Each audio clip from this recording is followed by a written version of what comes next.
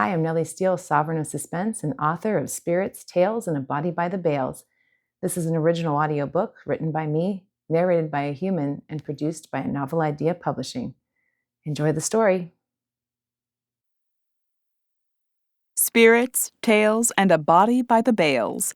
A mother-daughter cozy mystery. Lily and Cassie by the Sea Mysteries, Book 2. Written by Nellie H. Steele. Narrated by Deborah Reeves.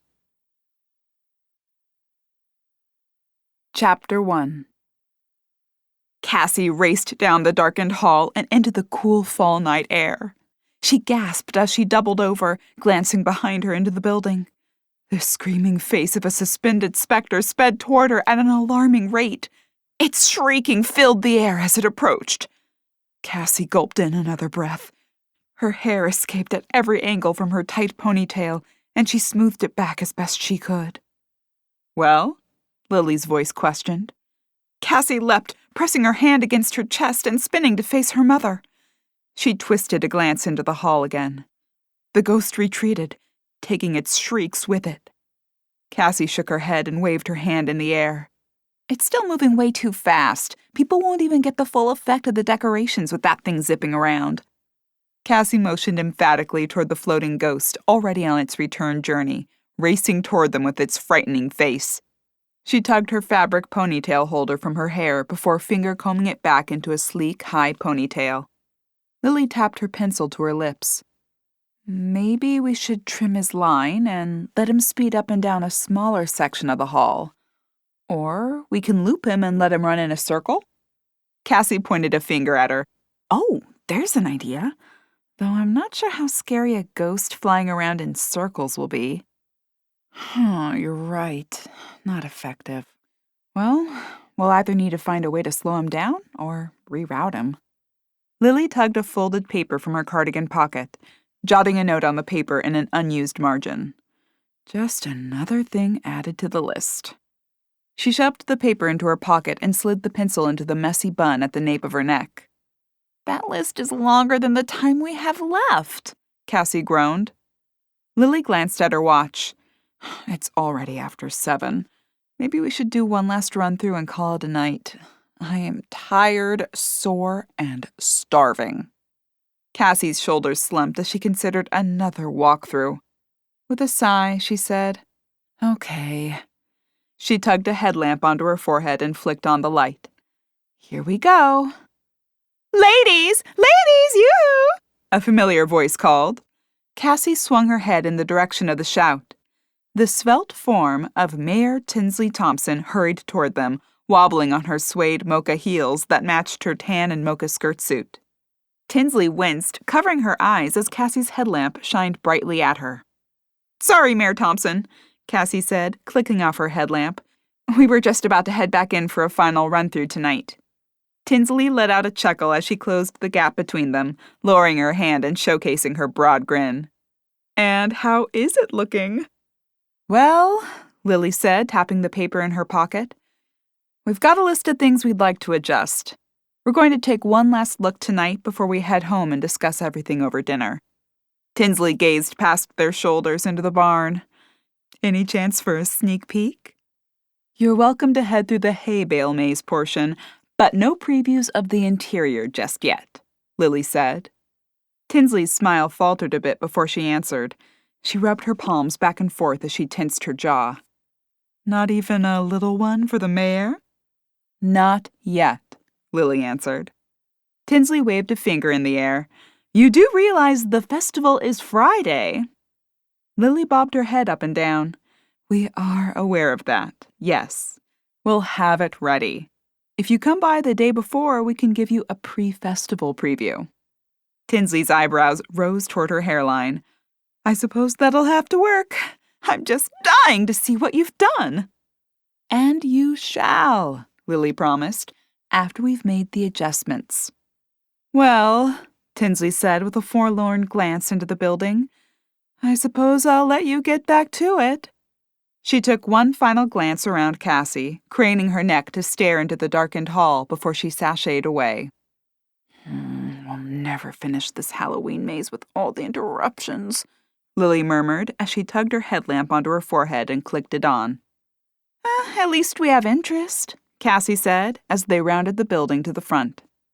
Lily pulled open one of the doors to the abandoned barn set in a large field at the edge of town. I can't believe there's this much.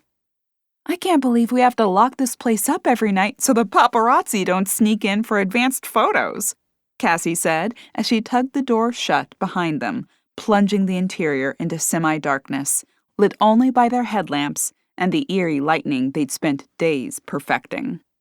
With plastic sheeting hung from the rafters, the mother-daughter duo had divvied up the large barn space into hallways, rooms, and dead ends, designed to entertain the seaside town of Hideaway Bay's residents and visitors during the Halloween season. Those brave enough to enter the haunted carnival-themed maze would encounter animated props, spooky standing decor, and have the chance to collect a prize. A game, also designed along with the maze by the two women, asked festival-goers to solve riddles, retrieve pictures of objects, and fill in questions for a chance to win gift cards to several participating Main Street shops. Lily and Cassie's own shop, By the Sea, headlined the generous package, aimed at giving residents the chance to shop, dine, and enjoy everything the town offered. Cassie flicked off her headlamp, trying to gauge the opening scene as visitors would see it. Lily checked her note sheet before she clicked hers off. Okay, lightning looks good, but I still think this needs a little extra something. Do you think we could pull off the life-sized Jack-in-the-Box with that creepy clown I saw at the Spooks Inspector's store in Misty Hollow? Lily cocked her head and sighed. I'm beginning to think you're right. It would be effective, though I hate to have you driving 2 towns over for a 3-foot clown. And then you have to build a box for him. We have the budget, though, and I already found a box. I've got the metallic wrapping paper. I could do a really cute job of making it. We just need to think about how to make him pop up. Spring motor? Listen, let's head over there tomorrow morning. I'd like to take a last look at what they have. Cassie shot her a glance, flicking on her headlamp. Lily squeaked as she shielded her eyes. Cassie! Cassie jabbed a finger toward her mother.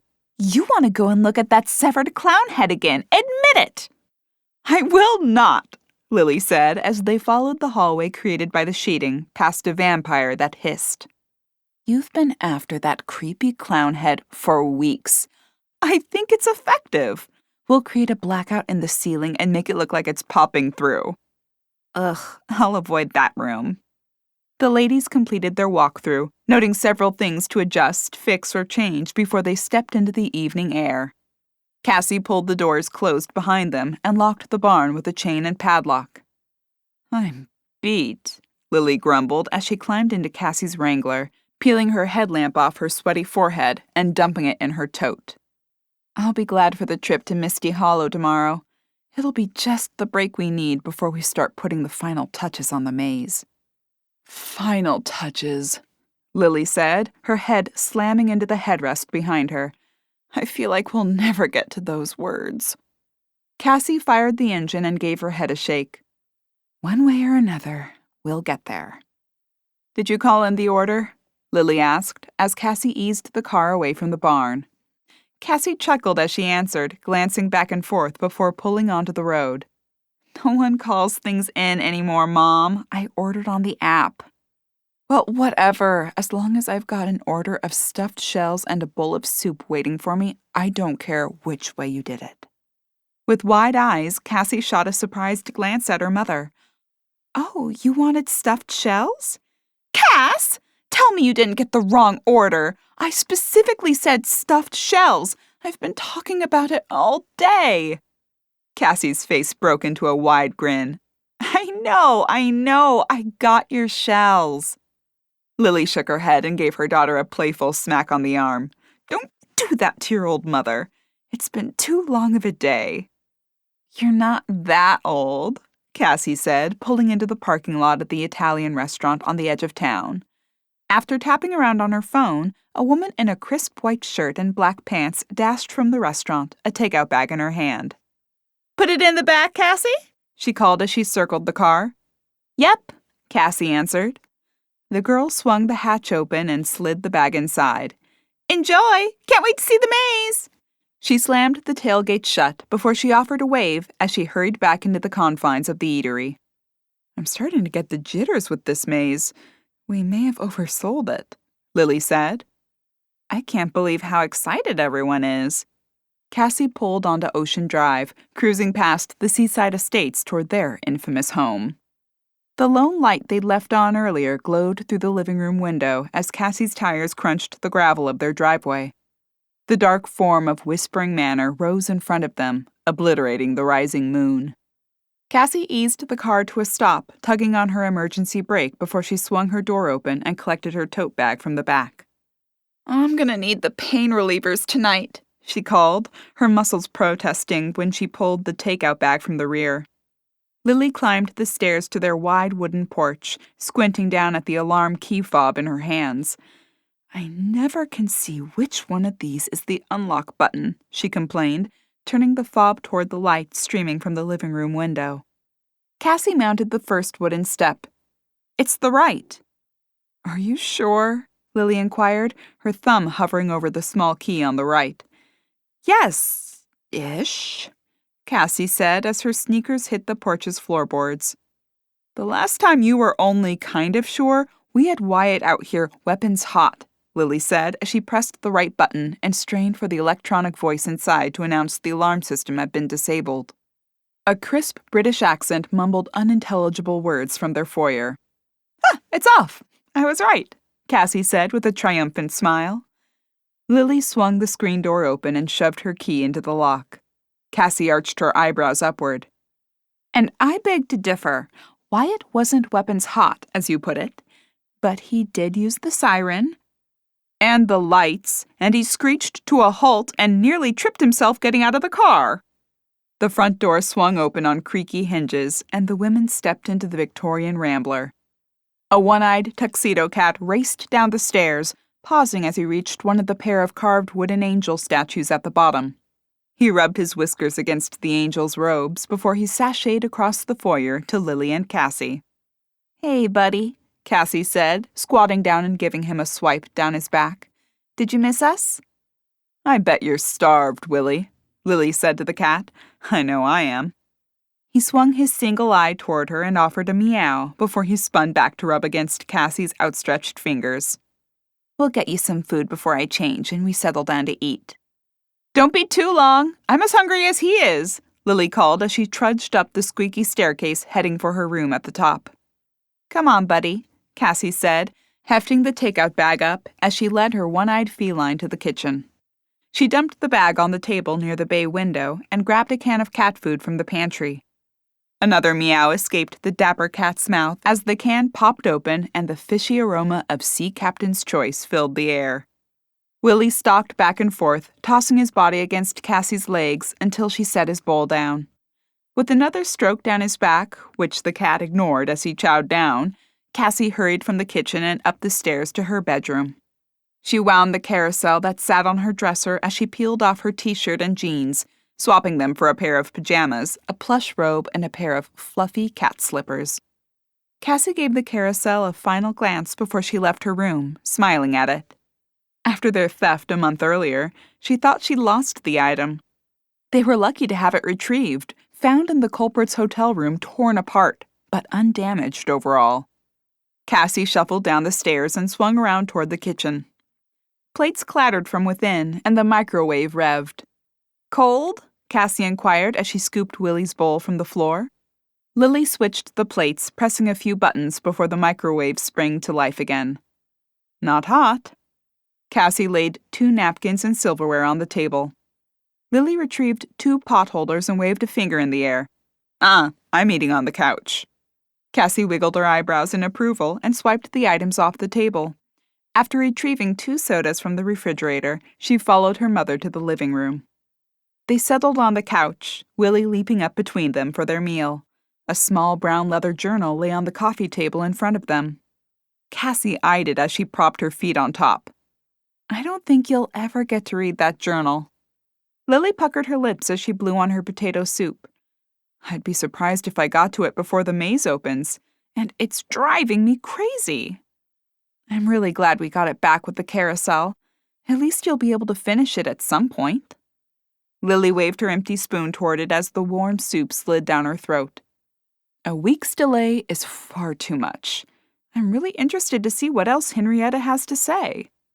Well, we know she hid the treasure right here, Cassie answered, referencing the hidden treasure of the pirate, Blackjack, that she and her mother found only a month earlier after moving into the most talked-about house in Hideaway Bay.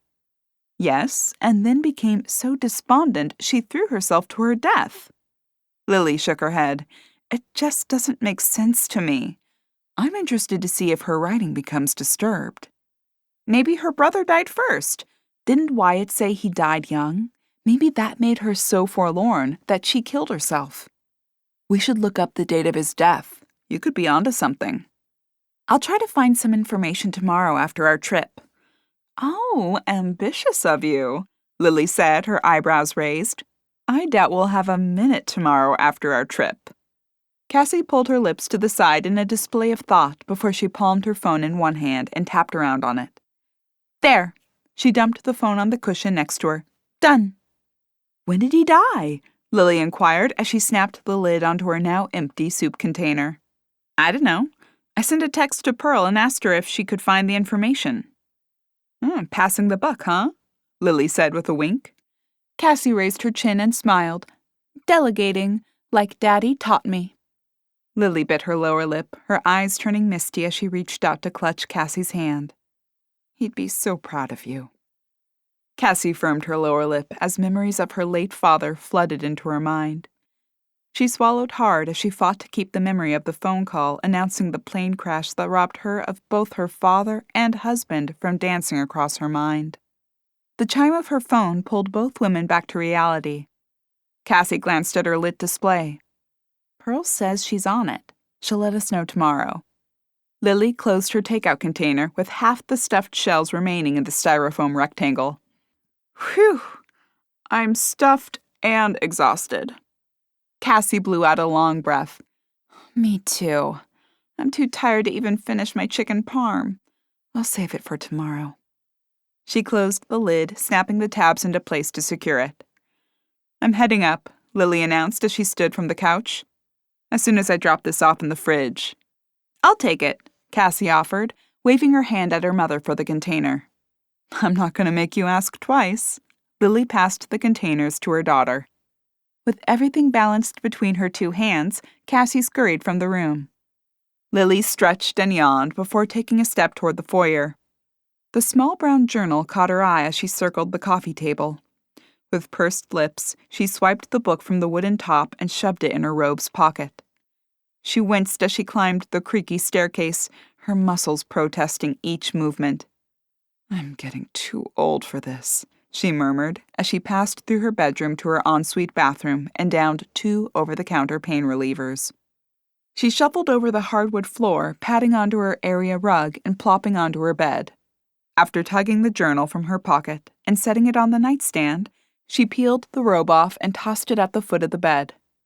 With another groan, she slid between the sheets and stretched her tired muscles before flicking off her light. The room plunged into darkness. After a moment, Lily's eyes adjusted to the dim light of the waxing gibbous moon gleaming through her window. She squeezed her eyes closed, hoping the pain reliever let her drift off to sleep. With a sigh, she realized it wouldn't happen. Design ideas, modifications, and new item placements floated through her head. In her mind, she constructed the clown head popping from the ceiling display. With the mechanics approved by her brain, she moved on to adjusting the too-quick ghost. After coming up with a few ideas to try, she rolled onto her side. She'd never sleep if this continued. Her mind would never stop adjusting, fixing, and creating. Lily heaved in a deep breath as she hauled herself up to sit and flicked on her bedside lamp. The light shined down on the worn leather book. All right, Henrietta, let's see what you have to say. She flicked open the journal, paging to find where she'd left off before it was stolen. After sliding on her reading glasses, she settled in to read the last of Henrietta Blanchard's tragic tale.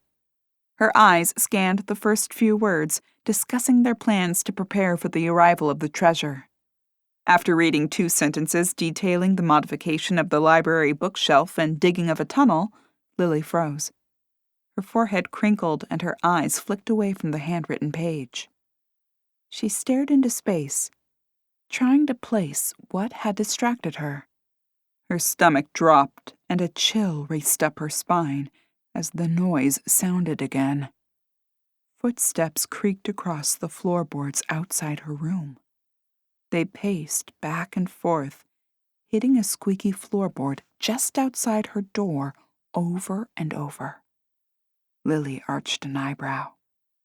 Someone, or something, hovered outside her door.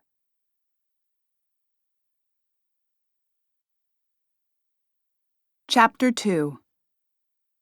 Lily tugged her glasses from her face, staring at her door. The creak sounded again as footsteps paraded back and forth. "Cassie?" The footsteps stopped the moment her voice sounded. "Cass, is that you?" No answer. She shook her head. "You must be hearing things, old girl," she murmured as she slid her glasses back on. Lily rolled her neck, relieving her tired muscles before she let her head fall on the pillow behind her. She must have heard Cassie climbing the stairs. Her overtired mind probably assumed she'd heard the floorboard creaking outside her door, when in reality it had been Cassie heading for bed. "All right, Henrietta, let's see what happens after you get the treasure settled." Lily sucked in a breath and eyed the scripty handwriting filling the page. "I have ordered a locking mechanism be installed in the bookcase at the rear of the library. The lock is controlled by 6 tumblers. I have created a keyword unknown to everyone outside of myself and Cliff. The protest of the creaky floorboard resounded again. Lily let the book fall into her lap as her shoulders slumped. "Again?" She raised her voice and shouted at the door, "Quit fooling around, Cass!" She shook her head, a frown forming on her lips. The floorboard squeaked again. Lily slammed the journal closed. "That's it!" She whipped the covers back and swung her legs over the bed. "Cassie, if that's you, I'm gonna swat you on the rear. And Willie, if it's you, same." She stormed across the room and flung the door open. A burst of icy air rushed past her as she stared into the empty corridor. Her eyes searched the area. Across the house, warm light glowed from Cassie's open door. "Cass!"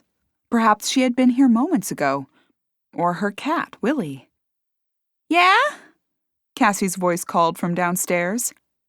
Lily's eyes widened, and she stepped to the railing overlooking the foyer, treading across the squeaky floorboard. With a hard swallow, she leaned over and searched downstairs. Cassie's blonde head poked from the library seconds later. "Mom?" Lily's forehead crinkled. "Were you up here a few seconds ago?" "No, I've been down here the whole time. I didn't think I could sleep, so I figured I'd grab a book." Cassie waved a small book clutched in her hand. "What about—" Lily began, when a furry critter pranced into the foyer from the library. "What about what?" "Was Willie up here poking at my door?" "No, he's been with me the entire time." "Are you sure?" Cassie dropped her hand to her side, her shoulders slumping. "Yes, I'm sure." Cassie stared up at her mother. "Why?" Lily twisted to stare at her door. "Nothing." "Are you sure?" "Yeah. Must have heard you banging around downstairs. Figured it was your cat looking for sanctuary." Cassie flicked the lights off in the library and began her climb of the stairs. Willie raced ahead of her, rubbing against the railing as he turned the corner to head to Cassie's room. "Did you find something to read?" Cassie screwed up her face. "More or less." "What's that mean?" Cassie waved the book in the air. "I went with one of Henrietta's books. I hope I can get through it." If her journal's any indication, she's not a bad writer. Cassie reached the top of the stairs and paused before heading toward her room. "I meant with the language barrier. I'm sure this isn't a modern-day cozy mystery."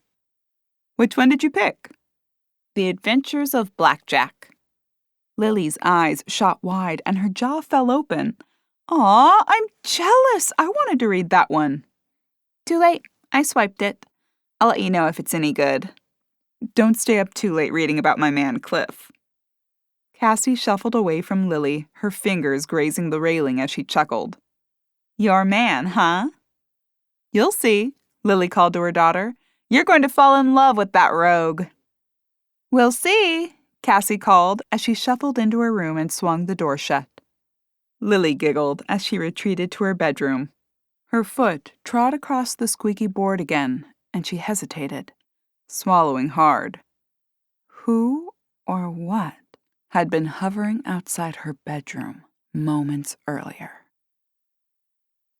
Cassie tugged her top over her head as bright fall sunshine streamed into her window, glinting off the calm ocean waters outside. As the bright pink cotton slipped past her eyes, she flicked her gaze to the book on her nightstand. She hadn't read it last night, after all. She swallowed hard as she considered how she'd selected it. As she had browsed for a novel across the room, Willie had approached the bookshelf that hid the secret passage. She'd ignored him. He always had a fascination with that bookcase, since it led to a sea cave. She figured he'd gotten a whiff of something floating on the wind behind it. After swishing his tail across the floor several times, he'd leapt to his feet, his ears flattening against his head. His one eye glowered at some unknown object. What is it, buddy? Cassie asked him. A low growl emanated from the cat, and he arched his back high in the air. His mouth opened in a hiss, his red tongue curling inside, and his tail bristled like a bottle-cleaning brush. Cassie crinkled her nose at his odd behavior. What had he gotten a whiff of that had disturbed him so much? Moments later, the book, now laying on her nightstand, had flown from the shelf. It shot several feet in the air before slamming into the hardwood floor and sliding to a stop against the area rug under the sofa. Willie raced across the room, slinking low to the ground, his ears flattened. He leapt onto the window seat and crouched against the cushion, his one eye peering warily around the room. Cassie swallowed hard as she stood in stunned silence. Her eyes swiveled to the bookcase, focusing on the hole where the book had been. Something must have caused it to fly from the shelf. Probably a gust of wind from the tunnel, she said aloud, her voice quavering as she sought to convince both herself and the furry creature across the room. She shoved the novel in her hands back into its slot and wandered across the room to retrieve the wayward book. She gasped as she discovered the author. None other than Henrietta Blanchard, rumored to haunt Whispering Manor, had pinned the tome. She thought they'd put the haunting rumors to rest when they discovered most of the disturbances were from treasure hunters breaking into the house to search for clues. This, however, added a new layer to the tale. She'd not thought about it much longer. Her mother's voice called to her from upstairs. She, too, had experienced an odd incident. The second occurrence had left her with chills, but she preferred not to discuss it before bed. She wondered if she'd prefer not to discuss it at all. Before she could contemplate it any further, her mother's voice broke into her thoughts. Cass, you ready yet? Almost, Cassie called, slipping her feet into her slip-on sneakers. Her mother appeared at her open door, peering around the jam. What are you doing? Come on! Cassie wrinkled her nose as she rose from the bed and grabbed her purse. With a quick pat on Willie's furry head and a promise not to be too long, they stepped into the cool fall morning air. The ocean lapped at the shores behind the house, its gently rolling waves creating a rhythmic harmony that blended with the seagulls' cries overhead. The sun shone brightly in the cloudless azure sky, glinting off the windshield of Cassie's pink Wrangler. Lily shielded her eyes as she shook the arms of her sunglasses open and slid them onto her face. Cassie climbed into the driver's seat, with Lily joining her moments later after arming the alarm system. Okay, let's get going, her mother said. Wow, Cassie said as she slid the shifter into drive. You're in a hurry. Her tires crunched over the driveway's gravel as they approached Ocean Drive. She swung right, heading north toward the neighboring town of Misty Hollow. I don't want anyone else to get that clown's head. It said they only had one remaining in stock last night. Cassie rolled her eyes as she sped down the road. They've probably always had one in stock. I can't imagine anyone would have bought that creepy thing. I'd wager it's going to be one of our most effective scenes, Lily said as the fall leaves flew past her window. Red, orange, and yellow leaves fluttered from the canopy of trees on the two-lane road. They swirled high as Cassie blazed past them. Speaking of creepy, Cassie said, adjusting her sunglasses as she spoke, did you figure out what happened with your midnight visitor? Lily shrugged as she tugged her seatbelt away from her neck. Must have just been a random noise I heard. Cassie side-eyed her. You seemed pretty sure it was someone outside your door last night. She kept her eyes trained on the scenery outside her window. So I was wrong. Wouldn't be the first time. Cassie murmured. Why are you suddenly so interested? You didn't seem to be last night. Cassie's fingers tightened around her steering wheel, and she winced before she bit her lower lip. Didn't want to scare myself before bed. Lily flicked her gaze over to Cassie. Oh, right. I forgot you believe in ghosts. Cassie rolled her eyes as the sign for Misty Hollow welcomed them to the small burg. I was having my own issues with creepy stuff last night. I couldn't handle yours. Lily's features pinched as she considered Cassie's statement. Do tell. Mind if I tell you over some hot chocolate? No, though I don't want to be late to the store. We'll get it to go, Cassie said, flicking on her turn signal and easing the car off the road and into the parking lot for the Misty Marshmallow, whose sign boasted the best donuts for dipping. Lily slipped her seatbelt off as Cassie shoved the shifter into park. I'll run in, it'll be quicker. I want a donut, Lily said, flinging her door open. What about the store opening? I'll eat fast, come on. After placing their order, they carried steaming hot to-go cups of deluxe hot chocolate and 2 still warm, gooey donuts wrapped in wax paper to a small table in the back corner. Lily murmured as she bit into the sticky glazed donut. It's good, Cassie agreed with a mouthful of donut. After swallowing her first bite, she ate a spoonful of whipped cream from the top of her frothy concoction before blowing on it. So, Lily said as she tested the hot chocolate, then returned to blowing on it. What was your frightening ghost encounter? Was Ree wandering around in the library bugging you about reading her books? Cassie shot her mother a wry glance. I'm not going to tell you if you're going to make fun of me. I'm not making fun of you, but I can't imagine what was so creepy down in the library with the lights on. Cassie sipped at her hot chocolate before she turned her attention to the half-eaten donut in front of her. She puckered her lips as she spun the paper around. Cass, Lily prodded. Come on, I was only joking. What happened? Cassie licked her lips and flicked her gaze to her mother's face. She swallowed hard.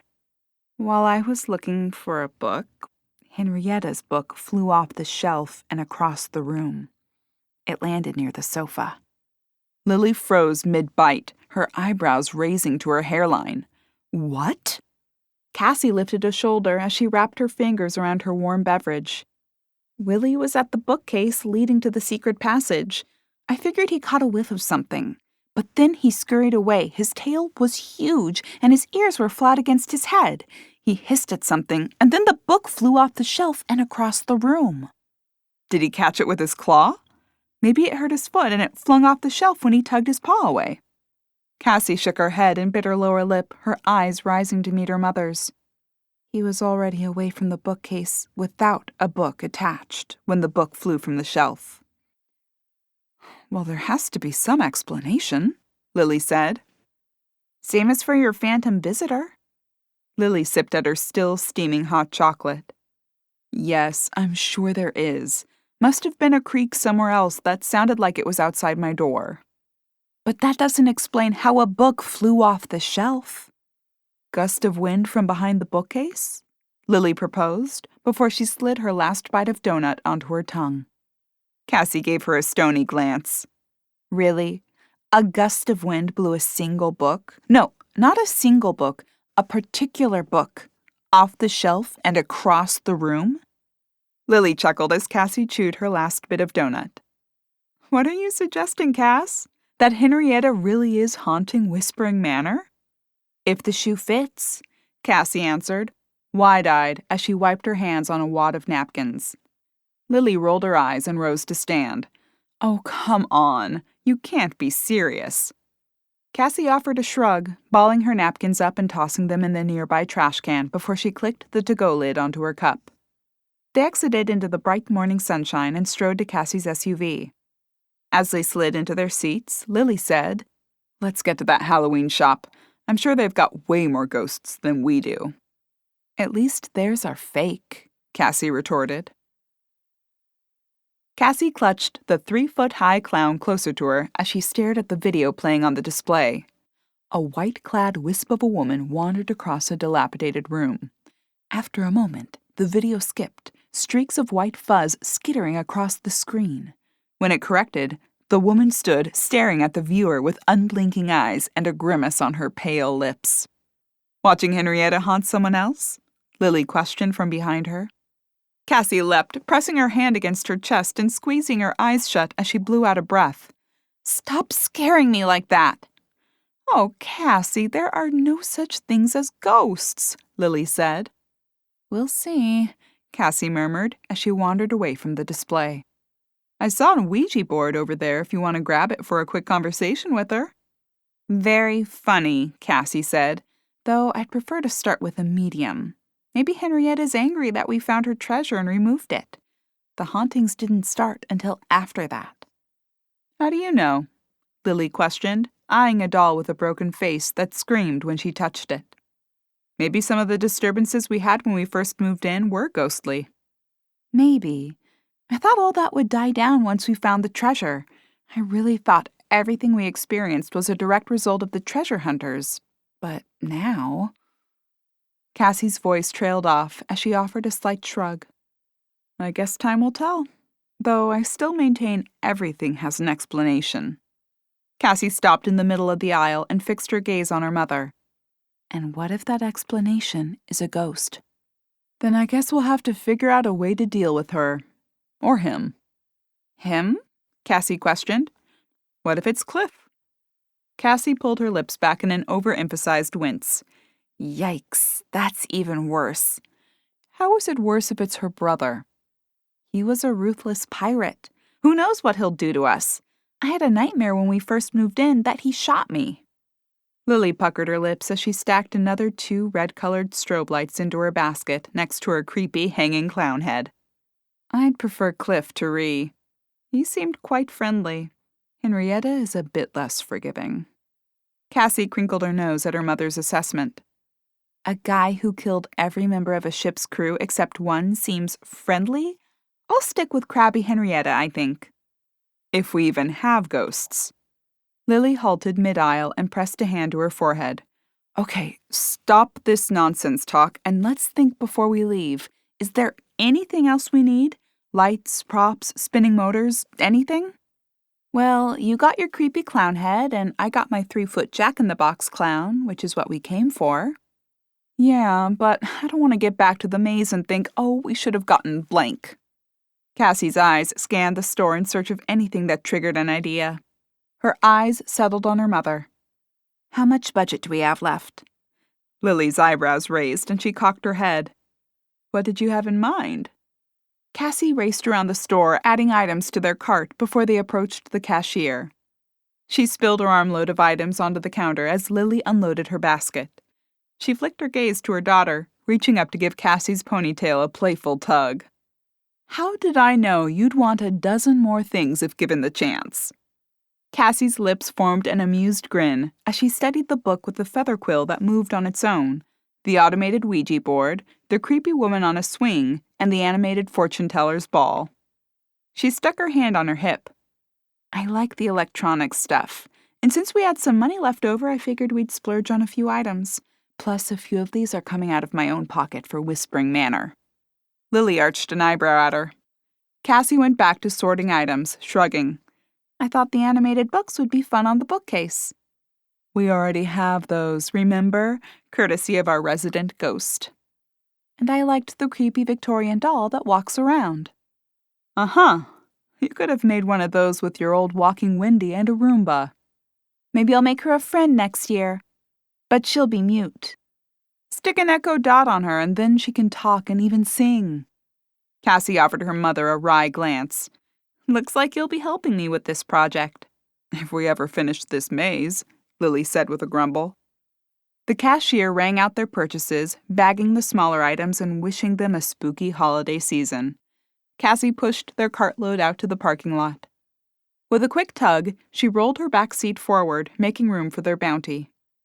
Let's stop by the maze site and drop off the stuff that's going there, Lily said as she shoved another bag into the tiny trunk. Cassie ran the cart back to the storefront before she nodded in agreement. Okay, but my clown needs to go with me so I can work on his box at home. Lily clicked her seatbelt and adjusted the shoulder strap. Right, and your little resident doll. Yep. Oh, Cassie answered as she fired the Jeep's engine. By the time we're finished unloading, it'll be lunchtime. May as well eat out. Cassie backed from the spot in the nearly empty lot. How's pizza? I'd like something quick so we can get back to work. As long as I don't have to cook it, I don't care what it is, Lily said as Cassie pulled the car onto the road. Within 30 minutes, they were easing to a stop outside of the barn. The women climbed out of the car and stretched before Cassie wandered to her trunk and tugged open the door. She fiddled with her keys, approaching the barn doors as Lily grabbed a bag. Cassie lifted the lock in her hands, its steel glinting off the late morning sun. She lined the key up with the keyhole before drawing her chin back toward her chest. Her nose wrinkled, and she dropped the key to her side. Hey, Mom, she called over her shoulder. What? Come here a second. Cassie puckered her lips as she studied the lock. Lily trundled up the ramp with a bag in each hand. What is it? Look at this lock. Lily dumped the bags next to her and leaned over to study the metal object. She grabbed it from Cassie's hand and peered at it again. Wait, she grumbled, digging in her purse for a pair of reading glasses. After palming her sunglasses and sliding the readers on her face, she studied the lock again. Scratches? Those weren't there yesterday. Are you sure? It could be from using the key repeatedly. This is not a scratch from using the key. This is a gouge. Lily straightened and stared at her daughter. What are you saying, Cass? That someone's been tampering with this lock. Whatever for? Lily inquired as she gathered the bags again.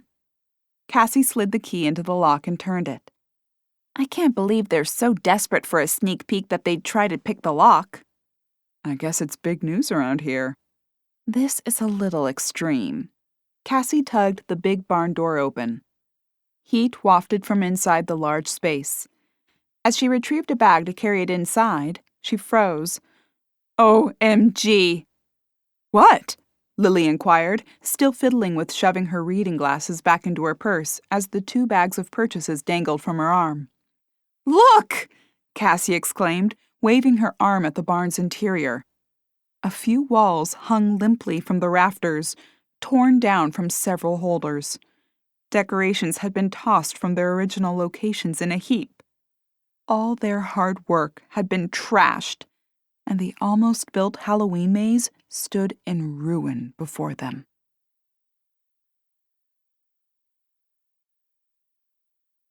Chapter 3. Lily's shoulders slumped as she stared at the mess. Are you kidding me? We were already behind, and now we'll have to double-time it to get this up and running. Cassie nodded as she pressed her cell phone to her ear. The line trilled on the other end before the now familiar voice of Sheriff Wyatt Cooper answered. Hey, Wyatt, Cassie said. Sorry to call you on a Saturday, but... She paused to sigh. We've had a bit of trouble again. At the house? His voice questioned. No, at the maze. The lock's been tampered with, and someone trashed the inside. Cassie heard him grumble as his chair protested his rising from it. Don't go inside. I'll be right there. She ended the call with a word of thanks before she stuffed the phone into her back pocket. Wyatt says to wait out here until he gets here. Lily sighed and tossed the bags to the side. This is really getting old. There's no treasure left, and still, we're being hounded by these jokesters. Cassie's lips formed a frustrated frown. I wouldn't call them jokesters. This goes way beyond a prank. She leaned back against the barn's side, her arms crossed tightly over her chest. Lily's shoulders slumped, and she wrapped an arm around Cassie's shoulders. It'll be okay, Cass. We'll fix it. And it'll be better than it was before. Cassie rubbed her palm against her forehead. It's not that. Well, okay, it kind of is. But it's also that we're constantly targets here. First the house, now the maze. Better the maze than the house, Lily said. Good point, Cassie answered with a chuckle. She glanced in at the wrecked decorations. I guess it'll force us to work faster. Lily, Cassie? A new voice called. The women spun to face the new person. Lucy? Cassie inquired. The blonde waved as she adjusted her scarf. Yup, it's me. Just taking a stroll and thought I'd say hello. Lovely day for it, Lily answered. Lucy smiled and stared up at the blue sky before wandering up the ramp toward the barn door. Do you ladies need any help? Lily slid the barn door slightly closed before she answered, Trying for a sneak peek? Lucy held up her hands in defeat. You caught me. She giggled nervously. I can't wait to see it. We're all dying to get a sneak peek. I'll bet, Lily answered as the police car trundled down the dirt road toward them. Sheriff Wyatt Cooper eased the car to a stop before he climbed from behind the wheel. Morning, ladies. Oh, Lucy, didn't expect to see you. I was just passing through, Lucy said. Hey, you didn't promise Wyatt a sneak peek, did you? Cassie said, hesitating as she selected a path forward. Her hesitance led Lucy to speculate on another reason. You aren't still having trouble, are you? Lily sighed. The truth is, yes. Someone broke in and made quite a mess. Oh, no! Lucy exclaimed, her lips turning down into a frown. That's terrible! Wyatt wove between the women and eyed the lock. And you say this was tampered with? Yes, Cassie answered. See the scratches. Well, if you need any help cleaning up and restoring the place, let me know, Lucy said to Lily. I'd be happy to help you. Thanks, Lucy. I think we'll be okay. I doubt that, Wyatt answered. Cassie snapped her gaze to him. What do you mean? Wyatt hung his hands from his belt with his thumbs. This is a crime scene. I'll have to go over the entire place, search for evidence, have forensics out. This won't be touched anytime soon. Lily's jaw fell open. Oh, no! Wyatt, come on! I'm fine with you having a look inside and making sure it's safe for us to go back in, but you can't stop us from rebuilding it. The whole town's been so excited, and we've put a lot of time and effort into this. Wyatt's head fell to the side as he winced. Well... Come on, Wyatt, Cassie whined, a pout on her lips. Yeah, Wyatt, you'll disappoint the whole town, Lucy chimed in. Wyatt squashed his lips together and shook his head. Lily raised her eyebrows and lifted her shoulders. The real crime will be if the town doesn't have its maze thanks to what was likely a high school prank. Wyatt chewed the inside of his cheek and shook his head. Well, with all of you ganging up on me, I don't have much choice. He wagged a finger at them. But no one's going inside before I check the place out, all right? Lily held up her hands. You got it, Chief. Uh-huh. And that's sheriff, not chief. Two different things. Lily offered a chuckle and a grin at his correction. He motioned to Cassie's Wrangler. Why don't you wait in the Jeep, just in case? The women retreated back toward the SUV as Wyatt slid the door open. We're okay, Lucy. I'd hate to keep you, Lily said as they regrouped at the Jeep's open tailgate. Oh, it's no trouble, Lucy said with a wave of her hand, leaning against the tailgate. Lily offered a polite smile as she scratched her forehead. The thing is, as soon as Wyatt gives us the all clear, we'd like to get right to it. We've got some ground to make up in addition to all the other things that were still on our list. Lucy nodded before realization hit her. Her face twisted into a knowing mask. Oh, right, I gotcha. She winked and smiled. Third wheel. Not really that, Cassie claimed. But we've got to hit the ground running as soon as we can, or we'll never make it for the grand opening. Right, sure. Well, like I said, if you need help rehanging the walls or whatever, just let me know. I'm happy to pitch in. Thanks, Lucy. Much appreciated, Lily said. And sorry to kick you out, but no, don't give it another thought. I understand. Have a great day, ladies. She eyed the items still laying in Cassie's car before she flicked her gaze up to them. Can't wait to see what you have in store. Cassie and Lily waved as Lucy strode away toward town. I didn't think she was going to leave, Cassie admitted as she disappeared down the road. I can't believe she was here, Lily answered as she grabbed 2 more bags from the back. Me either. This town really is obsessed with this maze. Why did you tell her what happened? Lily waved her hand at Cassie. Oh, it'll get out soon enough. Do you think Wyatt will tell? I think Wyatt has to write a report, and I think more than only his eyes will see it. And I think Lucy will say she saw him here, and someone will tell someone else, and before you know it, the whole town will have the place torn apart, board by board. Good point, Cassie said, recalling how quickly and easily news traveled in the small town of Hideaway Bay. The women unloaded the rest of the items for the maze before they plopped into the space they'd cleared at the rear of the car. Their legs dangled as they waited for the all-clear. Lily leapt from the car to the ground after a few moments. Here he comes. Cassie followed her, and they strode toward Wyatt, meeting him halfway to the barn. Lily shielded her eyes from the sun glinting off the barn roof. Well? Wyatt shrugged and flicked his gaze around the field. Well, I don't like it, but you haven't given me much choice. So we're clear to go in? Lily asked. Wyatt pursed his lips before nodding. Yeah, you're clear. I didn't see anything dangerous. No one's still on the premises. But if you come across anything... We'll call you first thing, Lily promised.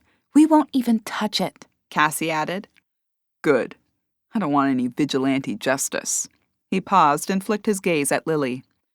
Like people running around with baseball bats. That happened once, Lily said in defense, and the esteemed descendant of Redbeard was nosing through the trash on our porch. Once was enough, Wyatt warned. Don't do anything foolish.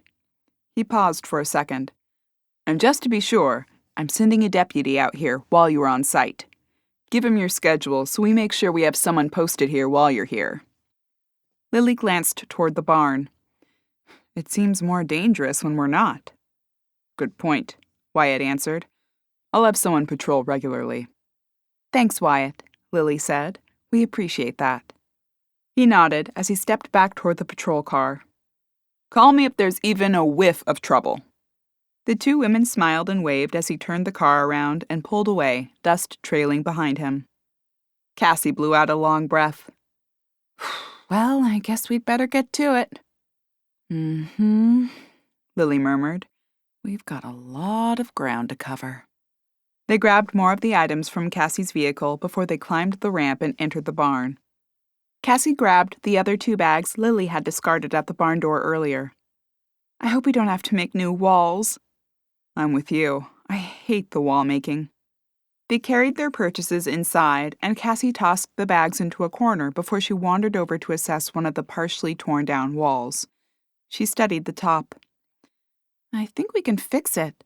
Looks like they just came off their hooks rather than tore. Perfect, Lily said as she sorted through the decorations heaped in a pile.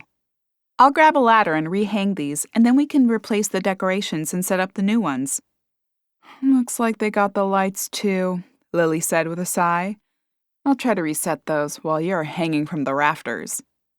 Very funny, Cassie grunted as she dragged her ladder to the room's center. Through a working lunch, the ladies sorted through the mess, restoring everything to its rightful place. By dinner time, they were ready to add new items to the mix. Whew, Lily said, slumping to sit on the makeshift stage for their skeleton band, the Rolling Bones. She adjusted the hat on the lead singer, whose bony little hand clutched a microphone. I'm beat. Me too, Cassie admitted as she strung the lit letters behind the band. I thought we'd actually get something done today, but we're right back where we started. At least we got that far. Maybe we can come back tomorrow if the girls will cover at the store. Cassie nodded as she swiped at her sweaty forehead with her wrist. Yeah, maybe we can duck out early. I think only Amber's in at noon, but Chloe should be there by 2. We can do a few hours here, set up the new stuff.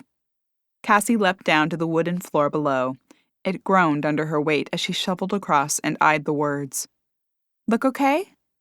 Lily twisted and glanced up at the colorful letters. Looks good. Let's go home. Your cat is probably starved. And so am I. Cassie clicked off the light display and set the remote down on the stage. She tugged her mother up to stand. I'm too tired to even get takeout. Let's go straight home. Cassie wrinkled her nose. What are we going to eat? I'm not cooking.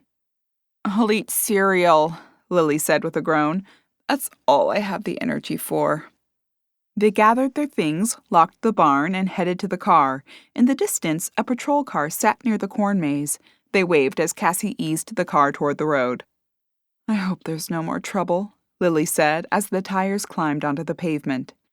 Me too. I do not want to rebuild that again. No, we've got our own house to decorate with your creepy little finds. My creepy finds, Cassie exclaimed. I didn't buy a severed clown head. You're never going to let that go, are you? Meanwhile, we'll have a creepy life-sized doll roaming around the house. Within minutes, Cassie was tugging the emergency brake on, and they slid out of the car. I'll grab the stuff from the back.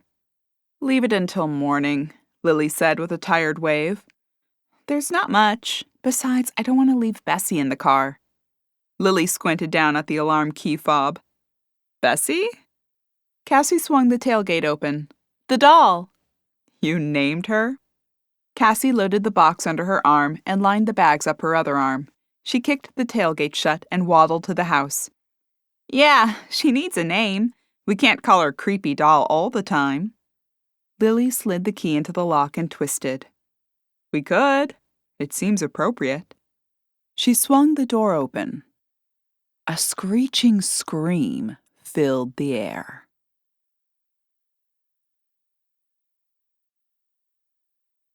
Chapter 4. Cassie winced, her eyes closing to slits at the wailing. She hurried into the house as Lily pressed any and every button on her key fob. Cassie dumped the bags and doll's box on the floor. Turn it off! Lily shouted over the din. I'm trying! Cassie hollered. She tapped digits on the keypad. The alarm finally quieted. Didn't you turn it off? I thought I did. I can't see these buttons. I think I got it. Cassie's words were interrupted by the ringing of her cell phone. She tugged it from her pocket and swiped to answer. Hello? She paused. Yes, just a false alarm. Thank you for checking. After passing along a code word, she ended the call. A siren screamed in the evening air. Within seconds, red and blue lights painted their porch. Guess they didn't cancel the alarm in time, Lily said with a sigh. The patrol car screeched to a halt, spraying gravel everywhere. Wyatt flew from behind the wheel, weapon drawn. Lily, Cassie, you okay? Lily waved him down. We're fine. False alarm. His chest heaved as he slowed to a stop on the porch. With his weapon holstered, he bent over, his hands resting on his thighs as he gulped in air. You ladies have got to stop scaring me like that. Sorry, Lily said. I can't see the darn buttons. Wyatt offered a weak chuckle and a nod. Why don't you come in for a minute? I'll get you a glass of water. I've got it, Cassie said, bounding to the kitchen. Wyatt righted himself and stepped inside the foyer. For what it's worth, I can't see the buttons either.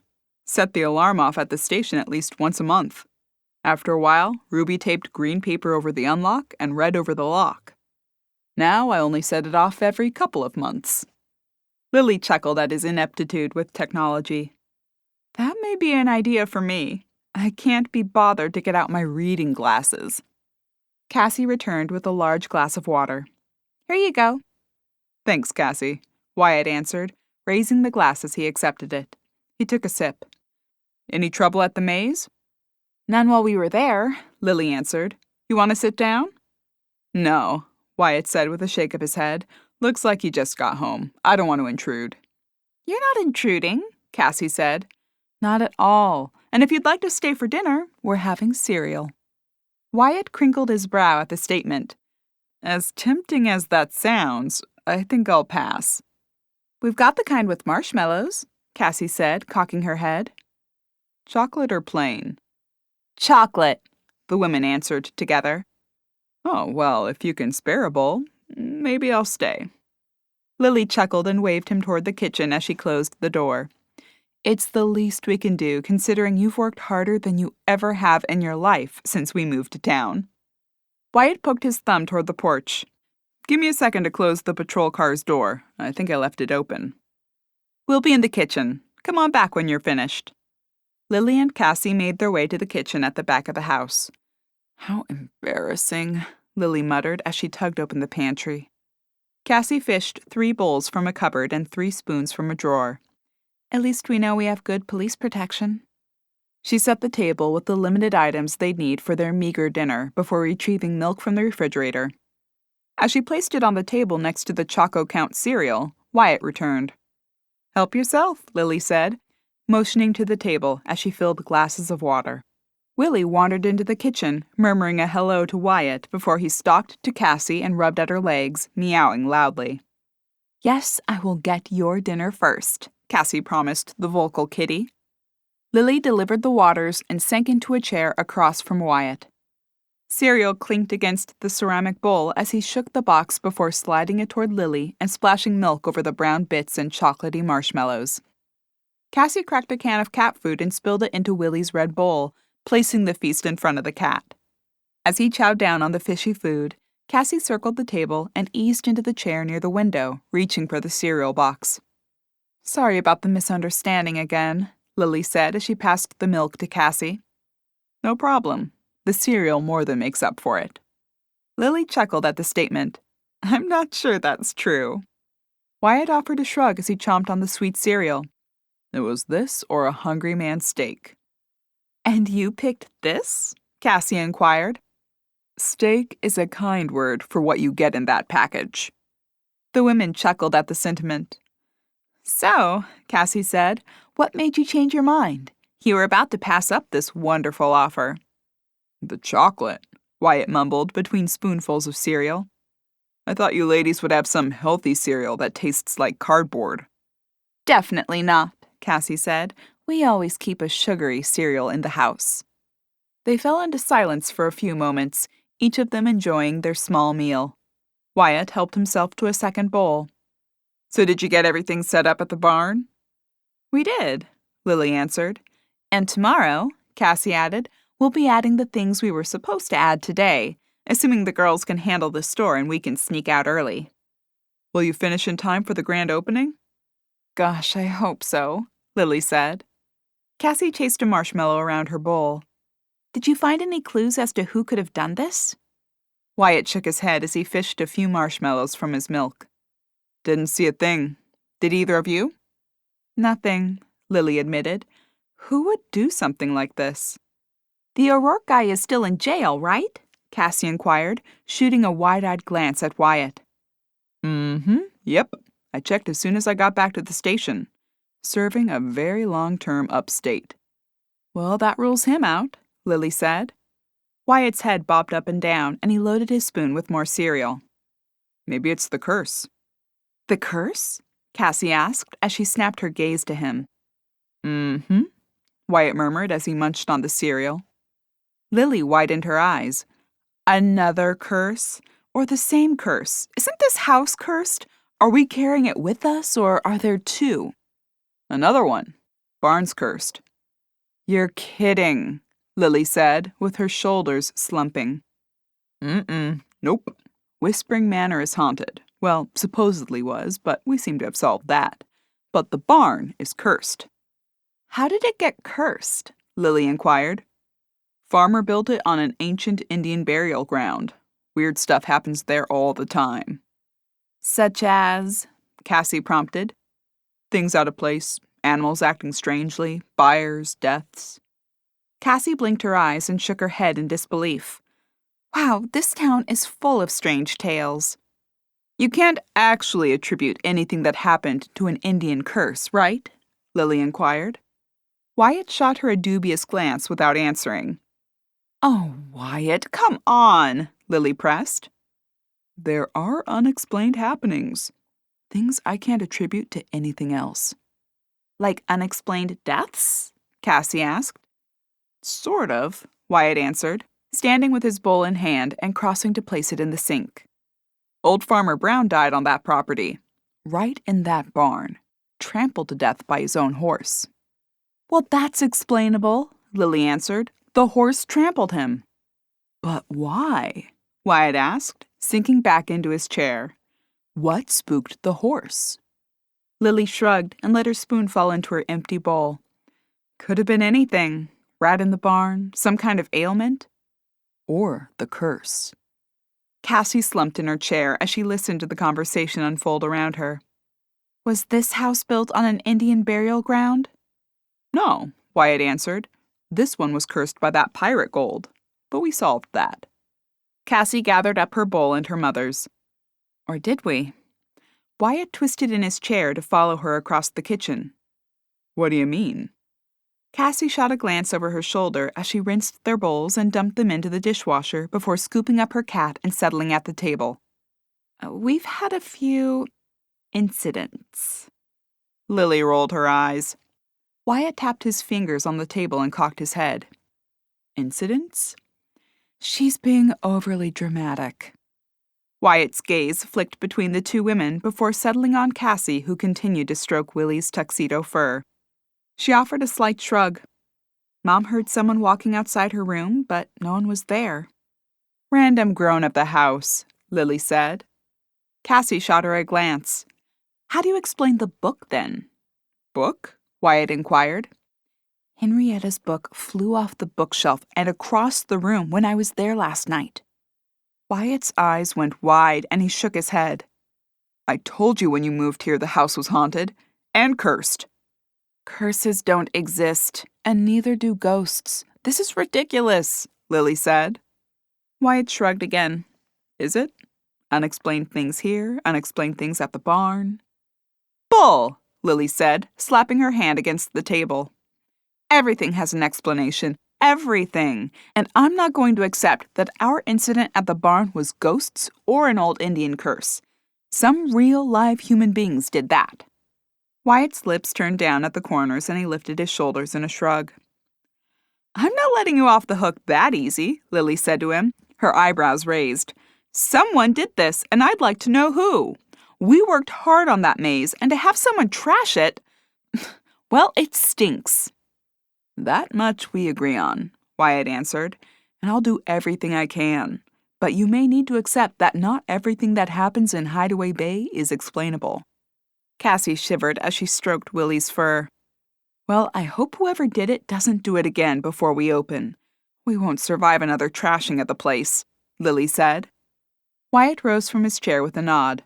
I'll have someone at the site 24/7, so we'll do our best.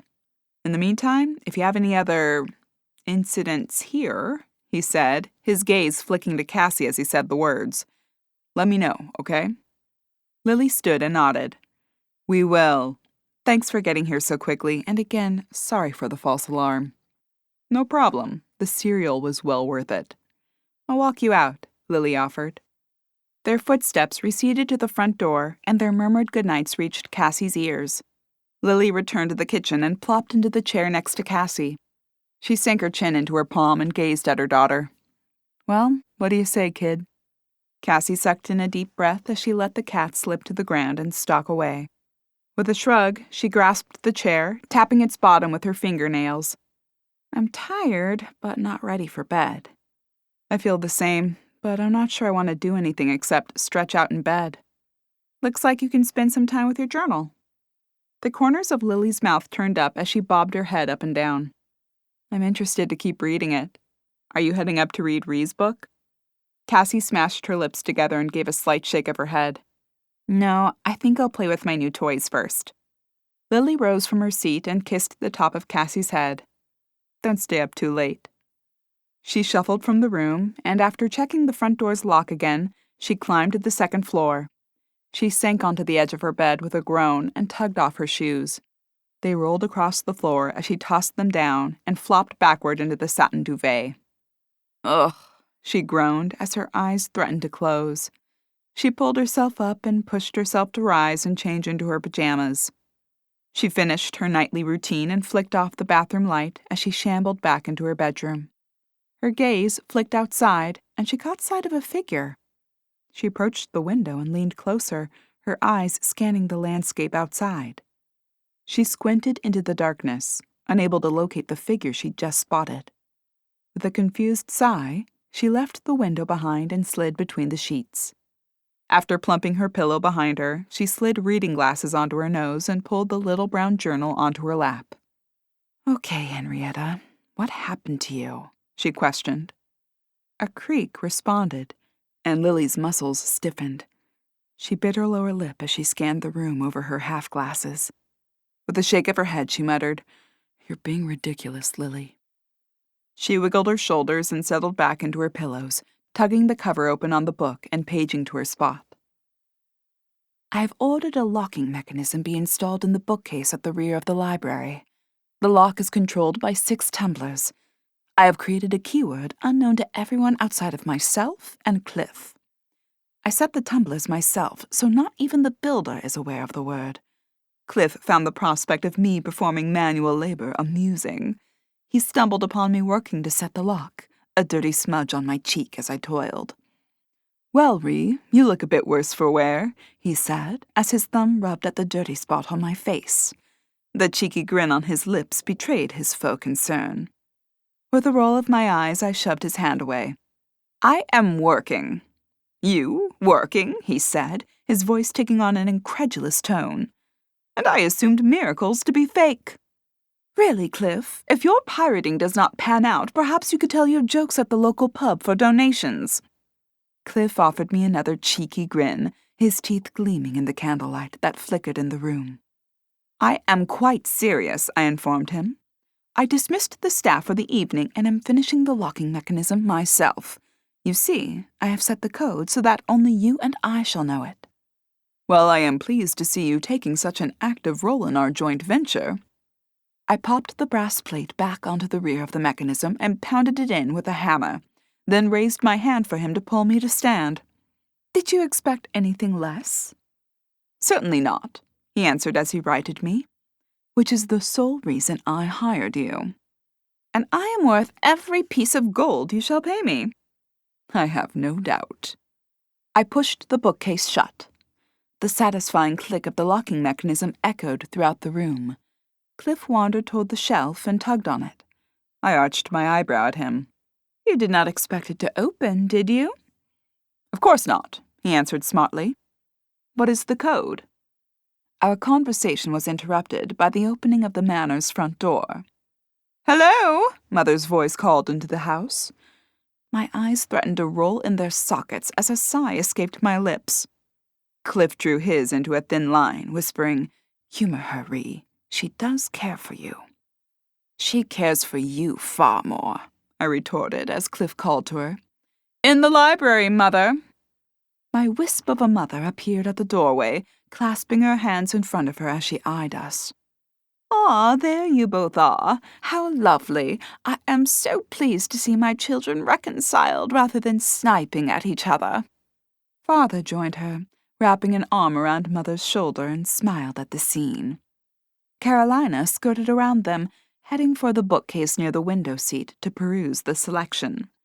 A pleasant expression played across Mother's features. "They say something good always comes from something bad, and I believe we have found that." I glanced down at the area rug beneath my feet as I called upon my best skills of deception. "Yes, I am quite pleased to have reconciled with Cliff," I said, patting his arm. "Now he can provide me with news of William." Mother's smile faltered, and she flicked her gaze to Cliff. He wiggled his eyebrows at her as though to suggest she humor me. "Henrietta," Mother began, rubbing her palms together. "I am sorry, Ree, but I have no news," Cliff interrupted. "What a terrible shame," I said, flicking my gaze to my hands and sighing. Well, I suppose I shall ready myself for bed after a walk on the roof walk. I do hope, despite you having no news, to spot William's ship returning. I shifted my gaze to the room's other occupants. Unless there is something you require. Perhaps, Carolina, you would like assistance in selecting a book? No, thank you, my snippy little sister said. You should try one of Reeves' books, sister. I've always found them quite entertaining. Carolina flicked her blue eyes toward us before returning them to the shelf. Your loss, Cliff said to her. Ree, perhaps I could accompany you on a beach walk instead of you taking to your roof's parapet. I pretended to weigh the request before slowly nodding. All right. Together we shall scan the seas for signs of William. Excuse me a moment, brother, whilst I fetch my shawl. I flitted from the room, ever the hopeful wife, pausing a moment between the angels gracing the bottom of the staircase. Really, Cliff, is it wise to indulge her? I heard Mother say in a low voice. I hurried up the stairs as I struggled to hold in a giggle.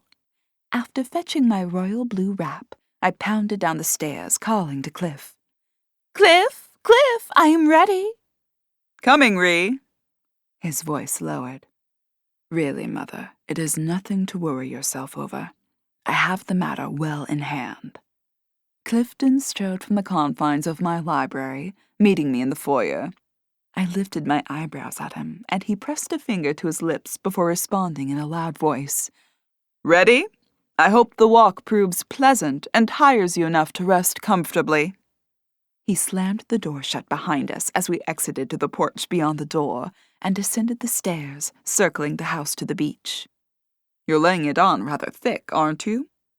It was your idea, I reminded him as I adjusted my shawl around me. No one suspects you are acting. Mother is quite worried, in fact. I heard you assure her you have it handled. I trust that settled her frayed nerves. She trusts you implicitly. He wiggled his eyebrows at me as the sun lowered behind us, painting the sky around it. Ironic, really, that she places her implicit trust in her son, who is a pirate, but none in her firstborn daughter. Oh, Ree, don't hold too much against Mother. It is not her fault that you are a woman beyond your times. A woman beyond my time? What does that mean? It means women in our society are constantly discounted. A ridiculous notion. I imagine one day women should have the same rights as men. My eyes widened. Perhaps Mother ought to question your judgment, Cliff.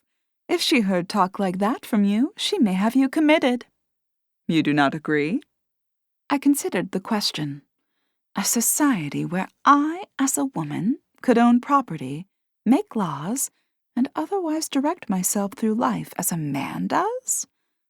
It seemed fantastical. Yet, as I considered it, the notion appealed greatly to me. A smile spread across my lips. I suppose the idea of an equal society appeals to me, yes.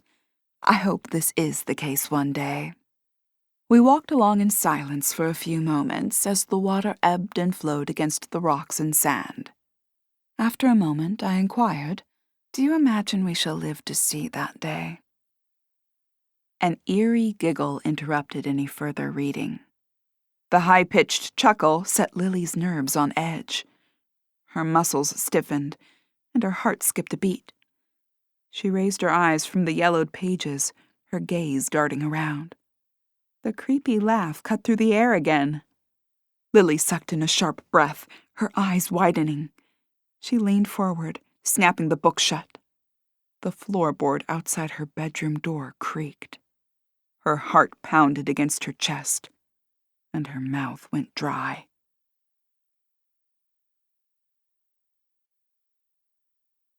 Chapter 5. Lily stared at the door leading to the hall as the floorboard creaked again. Her throat closed, and her pulse raced. Heat washed through her body. "Hello?" she squeaked out. "Ready or not, here I come," a child's voice called. A ghoulish giggle floated through the air. "Henrietta," Lily whispered. I'm sorry I read your diary, but it's so interesting." "There's no hiding from me," the voice continued. Lily slid the diary onto her nightstand and swung her legs over the bedside. Her lips tugged back into a grimace, and her gaze darted around the room in search of a hiding spot. Was there such a thing as a hiding spot from a ghost, she pondered? The floorboard creaked again, calling her attention back to the door. A bang sounded, and the door shook. Lily's heart stopped again, and she gulped. Another smack thudded into the door. The robe hanging on the back shook. "Don't bother trying to run," the voice said. Lily's forehead crinkled as she frowned at the dire warning. Another thud sounded, and the door creaked open. It slowly swung to reveal the voice's source. Dressed in a Victorian-style dress, with wild, dark hair and glowing eyes, the specter floated across the threshold and into Lily's bedroom. The ghost continued her movement toward Lily, a pale white hand outstretched in front. "You'll never get out of here," she said, a chilling chuckle punctuating the statement. Lily sucked in a deep breath, her head falling to the side as she rolled her eyes, mostly at herself. She blew out the breath she'd been holding and stood, approaching the ghost. As she closed the distance, the ghost veered off, changing directions and wandering toward the fireplace in the room. She trundled along, her skirts sliding across the floor away from Lily. The ghost floated into the fireplace, bumping against it before she turned and wandered in another direction. "Very funny, Cassie," Lily called as she trailed behind it and snatched the envelope marked Mom taped to the animatronic ghost's chest. Lily ripped it off the dress with a sigh as the ghost warned, "There's no hiding from me." It bumped into the bed and spun to roll across the room in another direction. "Can't believe I thought you were Henrietta," she mumbled at the wild-haired doll. "Ready or not, here I come," the doll answered. Lily lifted the ghost girl under her arm and toted it toward the door. She set it outside, the floorboard creaking as it began to wander away. "Keep your creepy ghosts on your side of the stairs," Lily shouted before slamming her door shut. She shuffled across the room and sank onto the bed, sliding her finger under the envelope's flap. She tore open the container and slipped a piece of paper from inside. Cassie's script writing filled the page. "Clifton Nichols died September 18, 1802. Henrietta Blanchard died August 14, 1802. So she died before Cliff, not after. That blows our theory that she tossed herself from the widow's walk after his death. Hope you find some answers in her diary. Cass. P.S. How do you like my new friend? I changed her name to Ree." The drawing of a winky face followed the note. With a wry smile, Lily swiped her phone from the charging disk, donned her readers, and sent a text to Cassie.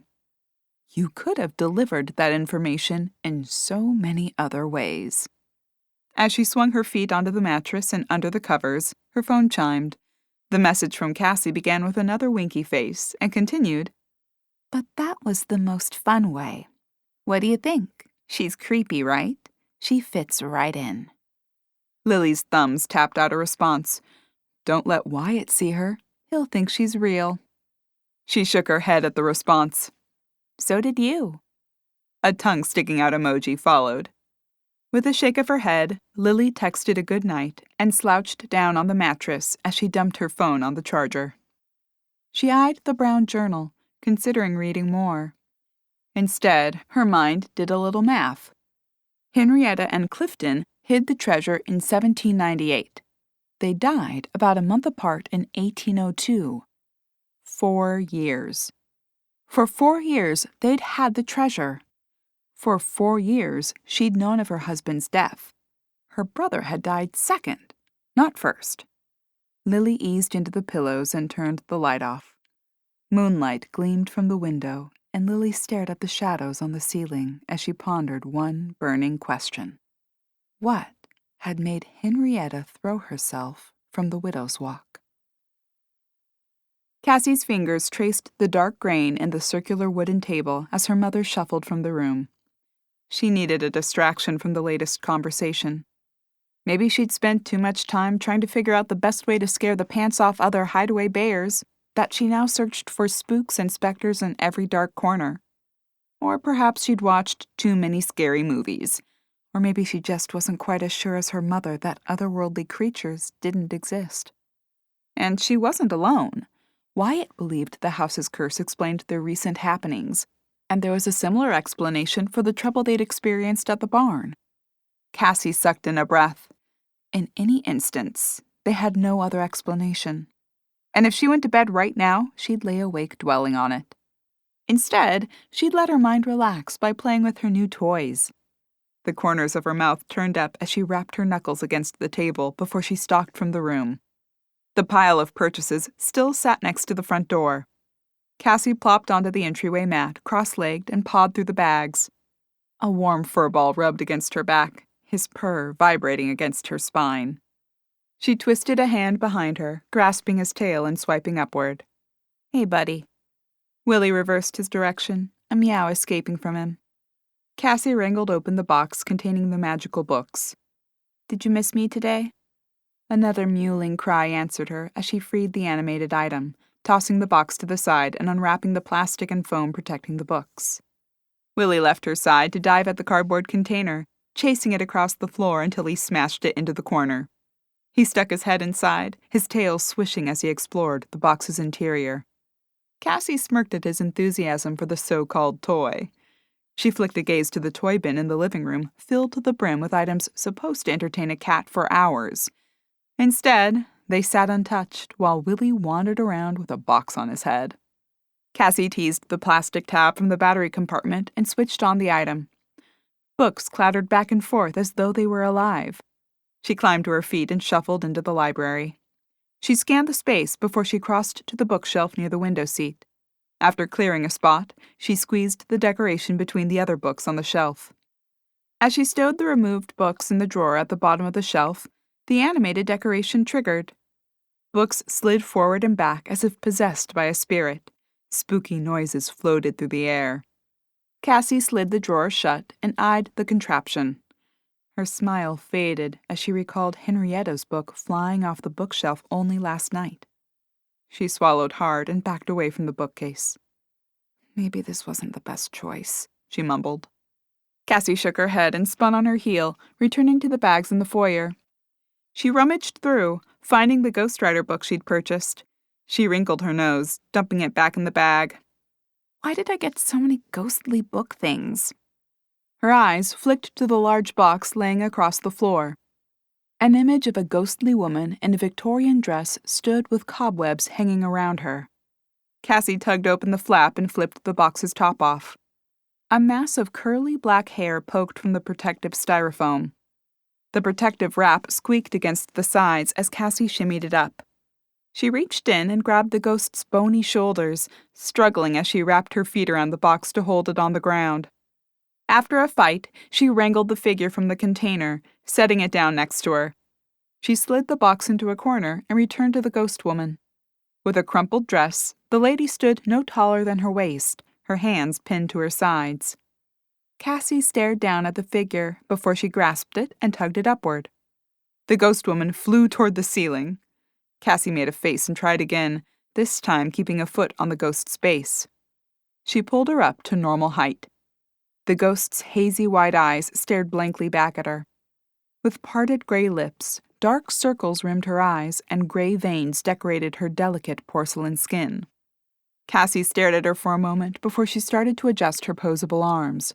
After 20 minutes of work, she settled on one hand hanging casually at her side and the other reaching toward her intended victim.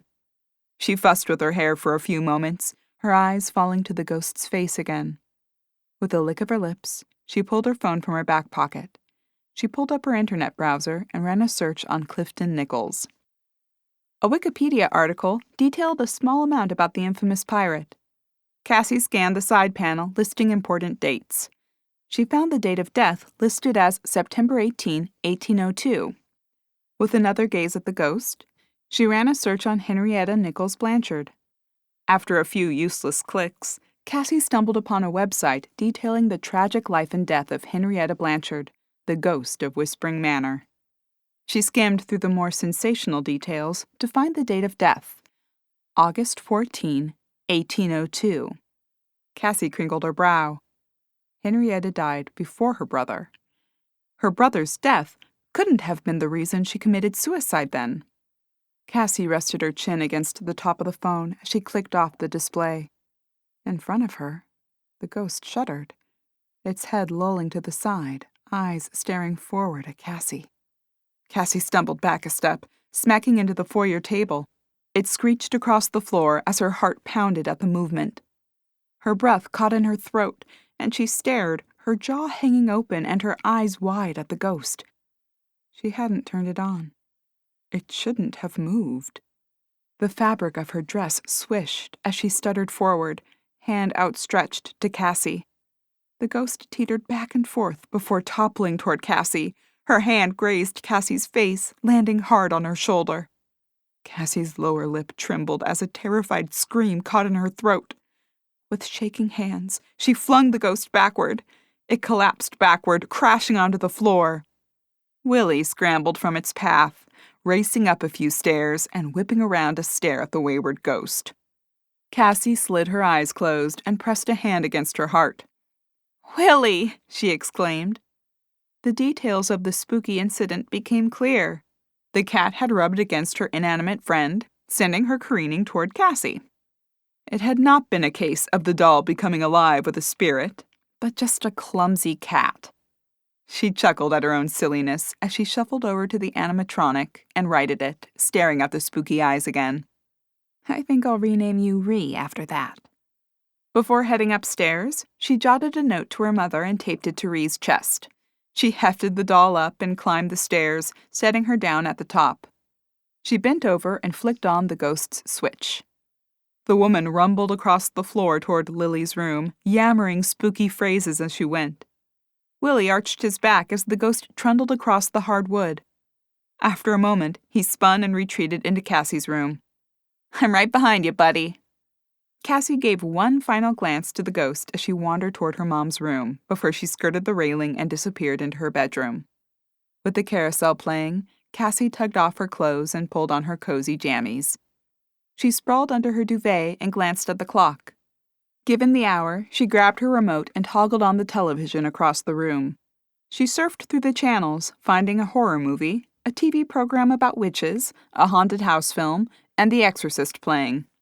She winced and emphatically pressed the power button to turn off the device. As she dumped the remote on the nightstand, her eyes fell to the small book she'd pulled from the shelves last night. Or rather, that had pulled itself from the shelves. She ran her hand over the cover and swallowed hard. With a lick of her lips, she curled her fingers around it and tugged it onto her lap. She eased the cover open, studying the writing inside. The Adventures of Black Jack. Cassie ran her finger over the words before she flipped the page.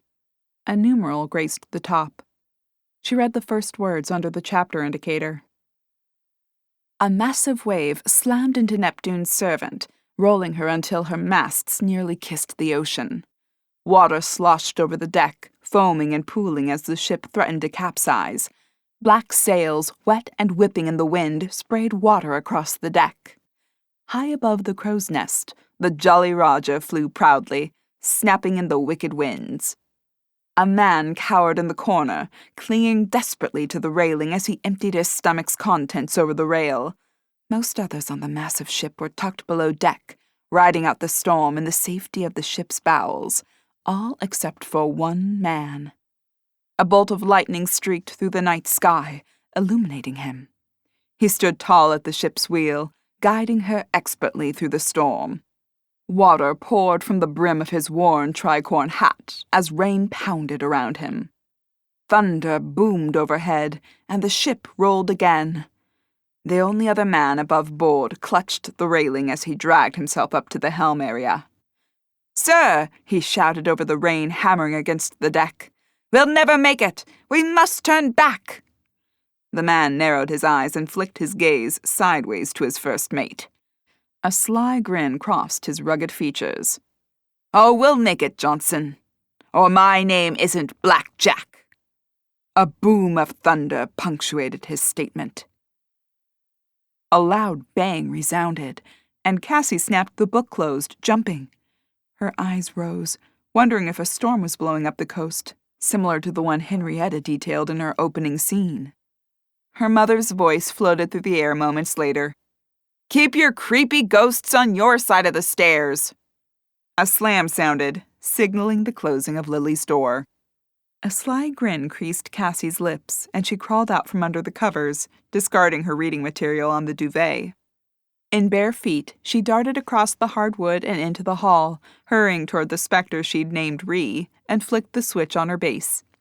The ghost wound to a stop just past the stairs, her pale hand still outstretched, searching. Cassie dragged her to the side, out of the way, leaving her tucked facing the corner before darting back to her bedroom and closing her door. She turned the key on her carousel, and light music filled the air as she dove under the covers again. After a quick text exchange with her mother, Willie readjusted his position with his back pressed against her as she opened the book again, intent on learning more about Black Jack's adventures. "Sir, please! The storm is far too dangerous. We'll sink!" the man implored again. "We won't," Black Jack assured him, his deep voice filled with confidence. The first mate sighed. "Jack, you're blinded by ambition. And you by fear." The man raised his chin, water dripping from his hat. "No, Johnson, we sail straight on. We will be crushed against the rocks. We will not, and we will beat the others to the bounty, and sail happily away, laden with treasure, before the others ever even come close. By God, Jack, I hope you're right. There are over 75 souls aboard this ship. I would hate to see them all lost to the locker. We will lose none of them to the locker, Mr. Johnson, though we may lose some of them as they run with their tails between their legs after this adventure." Jack swung the wheel around, and the ship dove to the side. "It takes a brave man to follow Black Jack. This should help weed out any who lacks the stomach." With another twirl of the wheel, he sent the ship on a careful course, threading past dangerous rocks and undercurrents as the storm continued to batter them. Mr. Johnson struggled to keep his footing. "Find me 5 men with good stomachs. The next part will prove tricky." A soft puff escaped Cassie's lips, and the book slid face down on her chest. The carousel continued its whimsical tune as she slipped off to sleep, exhaustion overcoming her. A hissing sound disturbed her. With her eyes still closed, she tapped the cat and mumbled, "Go to sleep, buddy." She rolled to her side, the book clattering to the floor. Cassie's fingers dug into her pillow as she squeezed her eyes shut, choosing to leave the book until tomorrow. "Cassie," a voice called to her. "Huh?" she murmured, still half asleep. "Cassie," the voice repeated. Tinkling music played behind the voice, sounding distorted and slow. "What?" she questioned again, in a slow, sleepy voice, her eyes still closed. "Wake up, Cassandra. You must wake up. There is something you must do. Cassie groaned and scrubbed her face. You must find the journals. Find the journals, Cassie. Find the journals." "Journals? What journals?" Cassie questioned as she rolled onto her back and forced her tired eyes open. She blinked a few times as the room came into focus. A figure stood at the end of her bed. As her vision sharpened, her eyes shot wide and her jaw gaped open. She scurried back toward the wall as she stared at the source of the voice, her feet kicking at the covers furiously to raise herself to sit. Standing in front of her, with an outstretched arm, was her animatronic ghost.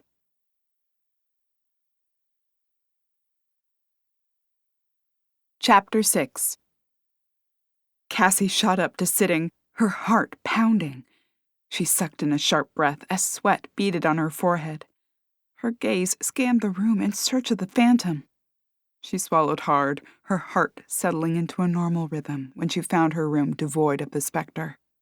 She finger-combed her hair back, sitting in bed for another few moments to allow her breathing to slow. Her brow furrowed as she considered the lifelike incident. She must have been dreaming. Her mind must have melded together her recent purchase with her reading and her mother's fondness of Henrietta's journal. Cassie swung her legs over the side of the bed and slid into her cat slippers as she pulled her robe around her shoulders. Still lounging on the bed, Willie's one eye popped open, and he stretched a paw out long in front of him before he rose to his feet, his back arching high. After a gaping yawn, he strutted toward her and leapt off the bed, darting out the door and downstairs to demand his breakfast. Cassie followed behind him, peering over the railing as he raced down the wooden steps. She passed the corner where her ghost stood as a silent sentinel and slowed to a stop. Her eyebrows smashed together again, and her pulse quickened as she stared at the animated contraption. Cassie licked her lips as the ghostly eyes stared back at her. When she'd turned it off and dragged it over last night, she'd left the robotic woman facing the corner. Now she faced out, with her back pressed against the wall, not her face. Cassie tilted her head as her mind sought any reasonable explanation that did not involve a haunting. Downstairs, pots and pans clanged in the kitchen. She flicked her gaze to the foyer below before sliding her eyes back to the ghost. Her lower lip pressed upward as realization dawned on her. With a shake of her head and a smirk, she bypassed the creepy statue and snaked her way to the kitchen. The sweet smell of French toast frying met her nostrils as she turned the corner into the room. In a frying pan, 4 slices of the eggy delight sizzled in melted butter. Maple syrup warmed in a pot of hot water near the sink. "Mmm," Cassie said with a deep inhale. "Smells delicious." "I figured I'd treat you," Lily answered with a smile as she flipped the slices over, revealing browned undersides. She shot a glance at her daughter. "Despite your mean trick on me last night." Cassie offered her a wry glance as she set the table. "You paid me back good, though. Thanks a lot." "Oh, those texts really got to you, huh?" Lily inquired. "Texts? No," Cassie said, setting 2 plates next to the pan as Lily checked the bottom of the toast for a golden brown finish. "Your little ghost trick in the middle of the night." Cassie bustled back to the table with the maple syrup wrapped in a tea towel to dry. "What I can't figure out, though, is how you got her to say all that stuff." She wiped the last beads of moisture off the bottle and set it on the table before slinging the towel over her shoulder. "Oh, never mind. You used the echo." Cassie waved her hand in the air as she plopped onto the chair with the mystery solved. Lily waddled across the room with a plate in each hand, setting one in front of Cassie before she eased into the chair next to her. "What are you talking about?" "Your trick with Ree last night, who, by the way, I am renaming to Bessie after that because it was downright creepy." "I don't know what you're talking about," Lily answered, pouring maple syrup over 1 slice of her French toast. Cassie's shoulders slumped, and she shot Lily a glance as she drizzled the syrup over her breakfast. "Oh, come on, own up." "To what?" Lily questioned. "You sent my little ghost friend into my room last night to talk to me. Payback for the note she delivered to you earlier, huh?" Lily ceased eating, a piece of French toast stuck through the tines of her fork and syrup dripping to her plate below as she eyed Cassie. "I did no such thing." Cassie stared at her for a moment, a smile playing at the corners of her mouth. "Of course you did. Who else would have done it?" "Cassie, I did not send that contraption into your room in the middle of the night. I was out once I finally fell asleep. I don't think I got up once. I'm not sure I even moved."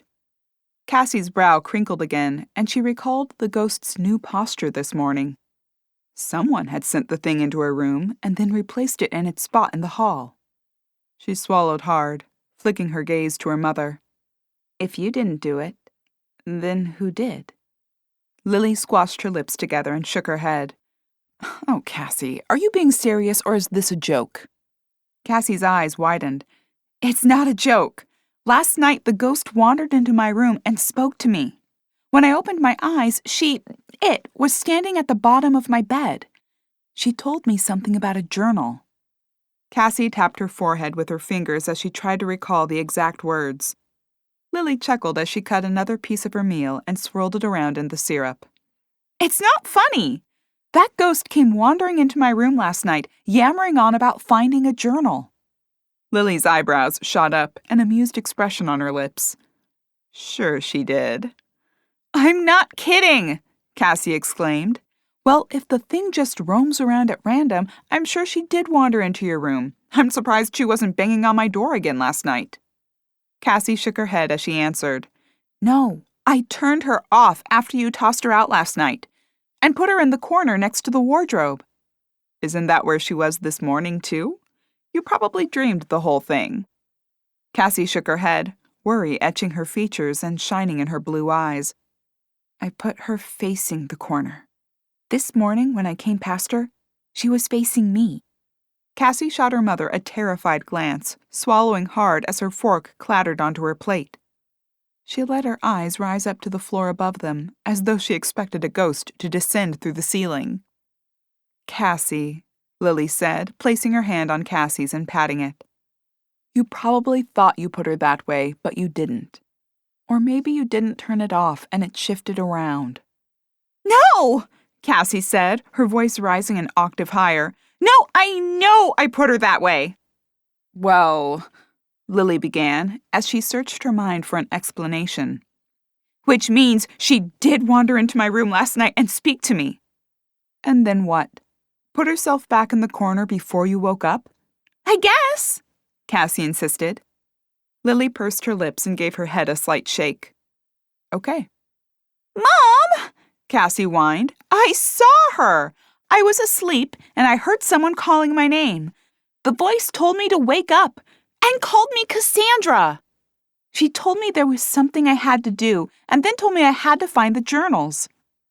And you saw the spirit doll thing when this happened? You're sure you didn't dream it? I didn't dream it. I was half asleep, but when I opened my eyes, there she was standing at the end of the bed with that creepy white hand reaching for me. Then what? Did she wander away again or say anything else? No, Cassie answered. So how did she get back to her corner hangout? Don't tell me you went back to sleep with her in the room. No, Cassie said, shaking her head. Her forehead wrinkled. I don't know. I don't remember. I woke up this morning and everything seemed normal, but when I went past the ghost, she was facing a different direction. Are you sure you're not just messing with me? I'm not messing with you, Cass. I didn't touch that thing. And even if I did, the way you and Wyatt are rambling on about curses at every turn, I wouldn't have sent it into your room. Cassie bit her lower lip and shivered. Oh, Cassie, Lily said with a roll of her eyes. There are no such things as ghosts. You probably dreamt the entire thing. Lily carried her plate to the sink and rinsed it before dumping it in the dishwasher. Cassie followed her, shoving the last piece of French toast in her mouth before running water over her sticky plate. Then how do you explain her position being moved? She demanded as she set the plate and fork into the dishwasher. I'm telling you, you probably forgot that you put her facing that way. I can't see you facing her in the corner. Nobody puts Ree in the corner, Lily said, doing her best Patrick Swayze impression. Very funny. I know I put her that way. Let it go, Cass, Lily said, wrapping her arm around her daughter's shoulders as they stalked from the kitchen to the foyer. There's a reasonable explanation for everything. We'll find it eventually. Or we'll keep being haunted by Ree. How do you know it was Ree? Lily asked, mounting the stairs. We already found her journal, so that makes no sense. Maybe there are more. Doubt it. She died in 1802, and this one goes up to that time. Thanks, by the way, for tracking that information down. It's interesting that she died before Cliff, but that they died so close together. Cassie mulled over the information, her thoughts turning to the death dates of her supposed specter and her brother. Yeah, I'll be interested to see if there is any hint as to why she would commit suicide in her journal. We'll find out, though likely not today. We'd better get a move on if we want to open the shop on time. Your haunting nonsense cost us. It's not nonsense, Cassie called as she swung right at the top of the stairs. She wrinkled her nose as she eyed the animatronic in the corner, still frozen in the same position she'd left it in before breakfast. Yeah, Lily yelled as she disappeared into her room. Just hurry up! Bright sunshine streamed through the shop windows.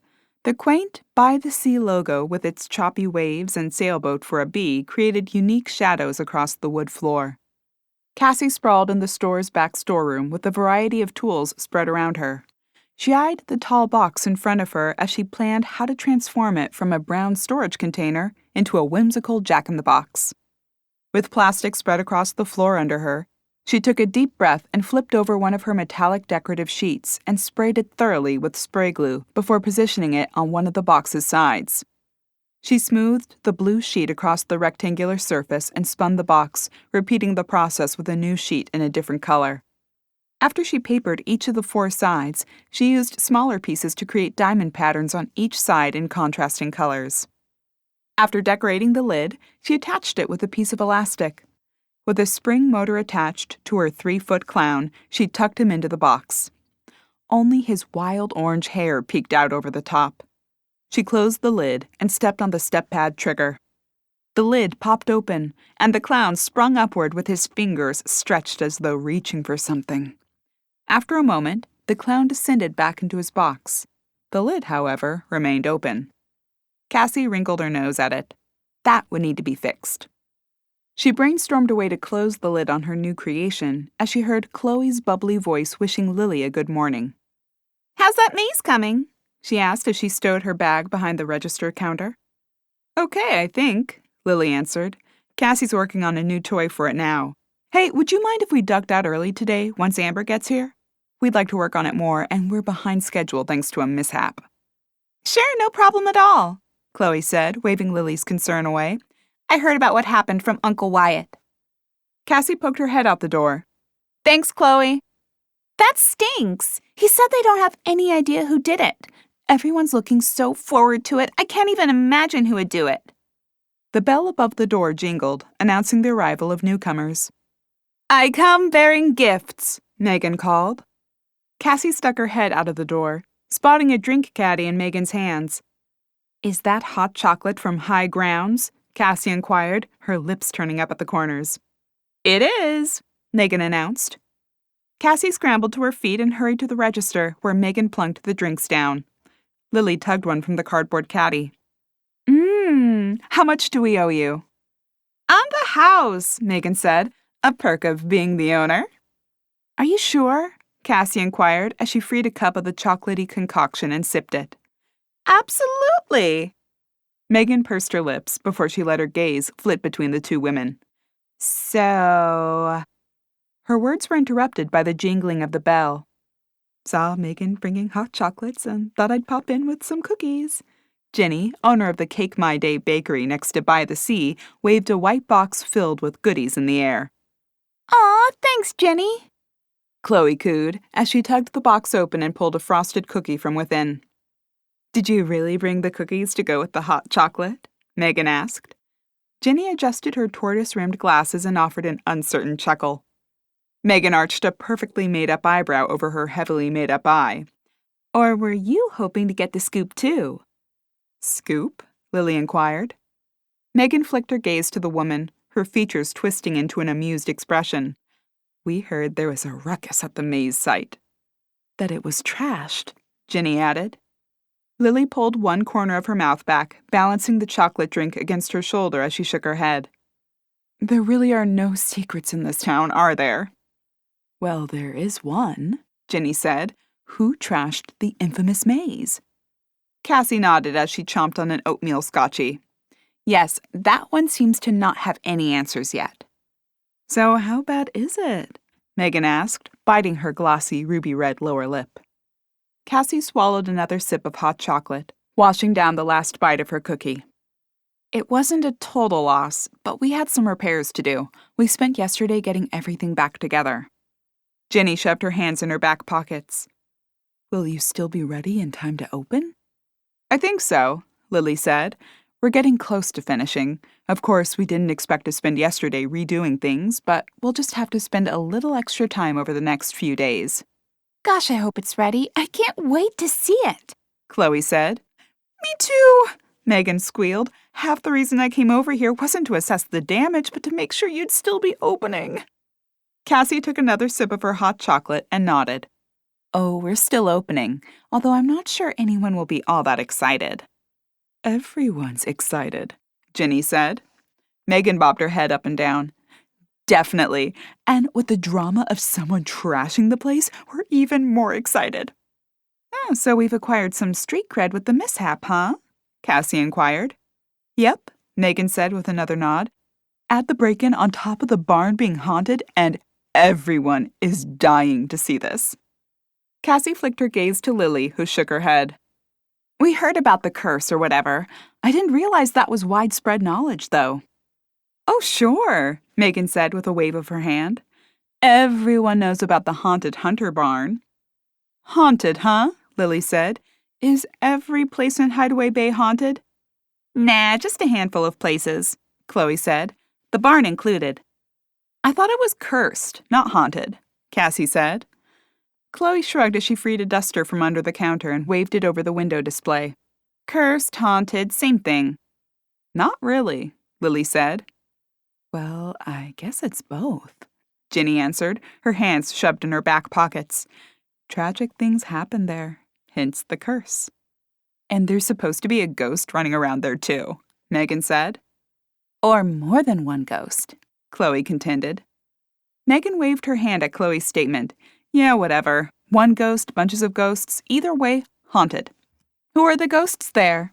Cassie inquired. Lily tugged the corner of her mouth back and shook her head at Cassie as Chloe detailed them. Well, there's the farmer who is trampled to death. He wanders inside the barn, not able to accept that his own horse killed him. Megan's eyes widened. And the horse itself appears as a ghost too. It re-tramples him to death almost every night. Ginny offered a shrug and faced Lily and Cassie. When I moved, I heard a Native American roamed the place, cursing anyone who disturbed his rest. Chloe moved on to dust the decorative lighthouses on the shelf. I'm actually surprised you haven't had more trouble at the maze than just this.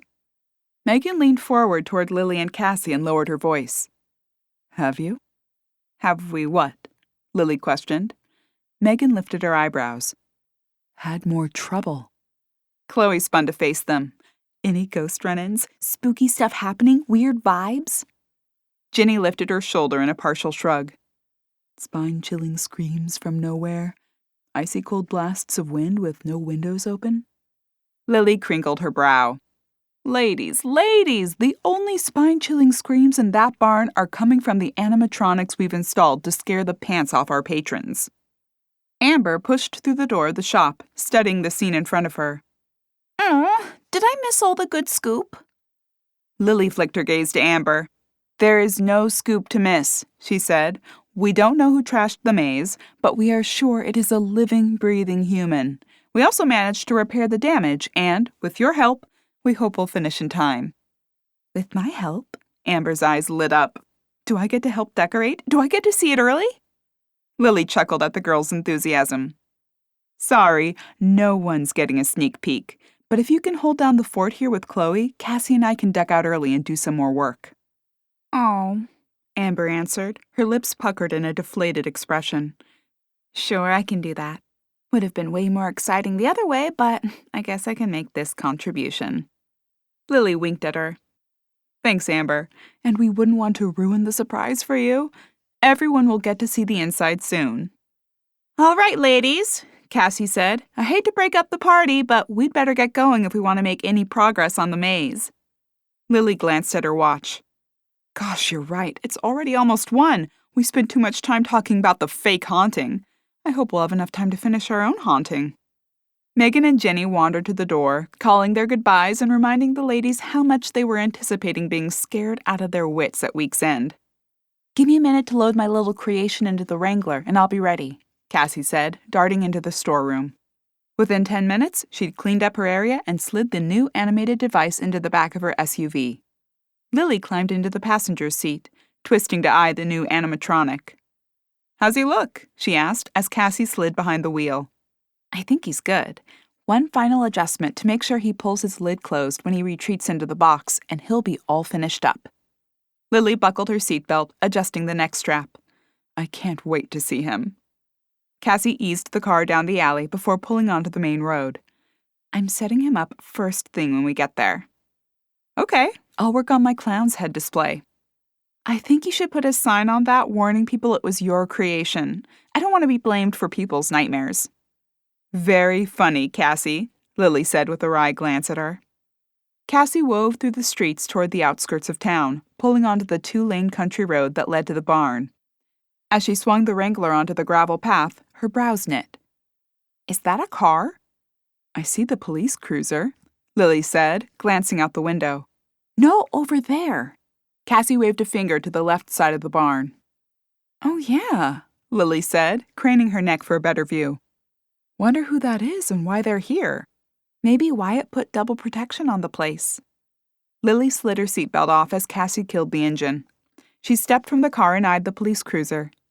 Empty. Where was the officer? Was there some trouble? Cassie pulled her tailgate open and began tugging her jack-in-the-box from the SUV. Hey, Cass, Lily breathed. Yeah? Cassie said, popping her head around the Wrangler to stare at her mother. Lily lifted her chin and thrust it toward the police cruiser.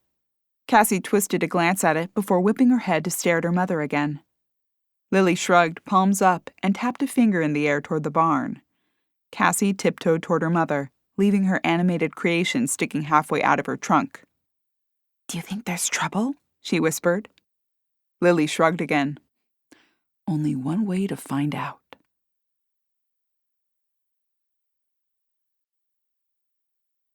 Chapter 7. Cassie took another look at the empty police cruiser before they began a slow creep toward the barn door. Kind of weird if there is trouble again. Why? It's a Sunday afternoon. Really? The criminal decided to spend Sunday afternoon trashing our maze again? I'm not sure the criminal plans his or her days out that way, Cass. Did you think they'd prefer a lazy Sunday afternoon instead of mayhem? Cassie shot her mother a wry glance, puckering her lips and giving her a slight headshake. No, I didn't mean the criminal took the weekend off. I mean it's broad daylight. They inched up the ramp toward the door. It's open a crack, Lily whispered. Yep, Cassie breathed. A shriek sounded from within. Both women's eyes widened. Maybe we ought to wait in the car, Cassie suggested. Lily firmed her jaw, grabbing a broom from a witch display near the door. She crept forward, brandishing the broom over her shoulder. Mom! Cassie hissed. Enough is enough, Cassie. If someone broke in, I'm not going to stand for it. Cassie hurried behind her.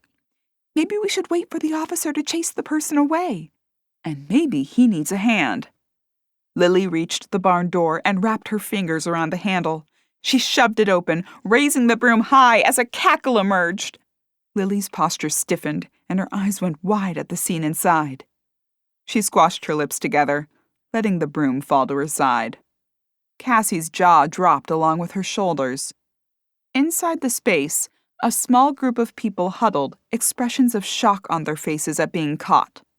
In the center of the group stood Town Mayor Tinsley Thompson. Next to her, flashlight drawn, Officer Whitaker. To his right side, Seaside Cafe's owner, Ben.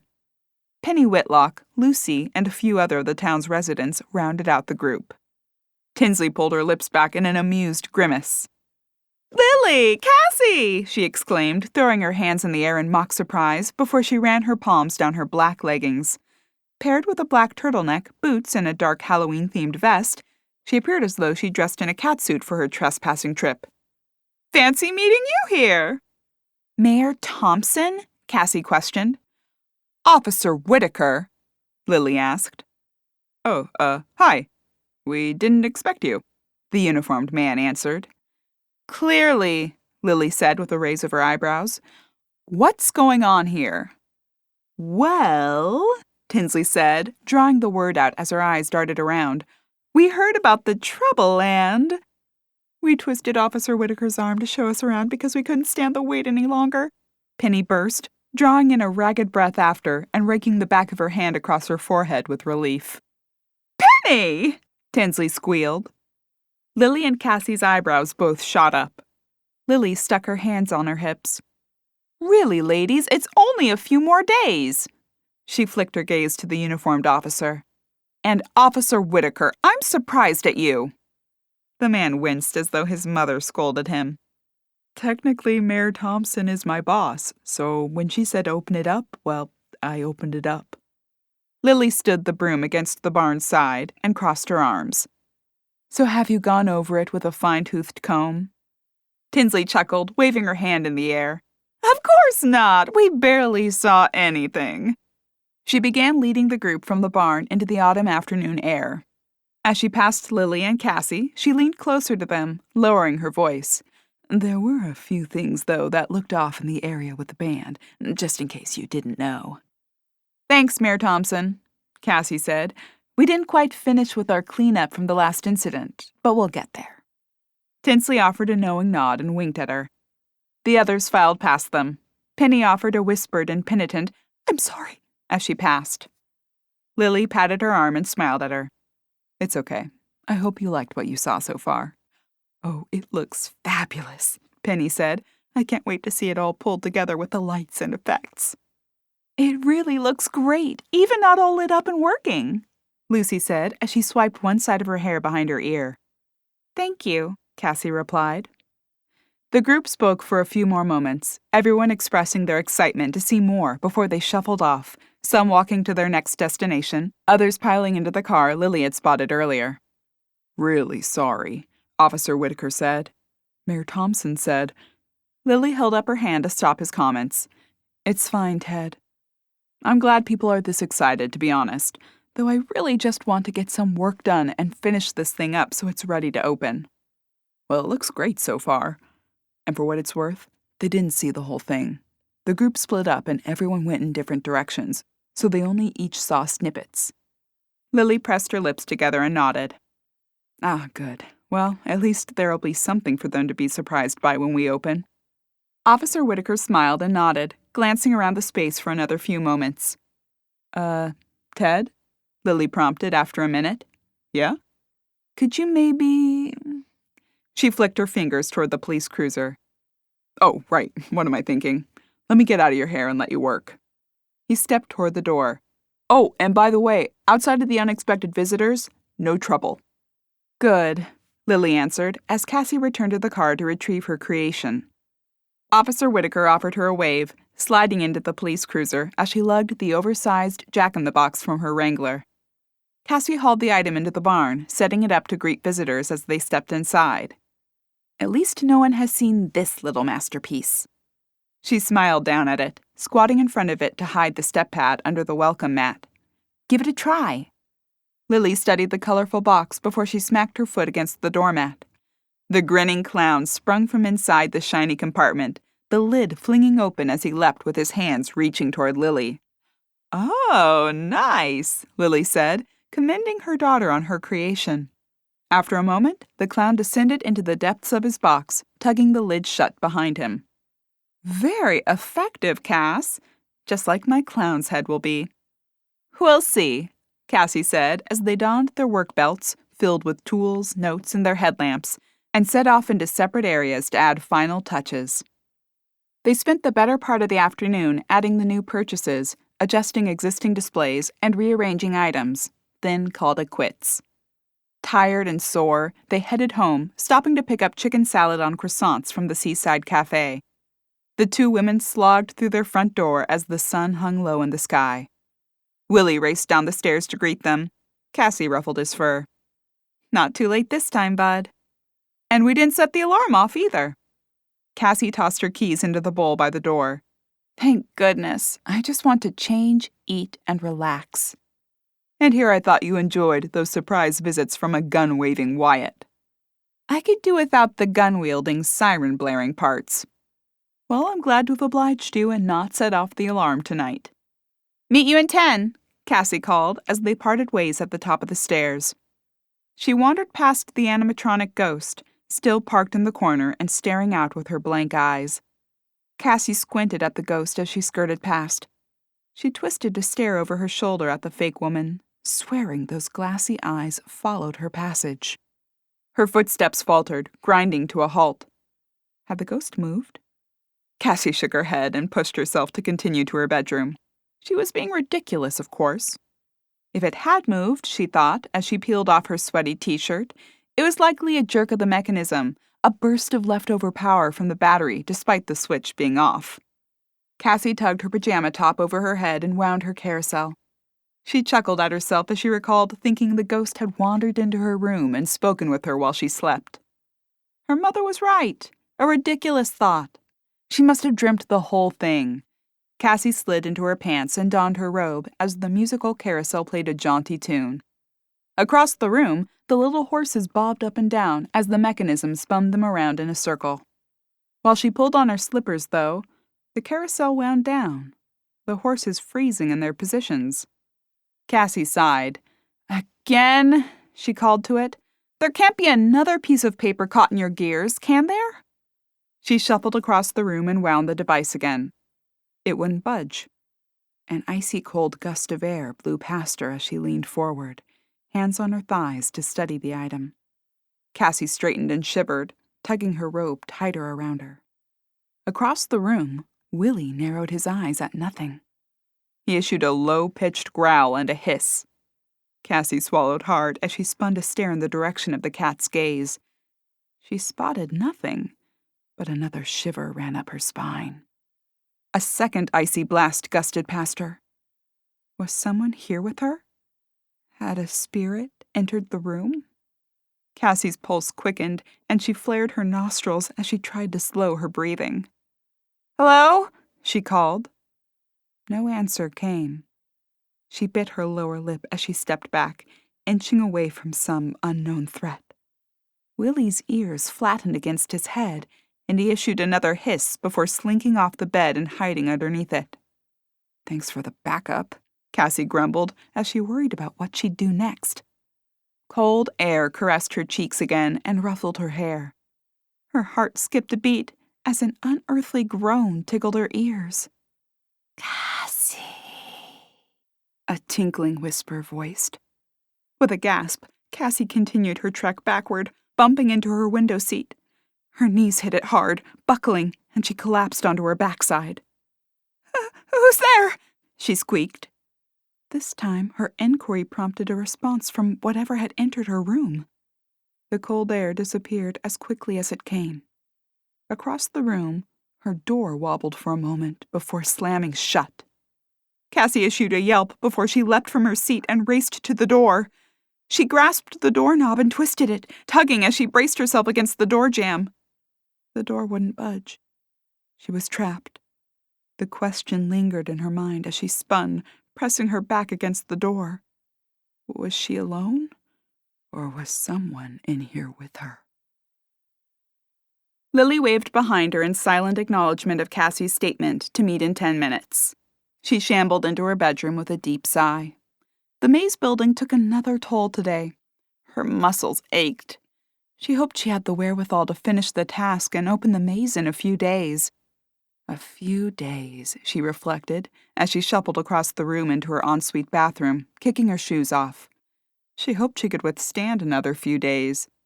She tugged her champagne blonde locks back into a low ponytail before she swiped a cotton ball covered in astringent over her face. After slathering her skin with a generous amount of face cream, she tugged her top over her head and tossed it into her hamper. She slipped her arms into her plaid pajama top, straightening the collar before she began buttoning it. Her eyes fell to the brown journal on her nightstand. She eyed it as she recalled the story Cassie relayed to her this morning. The subtle but strange incident, coupled with the odd story about Reeves' book, had even her questioning things. And then there was the creaking of her floorboard when no one was there. Lily shook her head at herself as she tugged on her pajama bottoms. "You're getting as bad as Cassie, and you've got to be the one who stays grounded in reality." As she shoved her feet into her slippers, a noise sounded outside her door. "Come on in, Willie," she called. "Though I'm not feeding you, that's Cassie's job." The floorboard creaked under something or someone's weight. "Come on, Willie," Lily called again through the partially ajar door. "Just push it open." The creak sounded again, but the door didn't budge. Lily pulled on her robe and tied it with a sigh, crossing the room. She whipped the door open. "You're a lazy Her voice cut off mid-word. She searched the area outside of her room. No cat. Nothing. Not a soul. Or perhaps... No. Lily dismissed the thought with a shake of her head. There wasn't a ghost wandering around in front of her door. As she settled her mind and her nerves, an icy blast of air smacked her in the face. The floorboard in front of her creaked again, but no one trod on it. No one was there. At least, no one in physical form. Lily swallowed hard as she retreated back a step, her eyes wide. She'd never believed in spirits, but she pondered if she was staring one right in the face at this very moment. Another cold blast hit her before a whistling sound circled her. A rattling sound drew her attention behind her. She twisted to glance in its direction. The journal on her nightstand shook before the cover blew open. Pages whipped in the wind gust, flicking them from right to left.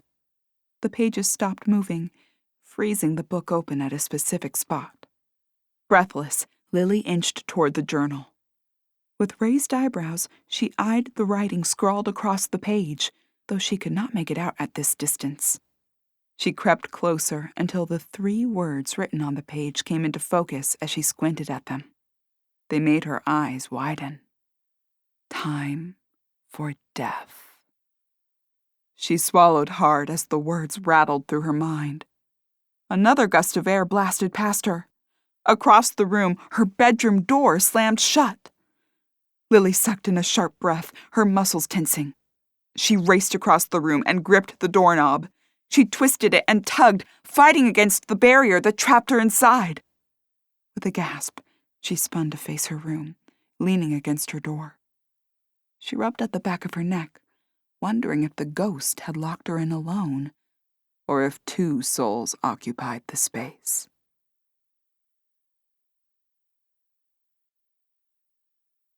Chapter 8. Cassie fretted for another moment before she raced across her room, an idea forming in her mind. She swiped her phone from the charger on her nightstand. With trembling fingers, she toggled in her numeric passcode and navigated to her phone app. She hurriedly scrolled through her list of contacts until she found the one she searched for. Mom. Her still shaking finger tapped the green call icon, and she pressed the phone to her ear. With a hard swallow, she waited for the familiar trill, indicating an outgoing call. It never came. Instead, a high-pitched set of 3 notes bleeped in her ear. A robotic voice announced the call could not be completed as dialed, encouraging her to check the number and try again. "What?" Cassie cried as she stared at the phone clutched in her hands, a horrified expression on her face. She tried the call again. "Come on!" Another error message followed dead air.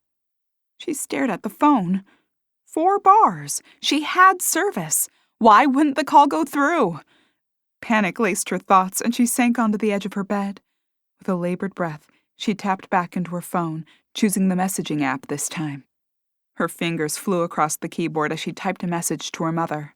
"Mom, I'm trapped in my room. The door is stuck. I can't get out."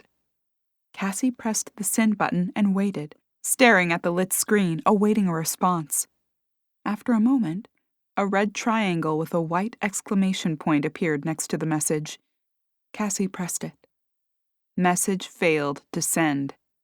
Her heart fell as she stared at the failure report. A retry link shined in blue below it.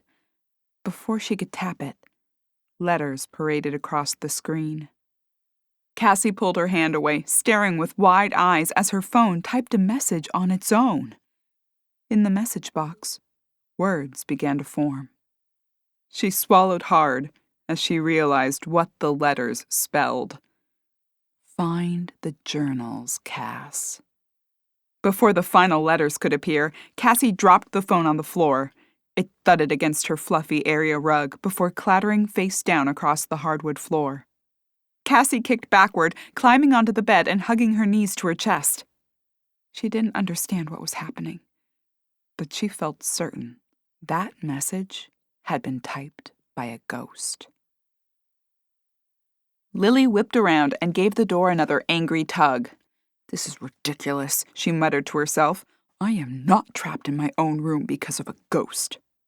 With no progress on freeing herself, Lily tightened the tie on her robe and strode across the room. "There are no such things as ghosts." She flicked the journal closed, dismissing the eerie message, and snatched her cell phone. After finding Cassie's name in her contact list, she pressed the call icon and waited. Dead air filled the line. She tapped the end call button and tried again. Nothing. With a frustrated sigh, she tried a text message. It did not send. She squashed her lips together in frustration as she tossed the phone on the duvet. Useless. She shuffled across the room and tried the door again. With it stuck fast, she hammered against it with her fist. "Cassie!" she shouted. "Cassie! My door's stuck!"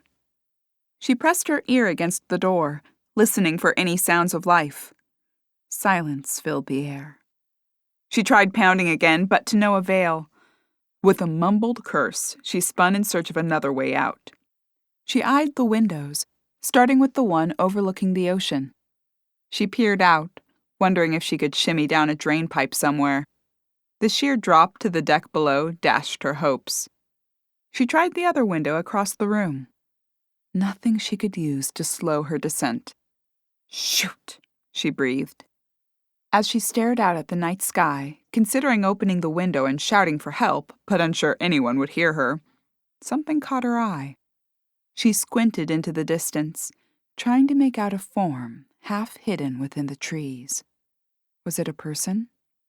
She unlocked the window, prepared to slide it open and shout, when a noise sent her leaping in the air. She pressed her hand to her chest as she realized it was her cell phone ringing. Cassie must have gotten her text. Lily dove for the phone on the bed, swiping to answer it without looking at the display. "Thank goodness!" she exclaimed. "I could use some help here." "Lily, everything okay? Are you safe? Should I send a patrol car?" Lily's eyebrows furrowed as she pulled the phone from her ear and stared down at the display. It read Wyatt Cooper. "Wyatt?" she questioned, as though the phone lied. "Yeah? Lily, what's going on? Is everything okay?" "Well, yes and no. Sorry to panic you like that. I thought you were Cassie. And no, you don't need to send a patrol car." "Well, too late. I'm already on my way over." Lily huffed out a breath as she collapsed onto the edge of the bed. "Well, it may not be a bad idea. Maybe you can help. I can't seem to get a hold of Cassie." "Help with what?" "My bedroom door is stuck.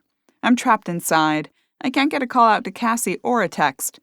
Honestly, I'm surprised she's not wondering where I am, but I can't seem to get through to her. I've tried banging on the door and yelling for her. Nothing." "I'll be right there. Don't move." "You're in luck. I can't move." Wyatt chuckled at the poor joke before hanging up. Lily sucked in a breath and blew it out as she clutched the phone in her lap. Hopefully, Wyatt could jimmy the door open and free her. Then she'd have to find Cassie. Where was she?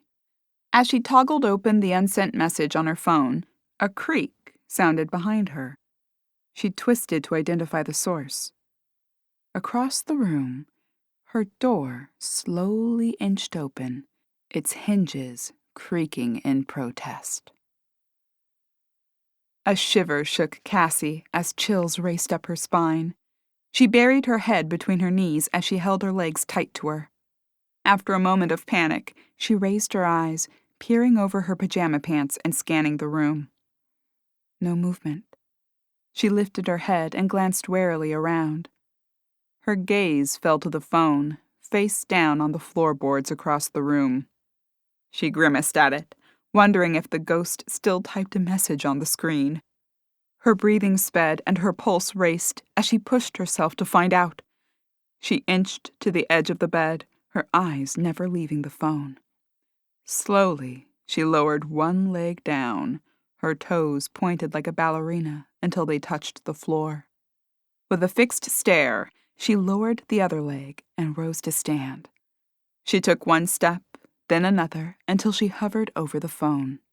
She stared down at the object, a cold sweat forming across her shoulders. With a firm jaw, she extended her fingers toward the phone. Just as her fingertips grazed the cool surface of the phone's case, she froze. Noise from across the room caught her attention. Her heart skipped a beat, and her eyes slowly rose from the floor to the door. It lazily crept open, its hinges creaking. As the door swung open, its hinges protesting, music filled the air. The carousel began to spin, its jaunty music resuming and its horses bobbing up and down as it circled. Cassie's eyes widened, and she darted for the opening, praying it didn't slam shut as she reached it. She skidded as she slid through the door, clutching the door jamb to stop herself from hurling toward the railing and pitching headfirst into the foyer below. She sucked in breaths as she gave a glance back to her former prison. The little carousel still tinkled away. Across the open space, a floorboard creaked. Cassie snapped her gaze in its direction. Her mother appeared from inside her bedroom, white as a sheet with wide eyes. She clutched her cell phone in her hands. The two women locked eyes before they uttered the same words. "I think I just heard a ghost." Cassie screwed up her face as her mother voiced an identical statement. "What?" "Huh?" Lily answered from across the way. Neither woman had the chance to answer before their front door burst open. Wyatt flew through the door, taking the steps 2 at a time. He spun toward Lily's room as he reached the top and skidded to a stop. "Lily?" he questioned. Lily squeezed her lips together and nodded. "Yeah, sorry." The door popped open right as you hung up. Cassie wandered toward them. "Your door just opened? You saw a ghost? And you called Wyatt? What is going on here?" "You said the same thing," Lily retorted, waving her hand at Cassie. "What's your story?" Cassie flicked her gaze between her mother and Wyatt as she launched into her tale. "Okay, I was changing into my pajamas when my carousel stopped playing again. While I was checking it out, I felt a cold wind. Then Willie started growling and hissing and hid under the bed. Another gust of wind blew past me, and I swore I heard someone call my name. When I asked who was there, the door slammed shut and wouldn't open. I tried to call and text you, but nothing would go through.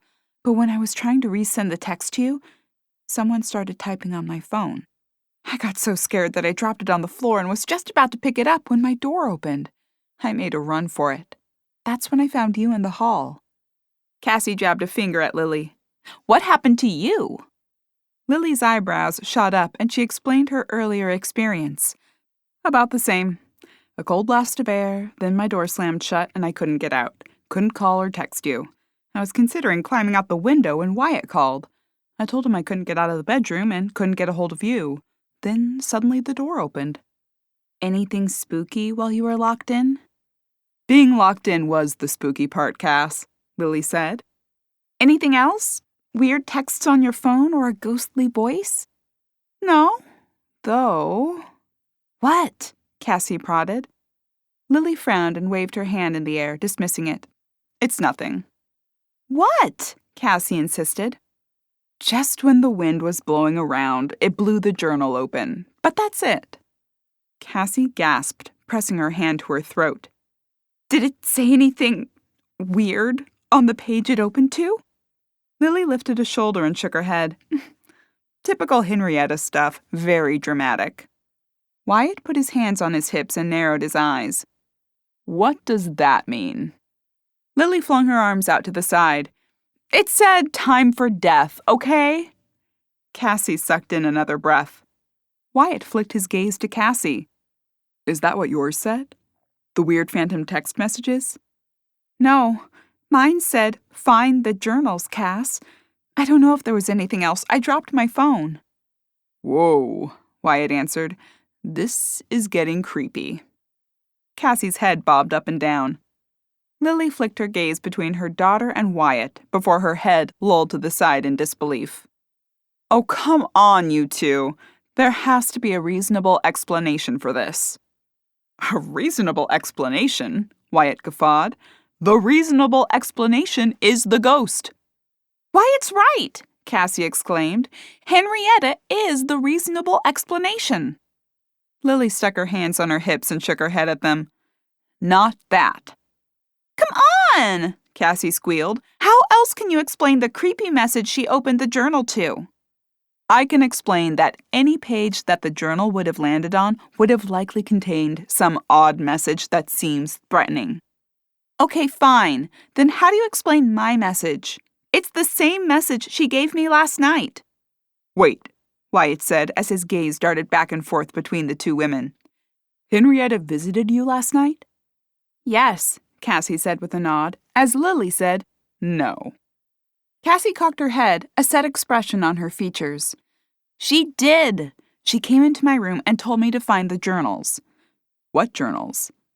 Cassie flung her arms out to the sides. I don't know. That's what she said. Lily wagged a finger at them. No. She poked her finger toward the doll standing in the corner. That doll wandered into your room, though I still think you dreamt it, because the doll is still in the same spot you left her. But a different position, Cassie argued.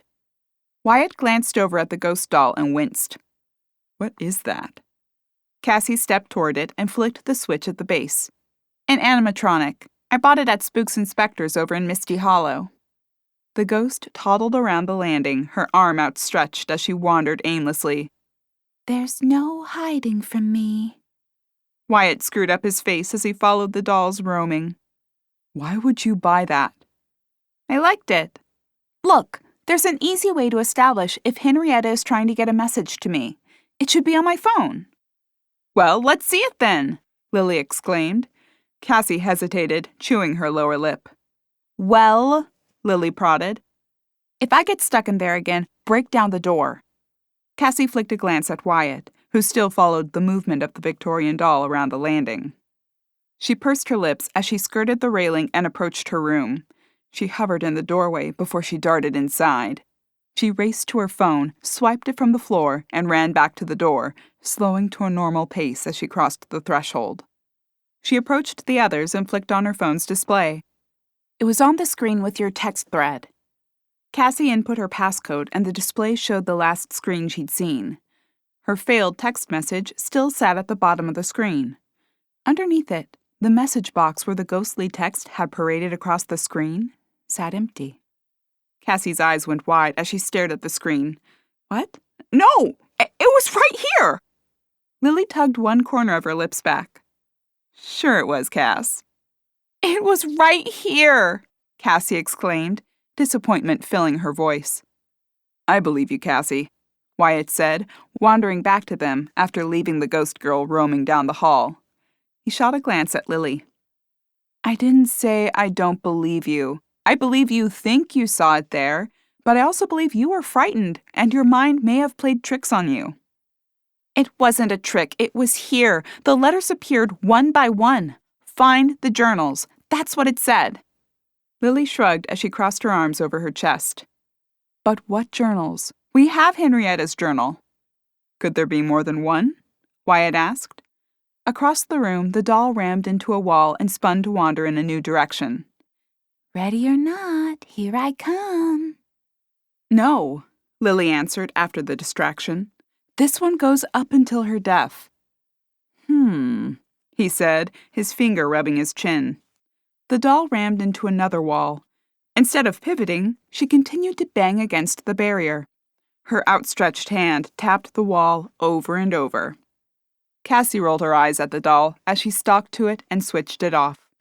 She lifted the animatronic ghost from the floor and shoveled her back to the corner.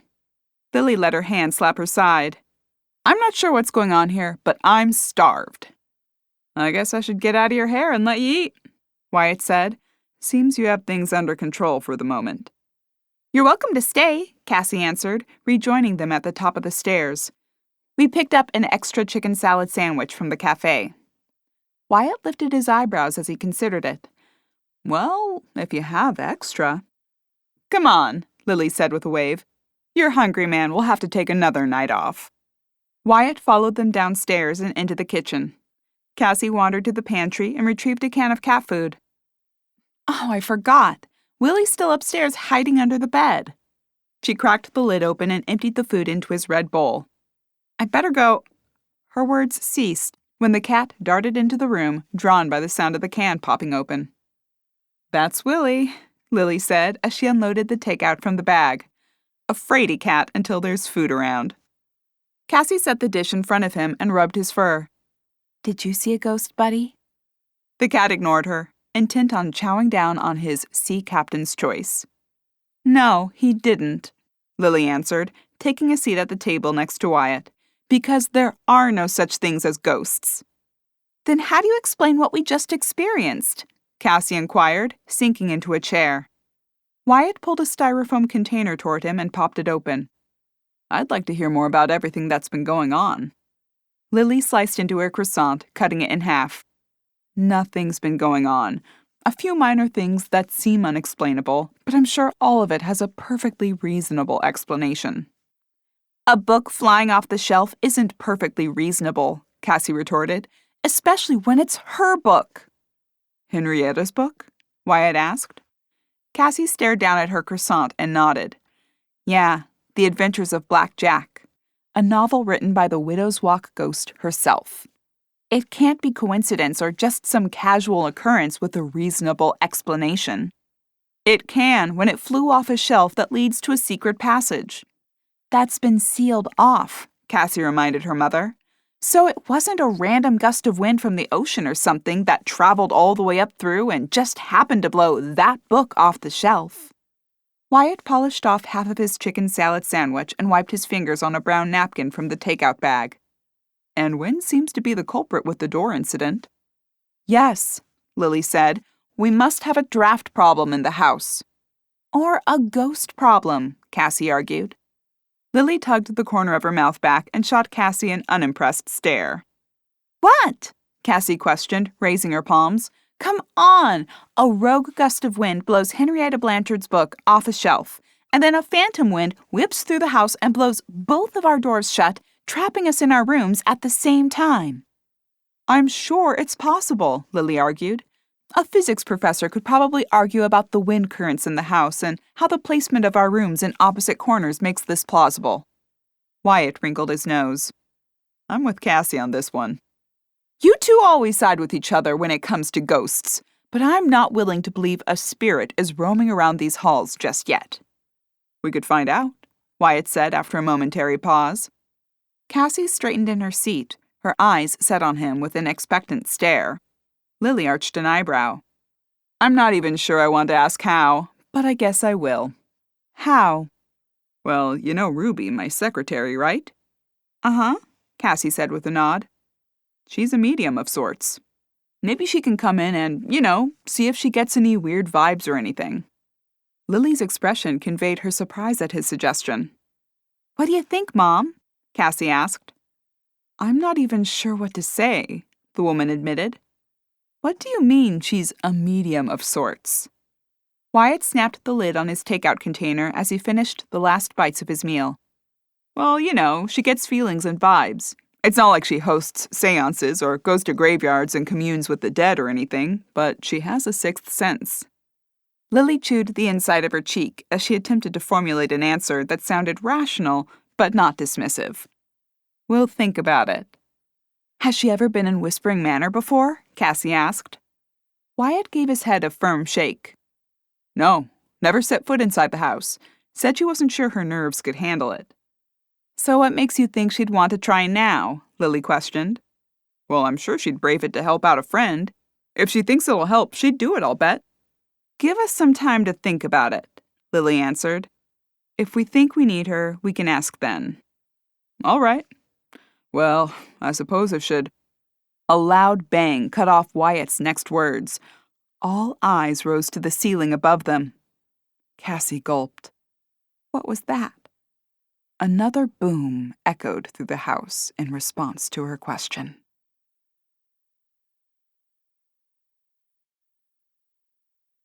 Chapter 9. Wyatt withdrew a small gun from the waistband of his jeans as he studied the ceiling. Don't move, he breathed, rising slowly and tiptoeing from the room. Moments later, the ladies overheard him yell, I've got a gun, so whoever's up there, come out now with your hands up. Lily rose from her seat and scurried toward the hall.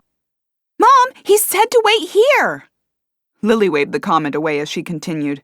I'm not letting Wyatt roam around the house if someone's here. He may need our help.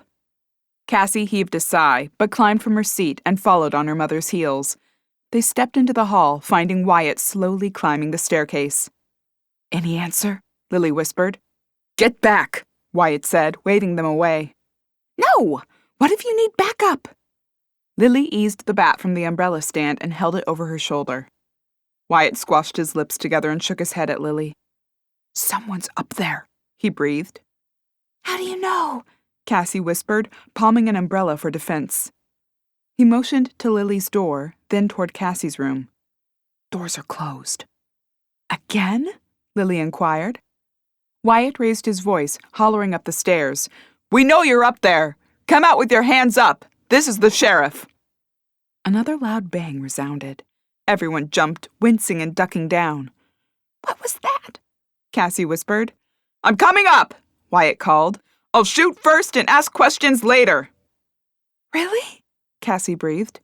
No, just shh. Wyatt hushed her with a wave as he crept up another 2 steps. I'm coming with you, and I will swing first and ask questions later, Lily promised. Mom! Cassie protested, but wandered up the stairs, trailing behind the others. She craned her neck to check her door. Closed. What was the intruder doing? They crept up the last few stairs. Wyatt swept his weapon around the perimeter of the upstairs. He waved at them with a few unintelligible hand gestures, poking a finger at Lily, then waving it overhead toward her door before closing it in a fist.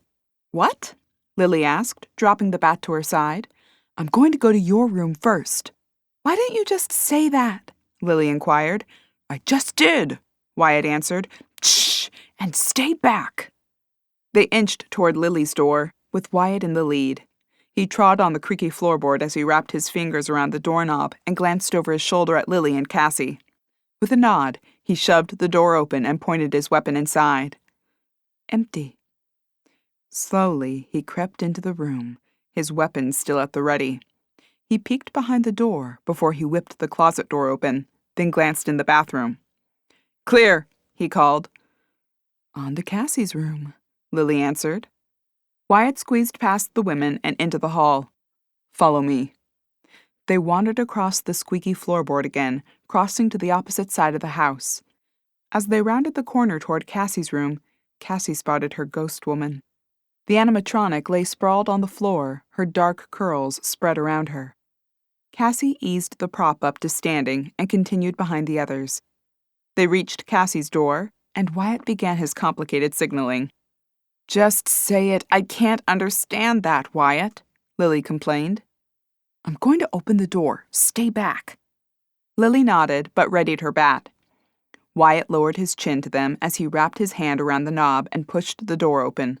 He waved the gun around the interior before he sidestepped into the room, peeking behind the door before he aimed the weapon at the bathroom.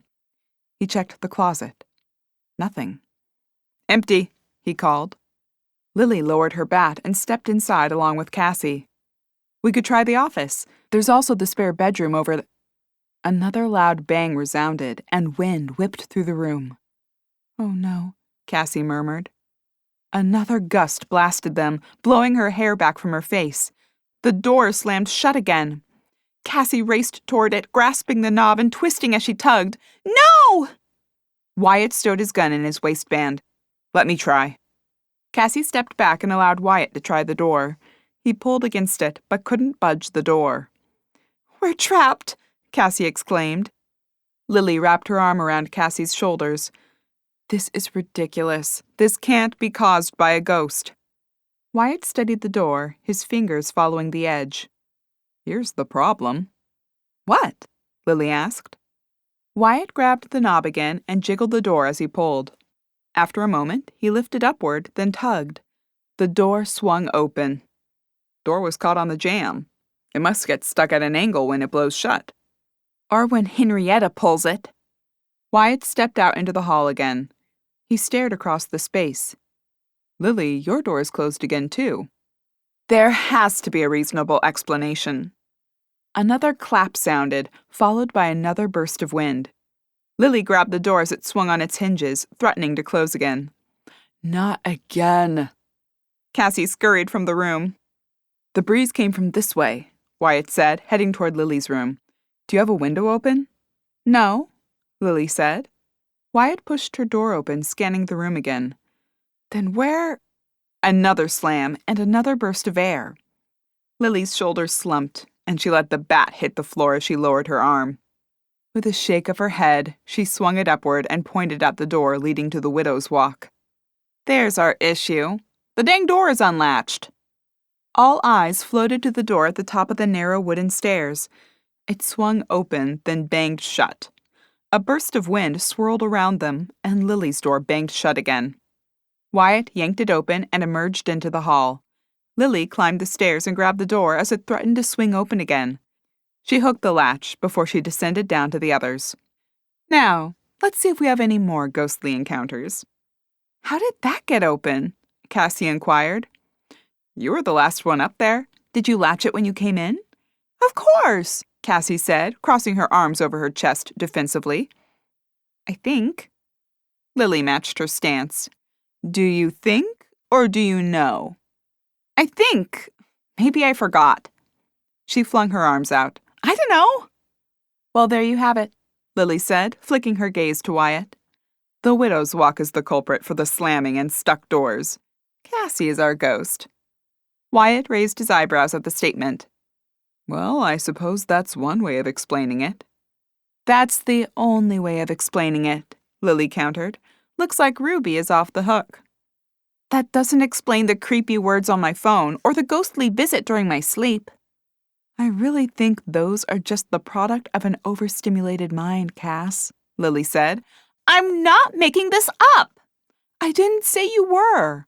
But we've been working day and night on the maze. There are lots of creepy things in there. And then the weird happenings here. I think your mind is tricking you. Cassie squashed her lips together as she considered her mother's words. The phone no longer contained the message she'd thought she'd seen, and the ghost girl had mysteriously returned to the same spot she'd been left in. Perhaps Cassie had imagined it all. I guess you're right, Cassie admitted. Well, I suppose with that solved, I should get out of your hair, Wyatt said. Thanks, Wyatt, Lily said as they descended the stairs. Sorry for all the trouble. No problem. I've been eating better this week than I have in years, so I can't complain. Lily chuckled at the statement as Wyatt stepped onto the porch. Have a good rest of your night. You too. Maybe you'll sleep a little better now. I hope so, Cassie said with a wave and a half-hearted smile. Thanks. They said their goodnights and Lily closed the door with a tired sigh. Well, that was an unexpected turn of events, Lily said. I'm starting to find life in Hideaway Bay is a series of unexpected events. Lily stifled a yawn and stretched. I think I'm going to head up to bed early. I'm wiped out, and the latest odd incident didn't help any. Cassie wrapped her arms around her midriff. Okay, I guess I'll head up too. Lily eyed her for a moment. You don't still believe this was a ghost, do you? Cassie blew out a breath as she pondered the question for a moment. No, I guess not. You're right. Everything has a logical explanation. Though I'm not sure I want to read Reeves' book. Why? It sounds fun. Cassie shrugged as they climbed the stairs. I guess I'll keep going and see what Black Jack got himself up to after he rides out the storm his first mate swears will capsize them. Really? Lily inquired, pausing at the top of the stairs. That's what he said. They wouldn't survive the storm, and Black Jack swears they will. I can't believe you don't want to keep reading. I guess it's interesting enough. It's just the author that has me nervous. She's not haunting you, Cassie, Lily called as she shuffled to her bedroom. Cassie rounded the railing and headed toward her room. Remind me of that when I have another nightmare. She stepped into her room, finding Willie lounging in the center of the bed. She crossed to the carousel and wound it. As she set it back in its spot, she recalled the incident earlier. Just the wind, she murmured to herself. Willie offered a soft meow at Cassie's statement. Yeah, me too, Willie, she said. The wind slammed the door shut and trapped us. But it also made the carousel stop working. And then, as soon as the door opened, it played again. She shambled across the room, slipping under the covers and stroking the cat's head. I didn't want to say anything to Mom. She thinks I'm crazy. But I don't think any of this was from that widow's walk door, and I could have sworn I latched it. The cat peered at her with his single eye. After a moment, he leapt from his spot and stalked around the bed, his back arching as Cassie stroked it. He climbed onto her chest and rubbed his head against her cheek. You don't think I'm crazy, do you? She asked him. In response, the cat climbed off her and laid a paw on Henrietta's book. He meowed and twisted to face Cassie. She wrinkled her nose at him. You're creeping me out, Willie. With a swipe of his paw, he inched the book toward the nightstand's edge. Cassie snatched it before he could knock it to the floor. All right, I'll read it. Satisfied, the cat climbed back onto her chest and nestled down for a nap, a loud purring emanating from him. Cassie pulled the book open and found the page she'd left off on. Rain poured from the brim of Mr. Johnson's hat. Sir, I'll never find even 2 men, let alone 5. Are you saying I sail with cowards? I'm saying, sir, no one will risk it in a storm like this. Their chances of survival below are slim enough. However, on the decks, why, they may be swept over. Have them tie themselves to the mast. Sir, Johnson shouted. We will make it, Mr. Johnson.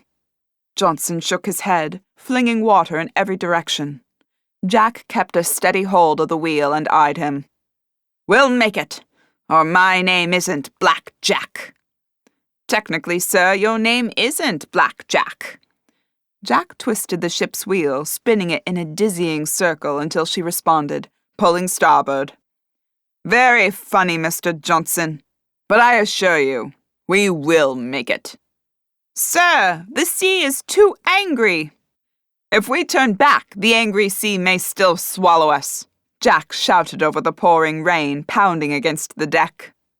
Yes, but at least we should not be smashed against the rocks. The course you've set takes us dangerously close. Even in favorable weather, many a ship is lost there. Those ships do not have me as their captain. Mr. Johnson clung to the railing, his head shaking in vehement disagreement. We shall come through it, Mr. Johnson, Jack assured him. And afterward, we shall enjoy the spoils of being first to the Ruby Fly. There's a reason no one else dares to take this passage in a storm. Jack's lips pulled back in a wicked grin. I know. We must remember to wave at the ghosts of men who have gone before us with weaker captains as we pass them by.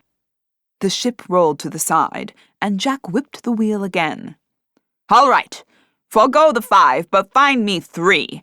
3 men willing to tend the sails as needed, and for their bravery, they shall be offered a larger portion of the bounty. I'll try, sir. I'll try. You'd better do more than try, Johnson, Jack shouted after him.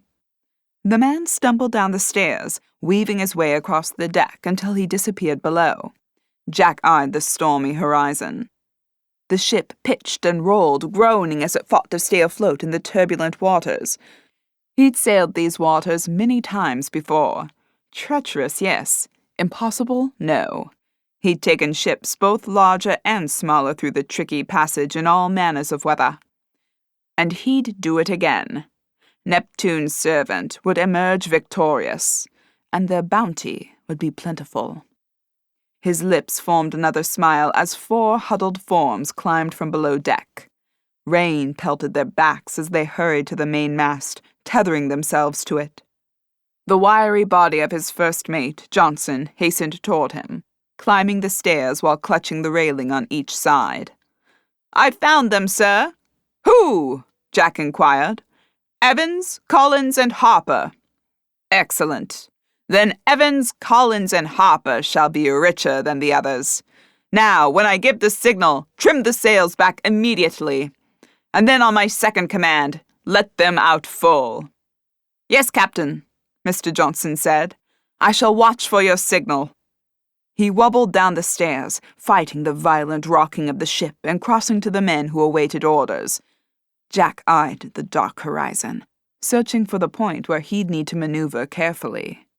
A bolt of lightning lit the night sky, followed by a crack of thunder. Thunder boomed overhead, causing Cassie to jump. Willie had long since abandoned his spot on her chest in favor of sprawling on his plaid blanket next to her. Cassie frowned as winds whipped wildly outside her window. The sound of whispers that typically haunted the house with even the slightest breeze turned to screams. Cassie slouched down under her covers further, as though they would protect her from the storm.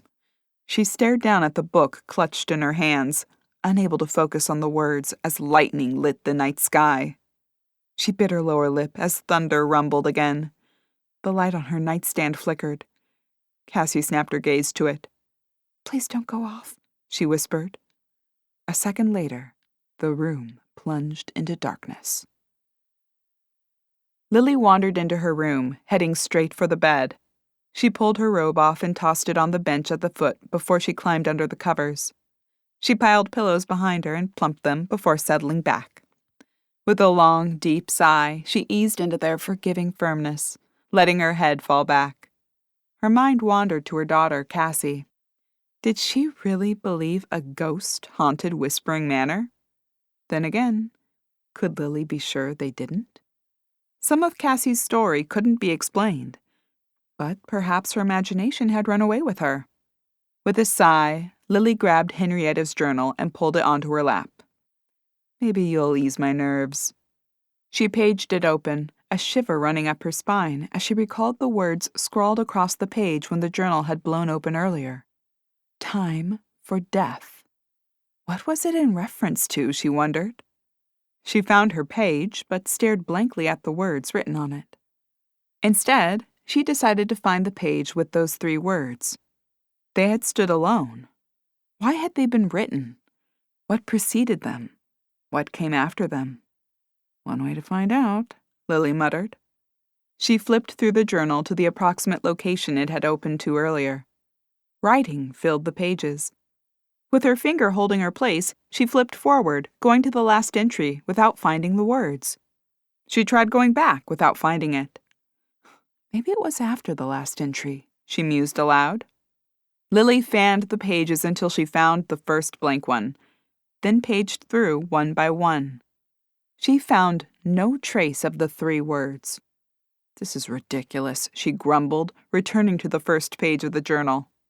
Beginning with Henrietta's first entry, Lily went through page by page in search of the one with only the 3 haunting words. She reached the back cover without ever finding them. Her throat went dry as she closed the book and sat it on her lap. Her mind questioned her own sanity. Had those been the words she'd seen earlier? She couldn't have mistaken them, could she? But if she had seen them, where were they in the journal? She gnawed on her lower lip as other ideas ran through her mind. Had Cassie been correct? Had they been visited by a ghost? Her last thought was punctuated by a rumble of thunder, and then the room plunged into blackness.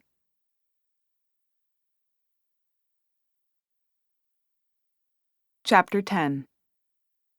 Cassie sat in the darkness. Only the sound of her own frightened breathing filled the gaps between rumbles of thunder. She blindly reached for her phone on the nightstand, knocking it onto the floor below. It thumped onto her rug as Cassie issued a curse under her breath. With a grimace and a trembling lip, she hung from her bed, searching the area rug for the device. Her fingers hit a cold, hard object, and she snatched it, fiddling to find the power button so she could toggle on the flashlight. After flipping it around twice, she managed to light the screen. Bluish light bloomed, casting the room in deep shadows. Cassie flicked her gaze to the window as thunder boomed again. Lightning flashed, revealing a figure standing in front of the glass, limned in the storm's light. Cassie gasped, tossing her arms up in the air as her eyes widened. The phone flew from her hands, sailing across the room and slamming onto the hardwood floor. She gave a frightened moan, wrapping her arms around herself as the room plunged into darkness again. "Hello?" she called. The winds whipped, drowning out any answer she may receive. A noise sounded across the room. "Willie?" she whispered as she felt blindly next to her. Her fingers hit the furball. The cat still lay on the bed. "What was that?" she breathed, realizing the noise she'd heard wasn't the cat. She raised her voice and tried again. "Hello?" "Cassie," a voice answered her, almost drowned out by the winds. Cassie's lower lip trembled, and her features pinched as she clutched at her midriff. In the darkness, she could make out nothing. She had no idea who called her. "Cassie," the voice called again, still muffled. "What?" she cried out. "What do you want?" Her door creaked open, and a bright light shined at her. She squinted against it, shielding her face with her hands. "Cassie," her mother said, "are you okay?" "Huh? Oh, yeah," Cassie said with a shake of her head. "I heard some banging. I thought maybe you fell or bumped into something in the dark." "No, I dropped my stupid phone," Cassie said with a huff as she climbed from under the covers and slid her feet into her slippers. "Oh, I'm heading down for a few flashlights. You want to come with me?" Cassie waved her arm in the direction the phone had flown. "Yeah, just let me get the phone and see if it survived the fall. It's over there somewhere. Shine your light toward the bathroom." "Wow, Cass, how'd your phone get all the way over there?" "I told you, I dropped it." "Dropped it?" Lily exclaimed. "More like threw it." Cassie hurried toward the object and snatched it from the floor. "I didn't throw it. It fell and rolled across the floor." She toggled it on, finding the screen intact. "Seems no worse for the wear." With a flick of her thumb, she turned on her own flashlight, and they made their way downstairs in search of a more formidable light source. They retrieved 2 lanterns from the pantry as the house groaned overhead, violent winds beating against its side. "You want to hang out together in the living room?" Lily inquired. "Sure, maybe until the storm dies down. I'll never sleep with this racket." They shuffled into the living room and collapsed onto the couch. Cassie slumped down, kicking her feet onto an ottoman. "I really wish the power was on so I could make a hot chocolate. I wonder how long we'll be out. This is the first time this has happened here." The storm continued to rumble with gusty winds for another 20 minutes. They waited with only lanterns beating back the darkness for an hour before the electricity returned, its familiar hum filling the house. "There we go," Lily said as she flicked on a lamp and turned off her lantern. "That wasn't too long, at least," Cassie said. "Do you want a hot chocolate?" Lily crinkled her brow as she perched on the edge of the couch. "Really? I was going to go to bed." Cassie shrugged, twisting the ties on her robe together into a braid. "I'm wide awake now." "All right," Lily said with a groan as she pulled herself to stand. "Let's go make one. But we'll probably regret this in the morning." "I'll just lay awake up there so it's not like I'm missing out on sleep." "The storm's past now," Lily answered as they shuffled toward the kitchen. "You still won't be able to sleep?" Cassie shot her a sideways glance, pulling the milk from the refrigerator and pouring some into a pot. "No, I won't. I thought I saw another ghost during the storm, and that's how my phone got all the way across the room." Lily cocked her head, pausing as she reached for the packets of hot chocolate. "Again? What did you do? Chuck the phone at it?" "No, I was trying to turn my flashlight on after I knocked the phone onto the floor when the lights went out. I grabbed it from the rug but couldn't find the right button. Lightning lit up the room, and I thought I saw a figure by the window. I jumped, and the phone flew out of my hands. Then I heard a noise, and then I heard a voice. I'm pretty certain that was you calling me, but I couldn't make it out over the wind." Cassie offered her mother a sheepish glance as she stirred the milk over the heat. Lily shook the packets before ripping them open and dumping them into the pot. "Oh, Cassie, you've got to stop with this ghost nonsense. It's going to drive you crazy. You're seeing things at every turn." "Sorry, I know, but I can't help it. I really thought all this ghost stuff would be over with once we found that treasure, and some of the notoriety of this house would vanish. But at this rate, the locals will have us tied with the Amityville house." "Or worse," Cassie admitted. She poured the milk into 2 mugs. Lily topped them with marshmallows, whipped cream, and a drizzle of chocolate sauce. Cassie pulled butterscotch cookies from the cupboard and shoved them under her arm before lifting the mug. "At least only Wyatt knows." If you keep it up, Ruby will know, and then everyone will know, and we'll be right back up there with the Winchester house." "Oh, no," Cassie said as she settled into an armchair and pulled a blanket over her lap. "You don't think we'll have to keep building and building and building, do you?" "I hope not. I almost went mad when your father and I had the bathroom remodeled. It's like living in chaos." Wasn't it the bathroom you never used? "Yes! I can't imagine what it would be like if it had been the one we actually used daily." Lily grabbed a cookie from the package on the coffee table and bit into it. "You know," she said, still munching on the cookie, "I hate to say this and get you all riled up again, but—" Cassie scooped some of the whipped topping from her mug and licked the spoon. "But what? You saw a ghost?"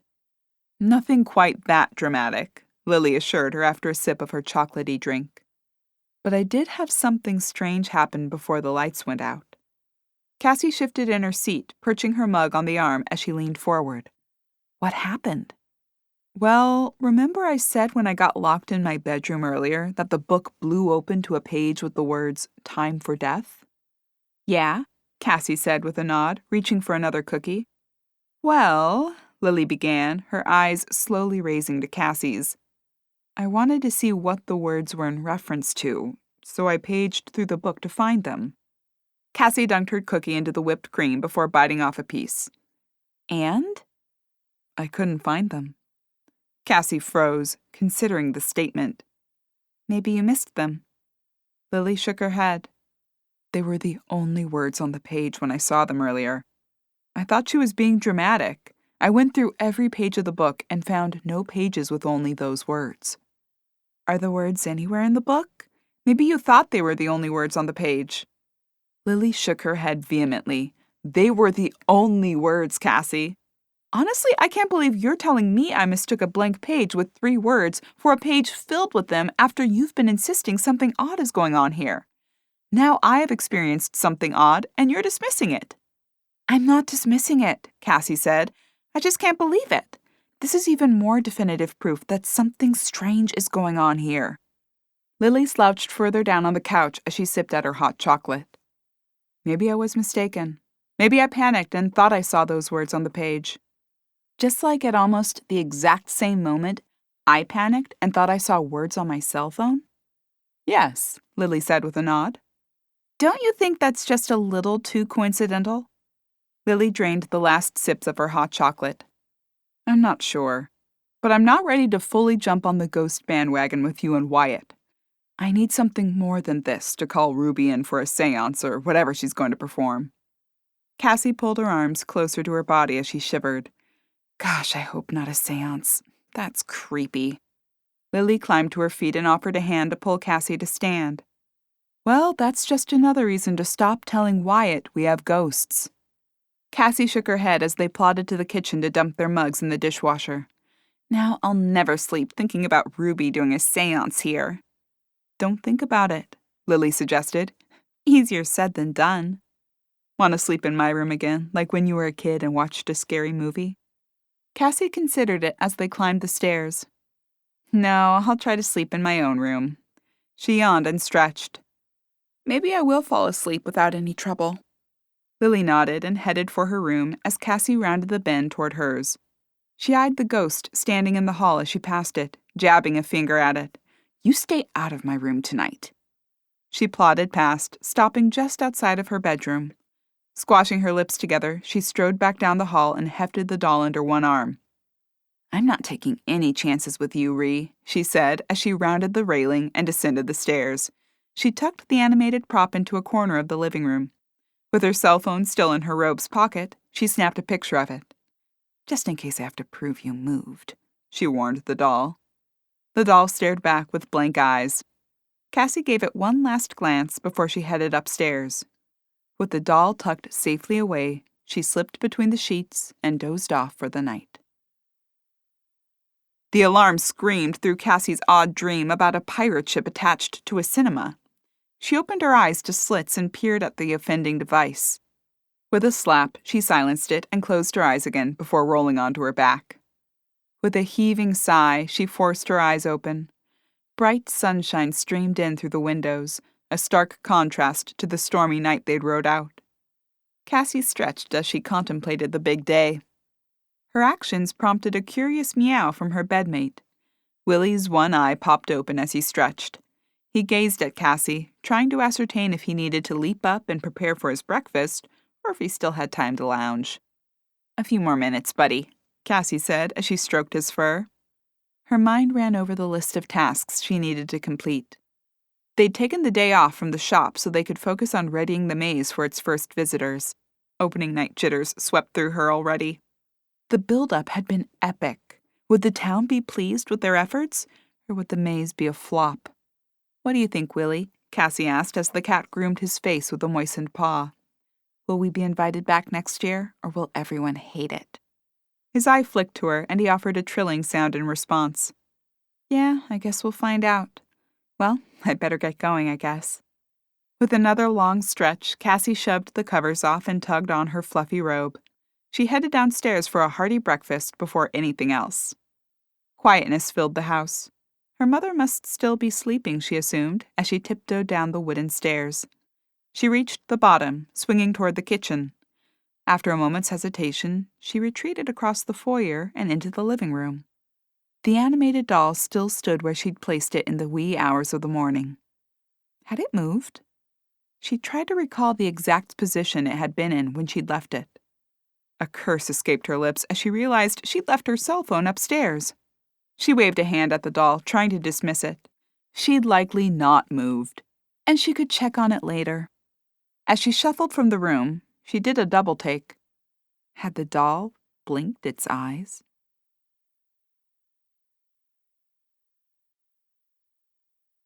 Chapter 11.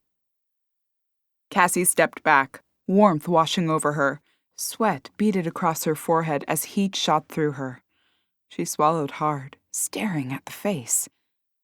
The doll stood motionless, its hand outstretched to her in a silent plea. Cassie wrinkled her nose at it before she heard movement on the stairs. She leaned back and glanced out the door, finding her mother shuffling down. "Good morning. Are you ready for today?" Cassie inquired. Lily stifled a yawn as she hit the wooden floor of the foyer. "I could have done without the power outage and the midnight snack, but I think I'll pull through." Cassie stepped into the foyer. "I was just about to make breakfast." "You made a wrong turn." "Yeah, I know. I brought the doll down here last night and I was just checking on her." "Checking on her?" Lily inquired as she trailed after Cassie to the kitchen. "Yeah, I took a picture of her last night when I put her in the living room. I wanted to see if she moved on her own." "And did she?" Cassie pulled an electric griddle from the cupboard and set it on the counter after settling Willie with his breakfast. "I'm not sure. I left my phone upstairs and didn't feel like trudging back up. I'll check after I've loaded up on pancakes." Lily arched an eyebrow at her as she oiled the griddle before turning on the heat. She pulled a box of pancake mix from the cupboard overhead and started mixing the batter. What if she moved? Cassie shrugged, dunking a bottle of maple syrup into a hot water bath with a sigh. "I don't know." Lily poured the batter onto the hot griddle. The silver dollar pancakes sizzled. "Why don't you go check the doll now?" "Well..." Lily shooed her daughter from the kitchen with a hand wave. "I've got the pancakes. Run up and grab your phone. Then if she moved, we can discuss it over breakfast." "I'm not sure I want to know." "You'll feel better if you check. Maybe she's stuck in the same spot, and then we can move on." Cassie sighed and sagged her shoulders. "Okay." She disappeared from the kitchen as Lily flipped the pancakes. "Don't take too long," Lily called after her. She hurried to the foyer and darted up the stairs. She swiped her phone from the charger and tapped around to find the picture as she descended the stairs. She swung into the living room and held the camera up, comparing the current location of the doll to the one in the picture. Her lips pulled to the side as she studied them, her gaze flicking back and forth between picture and object. It looked roughly the same. Was her head tilted a bit more? Maybe. That could have been anything. It could have fallen after Cassie left it last night from being carried downstairs. She bit her lower lip and continued to study it. Nothing definitive, she concluded with a sigh. She flicked the phone off and shuffled back to the kitchen. A plate of hot pancakes sat in front of her chair. She pulled the syrup bottle from the warm water bath and toweled it dry before drizzling it over her pancakes. Her mother joined her moments later. "Well?" she asked as she eased into a chair and poured syrup over her pancakes. "Nothing major. Her head might be slightly different, but it could have fallen after I stuck her in the corner. She's the same, more or less." "There, you see? The other night must have been a fluke. I bet you either forgot which way you put her, or she wasn't completely switched off." "I guess," Cassie said with a defeated sigh. Lily eyed her as she took a bite of her syrup-laden pancake piece. "It's a good thing, too. We've got to focus today." Cassie waved her fork in the air. "No room for error." "None. Although I'm not sure if I'm hoping they love the maze or hate it." Cassie offered her mother a wry glance as she chewed her pancake. "I know what you mean. I'm not certain I want to build another one next year, but I also don't want our hard work wasted." "You and me both," Lily said as she lifted her empty plate from the table and dumped it in the dishwasher. Cassie followed her after shoving the last piece of pancake into her mouth. After a quick cleanup, they headed upstairs to pull on work clothes and head to the barn to put the final touches on the maze. Cassie put the final adjustments on her costume as she gazed into the mirror. She adjusted the black bow in her hair and smoothed out the apron on her Alice in Wonderland costume. Willie stared at her from the bed. She shot him a glance through the mirror. "You should have come with us. You could have been the Cheshire Cat." His one eye slowly slid closed, and he let his head fall to the mattress below him.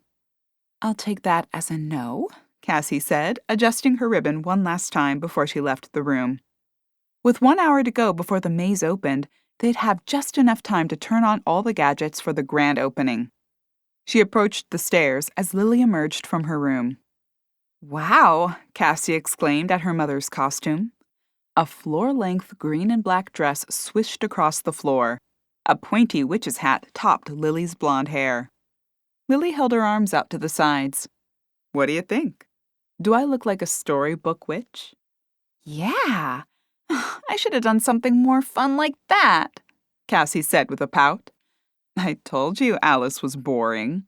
"She's not that boring," Cassie contended as they descended the stairs and she grabbed her keys. "She's sort of boring. You should have been the queen. Off with their heads." They strode to the Wrangler, climbing inside. Cassie flicked a gaze to the rearview mirror and twisted her bow to the side. "There. Now I'm twisted, Alice." Lily chuckled as she tugged on her seatbelt. "Okay, kid. Let's do this."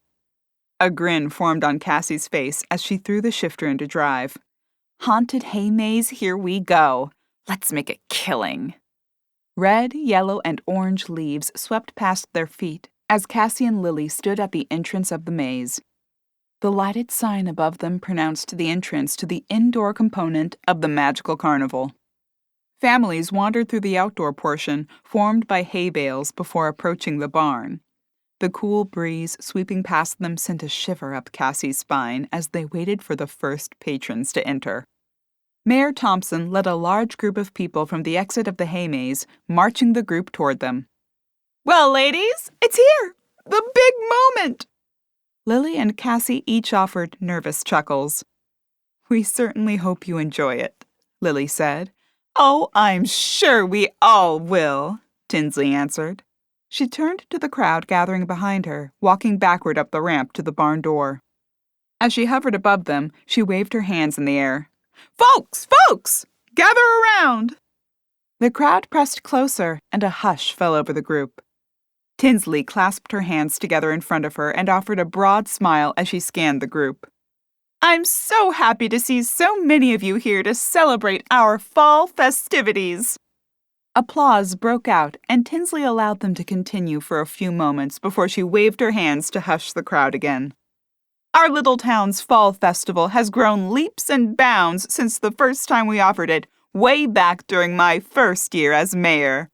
There's so much to enjoy, and this year, I'm proud to present our latest edition by some of our town's newest residents. Lily Bennett and Cassie McGuire have spent countless hours putting together this magical maze, and I think it's going to be a hit. Now, before I let you all in, let me remind you to enjoy the apple cider, pumpkin carving, vendor booths, kids' craft tent, and the costume party/dance later tonight. And now, without further ado, I give you the Magical Carnival! Applause sounded again before Tinsley waved the crowd ahead. They flocked inside in a steady stream as Tinsley greeted several of them. "Well, ladies," she said as the crowd thinned, "fabulous job as always. I can't wait to see the finished product. If you don't mind, I'm going to duck in." "Enjoy!" Cassie called over the heads of the people entering. They milled around the entrance for several minutes in case there were any issues or malfunctions within the maze. Laughter echoed from inside, along with a few shouts of surprise or screams of fake terror. "I'm going to get a cider," Lily said as the first few people emerged from the exit, clapping their hands with grins spread across their faces. "I'll join you. I think the maze will be okay for a minute." The first few people came out okay, and they look pleased, so it seems to be going well. "Let's hope there are no malfunctions," Cassie said as they strode toward the tent serving the spiced cider. With the warm drinks in their hands, they perched on a hay bale seat and sipped at them. Wyatt wandered over to them in his uniform. "Hi, ladies," he said, his hands perched on his belt. "Working tonight, huh?" Lily asked. "No," Wyatt answered with a crinkled forehead. Lily studied his uniform as she sipped her cider. "Do you always come to events in uniform?" Cassie asked. Wyatt glanced down at his attire before he laughed. "Oh no, this is my costume." Lily coughed as she choked down the apple cider. "You went as a sheriff?" "Of course not! Don't be ridiculous!" He poked a finger at his name tag. "Hopper, see?" "I'm not getting it," Cassie answered. "You're wearing your sheriff's uniform." Wyatt's eyes slid side to side before he explained. "I'm Police Chief Hopper, from Stranger Things. Get it?" He waved a hand at them to dismiss it. "Someone told me I looked like him. I thought it'd be a great idea." Cassie straightened, an expression of understanding crossing her features as she nodded. Oh, I get it, yeah." "Very clever, Wyatt," Lily said before sipping at her cider again. "Have you gotten any early feedback on the maze?" Lily crumpled her plastic cider cup after draining it. "Not yet. We just stepped away as the first people came out. I ran into Mayor Thompson on my way over here, and she said it was great. I was just heading over there to check it out." "Well, I hope you enjoy it," Cassie said. "And I'm glad Tinsley did." Wyatt pointed a finger gun at them. "She was raving over it. I'm guessing you two will be dreaming up another maze for next year." "We'll put our thinking caps on," Lily said. "I've already got ideas for changes," Cassie added. Wyatt grinned at them before glancing over at the barn. "Well, I guess I'll go—" A blood-curdling scream ripped through the night air, cutting off Wyatt's words. "Wow," Cassie said as she squashed her cup into a ball and tossed it in the nearby trash can. "That sounded intense." Lily cocked her head and raised her eyebrows. "No kidding." "It's probably that stupid clown head you put in there. I told you it was borderline gross." "It wasn't that scary," Lily began when a crowd rushed from the barn, streaming from both the entrance and the exit. Shouts sounded and a few more screams before someone finally explained the cause of the panic. A woman dressed as a black cat pressed her paw gloves to her face and screamed, "There's a dead body in there!"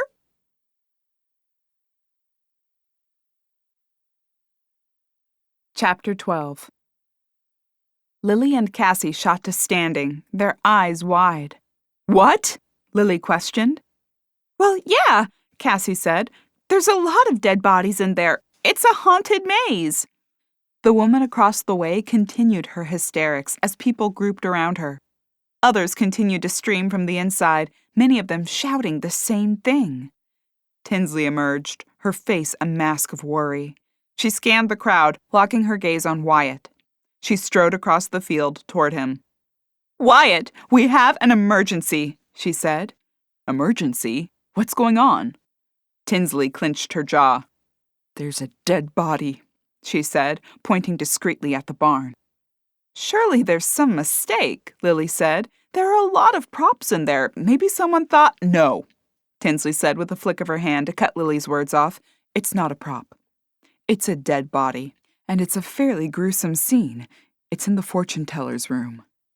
Wyatt swallowed hard and tugged his radio from his costume, calling for backup. "This has to be a misunderstanding," Cassie said, as Wyatt spoke with his deputy. "I agree," Lily said. She glanced at Wyatt, who spoke a few words into the radio perched on his shoulder. "Come on."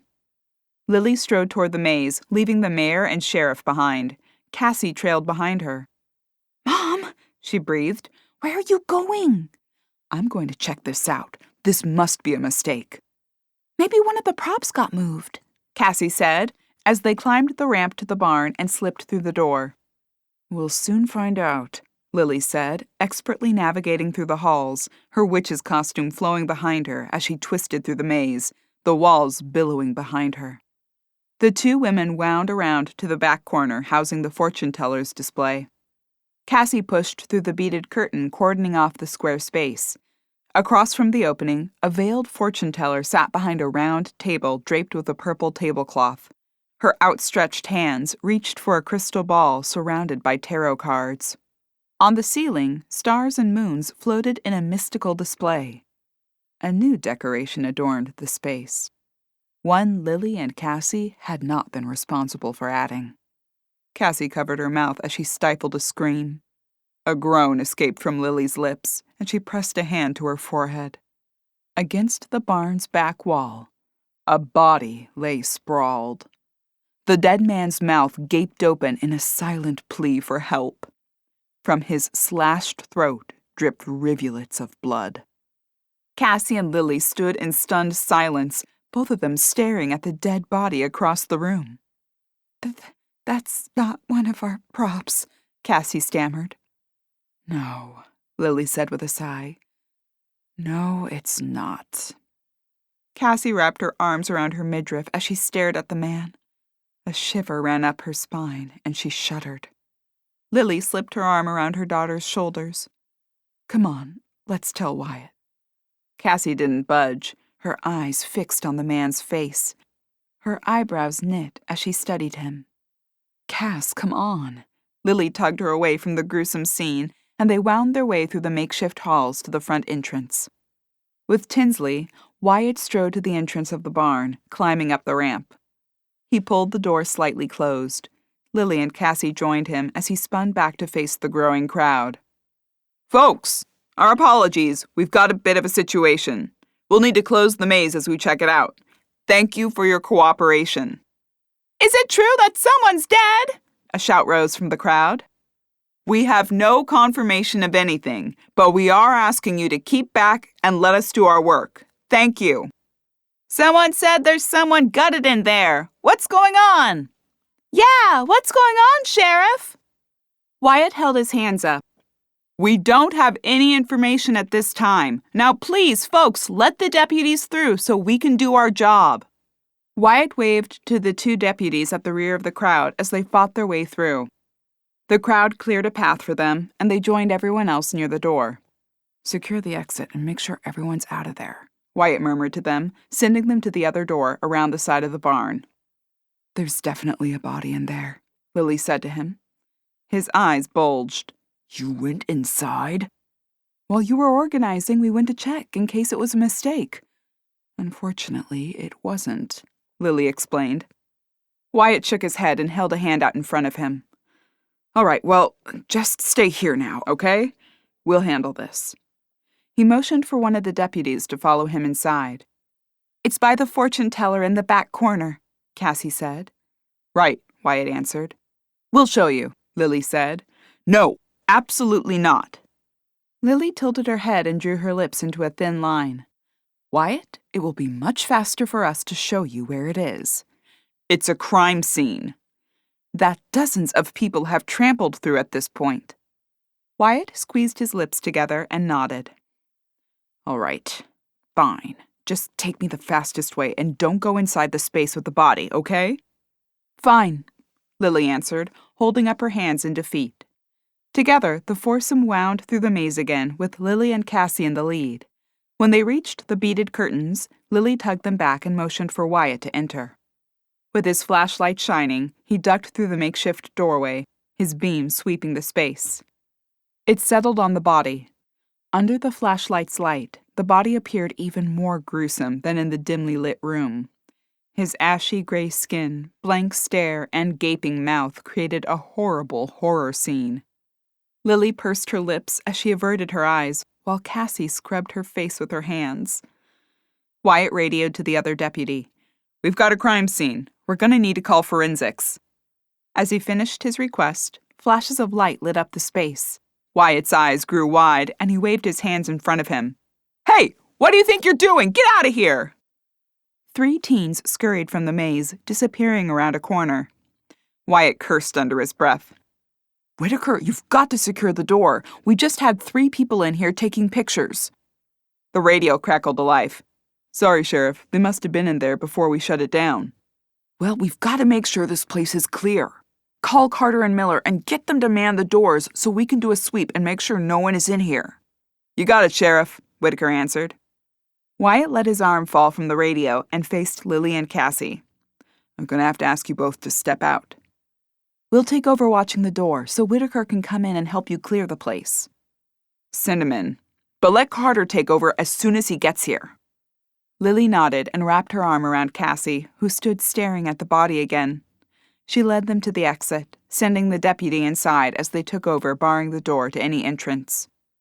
"I can't believe this," Cassie mumbled, still staring inside the maze. "It's not exactly the opening night I envisioned," Lily admitted. Cassie wrapped her arms around her midriff again, biting her lower lip. Lily pushed a lock of Cassie's blonde hair over her shoulder. "Cass, you okay?" Cassie gave her a slow nod in silent response. "It's okay not to be okay. That was pretty gruesome." Lily paused, awaiting a response. "I'm not certain I'll ever get that image out of my mind. We probably shouldn't have barged in there." "It's not that," Cassie answered quietly. Lily furrowed her brow as she stared at her daughter, uncertain of her meaning. Cassie flicked her gaze to her mother. "Did you look at his face?" Lily crossed her arms, the crease between her brows deepening. "Yes, it was disturbing. Cassie, I think dwelling on this isn't a good idea. I know it's hard, but I think we should try to—" "Ladies!" Tinsley interrupted. "What is going on in there?" She poked a finger into the barn. "Wyatt's making sure everyone is out of there before they bring the forensic team in." Tinsley lowered her eyes, her head shaking. How could this happen? Penny hurried toward them, her eyes wide. "What's going on?" Tinsley pressed a hand to her forehead. "Oh, it's just awful." "Everyone's asking what's going on, and if the festival is canceled, maybe you should—" "You're absolutely right. I need to make a speech." "Have everyone meet in the tent where the dance is being held." Penny nodded and disappeared, shouting to the first group of people, Folks! Mayor Thompson has asked everyone to go to the central tent where she'll make an announcement." She continued around the field, informing event-goers to gather at the tent. People slowly began to disperse from around the barn, making their way to the tent. Tinsley pressed a hand against Lily's arm. "Have Wyatt report to me as soon as he has any information. I need to go handle the frightened townspeople. Duty calls." She spun on her heel and hurried away, waving people toward the tent as she went. "At least she's good in a crisis," Lily said as they watched Tinsley trudge toward the tent. Cassie crossed her arms tightly over her chest, shuddering, her face pinched with consternation. Wyatt appeared in the doorway with another man. "Okay, ladies. Sergeant Carter can take over door duties now. Why don't you both head home and get some rest?" "Are you sure there isn't anything else we need to do?" Lily inquired. "We'll need you both to come down to the station sometime and get your prints on file. They're likely everywhere in there, and forensics will want to be able to distinguish them from any other prints we may find."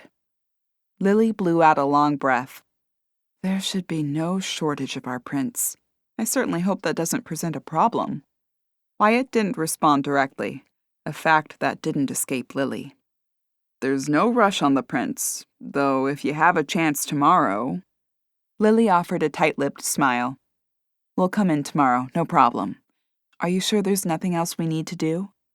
"Not unless you want to listen to Mayor Thompson's speech.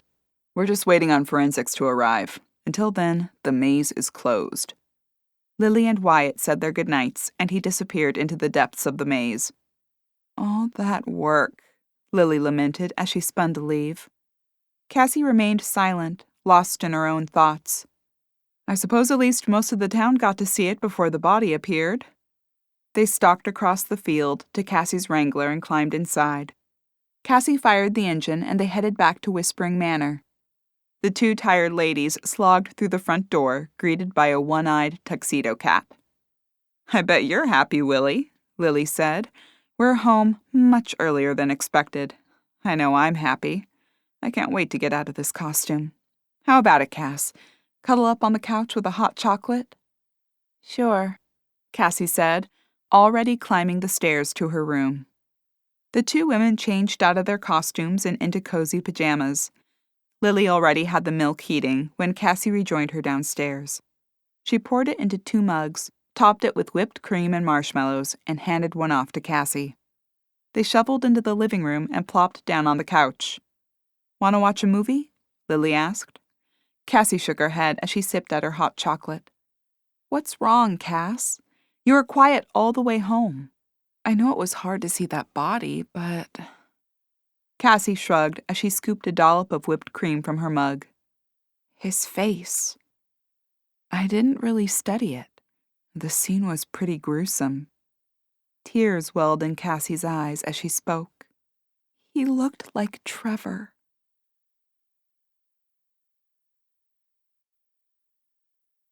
Chapter 13.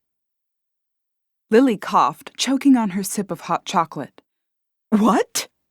"He looked like Trevor. Not identical, but similar. His eyes were so much like Trevor's." Lily bit her lower lip, realizing what upset Cassie about the scene. The man, who Cassie believed bore a resemblance to her recently deceased husband, had probably dredged up lots of painful memories. "Oh, Cassie, I hadn't noticed," Lily answered as she slipped her arm around her daughter's shoulders. "I didn't look closely since it was so gruesome." "It's all I could see," Cassie choked out, swallowing down her tears and blinking as she set her mug aside. Lily pulled her closer, setting her mug down and wrapping both arms around her. "Oh, Cassie, I'm sorry." She paused a moment as she kissed her hair. "You know it wasn't Trevor, though, right? It's just bringing up lots of bad things. Things we worked so hard to put behind us, only to have it all crop up again with one dead body who probably doesn't look anything like Trevor, really. I probably made it all up." "Oh, I doubt you did that. But the shock may have been enough to make you think he looks more like Trevor than he does." Cassie took a few shaky breaths before blowing out a long one. She flicked at a stray tear that had fallen onto her cheek. "You're probably right. I probably only thought he looked like Trevor. Maybe we can ask Wyatt tomorrow. Another look at his face in the cold light of day may settle your nerves." Cassie guffawed, drawing her chin back to her chest. "You want me to take another look at a dead body?" Lily stroked her hair. "If it'll settle your nerves, yes." Cassie drew in a deep breath and retrieved her hot chocolate. "Then that's what I'll do. You're probably right. I probably imagined it. It was so dark in there, I couldn't have gotten a good look." "Trevor didn't have any siblings," Lily answered, settling back with her mug, "so it couldn't be a brother. Maybe a cousin at best, but I think that's a stretch." Cassie offered a chuckle at the statement. "Yeah, what are the chances Trevor's distant relative ends up dead in our maze after we move into a new town?" Lily studied the headline of the morning paper as she retrieved it from the front porch. With a shake of her head, she shuffled back inside in her robe and slippers. She found Cassie in the kitchen, already tugging their waffle maker from a cupboard. "Waffles, huh?" she asked. "I need it," Cassie claimed. "Comfort food." "Did you get any sleep?" Cassie shoved a lock of hair behind her ear as she shoved the plug into an outlet. "I did, surprisingly, but I still want waffles. We found a dead body last night." Lily motioned to the paper with one hand as she retrieved a bowl for the batter with another. "Wait until you see the headline this morning." Cassie shot her a glance before stalking toward the table and picking up the town's newspaper. Bold black letters announced, "Maze Mania! Body found in carnival-themed Halloween maze." She scanned the article, rolling her eyes. Oh boy, they just had to mention that it happened in the newcomers' contribution to the town's festival. At least Tinsley told them we couldn't have done it. Cassie read the second column, her lips forming a frown as she read the mayor's quote. "I suppose that's a good thing, though I can't believe we're suspected because we built the maze. There were hundreds of people inside." "We're suspected because we're new. And I guess we're always trouble. First the treasure and now this." Lily chuckled as she poured the batter into the waffle maker and closed it. "We're getting quite the reputation. They'll be running us out of town soon." Lily lifted the lid on the waffle maker. The warm, aromatic scent of a freshly cooked Belgian waffle wafted through the room as she pried it from the griddle and slid it onto a plate before pouring in more batter. "I hope not. I like it here."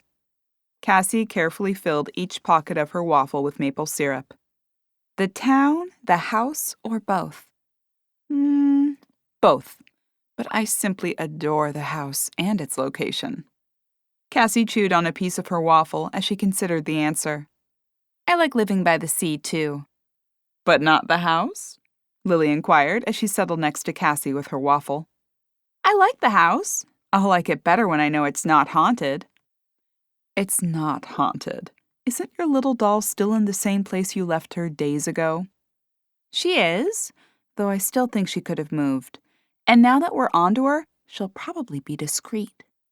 Lily chuckled at the words and rolled her eyes. "I think you're being silly. The house isn't haunted. The doll isn't moving on her own." "Maybe we should have Ruby come in, just in case." "Tell you what, if that doll moves again on its own, we'll call her. Otherwise, let's just chalk it up to a hazy memory and agree this beautiful old house isn't haunted." "Okay," Cassie said. "Deal." The ladies finished their breakfast and parted ways to dress for a trip to the police station. As Cassie pulled a sweater over her head, she pushed the image of the man's startled face from her mind. It had already begun to fade. She felt certain she had imagined his resemblance to Trevor. Likely a remnant from the recent tragedy, her brain had probably concocted the scenario to cope with the shock of seeing a dead body. She wasn't even sure she'd ask Wyatt to view the body today. Her mind turned back to her ghost downstairs. The doll hadn't moved from its spot since she'd put it there. Perhaps it all had been a fluke. Maybe her mind was overworked from building the maze. Either way, she hoped both situations resolved themselves. She was ready to slip away into a quiet November, spend her first Thanksgiving in Whispering Manor, and prepare for the Christmas holiday.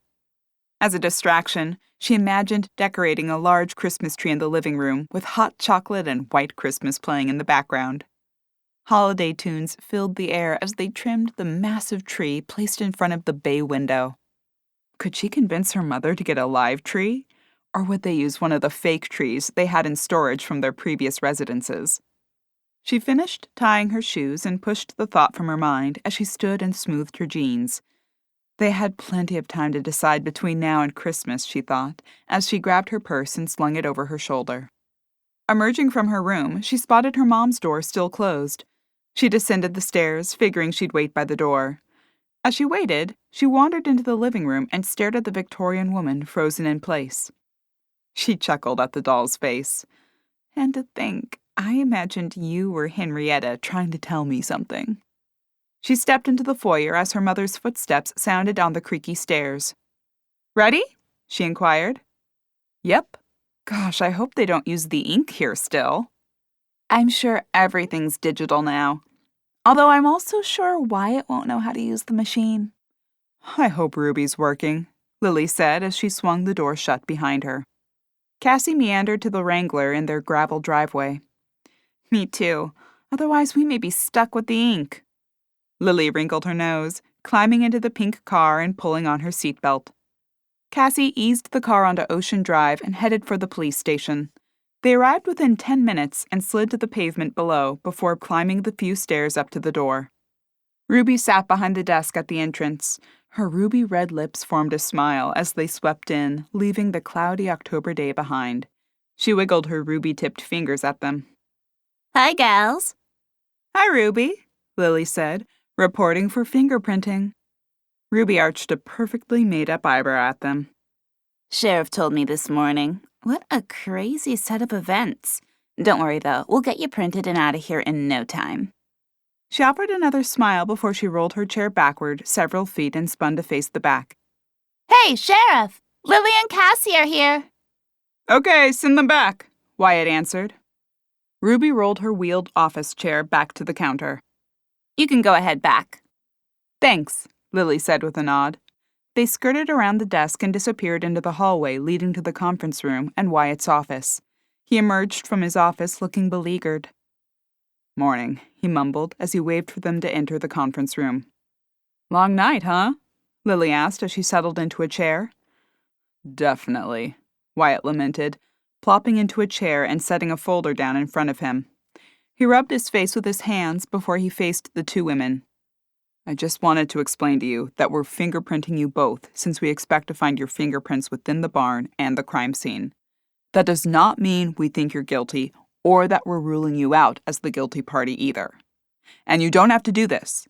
You're willingly offering us your fingerprints to assist with the investigation, but you are under no obligation at this time to do so. If you want to consult with an attorney first, that's perfectly fine at this juncture. Lily guffawed at his speech, offering him an amused grin. You're joking, right? I'm not, he answered. His voice trailed off, and he heaved a sigh. There have been some developments. I think it may be best that you consult with someone first before we do anything. Are you serious? Cassie exclaimed. You really think we need an attorney? We didn't do anything. Wyatt remained silent. Lily drummed her hands on the table, her face filled with consternation. It bothers me that you're not answering. Wyatt's gaze fell to the folder in front of him. I told you, there have been some developments. Such as? Lily asked. I'm really not at liberty to say, Wyatt began.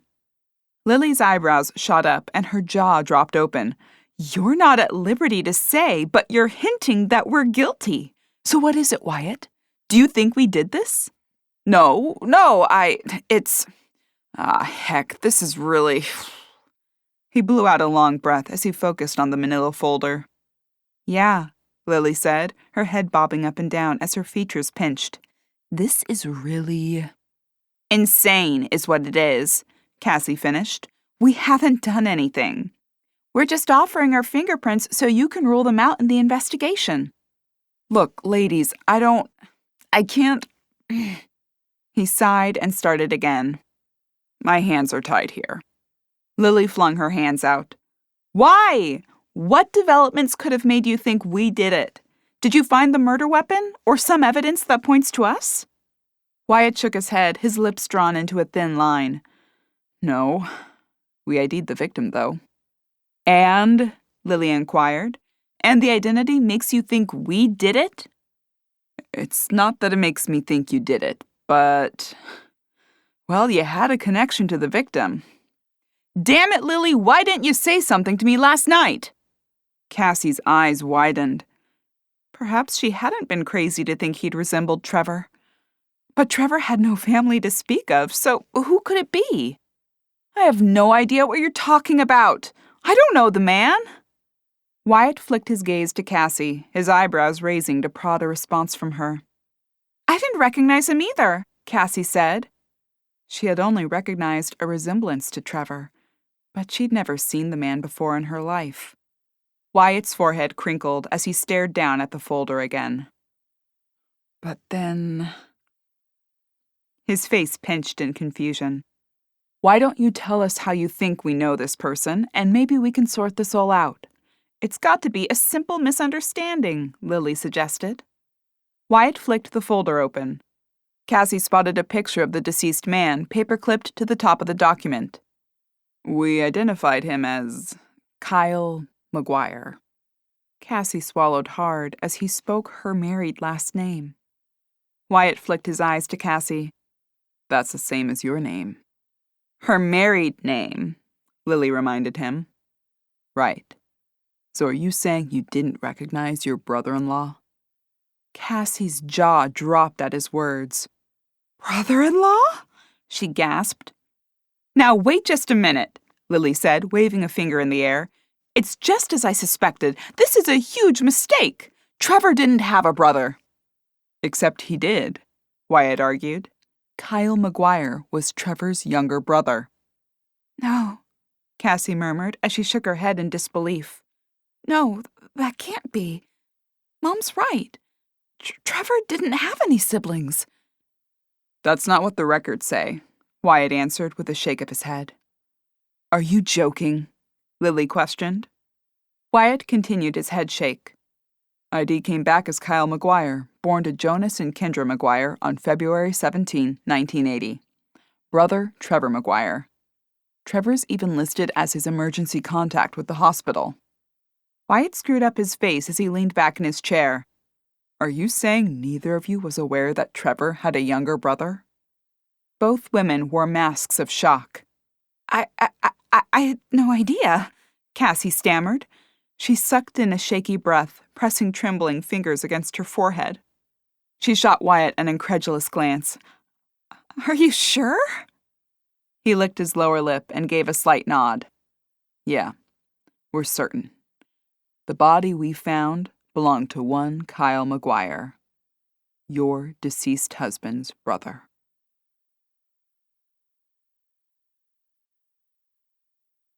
Chapter 14. Lily swallowed hard and clapped a hand over Cassie's. This is understandably a shock, she said. Could you give us a few moments? Sure, Wyatt answered, closing his folder and tapping it against the wooden table. Just let me know when you're ready to proceed, either with the prints or leaving or whatever. He tapped the folder on the table again as he stood and hesitated. Look, Lily, It's okay, Wyatt. Just give us a minute. He pursed his lips and nodded again before disappearing from the room, tugging the door partially closed behind him. Cassie stared blankly ahead at the light oak table, absent-mindedly tracing the wood grain with a shaky finger. Cass, Lily prodded, tucking a lock of hair behind her daughter's ear. This can't be right. He's gotta have it wrong. It sounds like they think it's right, and that they have evidence to corroborate it. How? Cassie exclaimed, tossing her arms in the air. She leapt from her seat and stalked to the window, wrapping her arms around herself as she stared out. I'm not sure, Lily admitted. How could Trevor have a brother? She spun to face her mother. And how could I not know about it? I'm sure there's some explanation, Cassie, Lily said, rising from the chair and skirting the table to approach her daughter. She grasped her arms and squeezed. Maybe they were estranged. Estranged enough that Trevor never even mentioned him to me? At all? Not even to say he has a brother, but they're not speaking? Apparently not, Cass, Lily answered with a sigh. Cassie shook her head, her gaze falling to the worn carpet on the floor below them. She let out a sharp breath. Makes me wonder what else Trevor wasn't telling me. Lily pushed a lock of hair behind Cassie's other ear. Maybe nothing. Families are tough. Look at Cliff and Ree. They were estranged, and she never mentioned him. Cassie lifted her eyes to her mother's face. Do you think Kyle was a pirate? Lily chuckled at the poor attempt at humor, and Cassie cracked a smile. Her smile faded quickly, and she shook her head again. What news, huh? Yeah, it'll take some time to get over, I think. But in the meantime, we need to decide what we're going to do about these fingerprints. Cassie shrugged and waved a hand in the air. Unlike Trevor, I have nothing to hide. Are you sure you want to give them your prints? With the odd connection to your late husband, maybe we should rethink. I didn't do anything, Mom. And won't we look guilty if we do that? Lily pressed her lips together as she considered it. Maybe. But I don't want a chance doing something wrong in case they try to blame one of us, namely you. Mom! Cassie shouted. I'm innocent! Yes, I know that. I'm not saying you did it. But given the odd connection, I don't want to make this worse in the event that they try to pin this on you. Do you really think Wyatt would do that? No, I don't. But Wyatt may not be the only one involved. Maybe we should talk to an attorney. Cassie considered her mother's words. I guess it couldn't hurt, but... But? What difference does it make? If they suspect me, they'll arrest me and fingerprint me anyway. At least this way we've cooperated. Lily held her hands up in defeat. All right, if you're sure. I don't see how it could hurt. They'll get my prints if they want them no matter what. Lily called out the door to Wyatt. His office chair squeaked as he launched from it and hurried inside. Hey, listen, I hope you don't think I'm accusing either of you. Lily cut him off with a wave of her hands. No, it's okay. It's just a shock, that's all. We certainly never expected this. Wyatt shoved his hands in his pockets and nodded. And I certainly understand if you decide not to go through with providing fingerprints. We're going to do that. If we can help with the investigation at all, we'd like to. We don't have anything to hide, Lily answered. Wyatt bobbed his head up and down as his lips tugged down at the corners. Of course not. He paused for a moment, and they stood in awkward silence. Well, why don't you both take a seat and I'll get everything ready, and then we'll get your prints and get you on your way. Thanks, Wyatt, Lily said, returning to her seat. Cassie spun to stare out the window, biting her lower lip as Wyatt left the room. Come sit down, Cass, Lily said, patting the chair next to her. Cassie pulled herself away from the window and skirted the table, plopping into the seat next to her mother. She sunk her chin into her palm, balancing an elbow on the table's edge. At least this explains why he reminded me of Trevor. Yeah, I guess so, Lily admitted, smoothing down a lock of her daughter's hair. So I'm not going crazy. Nah, just the believing in ghosts part is crazy. You were right about this part. Cassie flicked her gaze sideways, offering her mother a wry grin. Very funny. And if I'm right about this, maybe I'm right about the ghosts too. Lily pressed her lips together in an unimpressed stare. Let's not get ahead of ourselves. We have no proof of that. Yet, Cassie reminded her. Before Lily could reply, Wyatt knocked on the door jamb. Okay, we're all ready. Lily, you want to go first? Age before beauty, I guess, Lily said as she rose. Or beauty before beauty, Wyatt stammered in an awkward response as he scratched his head. He chuckled at his own statement, motioning for Lily to follow him. Cassie sat in the room alone, drumming her fingers against the table as she waited for her mother's return. Her mind raced in hundreds of directions at once, each thought fighting for attention. Why had Trevor concealed the fact that he had a brother? If the reason was that they were estranged, what happened between them to prompt such animosity? He told Cassie he had no family. He had only invited friends to their wedding. Cassie had split her guests, sending some to the groom's side to fill the church. The sound of Wyatt's voice interrupted her ruminating. Hey, Ruby, he called. Wow, Cassie murmured. He really is bad at technology. She leaned back in her seat, crossing her arms over her chest. Perhaps some clue existed in Trevor's things. She'd put much of it in storage when they'd moved, planning to sort through it at another time when she felt ready. She pondered the best place to begin her search when Lily reappeared at the doorway. You're up, she said as she strode to her chair and sank into it. Don't worry, it's digital, and Ruby makes it quick and painless. An amused glance crossed Cassie's face. I heard him call for her. Lily wiggled her eyebrows as Cassie rounded her chair. Yep, he is really bad at technology. Cassie stepped into the hall and hurried to where Wyatt waited for her. Okay, this should be pretty simple, at least for Ruby. Cassie chuckled as Ruby clicked a few times on the computer and then instructed Cassie on placing her index finger on the glass panel and rolling it to get the full print. Hey, Cassie, I'm really sorry to have sprung this on you. I thought you'd at least know about Trevor having a brother, even if you didn't recognize him in the confusion of last night. Nope, sorry. I had no idea. I've been going over it again and again in my mind. Quite frankly, I'm shocked. I mean, he didn't have any family at our wedding. I just assumed he had no relatives, certainly not a brother. Well, again, I'm sorry to be the one to tell you. Wyatt searched her face for a reaction. Cassie offered a tentative smile. Thanks, though it's not your fault. They finished with the fingerprints and Wyatt offered his thanks for their assistance. You're free to go. If I have any other questions for you, I'll give you a call or stop by. He paused as though unsure if he should offer any additional comments or not. He chose not to, pressing his lips together in a tight smile. Thanks, Wyatt. Cassie collected her mother from the conference room, and they climbed back into her Jeep. Do you mind if we swing by the storage space? Cassie inquired as she buckled her seatbelt. No, but are you sure that's a good idea? Cassie fired the engine and tugged the shifter into gear. What do you mean? I assume you're going to look through Trevor's things. Cass, if he hid this from you, maybe you don't want to know about it. Maybe it's best left buried.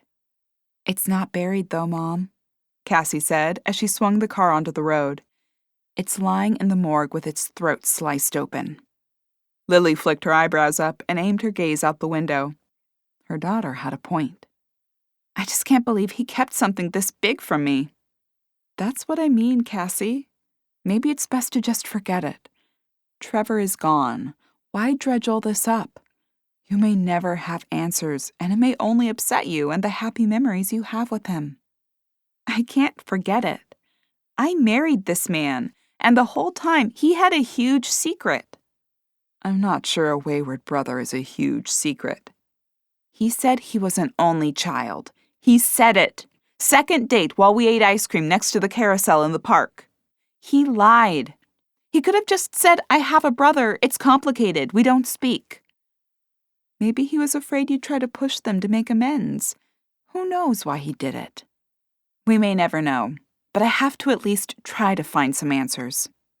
All right. Let's grab some of his stuff and we'll go through it. Maybe we'll find some clue. Cassie navigated to the storage facility on the outskirts of town, pulling her car off the road and tapping her code into the metal keypad to open the gate. She eased the car through the metal gate and wound through the narrow, paved pathways to the storage unit they'd rented when they'd moved to Hideaway Bay. Cassie slid her key into the padlock before sliding up the large orange door. They stepped inside the dark space and she flicked on her flashlight.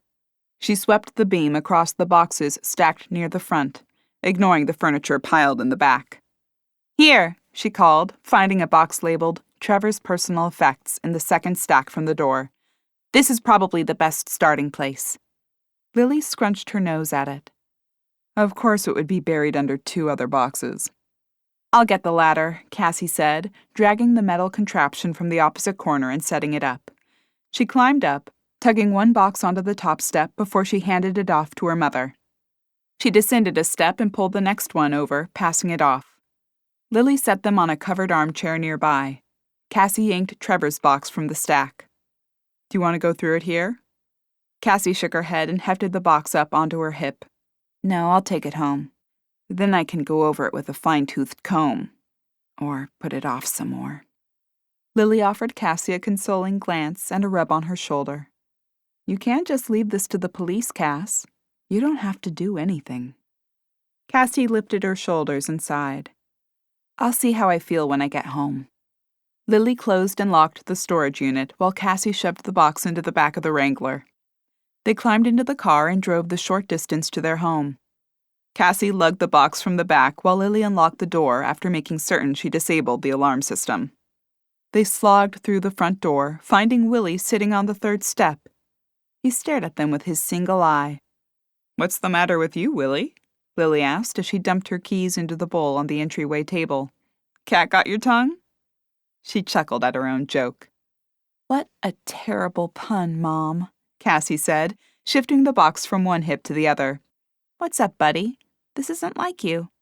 No, he's normally down here trying to trip me the minute we walk through the door. He hasn't budged an inch since we walked in. Cassie set the box on the floor and squatted down, holding her hand out. Hey, buddy, what's up? The cat flicked a gaze upstairs before he leapt to his feet, tail wiggling in the air. He brushed against the railing before he pranced across the step to the opposite side and swiped his face across the baluster. After a moment, he hopped from his perch and crossed to Cassie, rubbing against her hand with a loud purr. Guess he just wasn't that excited to see us, Cassie said, running a hand down his back and up his tail. Maybe it was the box. He may have been afraid of that. We brought boxes in from the Halloween store and he didn't seem to mind. That box may have a stronger scent of a stranger to him. True, Cassie said as she offered a rueful glance at the box of her dead husband's things. Well, he seems to be back to normal now. Whew, Lily exclaimed. I've had enough of this day already. I vote we order in and do a movie marathon. I agree, Cassie said with a final stroke down Willie's back before she stood and lifted the box, balancing it on her hip. I could go for tacos. Should I call nachos? Sounds good to me. I'm heading up to change while you call the order in, Cassie said, mounting the first stair. I'll call as long as I pick the movies, Lily called over her shoulder as she shuffled to the kitchen to retrieve the number. Cassie smiled and shook her head at her mother's request as she lugged the box up the stairs. Her mind turned to its contents. Did she want to go through it? Did she want to remind herself of everything she'd worked so hard not to remember since it happened? The dead body in the morgue almost forced her to. She couldn't ignore it. She'd pushed memories of Trevor away since his untimely death. She could. She didn't need to face them. Not yet. At least, that's what she told herself. But now, with the body of Trevor's brother almost on her doorstep, she needed answers. She knew her mind wouldn't rest until she got them. She'd have to be strong and search for clues, even if it brought up every painful memory of her life with Trevor and how it had been ripped away on one dark, stormy summer night. She reached her decision as she stepped off the final stair. With her eyes studying the cardboard container in her arms, she swung right toward her bedroom. As she reached the corner of the railing leading to her hall, she stopped dead. Her jaw fell open. Her heart thudded hard against her ribs as her breath caught in her throat. The box slipped from her hands, thudding to the floor below, its contents rattling around inside. Cassie stood motionless, a chill running up her spine. She pressed her trembling hands to her face as she struggled to catch her breath. In front of her, with an outstretched hand reaching toward the wall, stood the animatronic ghost.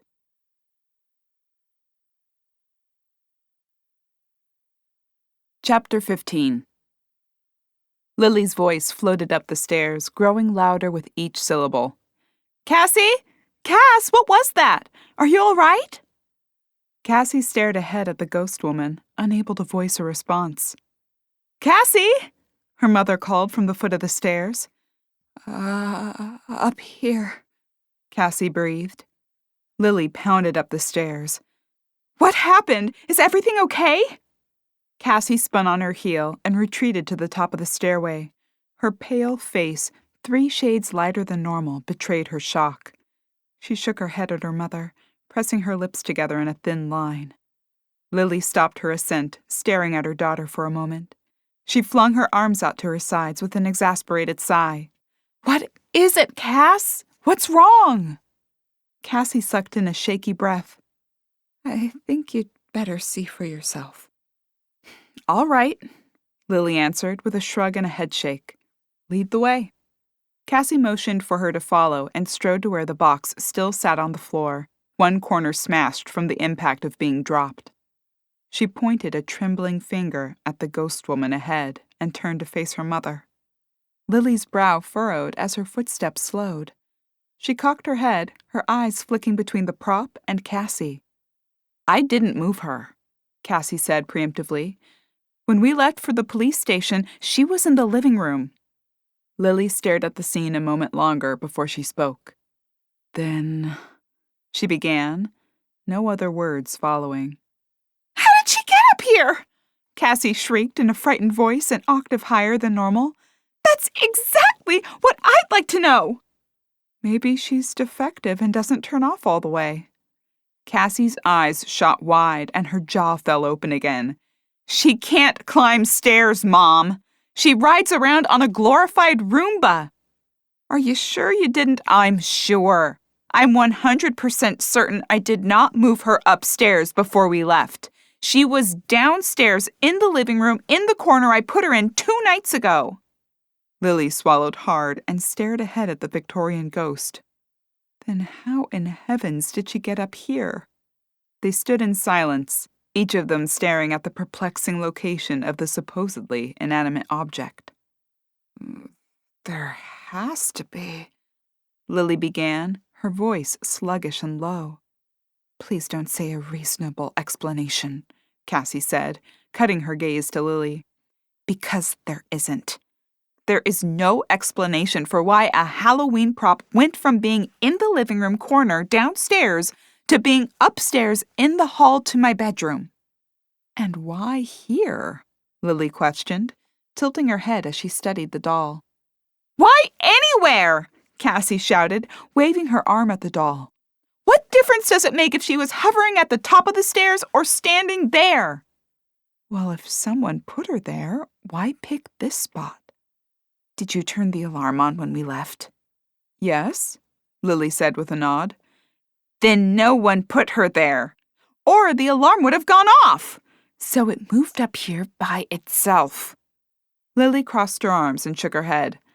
That's impossible. Yet here she is, Cassie shouted, waving her arms at the doll. We've both seen it with our own eyes. She huffed and crossed her arms. I think we should call Ruby. Lily sighed, her eyes still fixed on the ghost prop frozen across the distance. Maybe we should.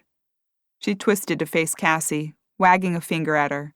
But Cassie, she may not help. She may be a charlatan. Charlatan? Really? Do you think Ruby will just be looking for a payout? No, that's not what I mean. What I mean is she may always feel something. She may assume the house is haunted and feel a presence because she thinks she should. I'll take what she says with a grain of salt. I'm not looking for vague feelings, though. I'm looking for answers. I'm not sure you'll find them, Cass. Cassie frowned, crossing her arms and flicking her gaze to the animatronic. I hope we find something. I'm not sure I can take much more of this phenomenon. Ghost or not, I still need to eat. Why don't you text Wyatt while I call for the tacos? Maybe you should get extra orders in case he brings Ruby over. If he offers, I'm accepting. I need to know before I try to sleep in this house tonight. I'll order 2 extra meals. If they don't come over, we'll have extra for later this week. Cassie nodded as she tugged her phone from her jeans pocket and toggled it open. She eyed the animatronic warily as her mother descended the stairs. She expected it to leap at her at any moment, babbling on about the journals it had told her about in her sleep. With her lips pulled into a frown, she inched past the Victorian ghost, breaking into a run after passing it and sprinting the length of the hall to her bedroom. She pushed the door shut behind her and wandered to the bed, sinking onto it. With her text app open, she typed and retyped a message to Wyatt, unable to settle on the words she wanted.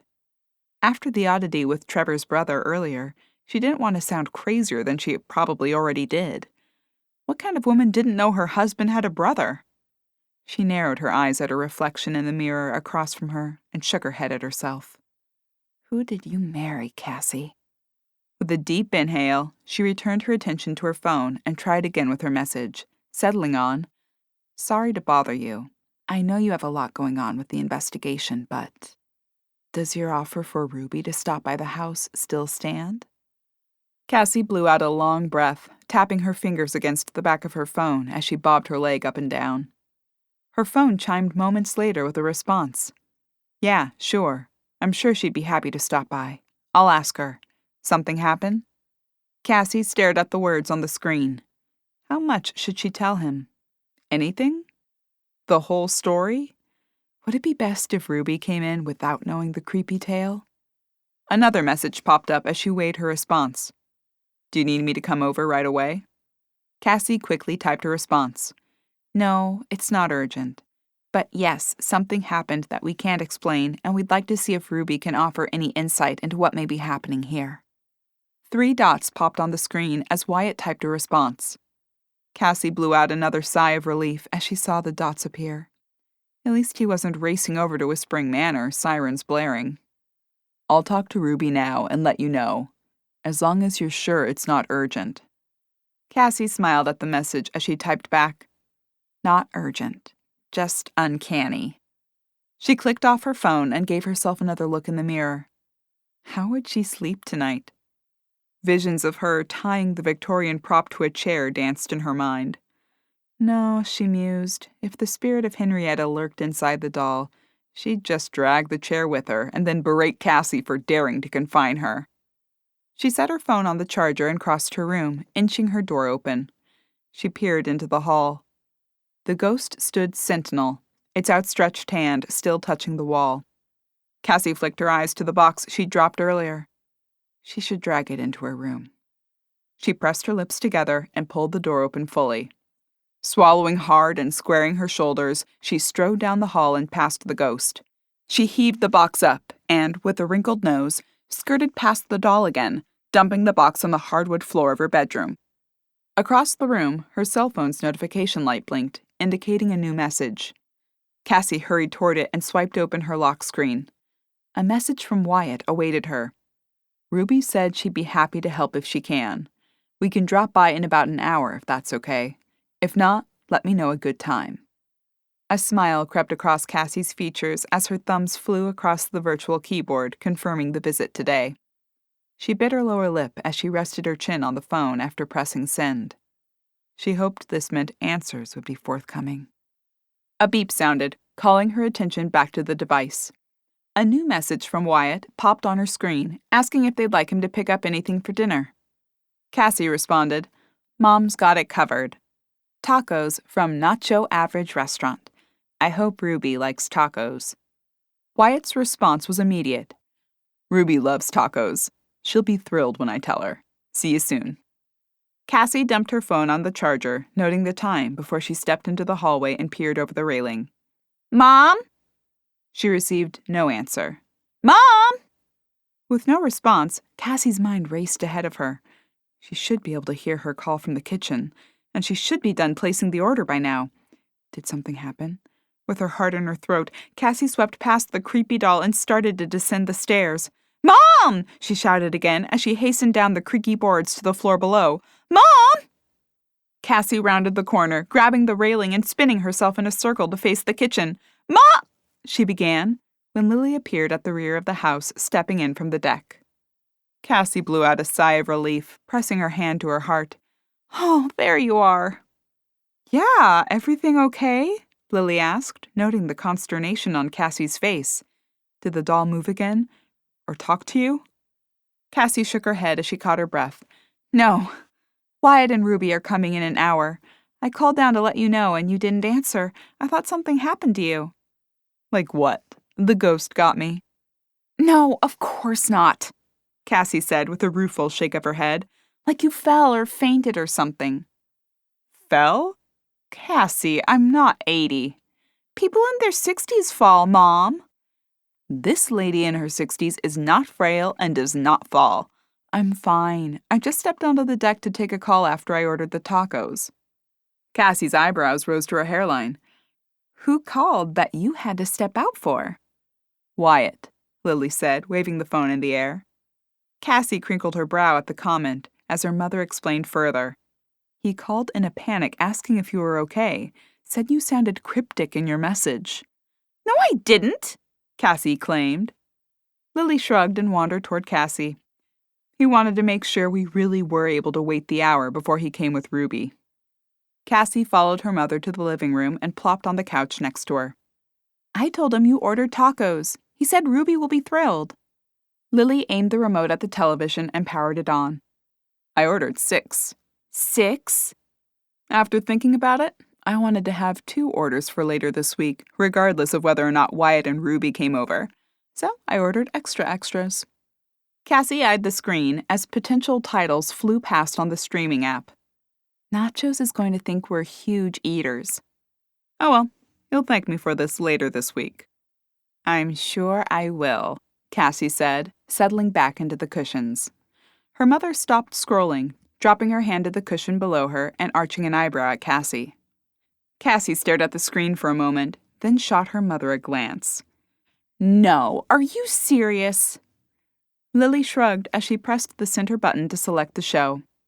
Just trying to get you prepared for what may happen with Ruby. On the screen, the silhouette of a Gothic house appeared as an actor did a voiceover. With a huff, Cassie fidgeted in her seat, squeezing a throw pillow to her chest. Waves crashed against a rocky shoreline on the television as the decorative font floated around before centering itself on the screen. Cassie shook her head at the white lettering that spelled out the show's name, Dark Shadows. A knock at the door startled both women from the show they watched. Has it been an hour already? Lily inquired as she inched to the cushion's edge and pushed herself up. Maybe it's the tacos, Cassie suggested. Lily shuffled to the door and pulled it open. Wyatt and Ruby stepped inside. Wyatt held 2 large bags embalmed with a massive red nacho chip and the words, Nacho Average Restaurant. Ran into the delivery guy on the way in and figured we'd just grab the food. Oh, great, thanks, Lily said, grabbing a bag from Wyatt. And thanks for coming. Yeah, Cassie said, hovering in the doorway to the living room, her hand on the decorative wooden trim. Thanks, Ruby. We really appreciate it. They stood in silence for a moment. With her hands shoved into her jacket pockets, Ruby glanced around the house. Ah, well, Lily said, wiggling the bag in the air. Should we eat first? Yeah, that'd be great, Wyatt said, unless you'd prefer Ruby to dive right in. No, let's eat, Cassie said, unless Ruby would prefer not to. I'm fine with eating, Ruby said, and you don't have to walk on eggshells around me. I have some psychic abilities, but I'm not sensing anything that's making me run for the hills right now. I'll let you know if that changes. Cassie's heart sank at the answer. Perhaps this would solve nothing. Then what would they do? Find another psychic? Have an exorcism? Maybe they did need to watch more Dark Shadows, she ruminated, as Lily led them down the hall to the kitchen. She set out 4 containers of tacos and the complimentary chips and salsa, stowing 2 meals in the refrigerator for later in the week. They gathered around a table, diving into their meal. So, Ruby, Cassie said, breaking the silence only shattered by the crunching of taco shells moments earlier. How does this work exactly? I hope that's okay to ask. Ruby chewed her taco as she nodded. Yeah, it's fine. So I'll go around the house and see if I get any feelings or vibes. I may not. It really depends on if the spirit is present where I am. If there's anywhere in particular that you want me to focus on, I can revisit it. Oh, but please don't tell me ahead of time. I don't want it to skew my reading. Right, okay, sure, that makes sense. Wyatt said you'd been having a few disturbances in the house, though? Cassie dipped a chip into the salsa before letting it hover over her plate as she answered, Yeah, a few different things. We thought the supposed haunting could be attributed to the treasure hunters, but... Lily filled in the rest after Cassie's voice trailed off. Even after that cleared up, we've had some unexplained incidents. Ruby nodded as she sipped at the soda Lily poured for her before sitting down. Maybe you should have gotten margaritas. Sounds like you may have needed it. She arched an eyebrow, a coy smile tugging at the corners of her ruby red lips. Lily chuckled at the statement, shooting a glance at Cassie and then Wyatt. Cassie cracked a smile. I may be ordering one later. I'm not sure I'll sleep in this house. After I tour the place, you can describe them to me. And, if I don't find anything, that doesn't mean there's nothing here. I have a few friends who set up all kinds of equipment and monitor for presences and stuff. I'm sure they'd be happy to help out if you'd like. Lily licked her lips and nodded, her mouth hanging open as she considered the best way to formulate her next words. I don't mean to be indelicate, but may I ask what you and your friends charge for this? Oh, Ruby said, fluttering her red nails in the air. I don't charge anything. Are you sure? Lily asked. Positive. I have a gift of sorts. It'd be wrong of me to try to use it to make money when people need help. Lily shot Cassie a glance, and Ruby added, Besides, I got tacos. I can't complain. That's a pretty poor offering for us to ask you to roam around our house looking for a creepy ghost. The ghost may not be creepy, Cassie, Ruby said with a shrug. They usually want or need something. Cassie winced as she closed the lid on her takeout container. Want something? That sounds creepy. It's usually not, Ruby promised. Cassie wrinkled her nose at the statement, disturbed by Ruby's nonchalance. What have the ghosts you've encountered wanted in the past? I've only encountered 2 scenarios where there have actually been ghosts in the past. Lots of people think they have them, and it turns out to be explainable. Lily shot Cassie a pointed glance at the words. Cassie pressed her lips together, resisting the urge to roll her eyes at her mother. Ruby continued, And in the 2 I've actually encountered, the first wanted her daughter to know she forgave her, and the second wanted a picture album to be found. Well, Lily said, as she stood and stacked the empty plastic to-go containers. That sounds innocuous enough. Let's hope ours is as simple, if there are even any ghosts here. And that's a big if, Ruby said. What? Wyatt questioned, his features pulling into an incredulous expression. You said you never came to Whispering Manor because it was haunted. I didn't say because, I said in case. Same reason I won't go in the barn. When you're sensitive like me, you can't unsee things. Cassie waved a trash bag in the air, snapping it a few times to open it. But if they're usually innocuous, what's to unsee? I don't want to find out in case I run into one that's not. Oh, I sure hope we're not the reason you come across the first thing you want to unsee, Cassie said with a wince. Ruby slapped her hands against the table as she rose. Well, so far so good. I haven't felt anything evil or odd since I stepped into the house. Cassie blew out a sigh of relief at the statement. Whatever Ruby found, perhaps it wouldn't be as dire as she suspected. Lily eyed Ruby and Wyatt. Should we get started? Sure, lead the way, Ruby said, waving her red nails in the air. Well, I suppose you've gotten a good feel for the kitchen, so we'll head into the library next, Lily said, leading the foursome into the hallway and toward the foyer. Lily motioned for them to enter the library space at the front of the house. And then you said to wait to tell you of any incidents until after you've been through the whole house, right? Sure. We can sit down and talk about everything once I've seen all the rooms. I'll let you know if I pick up on anything, and you can let me know what's happened to have you call me in to begin with. Ruby flashed a smile with her red lips, and she stepped inside the library. She closed her eyes, inhaling deeply before her eyes shot open. She cocked her head and furrowed her brow. In a moment, she snapped her gaze to the bookshelf housing Henrietta's novels. She narrowed her eyes at it before she swiveled her head to gaze at other parts of the room. Cassie bit her lower lip as she eyed the scene.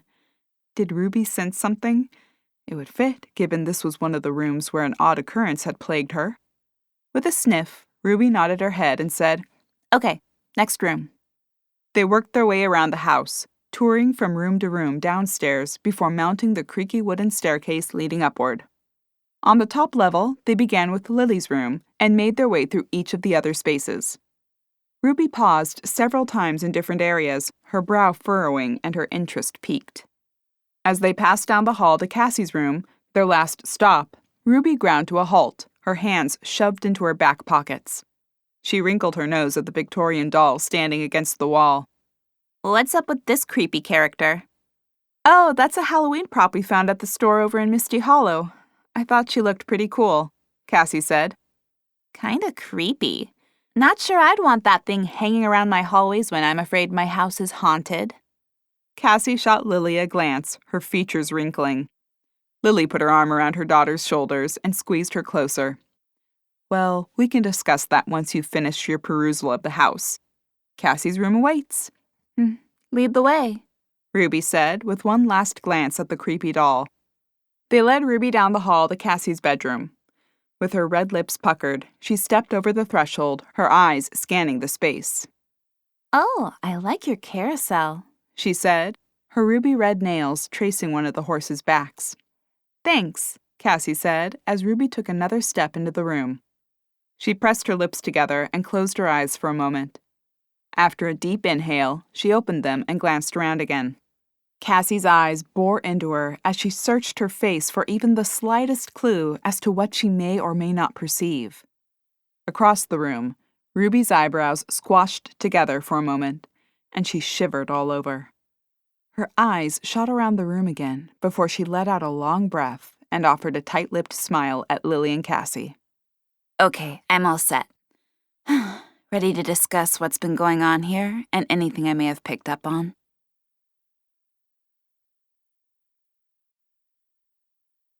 Chapter 16. Lily crossed her arms and shrugged at Ruby, shooting a glance at Cassie. As ready as we'll ever be, I guess. Should we meet in the kitchen? I ordered dessert from Nachos. Wyatt's eyes lit up at the words. You didn't tell me you had dessert. Lily flicked her gaze to Wyatt, a playful smile crossing her lips. Yeah, so you wouldn't eat it before any of us could. What is it? Wyatt questioned as they followed Lily and Cassie from the room and down the stairs. Please tell me it's their churros. And that you got the chocolate sauce? Ruby added. Lily chuckled, waving a finger in the air as they descended the stairs. It is churros. And I got chocolate sauce. I can't even fathom that some people dunk them in fruit-flavored sauce. It's disgusting and irresponsible, Ruby said. Those people are ruining dessert as we know it. They entered the kitchen and settled in around the table as Lily reheated the churros and warmed the chocolate sauce before setting them out in the middle of the table. The grin on Wyatt's face widened as he snagged a steaming churro from the takeout container and dumped it on his dessert plate. Anyone mind if I just dip into the sauce, or are we being polite and spooning it onto our plate? He asked. Just dunk it, Wyatt, Ruby said with a grin before she shot a surprised glance at Lily and Cassie. Oh, unless you're grossed out by it. Nah, Lily answered with a wave of the churros she'd grabbed. Dunk away. You can even double dip. Won't bother me or Cassie. Thanks, Wyatt said, shoving the churro into the chocolate sauce and smothering one end. He leaned forward to bite it before it dripped on his plate. So, Cassie said, nibbling on the end of a churro before she flicked her gaze to Ruby. What did you find? She scrunched her nose and offered a half-frightened grimace as though she really didn't want to know the answer. Ruby chewed a bite of her dessert before she answered, setting the stick down on her plate and wiping the sugar from her hands with her napkin. Well, she raised her eyebrows as she licked her lips. I'd say you've got a presence here. Cassie set her churro down, biting her lower lip as her features twisted into a concerned mask. Doesn't seem nefarious, and it seems a little shy. The presence is fleeting in most cases. Where did you notice it? Lily inquired. The library, then again in Cassie's room. Cassie's pulse quickened at the words. Some spirit haunted her room. She supposed the non-nefarious part was good, but she wasn't sure it mattered. A ghost was hanging around her room. Why? And what if it wasn't quite so benign? Was it the same spirit in both places, or are there two? Wyatt asked as he bit into his second churro. Ruby pressed her red lips together, sucking in a breath before answering. I think the same one. I think she was moving around the house, maybe following us. Or fleeing from us, I'm not sure which. But I got the same vibe both times. She? Cassie said. It's a woman? Ruby's shoulders raised, hitting her large dangling hoops. Seems feminine to me. She's so fleeting, though. It's hard to tell, but I get a girl vibe from her. Cassie shot her mother a glance, lifting her eyebrows. You should tell her, Wyatt said with a mouthful of churro. About the stuff that's been happening. Well, Lily said, dusting sugar from her hands, there's no smoking gun here, but one night I was reading in bed, and right in front of my door in the hall there's a squeaky floorboard. It squeaked. I assumed it was Cassie or Willie. Who's Willie? Ruby interrupted. The cat. Wyatt pointed to his eye. You know, with the one eye. Oh, right, Ruby said. Sorry, go on. Well, when I got up to check, there was no one there. I didn't think anything of it, but the next morning Cassie told me she had experienced something strange in the library. All eyes turned to Cassie. She set down her half-eaten churro and recounted the tale of the flying book to her guests. Ruby nodded as Cassie told the tale. Okay, that makes sense with the presence I sensed. It was near the bookcase you mentioned. And then, Cassie said, pausing to suck in a deep breath, one night in my sleep, that doll wandered into my room and told me to find some journals. I thought maybe I dreamed it, but she was in a different position the next morning than the one I'd left her in. Creepy Victorian lady, you mean? Ruby questioned.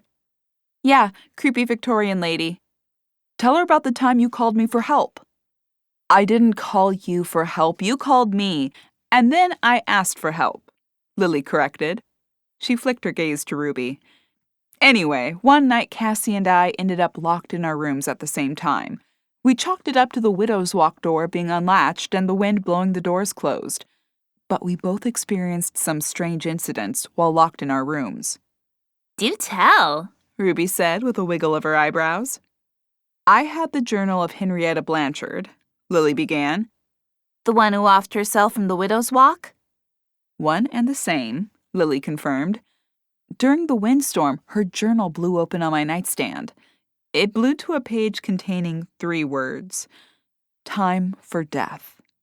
Spooky, Ruby said, biting on her red nail. Wyatt shivered and shook his head. Still creeps me out. Well, here's the creepier part. I searched her journal.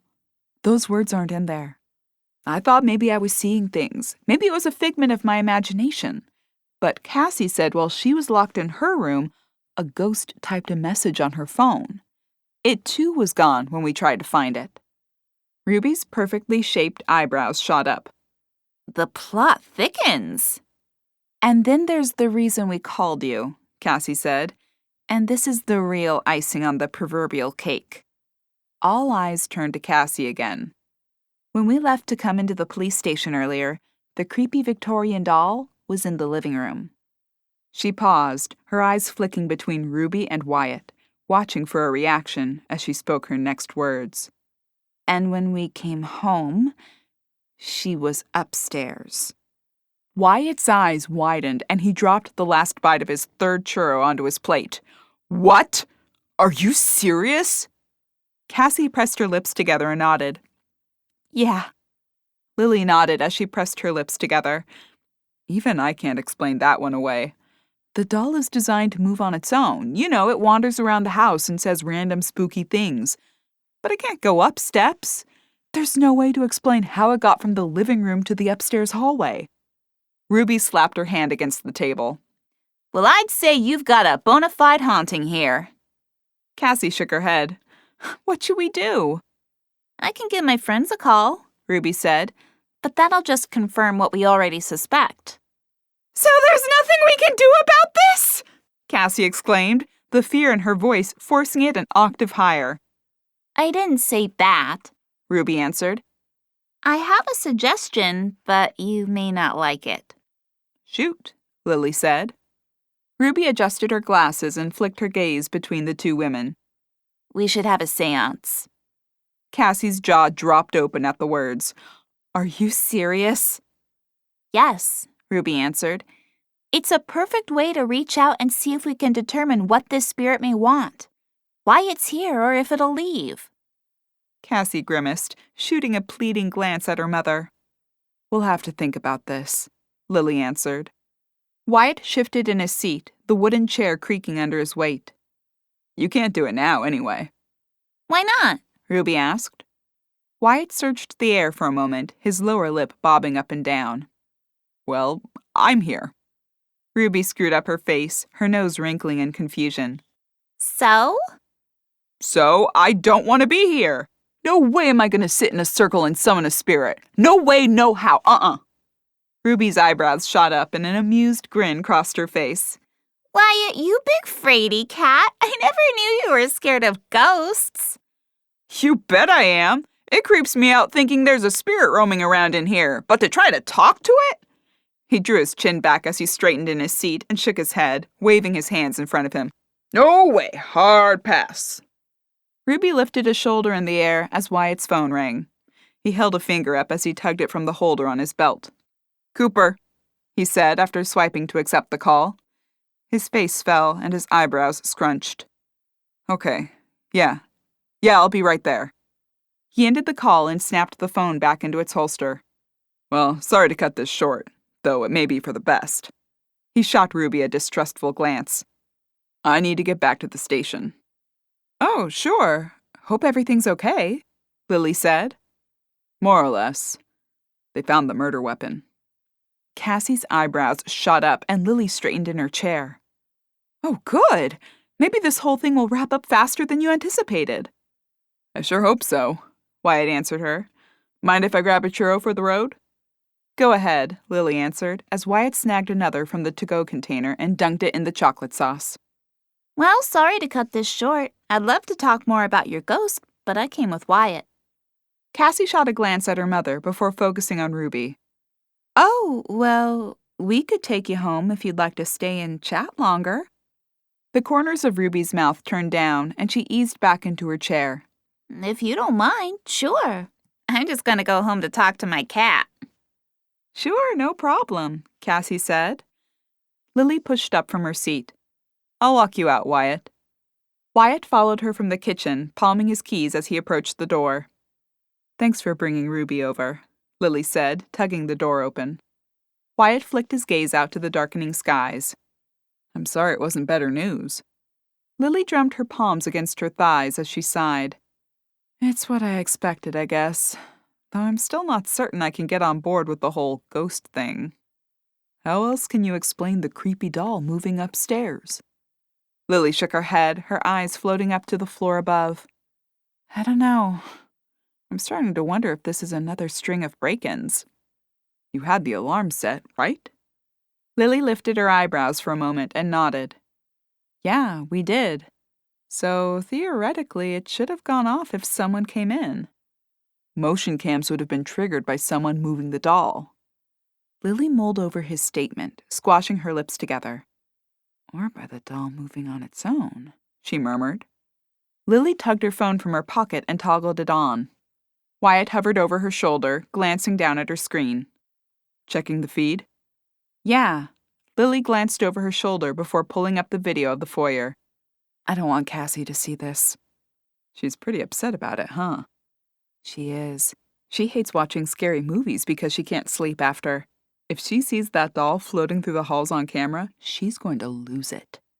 Lily tapped around on her phone, pulling up today's video from the on-screen list. Here goes nothing, she said as she tapped the play button. After a moment of fiddling, she sped the video to 4 times the normal speed. Hours ticked by from midnight on until a yawning Cassie sped down the stairs and raced to the kitchen. Moments later, an equally sleepy-looking Lily sprinted down the stairs and through the front door, returning with the paper in hand. The speeded-up versions of the ladies reappeared, heading upstairs in their pajamas. Cassie dashed down the stairs first and hovered on the edge of the camera's viewpoint. She must be looking at the doll, Lily said. A moment later, Lily appeared and they raced around the foyer before leaving. On screen, nothing moved outside of the shifting shadows from the sun. The minutes ticked by on the timestamp. We came home around 3, I think, so we should be close to something happening, Lily said, noting the 1 p.m. hour. As the timestamp approached 1:39, the video feed skipped, turning fuzzy and distorted. The odd display continued until the camera snapped back to normal at 1:43. Whoa, Wyatt exclaimed. What was that? A few moments later, Lily and Cassie burst through the front door. Lily shook her head and paused the video. Well, the doll's upstairs already, so it happened before this. Go back to the weird part where it's fuzzy and the feed is rolling. Lily nodded as she dragged the slider backward until the timestamp read just before 1:39. She let the video play.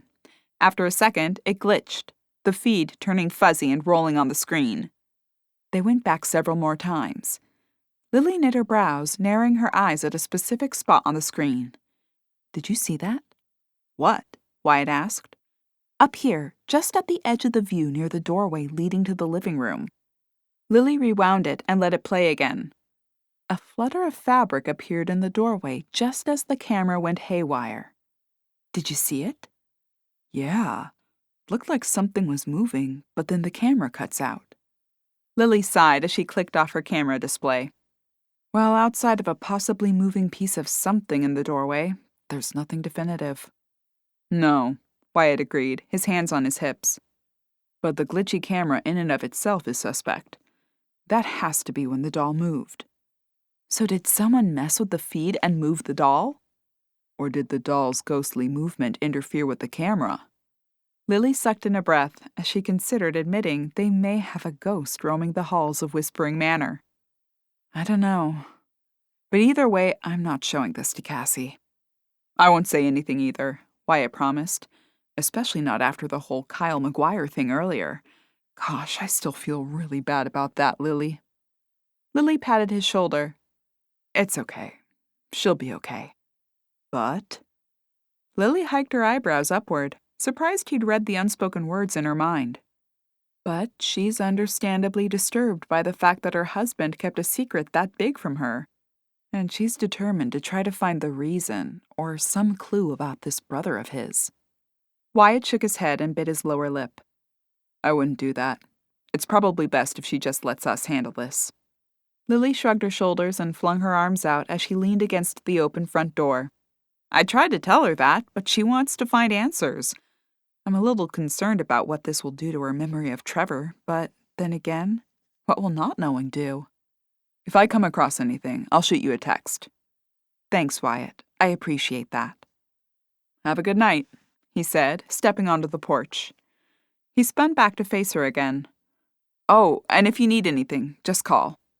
Lily offered him a tight-lipped smile and a nod as he spun back toward the setting sun and headed for his car. She waved as he pulled away and eased the door shut, leaning against it for a moment. What had the camera caught before it had glitched? Was it tampered with? Or did a spirit haunt these halls? And if it was the latter, what were they going to do about it?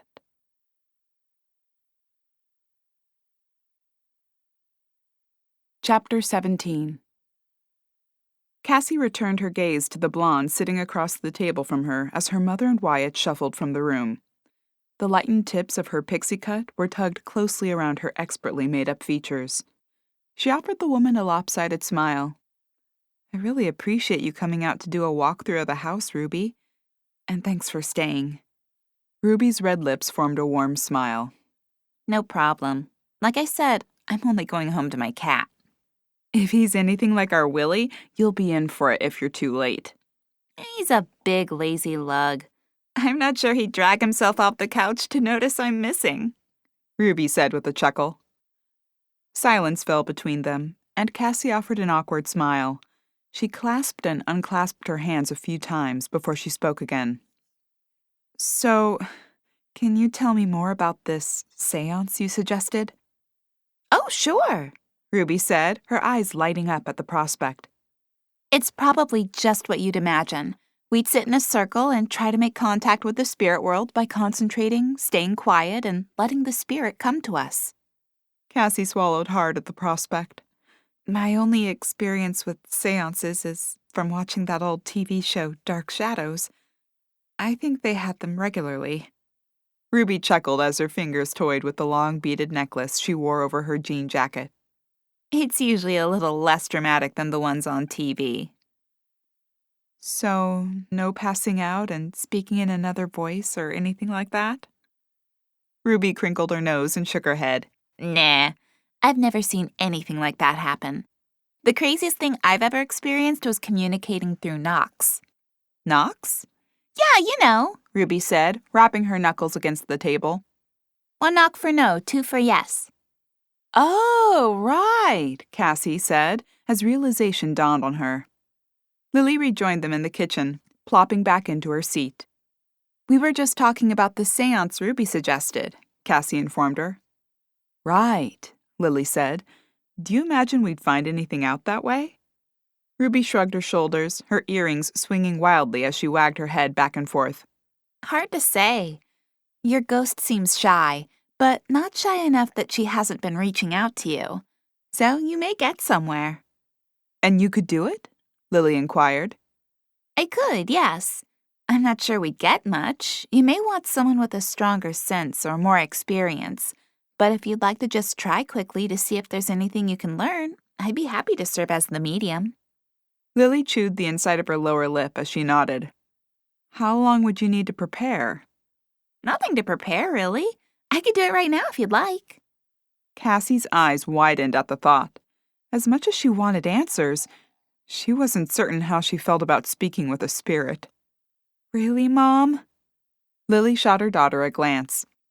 No time like the present. I don't see why we shouldn't try to get a few answers. Didn't you want to think about it? Is there something holding you back?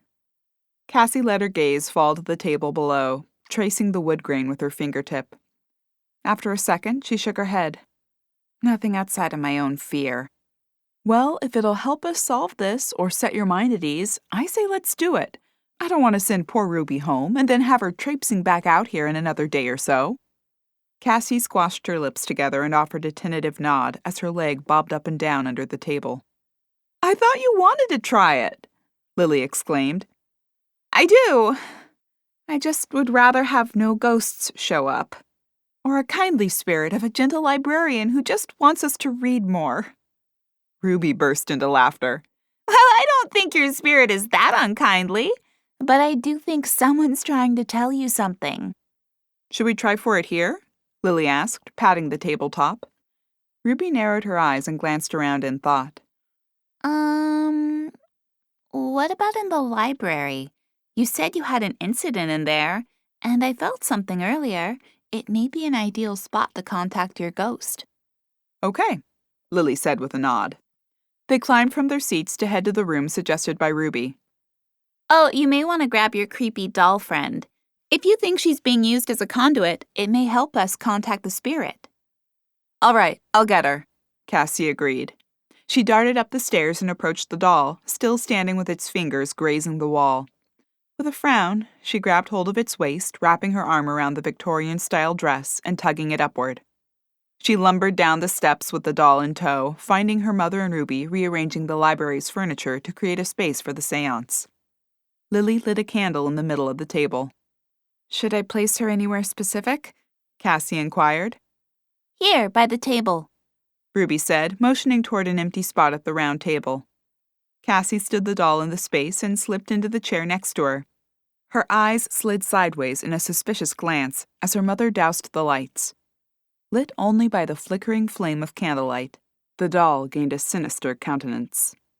Cassie tore her eyes away from the spooky sight, directing her gaze to her mother, then Ruby.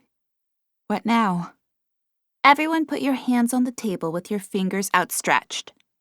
Ruby demonstrated by placing both her hands with her fingers wide on the wooden tabletop. Cassie and Lily both placed their hands in a similar fashion. Ruby slid one hand toward Cassie, placing it in the middle of the table. Now we'll touch hands. They shifted their hands around until their pinky fingers touched, creating a circle. It's important not to break the circle during the séance. Ruby flicked her gaze from mother to daughter. Are we ready to begin? With nods responding to her query, she closed her eyes and sucked in a deep breath. Cassie glanced around the shadows of the room as Ruby called out to the spirits that may be roaming the house. We want to speak to you. We want to know why you're here. We want to help you. The room fell into silence as they awaited some response. They received none. Cassie shifted her gaze to the doll standing at the table next to her. She half expected it to begin speaking to them. With its arms still outstretched, she stood in eerie silence, her features frozen. Spirit that's in this house, can you hear us? If you can communicate to us in some way, Ruby called, her eyes still squeezed closed. The flame on the candle flickered. Cassie glanced to her mother, whose eyes scanned the darkened room for any sign of response. Overhead, thunder rumbled. Lightning lit the darkening sky, illuminating the library. Cassie leapt in her seat, careful to keep her hands plastered on the table and not break the circle. Her eyes widened as another bolt of lightning tore through the sky and thunder rumbled. Lily firmed her lower lip and offered her daughter a consoling glance and a nod, hoping to assuage her growing fear. The winds kicked up, and the whispering sound that the manor was named for blew through the house. Cassie strained for any sounds of a ghostly message, but heard nothing beyond the wailing wind gusts. Ruby continued her efforts to reach the elusive ghost. Spirit, you've been using this doll to communicate. Can you use her again? Cassie swallowed hard and focused on the doll, her eyes rising to the porcelain face. The flickering candlelight cast harsh shadows across it, making her appear angry. Or perhaps she was angry. Had her expression changed, Cassie wondered? Spirit in this house, Ruby called again. Please reach out to us. We want to help. A large gust of wind whipped past the house, rattling the windows and their frames. Cassie bit her lower lip, sucking in a frightened breath. Lily pressed her lips together as she glanced around into the shadows, searching for any sign of spirits. Come on! If you're really here, talk to us! On the heel of Lily's demand, thunder boomed overhead. Lightning shot through the sky again, illuminating the doll's face in an unearthly blue-white light. Cassie gulped as the wind whisked past the house again. The old house groaned as a massive gust slammed against its side. The front door blew open, swinging on its creaky hinges and slamming into the table behind it. Cassie jumped in her seat as the door wobbled on its hinges. Rain pelted the roof and windows. It pounded against the boards on the front porch. Lily leapt from her chair and hurried toward the open door. In the darkness, she smacked into the moved coffee table, crying out in pain as she hopped around on one foot, a curse escaping her. Wind blew through the open door, fluttered the curtains, and whipped their hair around. The Victorian doll's dress quavered before it began to wobble. After a second, it pitched forward, its outstretched fingers reaching out. The doll twisted toward Cassie and, in slow motion, flopped forward. The plastic fingers raked through her hair as the other hand fell onto her shoulder. Cassie shrieked as the doll fell on top of her. She batted at it to push it away, but the doll clung to her. Get off me! Get off me! She screamed. Help! Ruby rushed around the table and tugged at the doll, but could not pull it back. Another gust of wind blew past them, and with it a sound. The rambling whispers the manor was known for turned in an instant from unintelligible murmurs to one clear, breathy word. Journals. Cassie's eyes rolled back in her head, and her muscles went limp. Her chin lolled to the side as her arms dangled from the chair. A final rumble of thunder rolled overhead, and the winds died down. Ruby, still tugging at the doll's stiff form, freed it from Cassie's listless body, toppling backward under her rear as the doll righted herself. Outside, the rain ceased, turning into a light drizzle, and the door slowly swung closed, its lock clicking quietly shut. Lily gulped as the house returned to normal. Quick, get the lights! Ruby scrambled to her feet and hurried to the opening of the foyer, flicking the switch and illuminating the space. Lily hovered over Cassie's slack form, tapping her cheeks lightly. Cassie! Cassie! Come on, honey. Wake up. Is she okay? Ruby asked, hurrying to Lily's side. Cassie moaned, her head thrashing back and forth before she startled awake, flailing her arms at the two women in front of her. Lily grabbed her daughter's thrashing arms. Cassie, it's okay. It's us. Cassie's wide eyes flicked between the two women, and she sucked in a few gasping breaths before the rapid rise and fall of her chest eased to slow, steady breaths. Sorry, she whispered. It's okay. You passed out. Cassie's lips formed a pouty frown, and she steadied the blue patterned area rug underneath her. That doll came right for me and wouldn't let go. I think the wind knocked her over, honey, Lily said. Ruby glanced up at Lily before pressing her lips shut. Cassie glanced around the room, her eyes focusing on the door beyond it. After a moment, she shook her head. No. It grabbed me and said journals. Well, with the front door blowing open, I think... Ruby nudged her glasses higher on her face, then shoved her hands into her back pockets. I heard it too. She gave Cassie a comforting nod. Yes, I thought I heard a voice too, but that's why the house is called Whispering Manor, because it sounds like voices whispering in the wind. I didn't think I heard it, Mom. I heard it. And that doll had a good grip on her, Ruby added. I couldn't pull it away. I think her fingers may have gotten caught in your hair, which is probably why. Lily crossed the room and retrieved a few strands of Cassie's hair from the doll's plastic fingers. Cassie pressed her lips together in a frustrated line. I just find it odd that during a seance, the door bursts open, the doll grabs hold of me, and someone whispers journals. This cannot be a coincidence. Lily crossed her arms and sighed. Maybe not, but it's hardly proof. If the spirit was here, why didn't it answer Ruby? Maybe it did. Ruby said. Or maybe it answered you when you demanded it answer. Cassie shot her mother a glance. You were rather demanding. Maybe that's what caused the door to fly open and the doll to grab me. Lily offered her companions an unimpressed stare. The door blew open because a violent storm was raging outside. The doll toppled because of the gust of air blowing around in here. And we probably thought we heard the word journals because that's what we expected to hear given the previous incidents. Silence fell between them as they all considered the explanation and the odd events that prompted it. Lily threw her arms out and slapped her sides. Either way, I don't think we're getting any more answers tonight. Probably not, Cassie said. She flicked her gaze to Ruby. I guess I should take you home.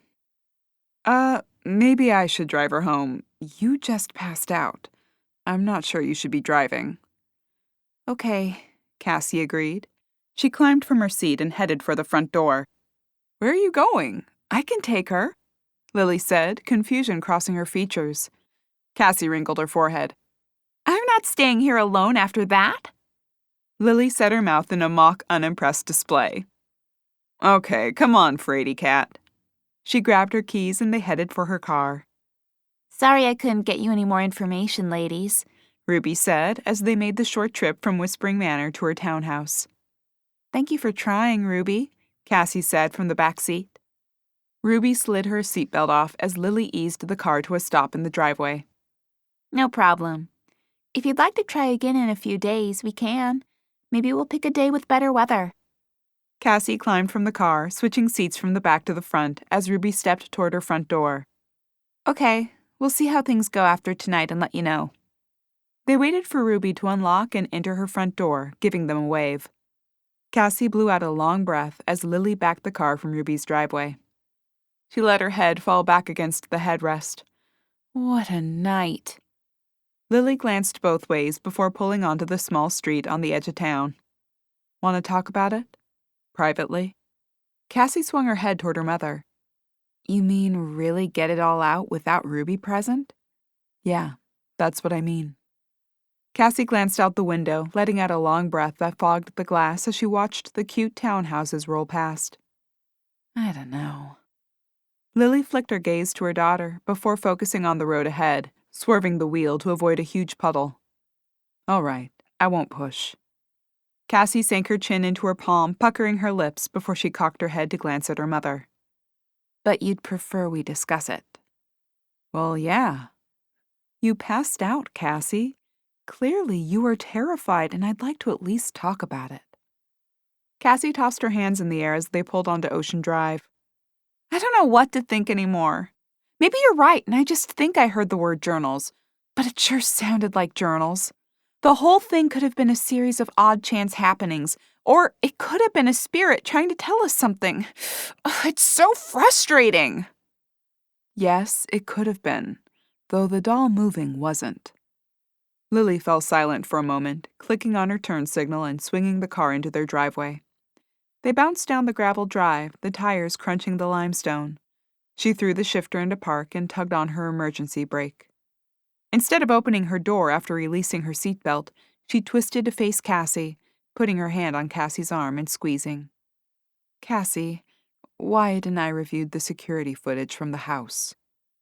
Cassie's eyes grew wide, and she squashed her eyebrows together, her fingers lingering on the door handle. And? Did you see something? Lily shook her head with a rueful glance at the house. The video glitched for a few minutes. I'm assuming that's when the doll moved, so there's no way to tell if someone moved the doll or the doll moved itself. Cassie's shoulders slumped, and she let her head thud against the window. Another dead end. I'm afraid so. I wasn't going to tell you, but I thought you should know. Cassie shoved her door open, and the damp night air rushed inside. It doesn't really change anything. No new information. Lily squeezed her arm again in a silent display of support. Come on, let's head in. I really want to be in my pajamas. Cassie slid from the SUV's seat to the gravel below and slogged toward the house. Lily climbed the stairs ahead of her, turning off their alarm and sliding her key into the lock. The door creaked open, and she motioned for Cassie to precede her. Cassie shambled through the door, stopping dead just as she passed over the threshold. Ugh. What is it? Lily questioned, squeezing into the foyer behind her. Oh. Cassie sighed and shook her head as Lily winced. Both of them stared at the same object. In the middle of the foyer stood the Victorian doll.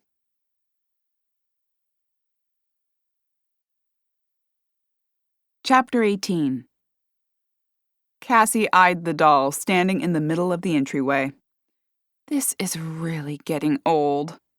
Well, there is good news, Lily answered. Cassie's eyes shot wide as she twisted her neck to gape at her mother, her jaw hanging wide.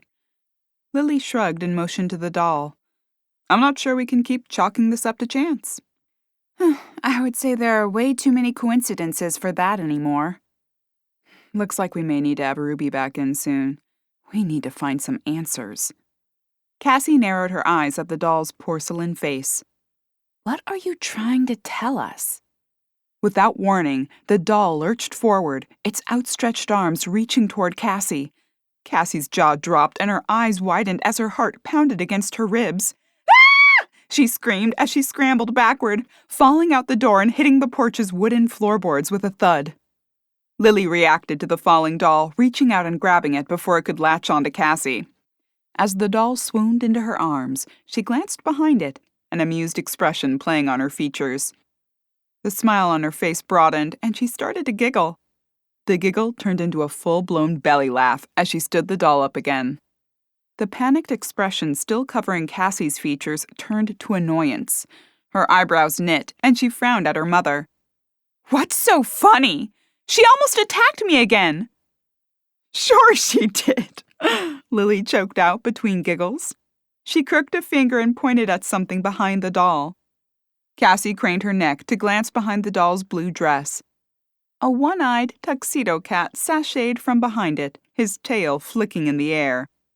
After a moment, he spun and paraded back in the opposite direction.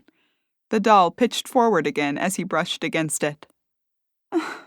Haunted by my own cat, Cassie groaned as she picked herself up off the porch and dusted off her pants. Lily covered her mouth as she attempted to rein in her chuckling. At least this one has a solution. That's one incident solved, at least. Lily wrapped an arm around Cassie's shoulders as she swung the door shut. Come on, let's get into our jammies, and then I'll make you a hot chocolate for your nerves. They strode to the stairs leading up as Cassie pressed a palm to her cheek. A hot chocolate for my nerves? What have I become? They mounted the stairs in unison, and Lily squeezed Cassie's shoulder. A Victorian lady with a delicate disposition. Maybe Henrietta is floating around in my head, giving me the vapors. I doubt that. Really? Cassie said as they reached the top of the steps. If Henrietta was in your head, you'd be demanding a hot chocolate and stamping your feet if you didn't get it. She was a real handful, remember? Hey, speaking of, maybe she's trying to tell us to read her journal. Maybe she wants us to discover the reason she died. Lily puckered her lips, her eyes falling to the floorboards below her feet as she raised her eyebrows. That's not a half-bad theory, Cass. Maybe you're onto something. Perhaps you should try reading it tonight. Lily scrunched her nose at the thought. Alone? In my bedroom with a ghost running around the house? Pass. We'll read it together while we drink the hot chocolate." Cassie lifted a shoulder to her ear, her lips forming a grimace. "Too risky. You may spill hot chocolate on it." "I'll be careful," Lily promised, with a roll of her eyes. "Meet you downstairs in 10. Cassie puckered her lips at the lost battle as she spun toward her room, but continued without complaint, entering her room and tugging off her sweater. Her mind raced through the details of the past few hours. Their séance had been eventful, but had it been helpful? Had she really heard the word journals? Maybe reading Henrietta's journal and determining the reason she'd killed herself would suffice. Perhaps the ghost wanted people to know her reasoning. Cassie tugged the plaid long-sleeve t-shirt of her pajamas over her head as she strode to the bathroom. With the cloth covering her eyes, her foot smacked into something. She struggled to stay upright as she freed herself from the shirt. She glanced down at what she'd kicked. Her heart sank as she studied the cardboard box. Her handwriting in black Sharpie read, "Trevor's personal effects." She swallowed hard as she considered the prospect of going through it. She wasn't certain which she hated more, reading Henrietta's journal or searching Trevor's things. With a sigh, she figured she could put off searching through the box. She slid on her matching plaid bottoms, shoved her feet into her fluffy moccasin-style slippers, wrapped up in her robe, and headed out of her bedroom. She met her mother downstairs. Lily stood over the stove, stirring the chocolatey milk as steam rose from it. Cassie swung open a cupboard and grabbed a package of cookies. "Did you bring the journal?" Lily patted her robe pocket. "Got it right here." "Darn, I was hoping you forgot it." "No chance." "Hey, since this is a group effort with Henrietta's journal, can I interest you in a team exercise searching through Trevor's things?" Lily poured the steaming milk into 2 mugs, sprayed whipped cream on top, and stuck a pirouette cookie in each. "You know I'll help you." Cassie offered her mother a tight-lipped smile before they shuffled to the living room and settled on the couch. Lily took a sip of her hot chocolate, then slid the mug onto her side table. She pulled the journal from her pocket, running her fingers over the worn brown leather. She licked her lips as she studied it before flicking a gaze at Cassie. With a wiggle of her eyebrows, she said, "Here we go." Cassie leaned over her mother's shoulder as she wrapped both hands around her warm mug. Henrietta's stylized handwriting filled the pages. "Okay, she's just installed the locking mechanism on the bookcase. Let's see what happens next. Oh, by the way," Lily said as she slid her reading glasses onto the bridge of her nose, "she's not despondent over her husband at all. It's all an act." "I have ridden on a pirate ship. As I pen these words in the ever-growing morning light, my heart still beats with excitement. Clifton arrived in the dead of night on his ship, Neptune's Servant. Black sails billowed in the wind as he weighed anchor offshore from Whispering Manor. I awaited him on the beach. He stood in one of the skiffs as his men rowed ashore, their boat laden with treasure. As he leapt from the wooden conveyance, his tall boots splashing in the water, I studied him. A sword swung from his hips, and a tricorn hat perched on his head. A pistol tucked into his belt completed the ensemble. He grinned at me, offering a greeting. I have never seen you in your pirate regalia, I told him. He gave me a playful bow before motioning toward the ship floating in the waters on the horizon. I've flown the Jolly Roger for you. I noticed. And have I struck fear into your heart? He asked as I perused the trunks being unloaded from the skiff. With a scoff, I answered, I am trembling, though more from the chill in the air than your Jolly Roger. He smacked his chest with his hand. A dagger to my heart. There are men who shrink with fear when Neptune's servant overtakes them. I arched an eyebrow at him. I'm not so faint of heart. More boats arrived, and Cliff's crew busily unloaded the chests before returning to the ship for more. My mind still marvels at the number of items unloaded. Some chests were too large to be slipped through the opening and had to be unloaded piece by piece. What I assumed to be a jest about sinking his ship proved to be fact. I am surprised Neptune's servant isn't on the bottom of the ocean with the bounty she carried. Within the treasure, I found a ruby necklace I quite fancied. When I inquired to Cliff about keeping it, he reminded me that I need not ask. Apparently his offer to share the treasure equally was not in word only, but in deed as well. I pocketed the lovely item, and even now it sits on my desk so I may admire it as I pen this entry. After unloading, Cliff convinced me to sail into Hideaway Bay's port aboard his ship. With the Jolly Roger snapping in the wind, we slipped into the dock, still under the cover of night. What a thrilling experience! I wonder if Cliff may at some point allow me to sail with him on his adventures. After ogling our fortune again and passing the passcode off to Cliff, we discussed our problematic friend and the reason Cliff moved the treasure.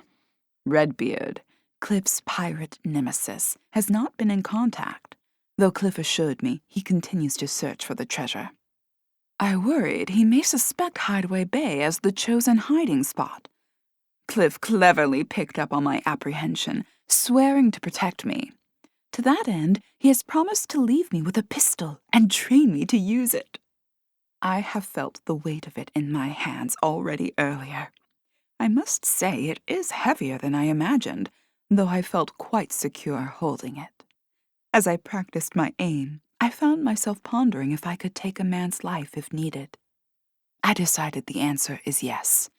If Cliff manages, so too shall I. Wow, Cassie breathed before taking another sip of her hot chocolate. What a different life she led. Lily tugged her glasses from her face and laid them on top of the open journal in her lap. I told you. It's fascinating to read this, not only in terms of seeing how a woman lived when they had little rights, but just experiencing through her eyes the crazy adventure of having a pirate for a brother. She doesn't seem at all suicidal. In fact, she seems happy, if you could call it that. Content, I'd say. She seems like she's finding her path in life. And excited to explore the new avenue. Lily nodded, flicking her eyebrows up. I can't understand what makes her fling herself from the widow's walk. Let's read a little more, Cassie suggested. An amused smile crossed Lily's lips as she slid her glasses back on. Read more, huh? Cassie shrugged, lifting her mug to her lips. Okay, it's interesting. You were right. With a roll of her eyes at her mother's amused grin, Cassie leaned over Lily's shoulder to read the next entry. A crash startled Lily awake. She leapt, flailing her arms as she attempted to orient herself. She swallowed hard, peeling off her glasses. She sat in the living room. A lone lamp next to her lit the space. Cassie, long since asleep, dozed next to her with Willie curled in the crook of her legs. They must have fallen asleep while reading Henrietta's journal. Lily winced, rubbing at the crick in her neck as she picked the journal up off the area rug near her feet. It must have toppled off her lap and awakened her when it thudded against the thick rug. She slid her eyes sideways, wondering if she should wake Cassie or leave her to ride the night out on the couch. As she considered the question, she glanced across the room. The sight made her swallow hard. Her muscles stiffened, and her posture went stick straight. The Victorian doll stood in the doorway to the foyer. Lily narrowed her eyes at the animatronic. Hello, Ree. The doll remained silent, staring at them with an outstretched arm.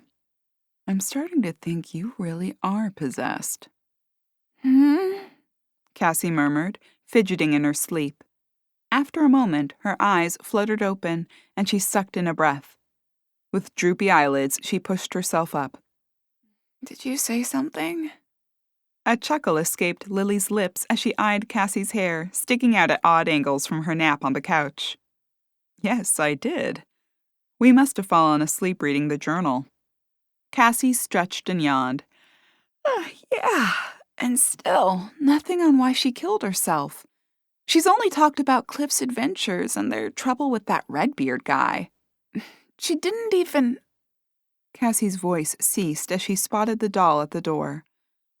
Oh, you're kidding. You again? And it wasn't your cat this time. Lily poked a finger toward a sleeping Willie. Cassie grimaced at the doll. Maybe she wants us to keep reading. Lily stifled another yawn. I'm not sure I'm going to make it. Me either, Cassie answered with a stretch. She shot a glance at the doll. Sorry, Ree, we need a little rest. I tried talking to her before. She just stands there like a dummy. Cassie wrinkled her nose and shot her mother a dubious glance. Well, she is a doll. A haunted one, Lily said, pushing off the cushions to stand and stretching her arms overhead. Don't get me started before I try to go back to sleep. I'll never sleep if I'm afraid she's going to fly up the stairs and holler at me again. Lily chuckled as she crossed the room and shoved the doll from the doorway into the corner. Come on, let's get some sleep. They climbed upstairs, going in opposite directions to reach their respective rooms. Lily tossed her robe across the foot of the bed and crawled under the covers. With a satisfied sigh, she stretched out and let the mattress mold to her. Her mind flitted to the journal she'd placed on her nightstand moments ago. She flicked her gaze to it before returning to stare at the ceiling.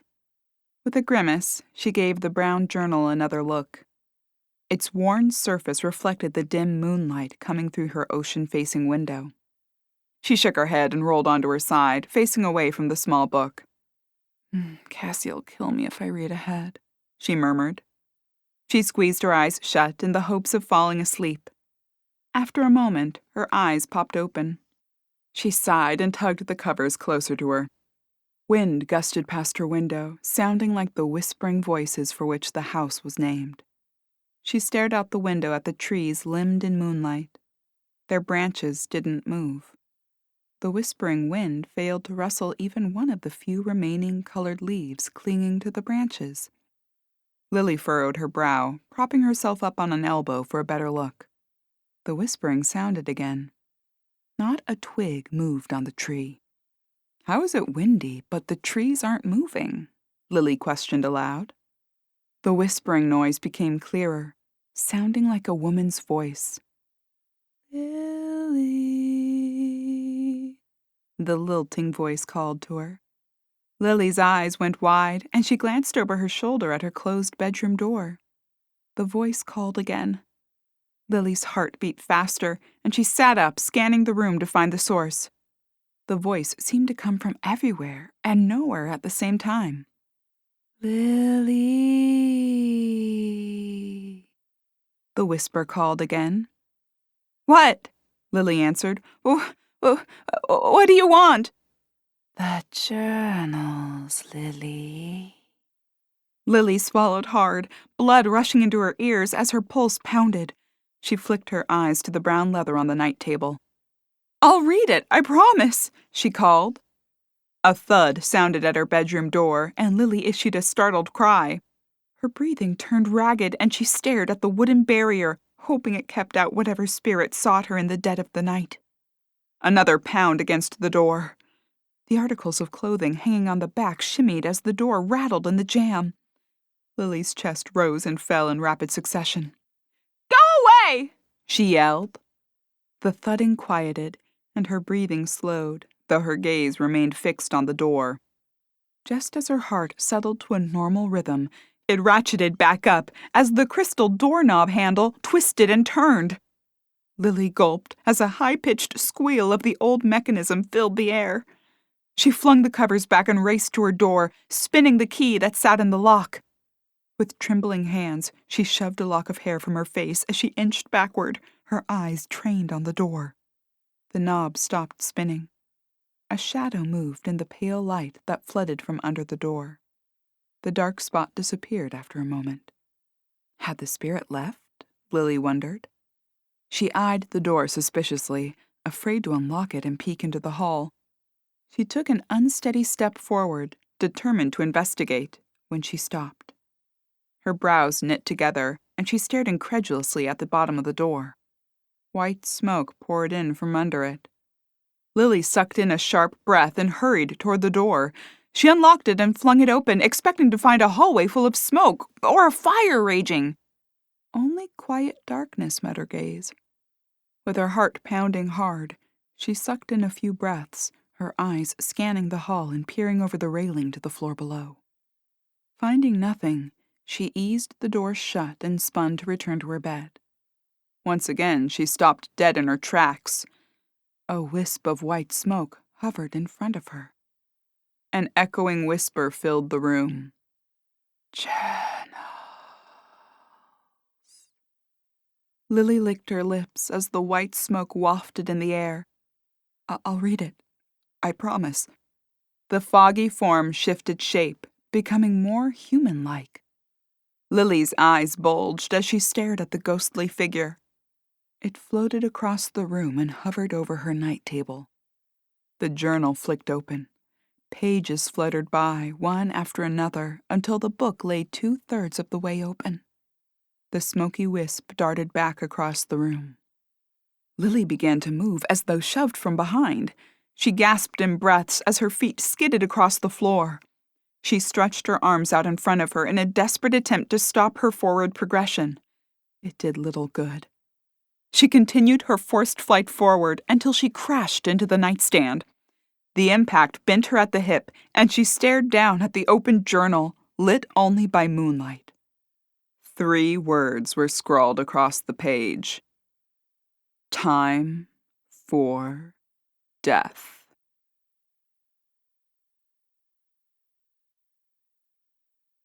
Chapter 19. Cassie left her mother behind at the top of the stairs and shuffled down the hall to her bedroom. With another wide yawn, she stretched and tugged the covers back, setting her knee on the bed, ready to climb between the sheets for the night. A creaking noise drew her attention to her door. Her heart thudded as she whipped around, expecting to find the Victorian doll standing there. Instead, a tuxedo cat squeezed through the thin opening and sashayed his way across the room in the moonlight. He leapt onto the bed and curled on his plaid blanket. With an amused chuckle, Cassie padded back to the door and pushed it closed, latching it this time. She hurried across the room and climbed into bed, pulling the covers over her as she snuggled down into the mattress. Next to her, the one-eyed cat purred as she settled in next to him. With a deep sigh, she closed her eyes. Within minutes, they popped open again. She stared at the moonlit ceiling, trying to force her mind away from the details of the ghostly doll's appearance in the living room. She rolled onto her side and considered sneaking into her mother's room to retrieve the journal and finish reading it. She sighed and murmured, "Better not. Mom will kill me if I read it without her." Glints of moonlight shone through her side window, casting long shadows across the room. One shard of light shone on the box she'd retrieved from storage. Lit like a beacon, she fixed her gaze on the cardboard container. A frown formed on her lips.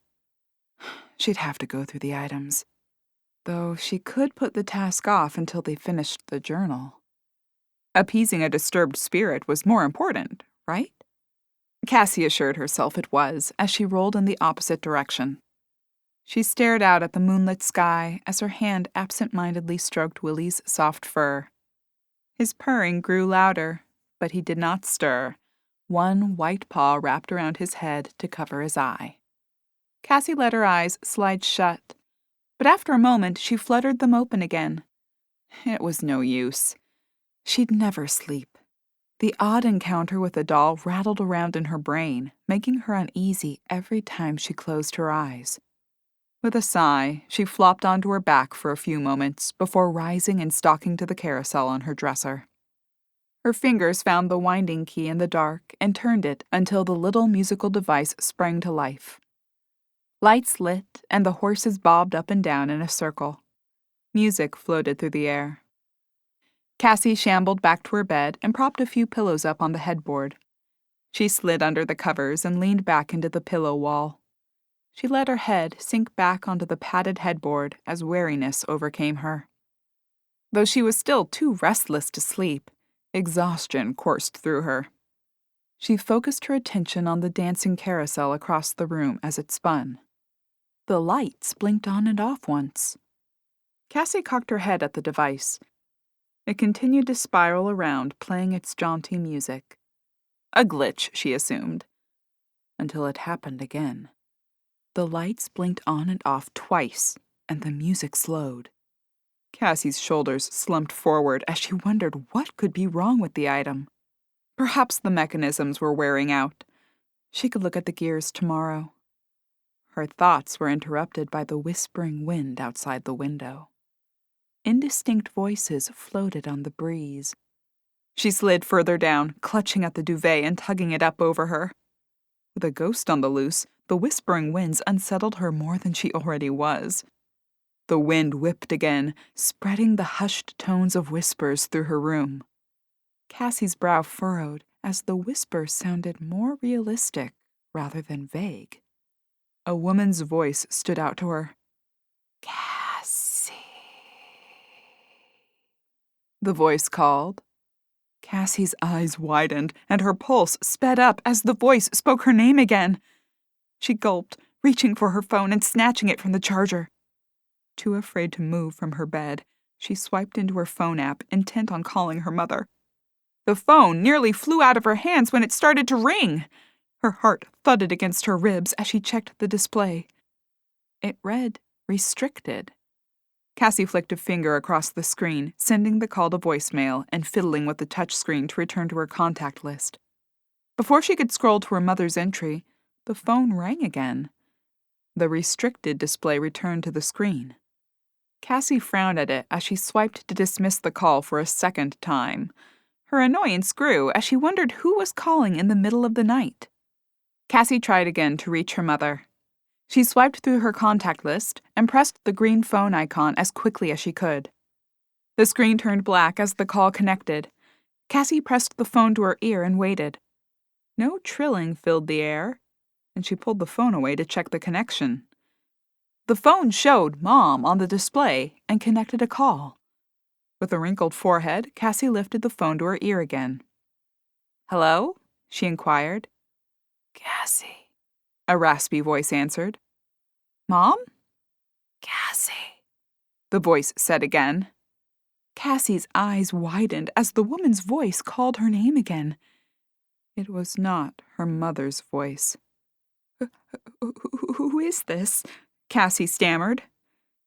"The journals," the voice whispered.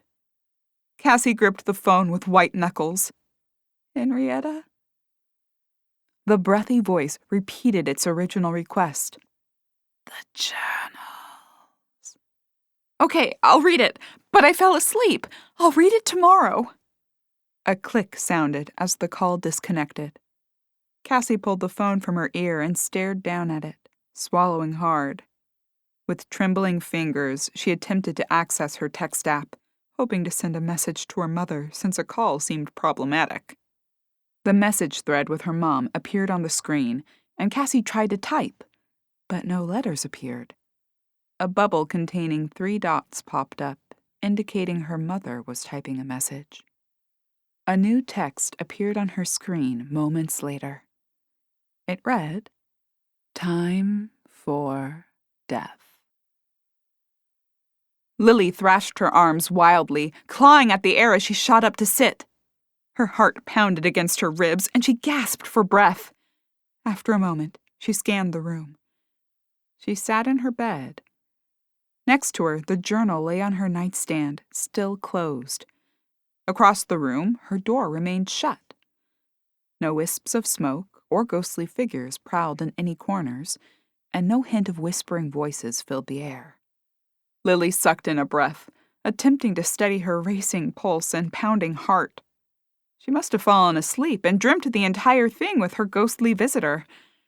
She flopped back in her bed as she started to calm down. They really needed to finish reading this journal, she thought, before their lives were consumed with thoughts of Henrietta Nichols Blanchard. Lily adjusted the covers around her, hoping she could fall asleep again, when a shriek tore through the night air. She shot upright again, throwing the covers off and pulling on her robe as she stood. In bare feet, she ran to her door and flung it open. Her eyes darted around the darkened space, searching for the source of the scream. "Cassie!" she called into the darkness. Lily tugged her robe around her, tying it shut as her bare feet slapped against the hardwood. She hurried toward Cassie's room, rounding the railing and focusing on Cassie's closed door. "Cassie!" she called again. The door whipped open before she reached it. A pale Cassie stuck her head into the hall. "Mom! Cassie, are you all right? I heard a scream." "Yeah, I'm okay. I had a nightmare." Lily breathed out a sigh of relief, pressing a hand to her chest. "I thought something happened." "Something did. I had a nightmare." "So did I," Lily confessed. "I woke up just before I heard you shout." "Sorry, mine was disturbing. What was yours about?" Lily grabbed her daughter's hand and pulled her down the hall. "Come on, I could use a warm cup of tea." Cassie followed her, pausing at the top of the stairs as her mother let go of her hand and darted into her bedroom. She returned waving Henrietta's journal in the air and with slippers on her feet. "We may want this." They descended the stairs, finding the doll awaiting them at the bottom. Cassie frowned at the woman. "She's persistent, I'll give her that." "Tea first, Ree," Lily said, bypassing her and waving a hand in the air. "I need it after what you pulled." Cassie's eyebrows arched as she followed her mother to the kitchen. "What Henrietta pulled? Was your dream about Henrietta?" "It was," Lily answered, tossing the journal on the table and bustling around the kitchen to ready 2 mugs of English tea. Cassie froze while tearing open a red packet containing a tea bag. Her jaw dropped open and she snapped her eyes to her mother, who filled their electric tea kettle. "Mine too!" Lily flicked the switch and set the kettle to heating, spinning to lean against the counter. "You want to go first?" "Okay." I couldn't sleep, but I must have at some point. I dreamt that I woke up in my room. I wound the carousel, but it glitched and stopped playing. Then the whispering winds started. But instead of being indistinct, I heard a voice. It called my name. I grabbed my phone to call you, but I got another call. It said restricted. I couldn't get a call out to you. When I thought I'd managed to do it, someone else answered. The voice said, "The journals." After they hung up on me, I tried to text you, but I got a message from you that said, "Time for death." Cassie puckered her lips as she finished and stared at her mother. "Your turn." The kettle clicked off and Lily poured the steaming liquid into their mugs as she spoke. "Mine was similar. I woke up in my room. I heard the whispering winds. They called my name. Then someone pounded on my door and tried to get in. Then a bunch of smoke came underneath. I thought there was a fire, but when I opened the door, there was nothing. When I turned around, there was a ghost or something in front of me. The journal on my nightstand opened, and something pushed me toward it. When I got to the journal, 3 words were written on the page. Time for death." Cassie sucked in a breath. "This can't be a coincidence." "Well, it could be," Lily countered. "I told you the story about me looking for that in the journal after seeing it the time we both got locked in." "But it's not in the journal. And how strange is it that we both had a dream insisting we read the journal, and we both got time for death messages?" Lily dunked the tea bags for a moment before removing them and sipping at the hot liquid after blowing on it. "We were both reading the journal. Maybe our minds are stuck on that and the time for death thing." "Both at the same time?" Lily shrugged as she grabbed the journal on her way out of the kitchen. "It's a stretch." Cassie trailed behind her, sipping the hot tea. "No kidding. That many similarities in the dream makes this less likely a coincidence, and more likely—" She paused as she rounded the corner and stared at the doll standing at the foot of the stairs. She poked a finger at it. "Well, and more likely her." With her free arm, Cassie lifted the doll up and carried it into the living room, setting it down by the couch before she plopped onto it. "There's one thing I don't understand, though," Lily said. Cassie eyed the ghost-like animatronic. "Why she won't just tell us what she wants us to know instead of making us read her journal?" "No," Lily said with a shake of her head. "You said she told you the journals." "She said that to me, too." "So? She obviously wants us to finish that journal." Lily waved the journal in the air again. "Why say journals, plural? This is a journal, singular." "Maybe she did say journal. Maybe we heard wrong, or I recounted it incorrectly." Lily shook her head as she sipped her tea again. No, you said journals, not journal. And she said that in my dream, too. I assumed she meant this journal, but now that you said it plural, I recall her saying that, too. Cassie bit her lower lip as she considered it. With a shrug, she answered, I'm not sure, but I think we need to finish that journal ASAP before either of us loses any more sleep. I almost read it when I couldn't sleep, but I thought you'd be mad at me. Cassie shot her mother an amused glance, the corners of her lips turning upward. I almost snuck into your room and stole it to read, but I thought you'd be mad. Gosh, if one of us would have just said something, maybe we could have avoided our terrifying nightmare. Cassie flicked her gaze to the Victorian doll. Well, Ree, will you let us off the hook if we read this? The doll stood silent next to her. It can't hurt, Lily answered. And I'd like to know what happened to her, even if she isn't haunting us. Let's find out, Cassie said, leaning over her mother's shoulder to read the yellowed pages. Trouble is afoot. Cliff has managed to keep the trouble at bay until now. However, as I delivered letters to the post office this morning, a man approached. He introduced himself as Ronan O'Rourke, though his flaming red curls and pointed red beard gave him away immediately to me. The man is the dreaded Redbeard and Cliff's nemesis. He offered his condolences. I, of course, maintained my act as the ever-hopeful wife, telling him my husband was not dead. He attempted to invite himself for tea, but I sidestepped by telling him my afternoon was too full. I returned home, pondering the ways I could contact Cliff and intent on retrieving the pistol he'd left me to protect myself until he arrived. I climbed to my bedroom, where I found Cliff lurking in the shadows. After I scolded him for startling me, we both blurted out that we have a problem. Cliff asked for my troubling news first. I informed him his pirate brother seemed to have made his way to Hideaway Bay. The report that the man had approached me and even attempted to invite himself to my home angered Cliff, and he confessed that his problem was the same as mine. He'd heard rumors that Redbeard traveled north and feared he may appear here. Cliff expects trouble to follow and suggested that the man must be removed before any harm comes to me. I appreciated the sentiment, though I myself am quite capable to assist in this respect. I lamented my refusal of his tea request. One dash of poison, and we could have been rid of the dastardly man.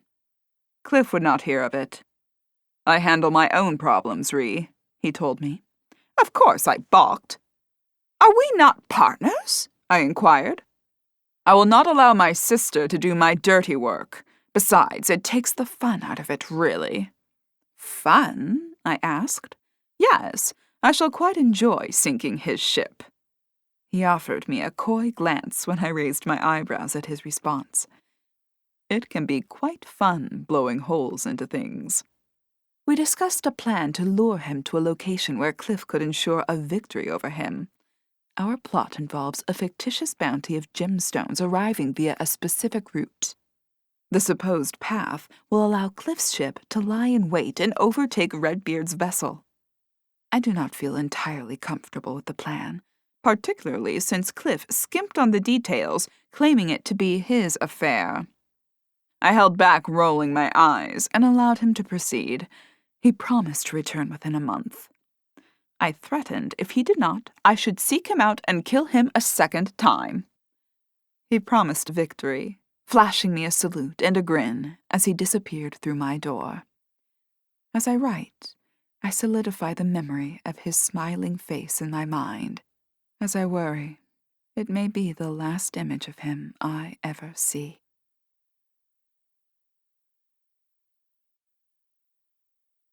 Chapter 20. Wow, Cassie breathed, gripping her mug with both hands as she raised it to her lips. Lily raised her eyebrows as she stared down at the journal. Reading this, I'd really think her brother's death was what caused her suicide.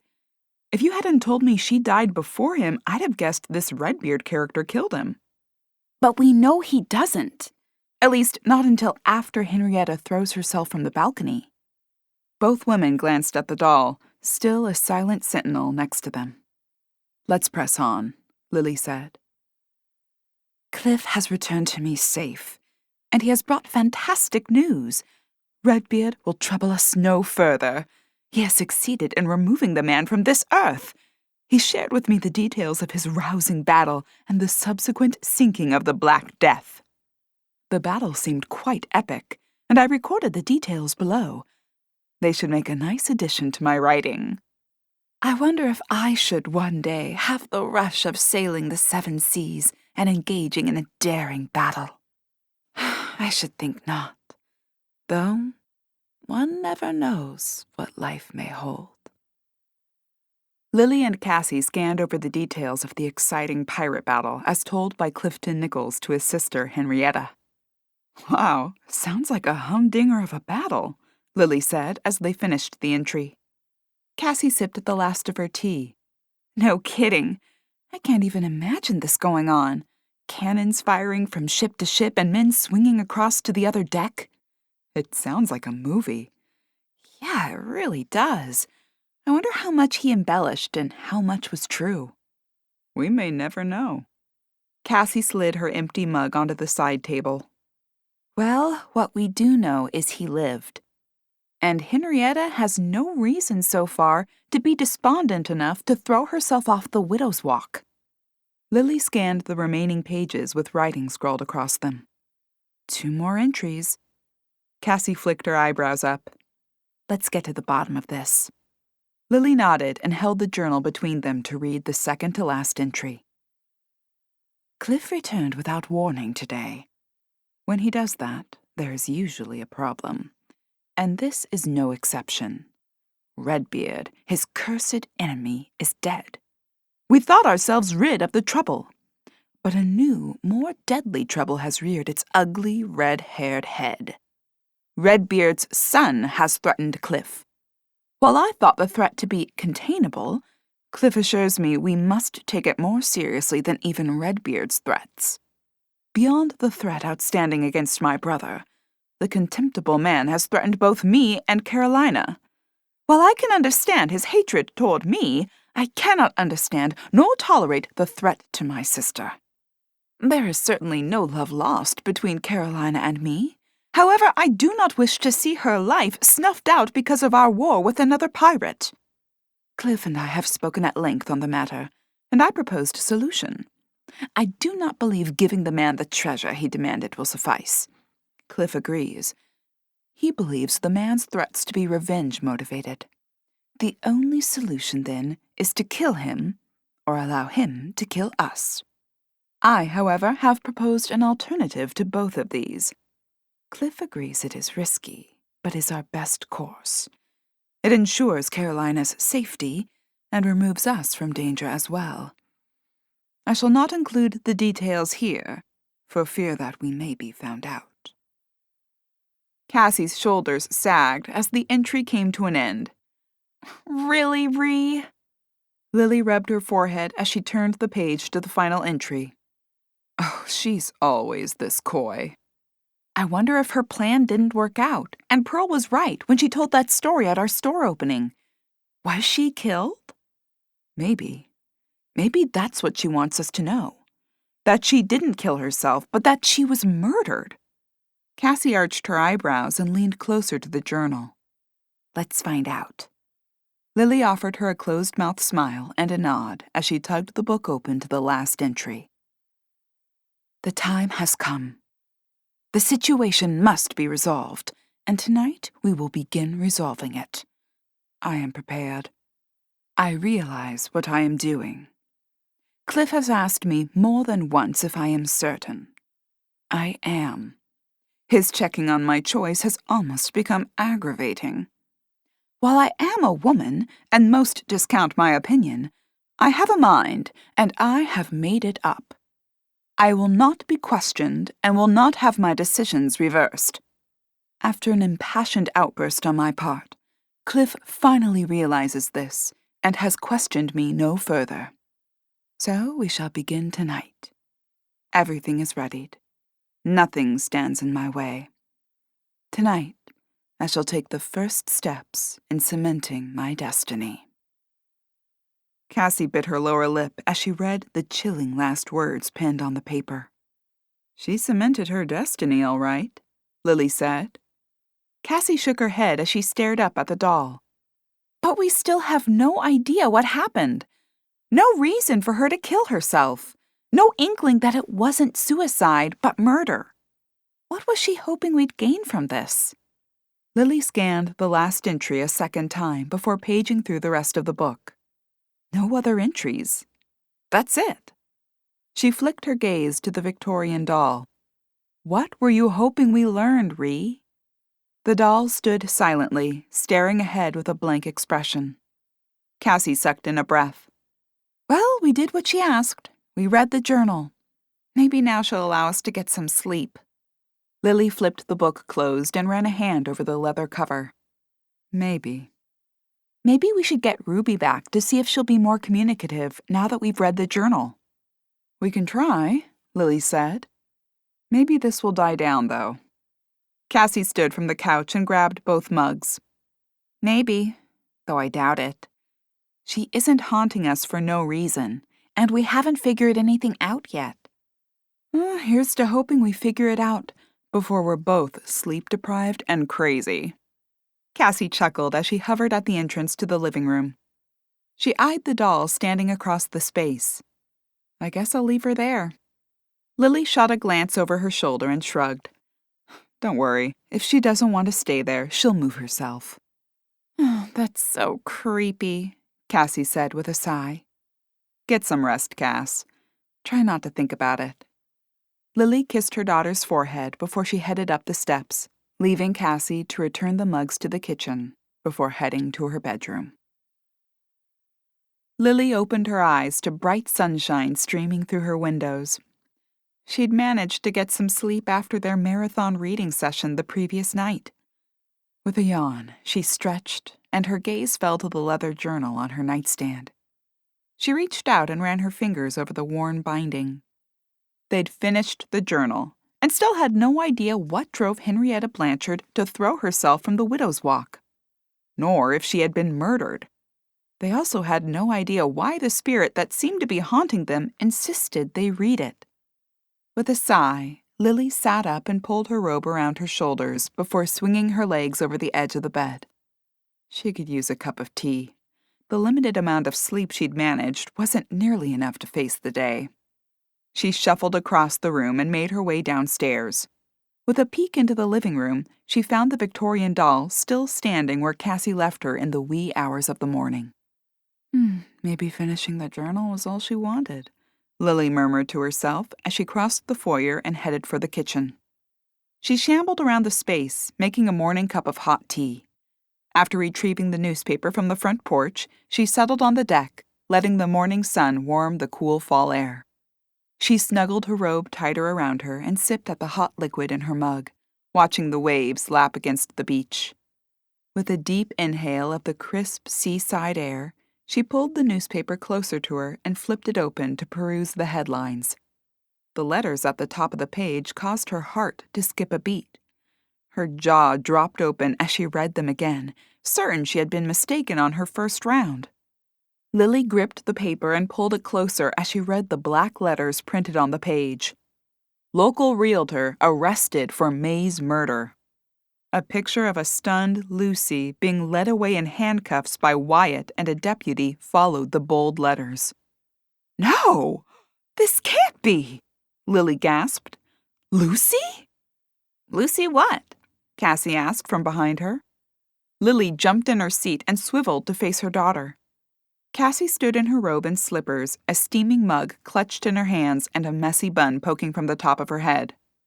Wyatt arrested Lucy for the murder of Trevor's brother. What? Cassie asked, her voice raising an octave as she hurried forward toward the table. She slipped into the seat next to her mother and peered over her shoulder at the newspaper. The two women scanned the article detailing the murder and subsequent arrest. Wyatt made no comment to the press further than to say they were still investigating, but that Lucy was a person of interest and was brought in for questioning. When pushed by the reporter for details of why the local realtor was being led away in handcuffs if she was merely a person of interest, Wyatt clapped back that he had no comment regarding the ongoing investigation. "Oh my," Lily murmured as she read the details. How could this be? Why arrest Lucy? "They must have some evidence," Lily concluded. But what? Lily stared off at the rolling ocean. Her prints on the murder weapon? Cassie's eyes went wide at the thought. Oh my gosh, that's right. Wyatt said they found the murder weapon, and then they arrested Lucy. I wonder if her prints were on it. I can't believe it. Our realtor. A murderer. And the weird connection to Trevor makes it even stranger. What are the odds that the realtor we bought this house from knew Trevor's brother well enough to murder him? I wonder if Wyatt would have any information. Doesn't sound like he's talking, Cassie said, tapping her finger against the newspaper next to the no comment line. Lily shrugged her shoulders and sipped her tea. Not to the press. Cassie arched an eyebrow at her as she settled back into the deck chair. Wow. You think he'll slip you some information, huh? Given our connection to the dead man, he might. Cassie let out a chuckle. Mom, we have no connection to the dead man. You're his sister-in-law. For all we know, you're his closest next of kin. Yes, he's my brother-in-law, that I didn't know even existed. Our so-called connection is tenuous at best. Lily lifted a shoulder again, tendrils of hair tickling her skin as the autumn breeze blew off the sea. If he offers anything, I'll take it. I can't believe Lucy killed him. Why arrest her then? To make things look good. To make sure people think they're making progress on the case. They settled into silence as both of them considered the latest developments on the case. Cassie flipped the collar of her robe up higher on her neck before sipping her tea. Did you get any sleep after we finished the journal? I did. Did you? Yes. No nightmares, no interruptions. Maybe reading the journal is what she wanted. Cassie sighed and set down her almost empty mug on the glass table. I guess that means it's on to the next project. Sorting through Trevor's stuff. Maybe you don't have to now. Cassie stared at the picture of Lucy being hauled away in handcuffs. I do. Even if Lucy did this, and I'm shocked if she did, I still need answers.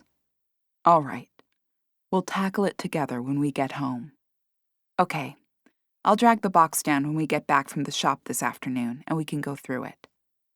Sounds like a plan. Now I guess we'd better get in gear and get dressed to head in. Cassie let her head fall back and blew out a long sigh. Yeah, I guess it's that time. Reluctantly, they climbed from their chairs and, after a minimal breakfast, trudged up the stairs to dress for the day.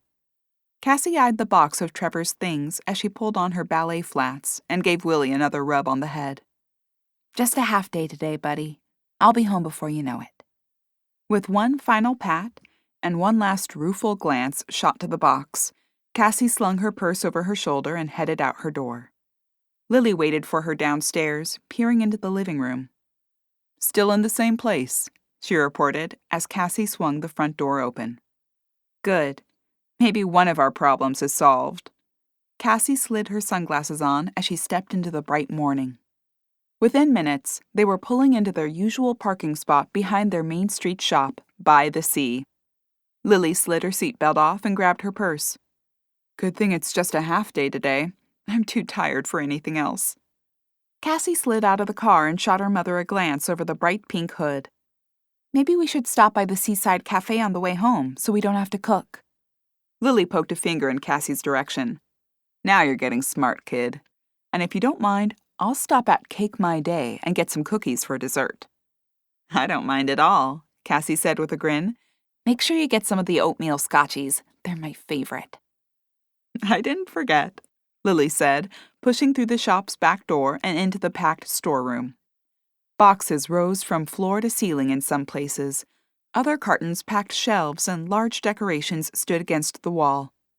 How did we accumulate so much stuff in such a small time? Lily asked as she skirted past a stack of bins. Good at spending money, I guess, Cassie said with a grin.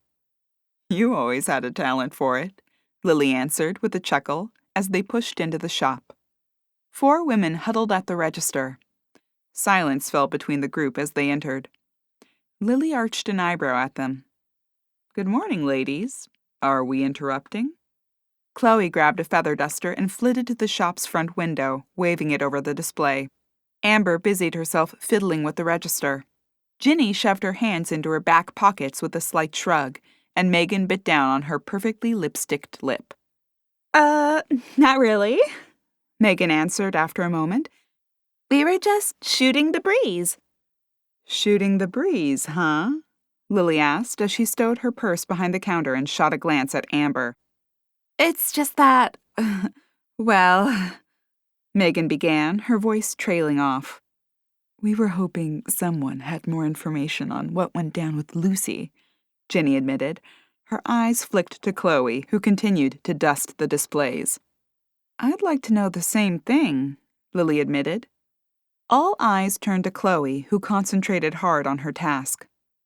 That's your cue, Chloe, Megan prompted her. Chloe spun on her heel, her eyes wide. Huh? I mean, why would I know anything? Megan rolled her eyes, the green eyeshadow sparkling over top of them. Because you're the sheriff's niece, duh. So? Chloe answered, throwing her arms out to the side. It's not like he calls me to keep me up to date on all the crime around here. There isn't any crime around here. This is big news, Megan countered. Are you telling me you haven't talked to Wyatt since he arrested Lucy? Chloe pressed her lips together, her face reddening.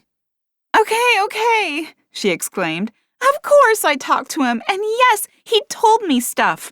But seriously, it can't leave this shop. He'll kill me if I let all the details out. All the details are going to get out anyway, Jenny said. It's Hideaway Bay.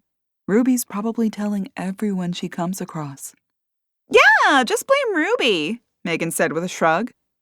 Chloe rolled her eyes, but approached the group, leaning on the counter. Okay, here's the deal. Uncle Wyatt arrested Lucy because her prints are on the murder weapon.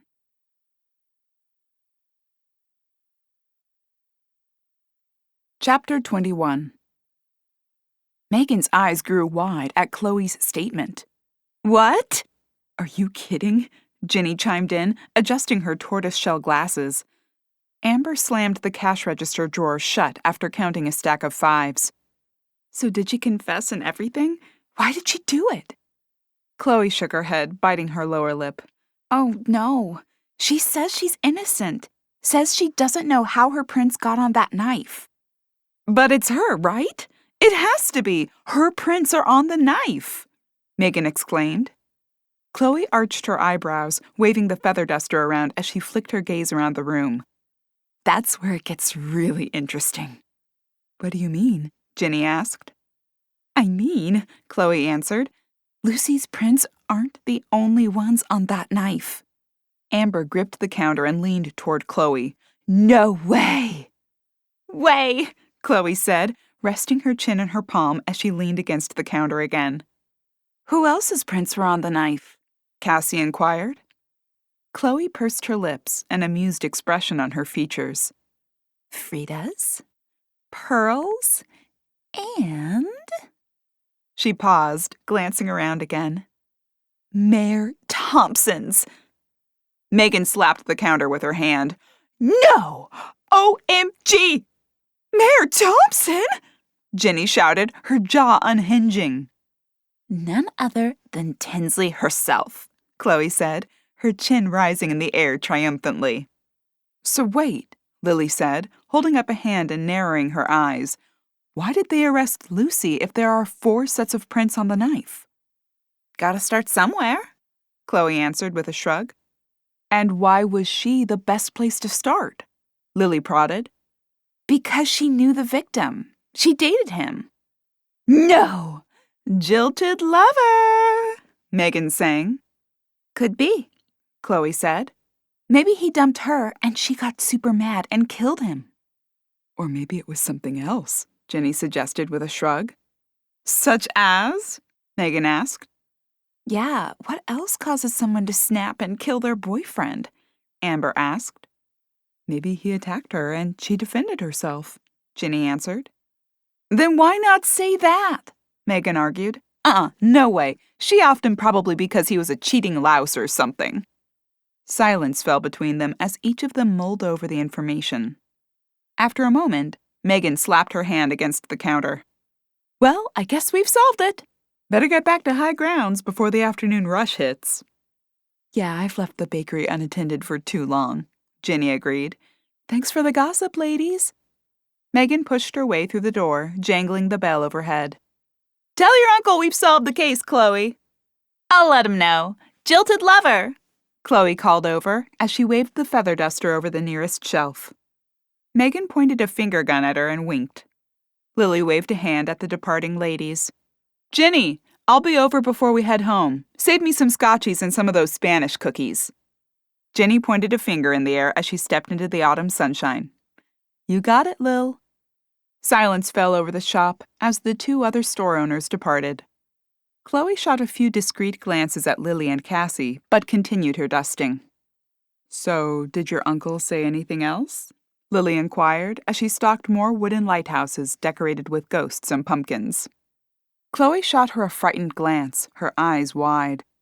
The door's bell rang, welcoming a new customer into the store and squashing any conversation about the murder investigation. Hi, welcome to By the Sea, Chloe exclaimed. If you need anything, just ask. A steady stream of customers over the morning prevented any further information from flowing, and as the early afternoon hours ticked by, Lily and Cassie packed up for the day. They stepped into the warm afternoon sun and meandered down Main Street toward the Seaside Cafe. That chicken salad croissant is calling my name, Lily said. I'm between that and the grilled cheese. Lily wrinkled her nose and shot her daughter a sideways glance. You and that grilled cheese. I like the pickles and the chips that come with it. Lily gave her an eye roll as she tugged the door open to the Seaside Cafe and motioned for Cassie to precede her. They settled into a table for two tucked in the corner near a window overlooking the blue bay water. A small sailboat rolled on the waters in the distance under the cloudless sky. After the waitress took their order and collected their menus, Cassie sank her chin into her palm and focused her gaze on the waters shimmering under the afternoon sun. Lily rearranged her napkin on her lap. The grilled cheese, huh? Cassie offered a wistful nod. Are you sick? Cassie's brow furrowed, and she flicked her gaze to her mother. No, why? You're quiet. Cassie unfolded her napkin and draped it across her lap.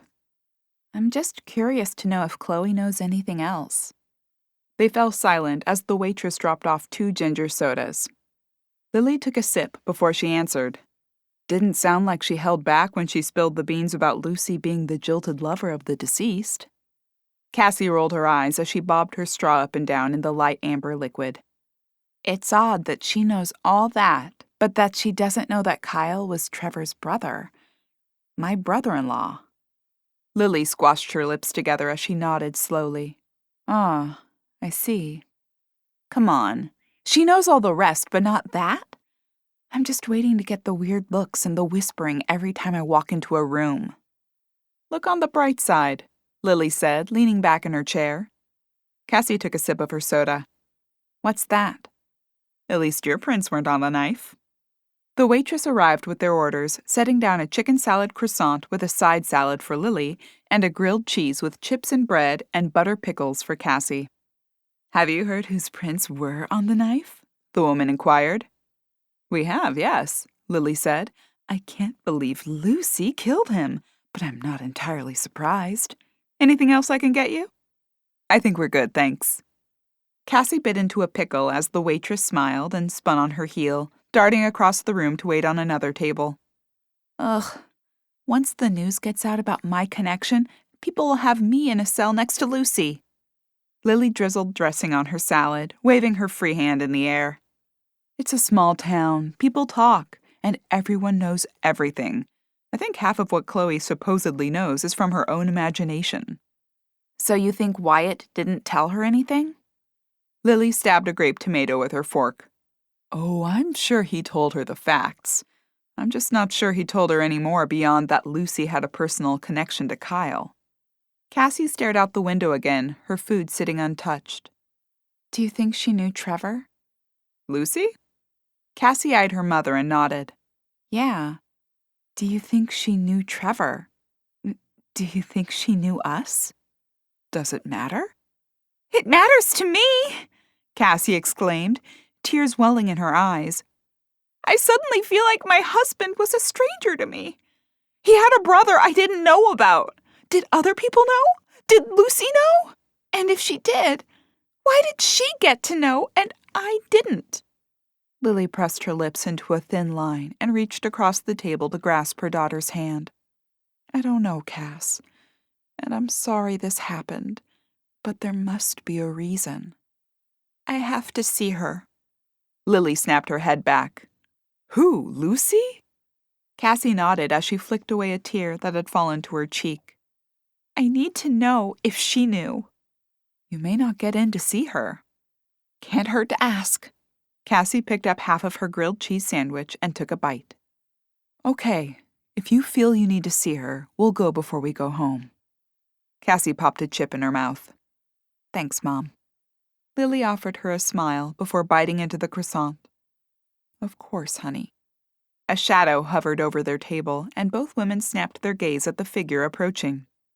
Ladies, Wyatt said, tipping his hat. Hi, Wyatt. Fancy meeting you here, Lily said with a grin. Just stopped in for a late lunch. I'll bet you're busy, Cassie said as he hauled a chair over to their table and plopped into it. Oh, yeah, he said, pulling his hat off and balancing it on his knee. Barely pulled myself away to grab some food. Wyatt flagged the waitress down and ordered a burger to go. Hope you don't mind me waiting here, but I'm afraid to stand alone. Afraid? Cassie questioned. Wyatt rubbed the back of his neck.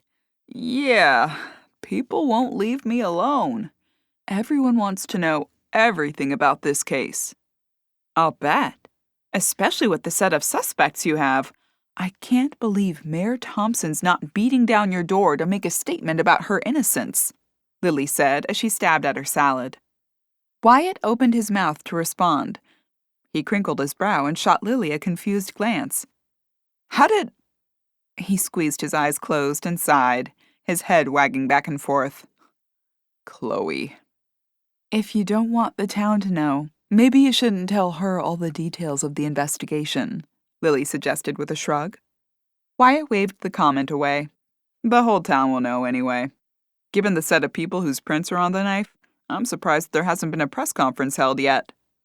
Did she have an explanation? Lily questioned. Oh, yeah.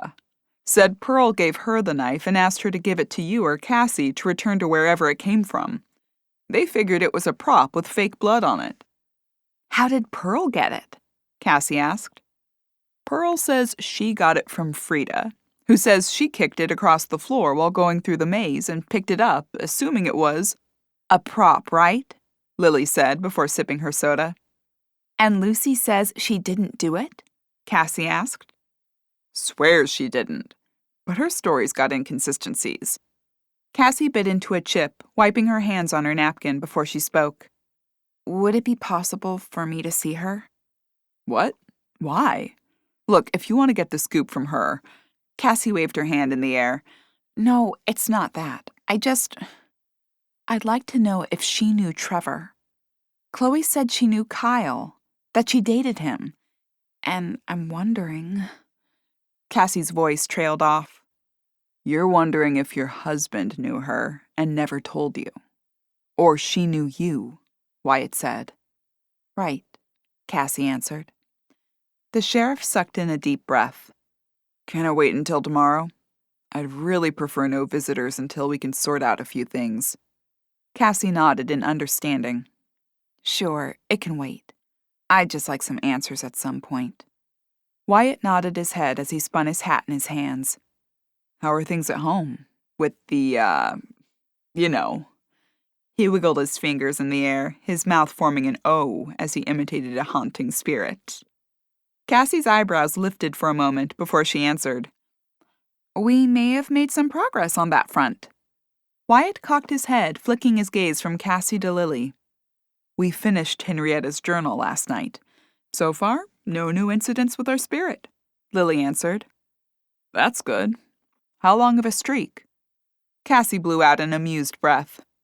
Only hours, but our animated ghost hasn't moved, and we actually got some sleep after we finished, so things are looking good. Wyatt dug into his breast pocket and pulled out a scrap of paper, sliding it onto the table. On that note, Ruby asked me to pass her cell phone number along in case you need it. She said to call or text anytime. Cassie grabbed the paper, waving it in the air as she polished off her sandwich before sliding it into her purse. Thanks. I'm hoping we don't have to bother her at all. Maybe Henrietta just wanted us to read her journal. Wyatt crinkled his brow and scratched his head. Why did she kill herself?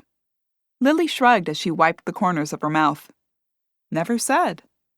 She really didn't seem suicidal in her last entries. But Pearl suggested someone murdered her, and I'm wondering if that was true. Another murder, huh?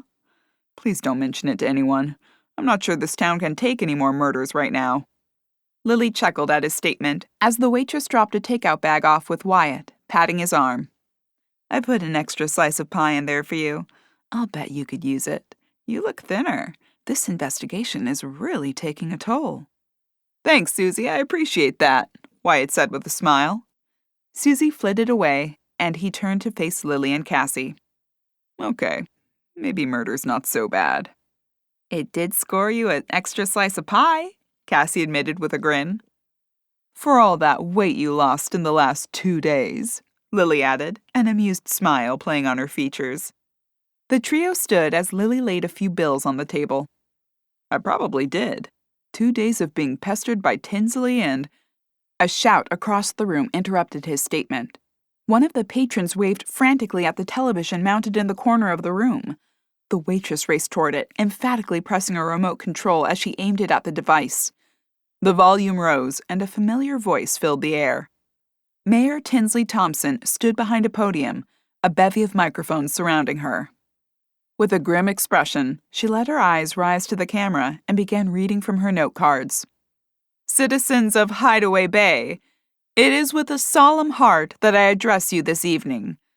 As most of you know, our tiny town experienced a horrible tragedy at our annual Halloween event. Our sheriff, Wyatt Cooper, has been working non-stop to identify the culprit and bring them to justice. Many of you are also aware that an arrest has been made in the case already. I am not here to comment on that arrest or the ongoing investigation into the murder, but I am here to address one fact unearthed as part of Sheriff Cooper's work to unmask the perpetrator of this heinous crime. During the investigation, forensics revealed my fingerprints were found on the murder weapon.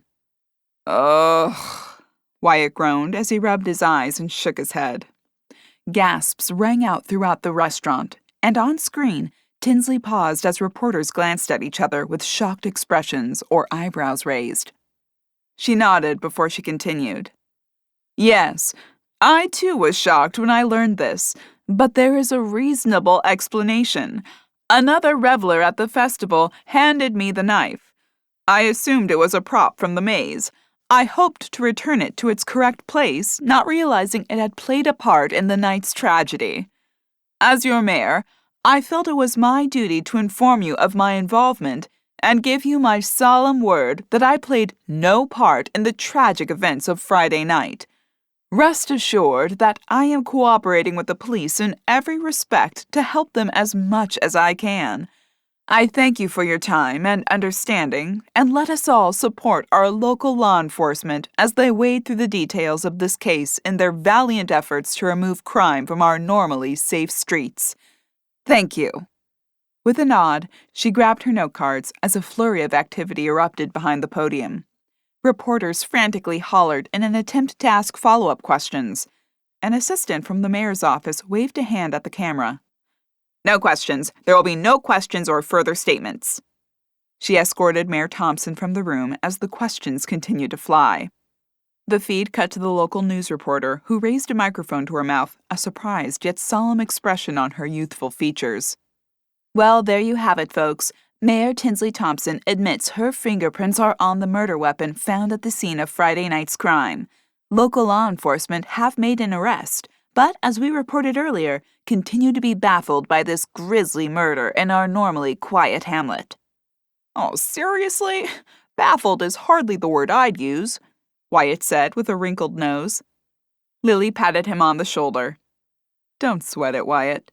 They just like a good story. I wish they didn't have to drag my name through the mud to get it. The focus will be on Mayor Thompson now, Cassie said, waving her arm around at the cafe patrons who whispered among themselves about the latest announcement by their town's mayor. Wyatt sighed, grasping his to-go bag tighter in his hand. Well, I guess I'd better get back to being baffled. Good luck, Lily said as he stuck his hat on his head and strode across the room, avoiding conversation with anyone. The women ambled from the restaurant, waving to Wyatt as he pulled away in the police car before they retraced their steps toward their shop. After a quick stop in the bakery for their cookie order, they piled into Cassie's Wrangler and headed for Whispering Manor. That mayor of ours is really something, huh? Lily said as she slid out of the car with her 2 boxes of cookies. Well, I guess she's doomed either way she goes. She either admits it and is honest and called dramatic, or she doesn't say anything, and when it comes out, everyone accuses her of hiding it. They climbed the porch stairs in tandem. Either way she plays it, someone won't be happy.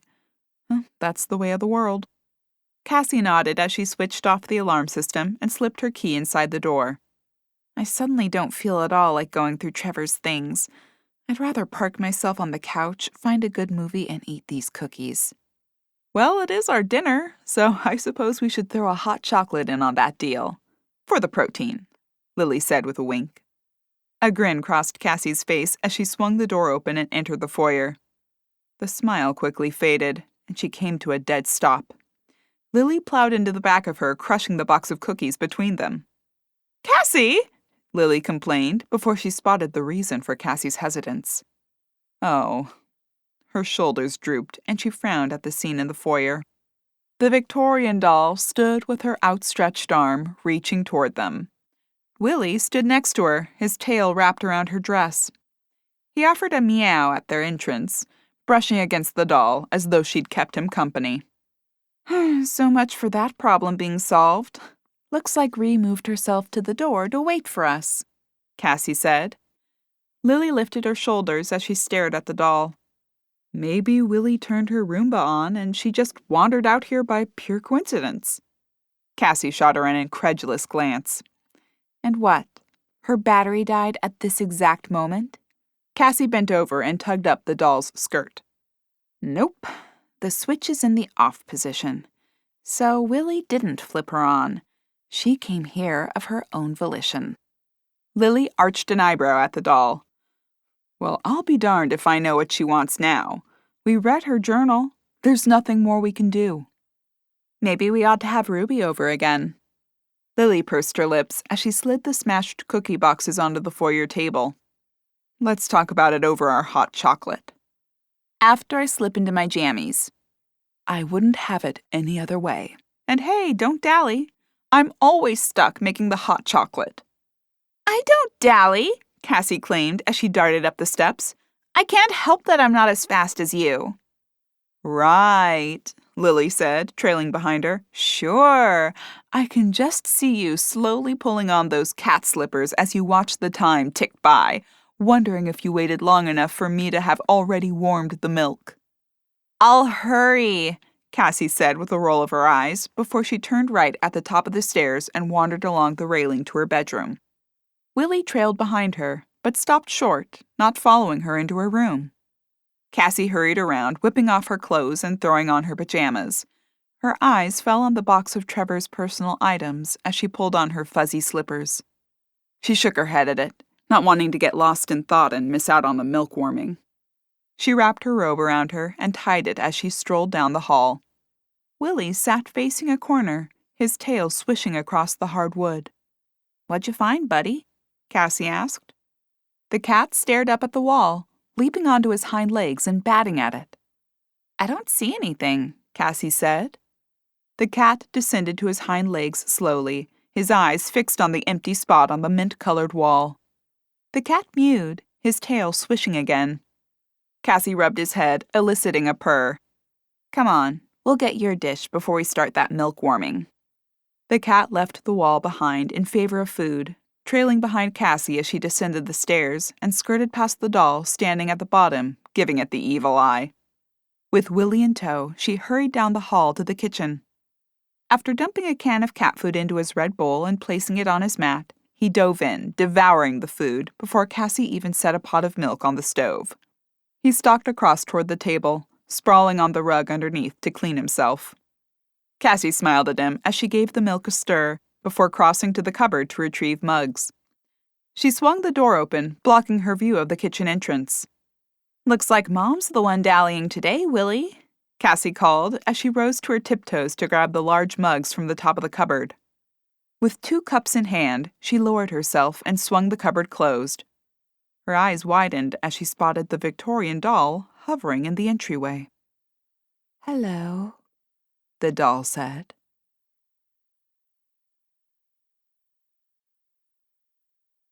Chapter 22. One mug slipped from Cassie's fingers, smashing into the tiled floor and shattering as Cassie jumped, a yelp escaping her lips. She stared wide-eyed at the doll. Lily's voice called down the hall. "What are you doing?" Her words stopped when she spotted the doll. "I see she's on the move again." Cassie's features pinched as she nodded. "And she's talking." Lily's eyebrows raised, and she slid her eyes sideways to the doll. "She's talking?" She said hello. Cassie's eyes fell to the floor, and a frown formed on her face. "And that's when I dropped the mug and broke it. Oh." "Don't worry about that," Lily said, hurrying past the doll into the kitchen to help Cassie clean up the mess. "Oh, the milk!" Cassie shouted as she grabbed several of the larger pieces, then dropped them on the counter. She turned down the stove as she stirred the steaming milk. Lily bent on one knee, sweeping the remaining shards of the mug into a dustpan. "Remind me next time not to make you hurry down here." "It was her fault," Cassie exclaimed. "Besides, you should have known better. Remember Christmas dinner?" Lily rose and crossed to the trash compactor, shaking the pieces into it. "I do. And those soppy brownies.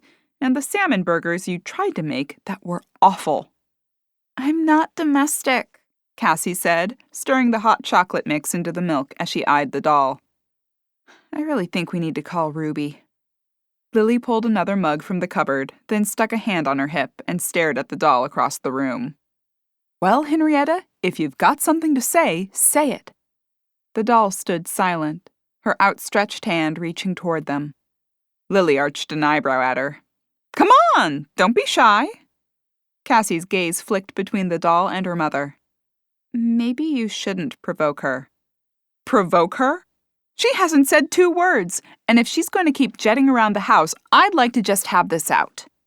Cassie poured milk into the mugs on the counter, side-eyeing the doll, and whispered to her mother, "I'm not so sure I want to have it out with a woman who guarded a treasure with a gun." Lily motioned at the inanimate doll across the room. "She doesn't have a gun now, Cass." Cassie sprayed whipped cream onto the steaming chocolate drink. "I'm going to text Ruby when we sit down. She's obviously trying to communicate something to us." "Or drive us batty," Lily added, as they carried their mugs to the living room, squeezing past the doll in the doorway. They plopped onto the couch with the 2 boxes of cookies spread between them after Cassie dumped the large chunks of mug in the trash on the porch and retrieved her phone and Ruby's number. Cassie balanced her mug in one hand as she pulled her phone from her pocket with the other, swiping into her text app. She tapped in Ruby's number, saving it into her contacts before opening a text message to her. "What are you saying to her?" Lily asked as she scanned the list of movies on their streaming app. Cassie read her message as she typed it. "Hi, Ruby. Thanks for sending your number. Just in the nick of time. We're still having some strange incidents. It seems like that doll we have is trying to communicate with us. She followed me into the kitchen and said hello, but won't say anything else. She's trying to communicate, but not having much luck. Can you help? Sorry for the long message." Cassie's thumb hovered over the send button as she pressed her lips together, wondering if she should send it. With a deep inhale, she tapped the arrow and sent the message on its way. Lily waved the remote at the television, silently asking for approval of the movie she selected. Cassie groaned, shooting her a glance. You're kidding, right? I thought it was appropriate, Lily answered with a shrug, selecting the movie to play. The opening scene of The Haunting played. You just love to torture me, Cassie said as she slouched in her seat. Minutes into the movie, her phone chimed. It's Ruby, Cassie said, sitting up straighter. Lily paused the movie. What'd she say? She said she agrees the spirit is trying to contact us, and that we should try to help her do that. Help her how? Cassie set her mug on the side table, her thumbs flying across her virtual keyboard. I'm asking her that now. Maybe another seance? Are you certain you heard her say hello? Could you have thought you heard it? Cassie shot her mother a narrow-eyed glance. She said hello. I heard it. A whirring noise interrupted her statement. Their attention turned to the foyer, where a flutter of blue fabric floated around the corner before the Victorian doll came into full view. It glided 2 feet into the room before winding to a stop. Hello. Cassie snapped her head toward her mother. Told you. Lily eyed the doll standing across the room. Hello. Cassie slid her eyes back and forth between her mother and the doll as the two stared at each other. The chime on Cassie's phone sent her leaping, and she blew out a quick breath as her heart skipped a beat. It's Ruby. She says we can try another seance, but she can't come tonight. In the meantime, we can try making it easier for her to communicate by bringing something she is familiar with closer to her and trying to make a letter board that she can use to spell things if she can't speak. Like a Ouija board? Cassie shrugged as she typed a response. I guess. Well, I assume this is Henrietta. So the personal thing would be her journal. Oh! Lily exclaimed, snapping her fingers in the air. I wonder if that's what she meant. Maybe she didn't want us to read the journal. Maybe she wanted us to give it back to her. You mean give it to the doll? Well, I assume she's hanging out inside the doll, so technically giving it to the doll is giving it to her. Cassie pursed her lips and set her phone on the arm of the sofa. Okay, I'll go get the journal. You stay here with the creepy doll. Thanks a lot, Cass, Lily shouted over her shoulder as Cassie leapt from her seat and darted from the room, using the back entrance rather than pass by the doll. She returned her gaze to the Victorian woman across the room. We're getting your journal, Ree. No response came from the life-size animatronic. Lily's eyes flicked to a round portrait hanging over the room's fireplace, then back to the doll. That doll really does resemble you. Is that why you picked it? Cassie's footsteps clambered down the stairs, announcing her return.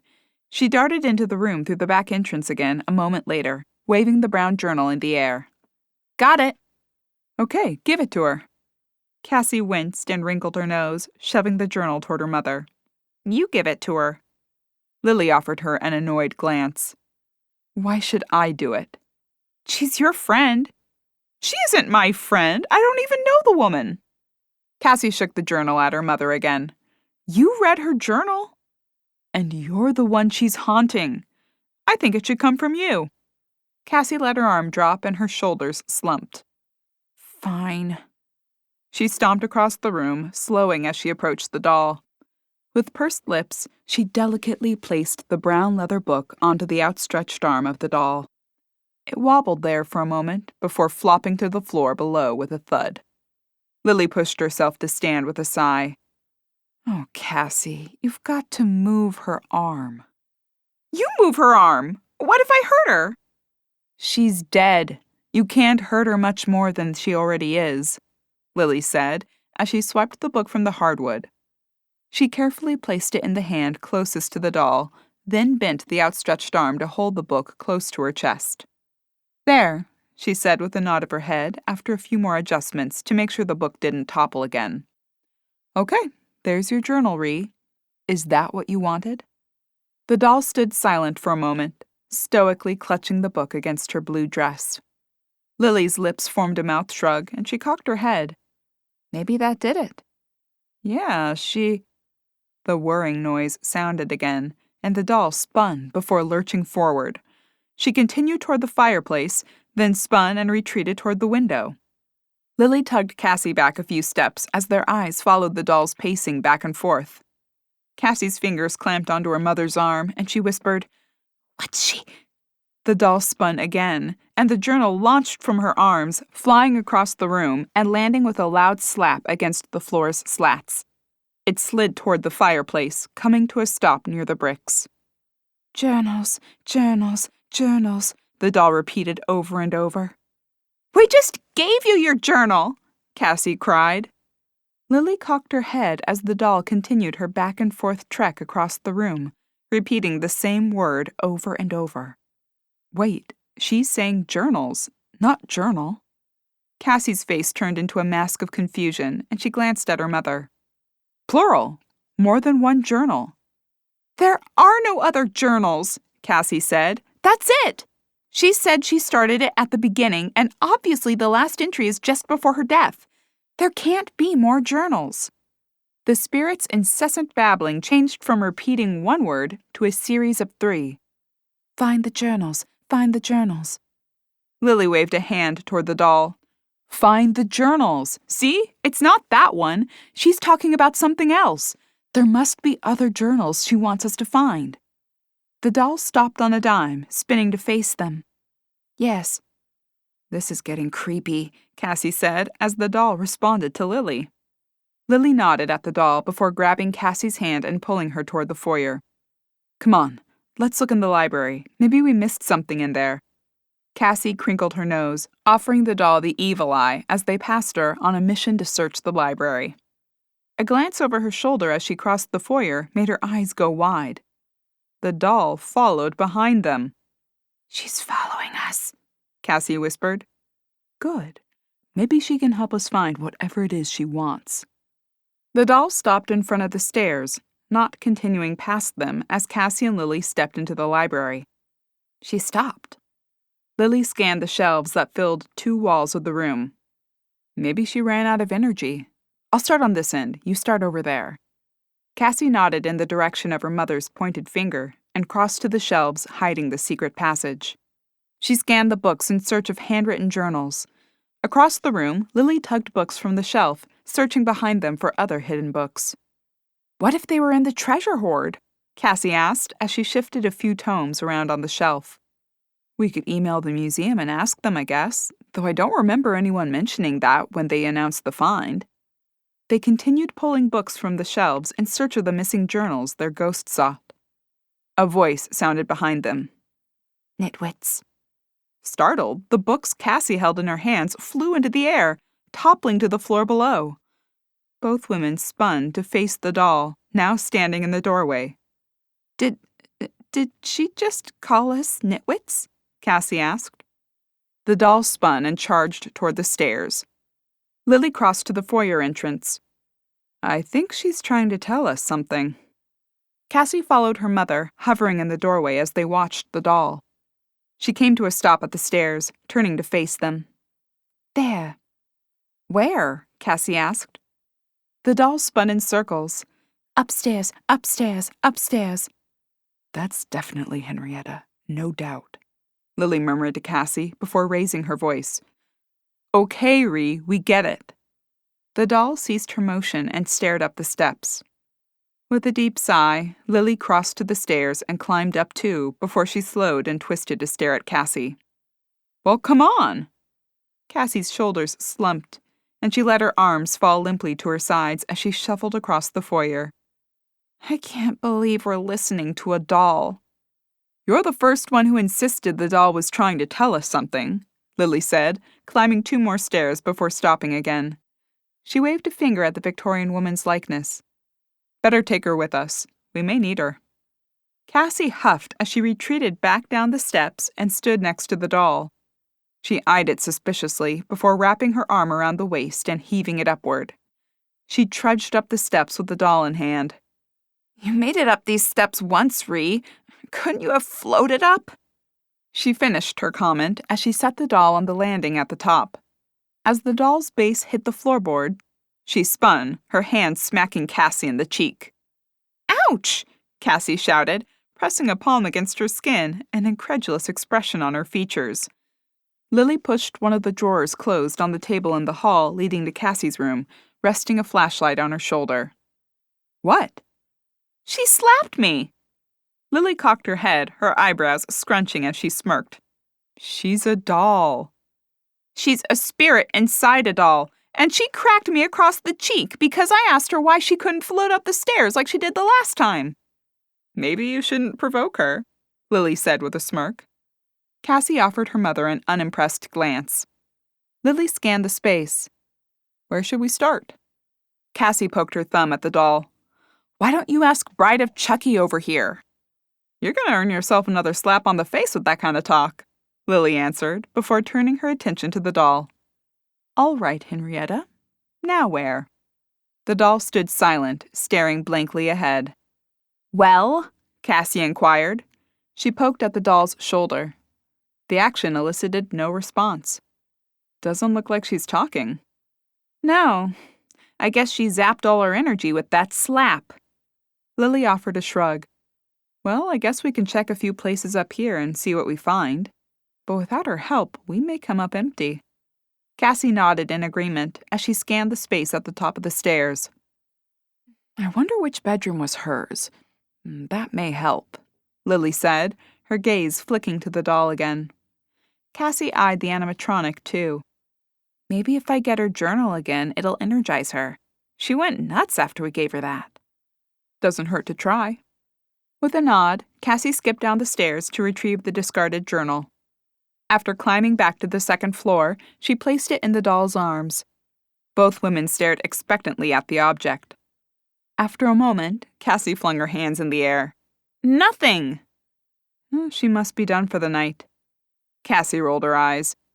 "Yeah, until she trundles into one of our bedrooms while we're trying to sleep." Lily took another glance around the space. "I guess we can—" A scraping noise cut off her words. Cassie's eyes went wide. "What was that?" she whispered.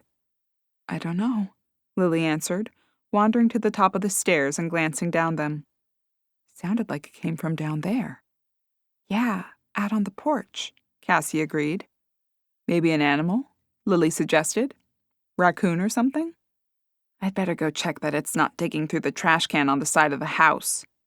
Cassie hopped down the stairs and crossed to the foyer, pulling open the front door. She stepped onto the porch, glancing toward the corner as she stepped out. A shadow from around the corner moved, one far bigger than a raccoon. Cassie took 2 steps down the porch when footsteps sounded on the floorboards.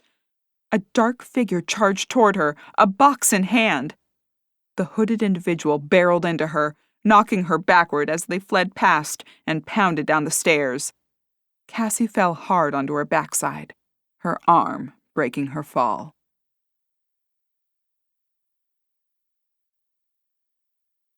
Chapter 23. "Hey!" Cassie shouted after the fleeing individual. "Cassie!" Lily shrieked from the doorway. She hurried toward her downed daughter, crouching to wrap her arms around her. "What happened?" "Someone was going through our trash. They grabbed that box of stuff I tossed out earlier this week and ran. They knocked me over when they raced out of here." "Did you see who it was?" "No," Cassie said with a shake of her head as she struggled to stand up. "They had a hood on and it covered most of their face." "Are you okay?" Lily asked, helping Cassie to stand. "Yeah, I'm fine. I just jammed my shoulder when I landed. A few ibuprofen should fix me up, though." "Are you sure? We can run to the urgent care if you sprain something or hit your head." Cassie brushed off her pants where she'd landed and shook her head again. "No, I didn't hit my head. I'm fine." Lily grabbed her hand and tugged her back inside the house. "I'm calling Wyatt." Cassie let out a disgusted sigh. "I really thought we were done with all these prowler types when we found the treasure." "Me too. Then again, I thought we were done with our haunting also, and that turned out to be false." "It's like the first month here all over again," Cassie said as her mother tapped around on her cell phone before pressing it to her ear. Sit down, Cass. Do you want me to get the ibuprofen? Cassie shook her head as she collapsed onto the couch. I'll get it later. Lily nodded before directing her attention to the phone call. Hey, it's Lily. Sorry to call. I know you've got your hands full, but we just had someone picking through our trash. She paused for a moment. Yeah, they knocked Cassie over running away. Another pause before she answered. I don't know, but if you have some time, that'd be fine. Okay, thanks. Lily pulled the phone from her ear and tossed it on the couch cushion before plopping next to it. Wyatt said he'll come over and check it out.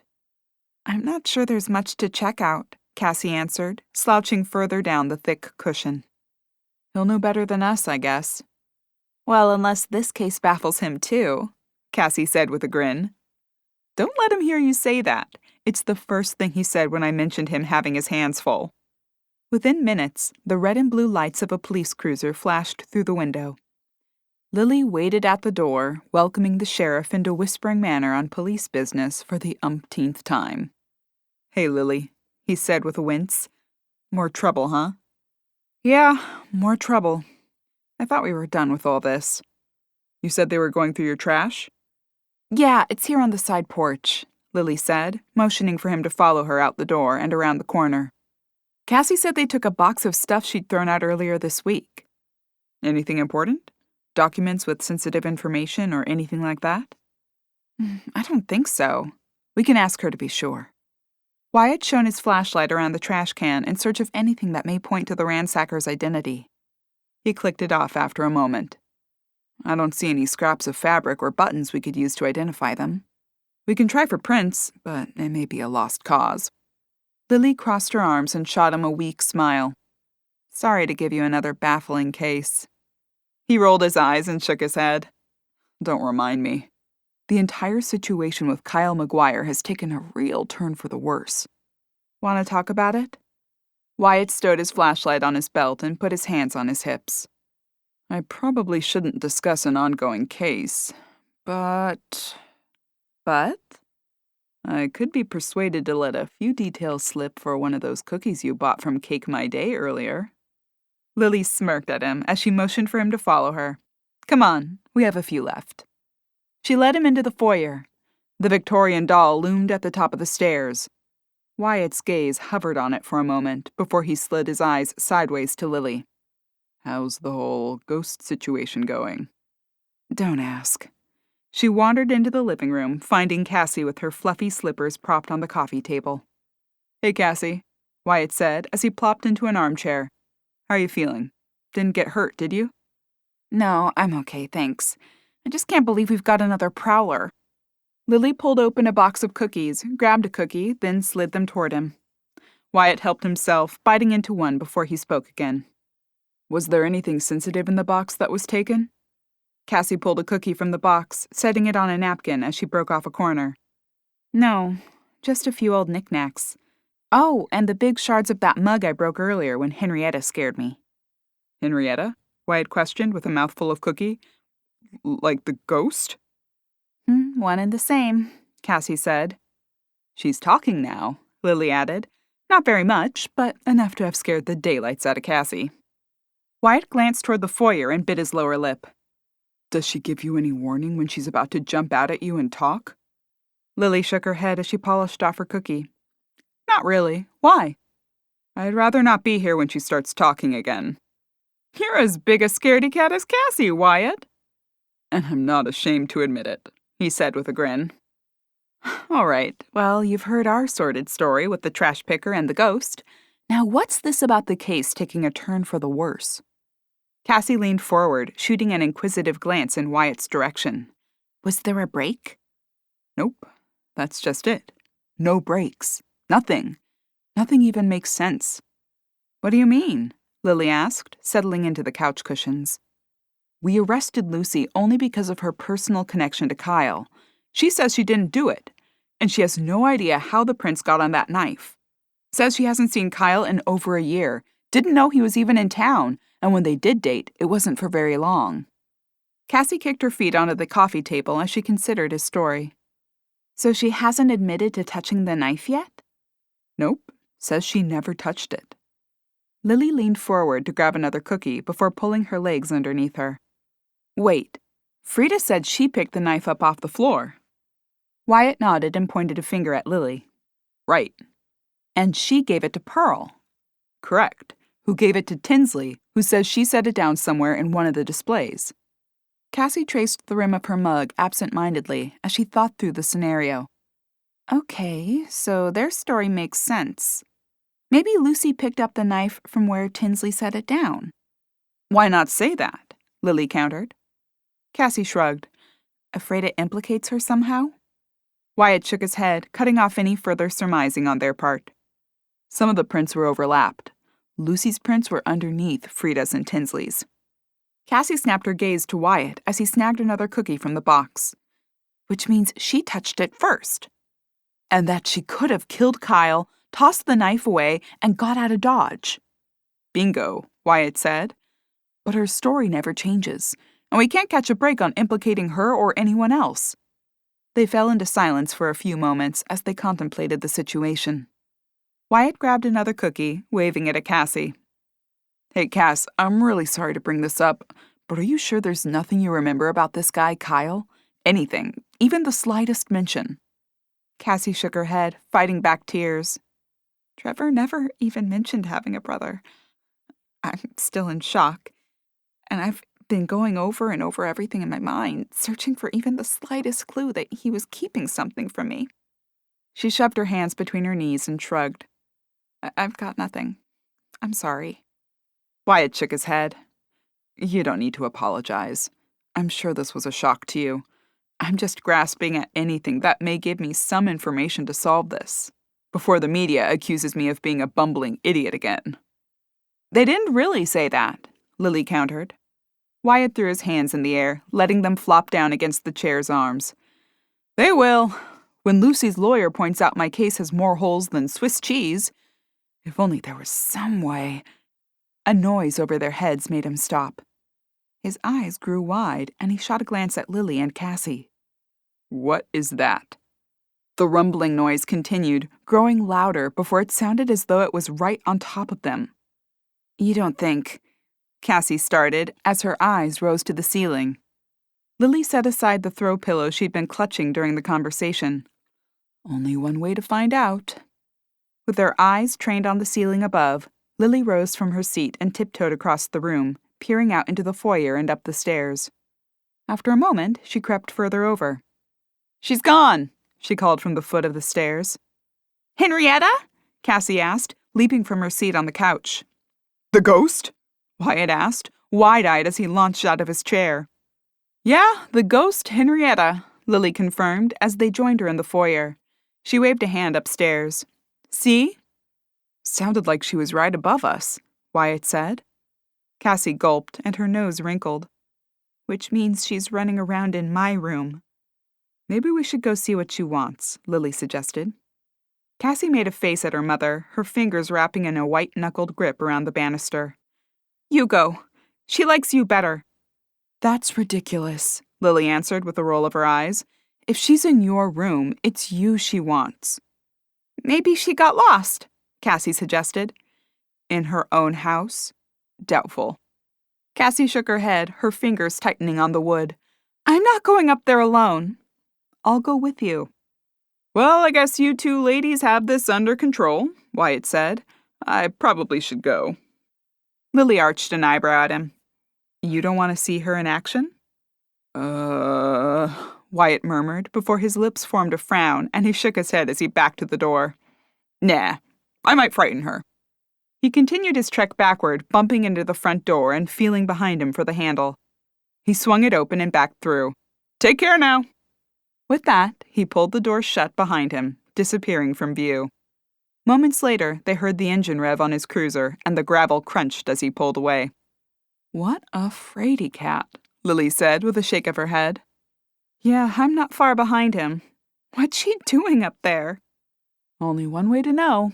Lily grabbed Cassie's hand and tugged her up the stairs. Cassie trailed behind her mother, glancing through the railing as they ascended to the second floor. A flash of blue fabric passed inside her door before disappearing from her sight. They arrived at the top of the stairs and navigated around the railing and down the gallery hall to her bedroom.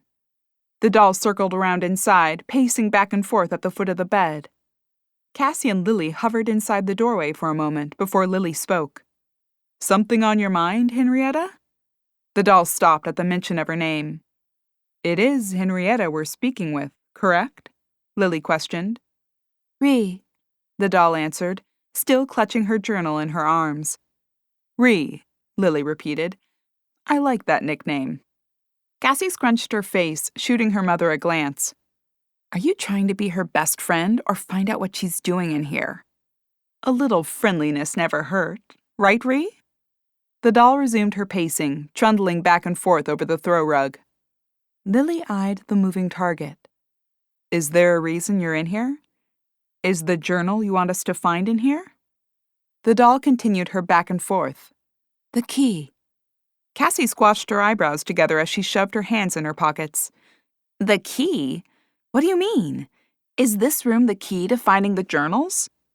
The doll spun in a tight circle and trundled back toward them. The key, the key, the key. Cassie pursed her lips as the doll's frustrated voice repeated the same phrase over and over. This is impossible. The doll's mantra changed. Help, help, help. Lily stepped into the room and held her hands out in front of her, stopping the doll's progress. All right, Ree. We're going to get you some help. Maybe then you'll be able to communicate more effectively with us. Until then, how about if you get some rest? The doll did not respond. Lily twisted and shot a glance at Cassie over her shoulder. Maybe we should put her in the hall for the night. Cassie eyed the doll disdainfully. Maybe we should lock her in the basement for the night. I don't want her creeping around while I'm trying to sleep. The doll broke free from Lily's grip and raced toward Cassie. Cassie shielded herself, throwing both arms up in front of her. "Sorry, I'm sorry!" The doll stopped short of ramming into her, the brown curls bouncing as she came to an abrupt halt. Help. "We'll get you help, Ree," Lily said, patting the doll's shoulder. "But you may need to be patient." Help, the doll said again. "I know, patience isn't your strong suit, but you'll need to give us some time. In the meantime, how about letting us get a good night's sleep?" The doll did not respond. Lily flashed crossed fingers at Cassie before she lifted the doll from the floor and carried it into the hallway. "I'll clean up downstairs, and then I'm going to try to get some sleep." Cassie followed her mother down the stairs. "Let's hope a certain someone lets us." A creaking noise woke Lily from a restless sleep. Her eyelids fluttered open, and she stared into the darkened room as she listened. Another groan echoed through the air. She closed her eyes for a second, assuming it was Cassie. Her eyes snapped open a moment later. What was Cassie doing up at 2 a.m? Was it the ghost doll? Wearily, Lily tossed back the covers and slid her feet into her slippers, pulling her robe over her. She tugged her door open, her heart skipping a beat. She stumbled back a few steps as she came face to face with the doll. "Help," the doll said.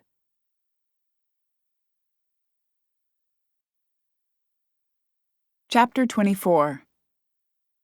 Lily stared at the doll standing in front of her as she tied her belt around her, securing her robe tighter. "What's wrong? Is it Cassie? Did something happen?" Lily scanned the landing behind the ghost.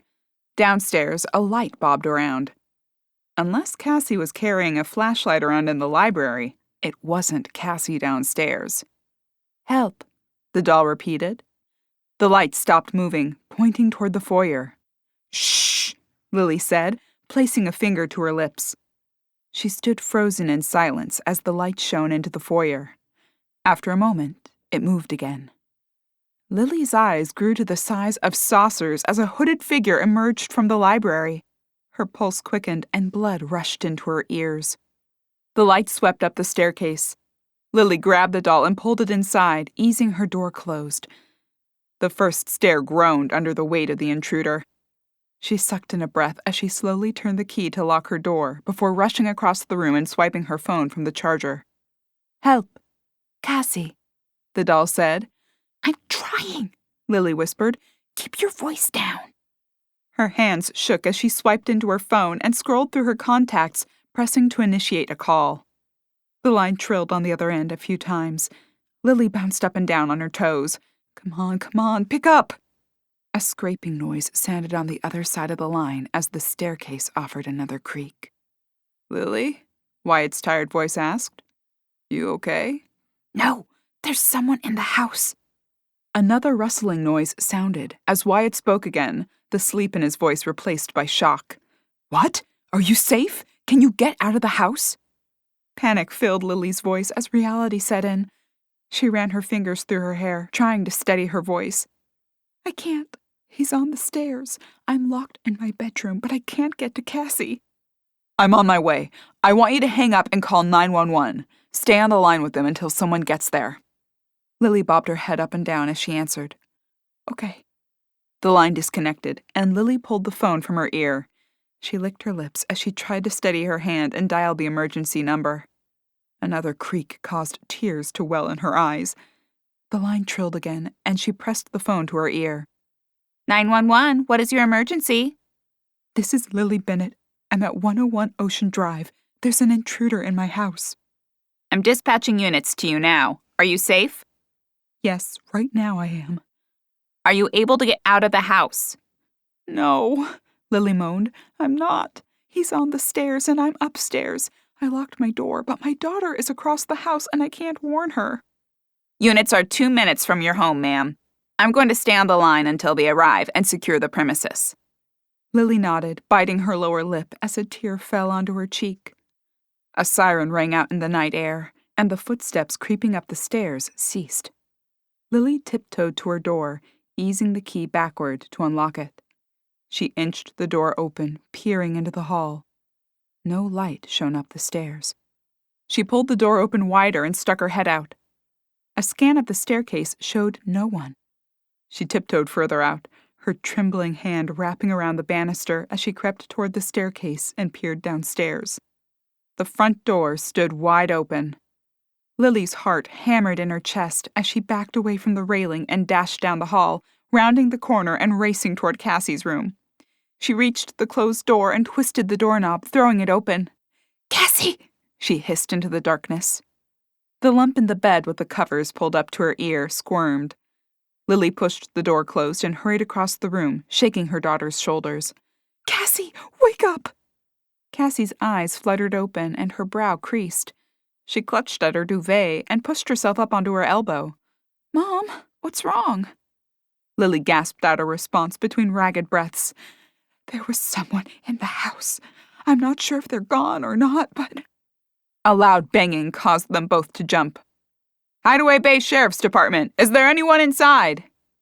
"Yes!" Lily's voice called out. "We're upstairs!" Footsteps pounded up the stairs as Lily hurried to the door and peered out a small crack. An officer, his weapon and flashlight drawn, searched the darkened space. Lily swung the door open and stuck her head out. "We're in here!"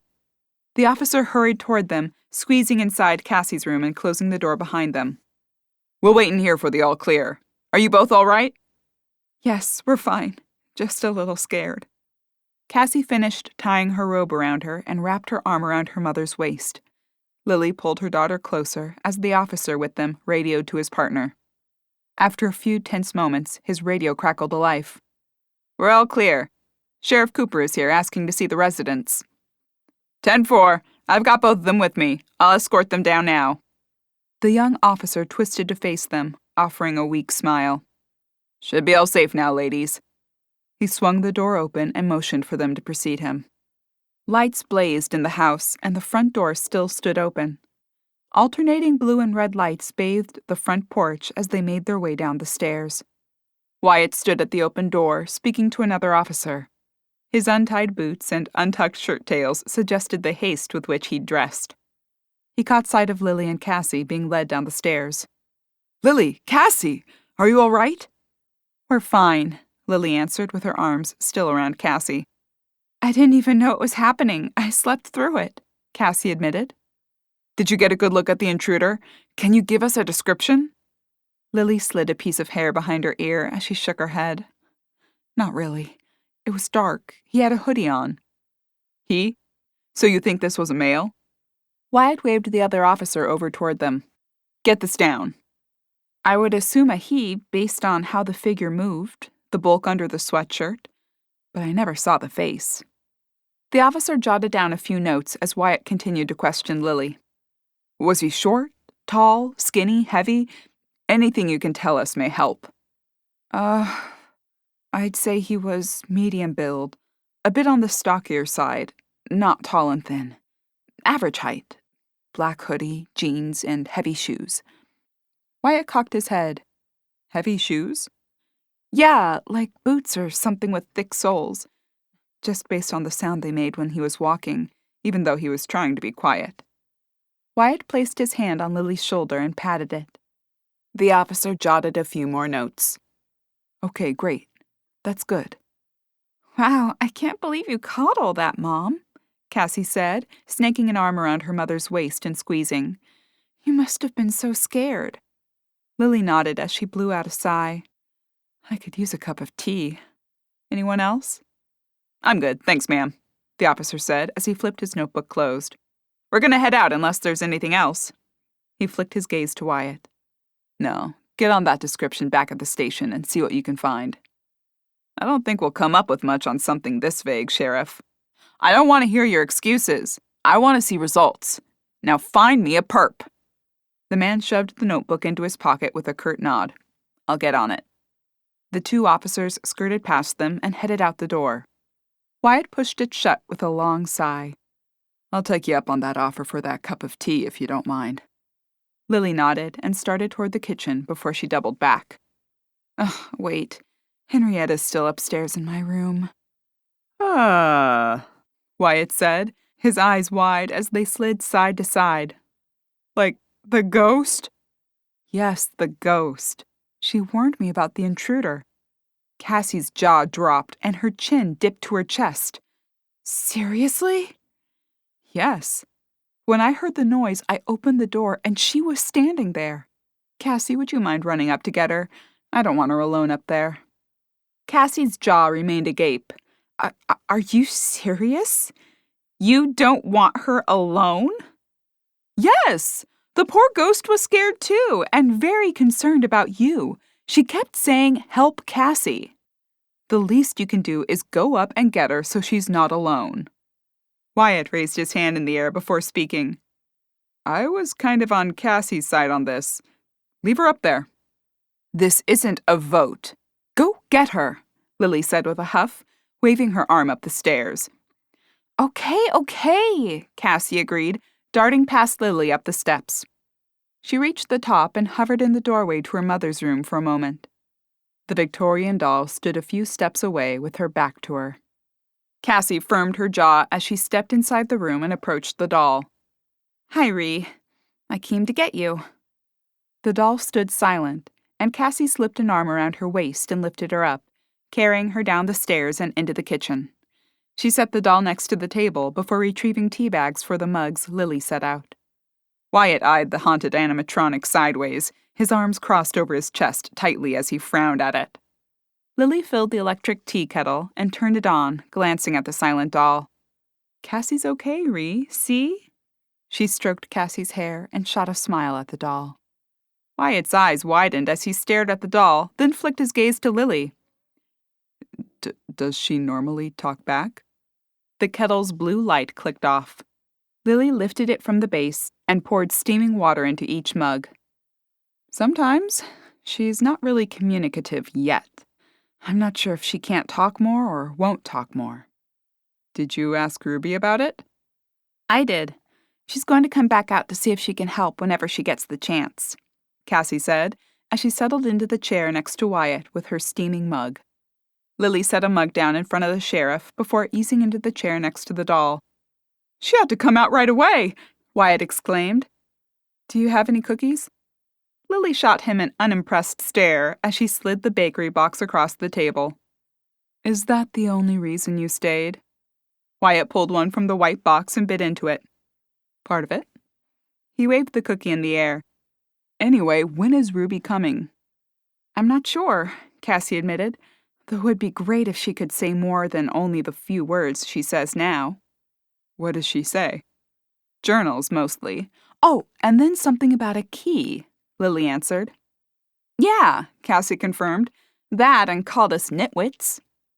Wyatt stared at Cassie for a breath, his brows pinching together. Are you serious? Yes. She asked us to find journals, and we went into the library to look, and she called us nitwits before she told us to look upstairs. Wyatt's eyebrows arched, and he shot a glance at the Victorian woman standing at the table. I think I'd get rid of that doll. Cassie opened her mouth to answer, but the whirring sound of the doll's bass cut her off. The animatronic sped toward Wyatt, stopping short in front of him. He leaned back in his chair, stretching away from the doll as it approached, his eyes wide. Help, the doll said. Cassie pulled a cookie from the box. Uh-oh, you made her mad. Wyatt's wide eyes darted around the room. Seriously? Yeah, you're lucky she didn't smack you across the face like she did to me when I told her to carry herself up the stairs. Wyatt's face twisted into a mask of fear, his lips forming an open-mouthed grimace. She hit you? Cassie offered him a slow nod as she chewed her cookie. That hasn't been proven, but her hand did crack Cassie across the cheek, Lily said. You may want to apologize to her. Wyatt wrinkled his nose and glanced up at the doll. Sorry. He leaned forward toward Lily and lowered his voice. Still, I think I'd... He swiped a finger across his throat and thumbed toward the doll. Lily shook her head. I'm not going to do that. This was her house before it was ours. I'm not going to throw the poor woman out of her house. You heard her. She needs help. The comment prompted the doll to spin away from Wyatt and begin pacing the floor behind Cassie. Help, Cassie. The key. Fear shone on Wyatt's features as his eyes followed the doll's movements. Wait, is she asking Cassie to help her or saying she wants to help Cassie? Cassie shrugged her shoulders as she sipped the warm liquid. That's why we need Ruby. She just speaks in these clipped phrases. I have no idea what the key is or how it helps me. Help, Wyatt. The key. That's new, Lily said. Now she's talking about you. Great, Wyatt grumbled. Now I'm all over her radar. No wonder. You tried to get rid of her, Lily said with a shrug, biting into her cookie. How can you be so calm about this? Wyatt asked. Cassie threw her arms in the air. How are you getting off scot-free? You tried to offer and now she wants to help you. I asked her to climb the stairs on her own and got slapped. Lily waved her hands in the air. Okay, wait. We have to figure out what key she's trying to tell us about. She's mentioned it in conjunction with both of your names now, which is odd. How does the key apply to both of you? Wyatt licked his lips as he considered it. He reached for his belt and tugged a large key ring from it, tossing it on the table. I've got a lot of keys. Are any of these what you're looking for? The key, the key. Cassie crossed her arms over her chest and slouched in her chair. It's like an ornery parrot. The doll's hand flung out and smacked into the back of her head before continuing along its path. Ow! Cassie exclaimed, straightening and rubbing the back of her head. Did you see that? Wyatt's jaw dropped open. I saw it. I still can't believe it. She hates you. She does, Cassie said with a pout. The key, the doll repeated as she trundled across the room toward Lily. Yes, Ree, we've got that part. What key? Where? How does it help Cassie and Wyatt? Wyatt tugged his phone from his pants pocket. I'm calling Ruby. This is crazy. It's the middle of the night, Lily said. And you've got a crazed doll possessed by a spirit attacking Cassie. We need help.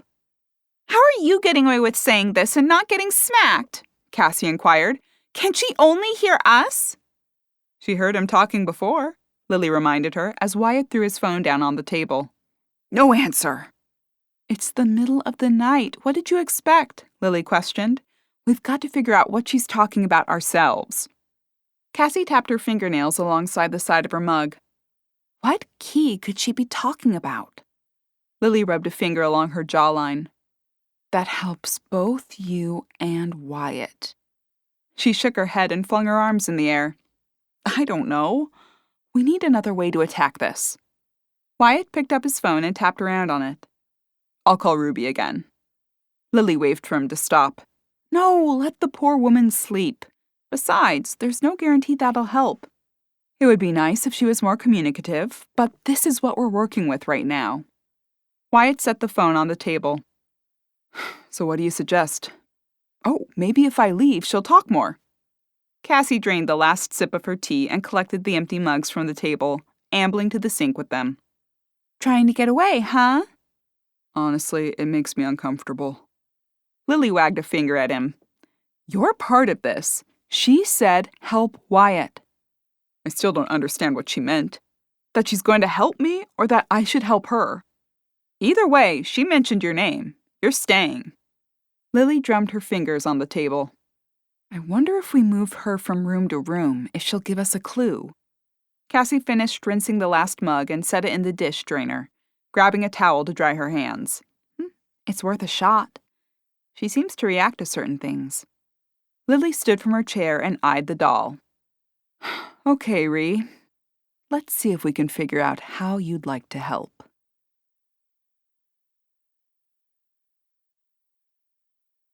Chapter 25. Cassie let her hip rest against the counter as she studied the doll across the room. Maybe we should start upstairs. She didn't seem interested in the library the last time we were in there. Lily poked a finger in Cassie's direction. "Good idea. Let's take her upstairs. We'll start in my bedroom and work our way around. Though she didn't mention anything to me when she charged in when the prowler was here." "Can't hurt to try." Cassie snaked her arm around the doll's waist and lifted her from the floor. The quartet paraded to the foyer and climbed the stairs, veering left to Lily's room. Cassie set the doll down inside the doorway. "Okay, Ree, anything in here?" Lily asked. The doll stood silent, staring ahead with no comment. Cassie threw her arms out to the sides. "I guess it's not in here. Should we move to another room?" "I guess so," Lily said. "We'll try Susan's old bedroom next." Wyatt crinkled his nose as Cassie hefted the doll up and carried her down the hall to the next bedroom. "Susan? Like Susan Davies?" "Yes," Lily said. "We found her bedroom closed off. It's cleared out now, but it was sad seeing all her things left behind." The grimace on Wyatt's lips intensified as they approached the room. "This night gets worse and worse. I'll stay out here if you don't mind."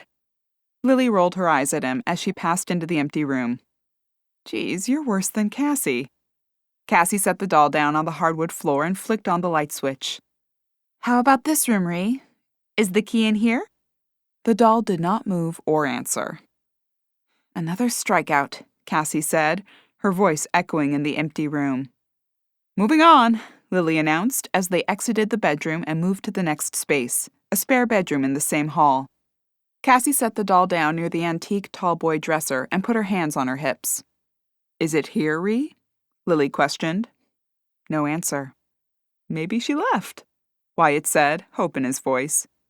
"There are still a few more rooms to go," Lily answered. Cassie collected the doll, and they moved to the next bedroom with no luck. With a sigh, Cassie dragged the animatronic from the room. "Only my room left." Lily flashed her crossed fingers as they strode down the hall toward the front of the house. Cassie ducked into her bedroom with the doll in tow first, followed by Lily and Wyatt. Willie lounged on the bed, the excitement of earlier in the evening no longer a concern. He lazily opened his one eye as they trudged inside, offering a wide yawn. "Okay, Ree, last room upstairs." "Is this where the key is?" Lily questioned. All eyes fell to the doll, whose silent blank stare gave away nothing. Cassie's shoulders sagged. "Well, so much for that idea. That didn't seem to help." "I think she left," Wyatt said, "which is fine by me. Maybe you'll have more luck when Ruby tries. Schedule it for a time when I can't be here." Lily crossed her arms and eyed him. "Did you say a time when you can't be here?" "Yep," he confirmed. "I'd prefer not to be around when the ghost is wandering through the house. You can tell me later what key she wanted you to find." Lily sighed and tossed a lock of hair over her shoulder. "I really thought this would work. Oh well, I suppose we should let you head home and get some sleep." Wyatt shuffled to the door. "Thanks for the tea. I hope you ladies are able to get some sleep with all the "The key!" the doll exclaimed.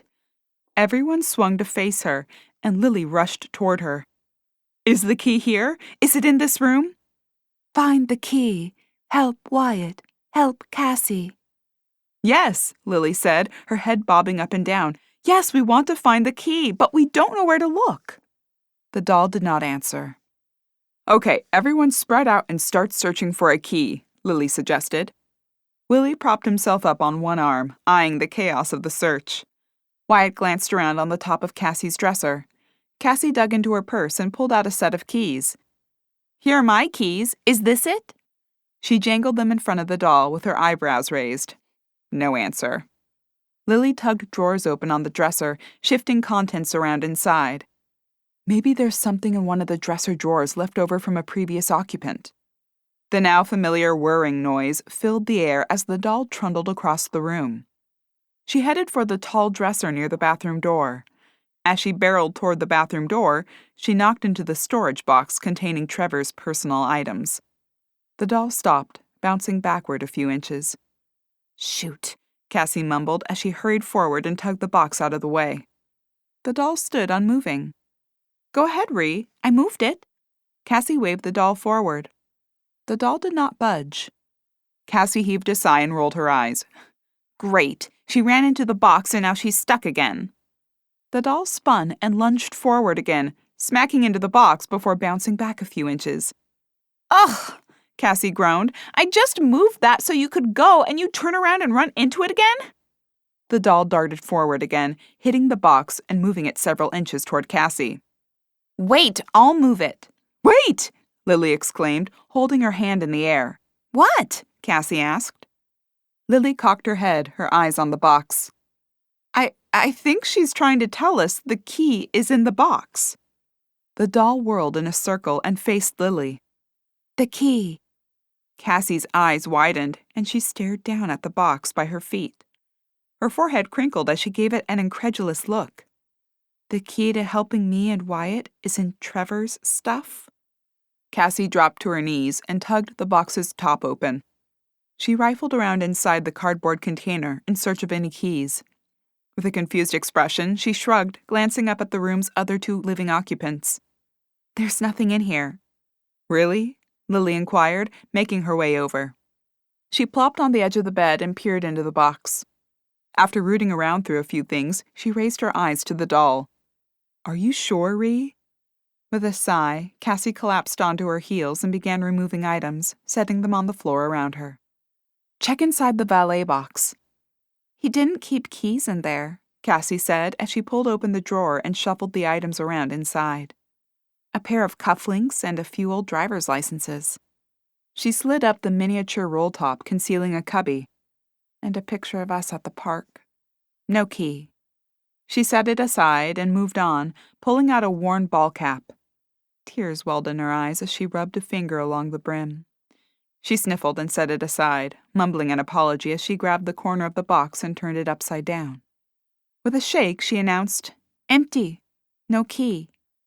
She set the box down and glanced at the doll, who had spun to face them as they worked. What gives, Ree? The doll wheeled toward Cassie, who scrambled back on all fours away from it, shielding her head from an anticipated smack. Instead, the doll stopped short near the array of items spread across the floor. The brown leather journal clattered to the floor as the doll's arms moved of their own volition, stretching out over the scattered items. The valet rose in the air, bobbing around clumsily. Cassie's eyes grew wide and her jaw fell open. Willie's ears flattened against his head and he slinked off the bed, hiding underneath it.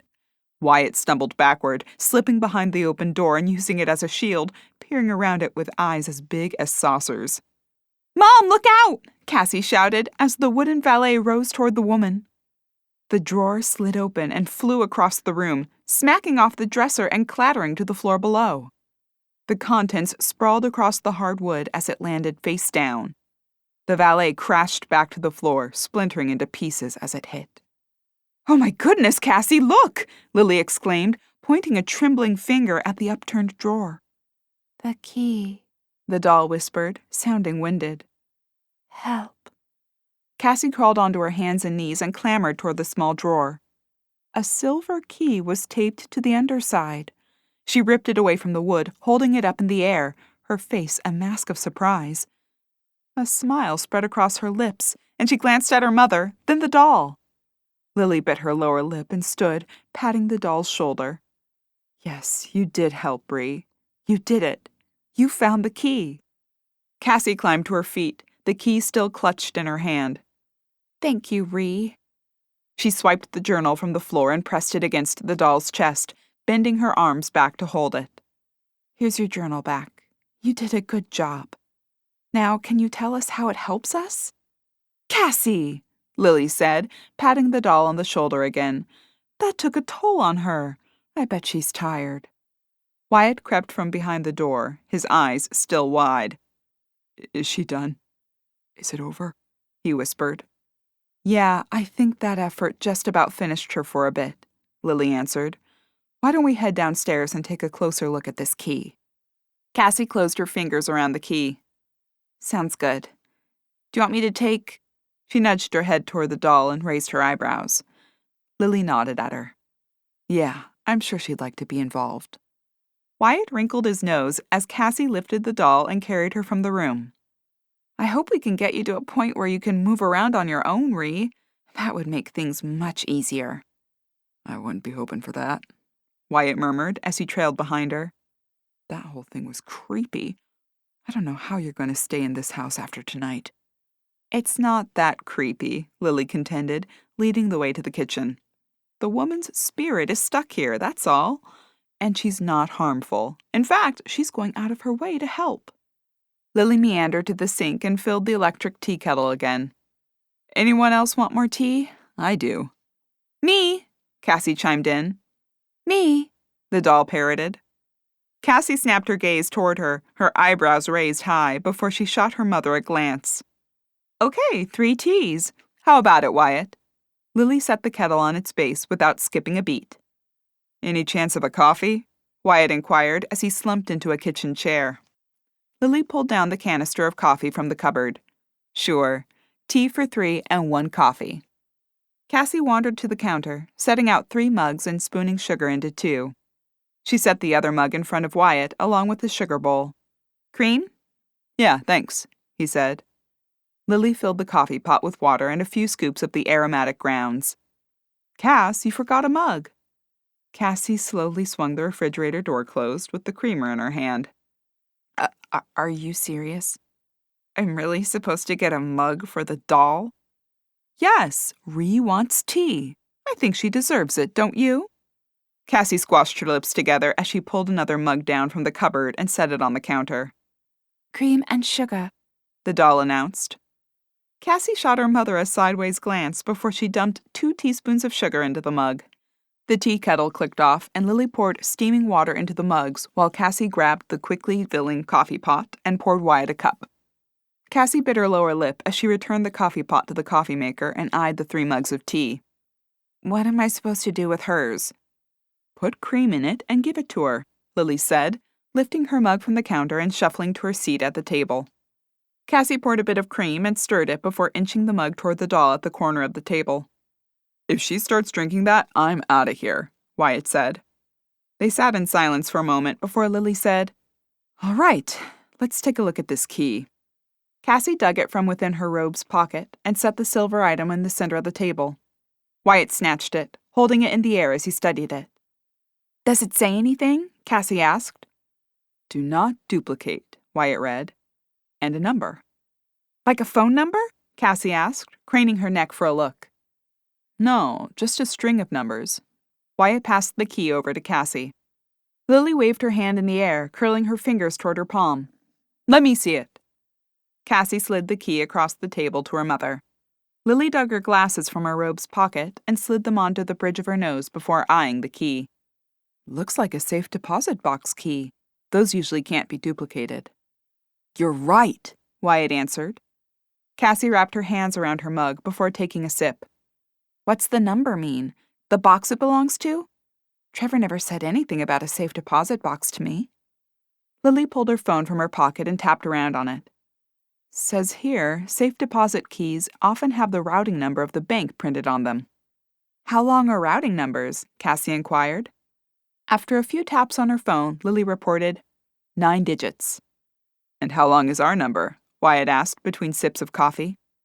Lily squinted at the silver key, her finger tapping along as she counted. 9. So this could be a safe deposit box key, Cassie said. Can we reverse search the routing number to find the bank? Lily tapped around on her phone again. Yep, here's a website for that. Well, input the number and see what it says, Cassie exclaimed. Lily held one hand in the air as she typed with the other. Okay, give me a second. She gave one final tap, then stared at the output, a frown on her face. No results found.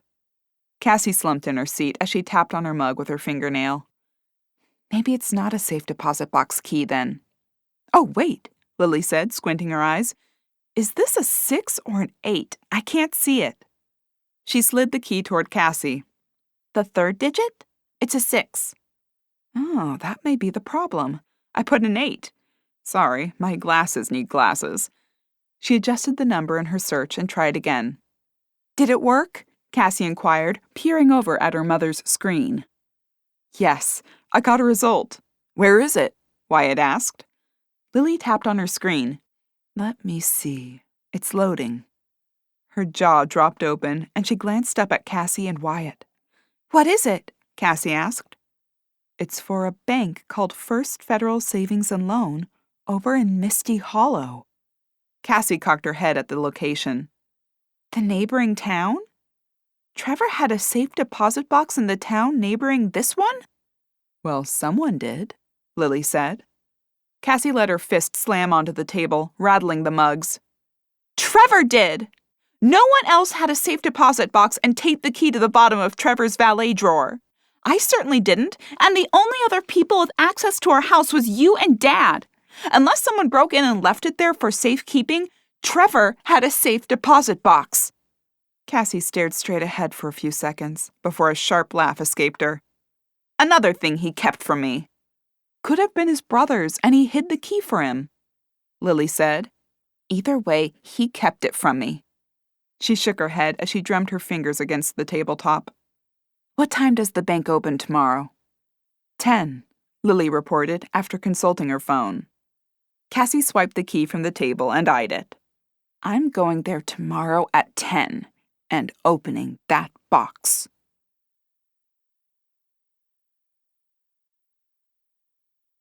Chapter 26. Cassie twirled the key in her hands, staring at it. Lily shot Wyatt a glance, licking her lips before she turned her attention to Cassie. Cass, I'm not certain that's a good idea. Why not? Cassie snapped.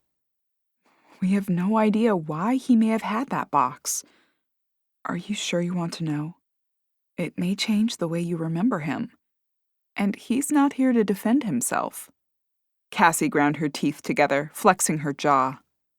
I have to know. Sorry to interrupt here, but I'd also like to know, Wyatt said. Both women turned their attention to Wyatt, who shrugged as he took another sip of his coffee. Well, Trevor is related to my Vic. I'd like to know if there's anything related to Kyle McGuire in that box. Cassie arched an eyebrow at him before she returned to tracing the wood grain on the table. Lily furrowed her brow, glancing up at the doll standing next to her. I wonder... Wonder what? Cassie asked. Reeves said help Cassie, help Wyatt.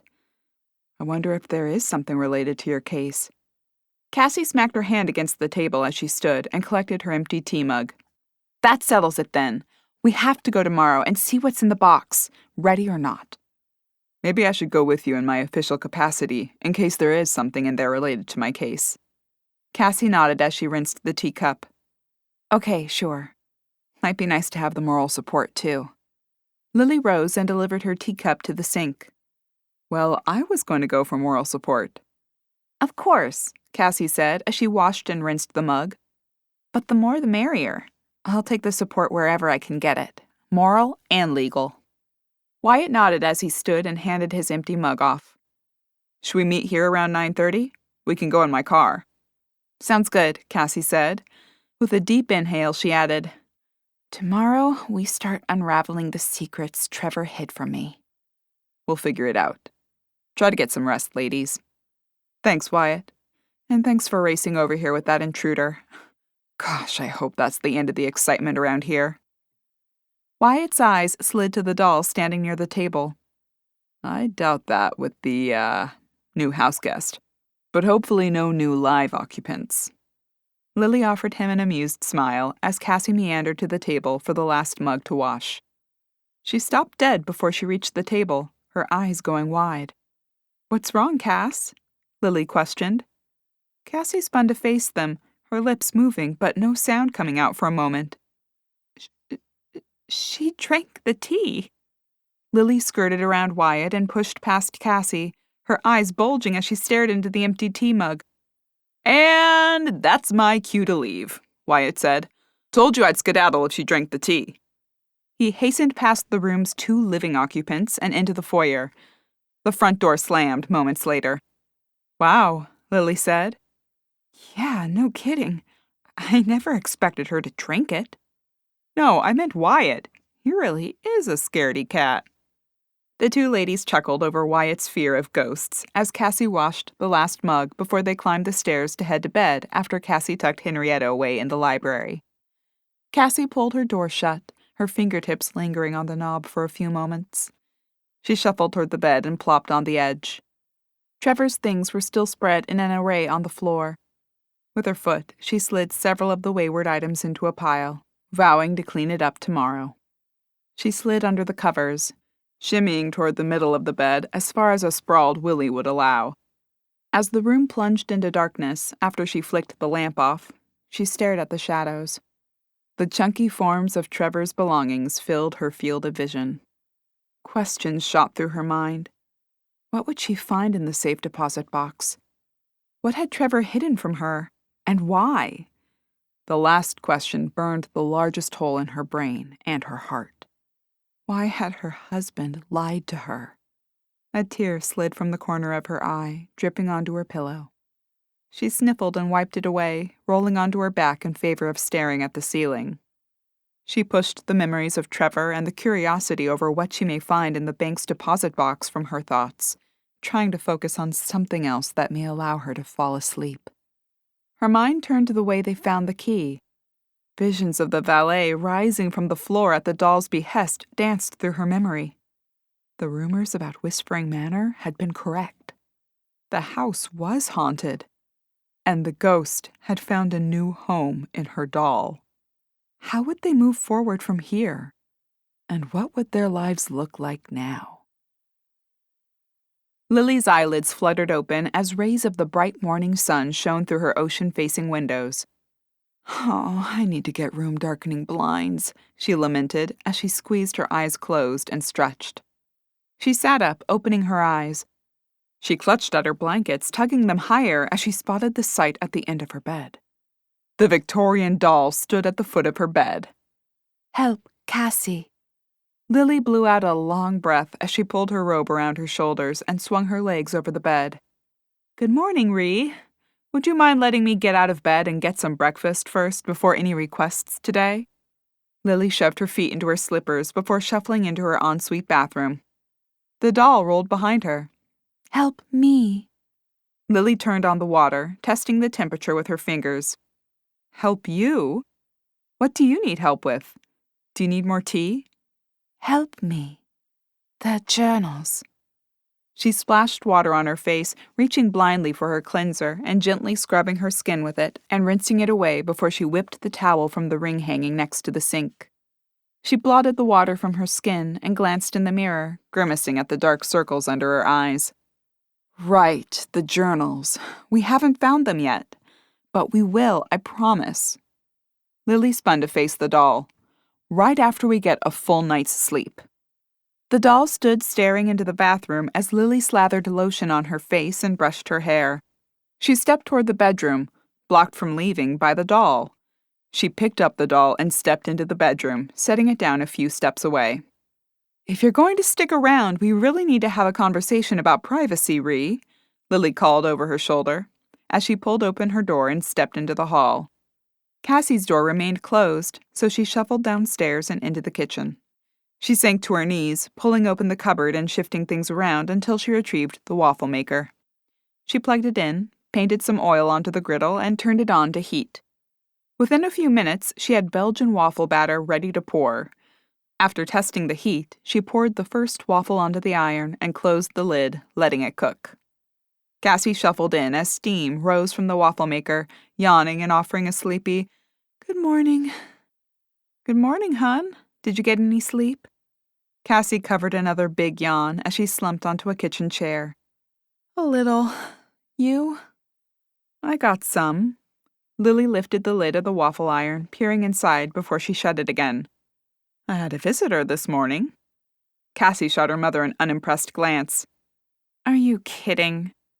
"Nope," Lily said as she freed the golden brown waffle from the iron and slid it onto a plate, waving it in the air toward Cassie. Cassie stood and grabbed the proffered plate, retrieving the maple syrup from the hot water bath Lily set it in earlier. "Same visitor or a new one?" "Same one, standing at the foot of my bed when I woke up." Cassie let her head fall between her shoulders with a groan. "Now what?" "Well, she started out talking about helping you again." Cassie drowned one wedge of her waffle in syrup before slicing into it. Lily tapped her fingers on the counter as she waited for her waffle to cook. "And then she asked me to help her." "Help her with what?"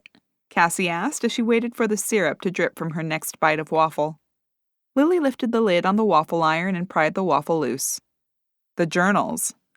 "Oh, right, the journals. We still haven't found them." "Nope," Lily said, sliding into her seat and drizzling syrup on her golden brown breakfast. "Well, at least she's bugging you about them now instead of me." Cassie offered her mother a playful smile and a wink. "She likes you." Lily shot her a glance. "I'm the only one who's nice to her." "I'm not mean to her," Cassie cried defensively. "You could be nicer." Cassie shook her head, reaching for the syrup to add more to her next quarter. "Nah, I don't think it's that at all. I think she's jealous of me." "Oh, jealous, huh? Thinks blondes have more fun?" "Not of my looks," Cassie said. Lily sawed off another piece of waffle and slid it around in the pool of syrup on her plate. "Of what, then?" "My mother." Lily lifted her eyebrows in response as she chewed. She poked her fork toward her chest. "Me?" Cassie nodded and jabbed a finger in her direction. "You. I think she wishes she had you as a mother. Remember, she didn't get along with her mother." Lily considered it for a moment before she shrugged. "Well, that's too bad. I'm already someone else's mom. And I told her we'd help her with the journals after we figured this thing out with Trevor and got a good night's sleep. Bet she loved that." "She stopped talking to me," Lily said with a chuckle. Cassie finished her waffle and dumped her plate in the dishwasher. "Sounds about right. Maybe she thinks now that she's helped us, we should help her." "Could be. Maybe we'll take a look around after the bank trip today, depending on how we feel." Cassie glanced at the clock on the microwave. "Speaking of, I guess we'd better get ready. Wyatt will be here soon." Lily nodded and collected her plate and fork from the table, placing them in the dishwasher before they shuffled upstairs to dress for the trip. As Cassie slid her feet into her ballet flats, her stomach rolled with anticipation. What would she find in the safe deposit box? With the answer looming in the near future, she wondered if she truly wanted to know. Her mother's voice stopped her rambling thoughts. "Wyatt's here!" "Okay," Cassie called back as she stood from the bed and grabbed her purse. "Coming!" She gave Willie a pat on the head as he lounged across her dresser, promising him she'd be back soon, and darted from the room, hopping down the stairs.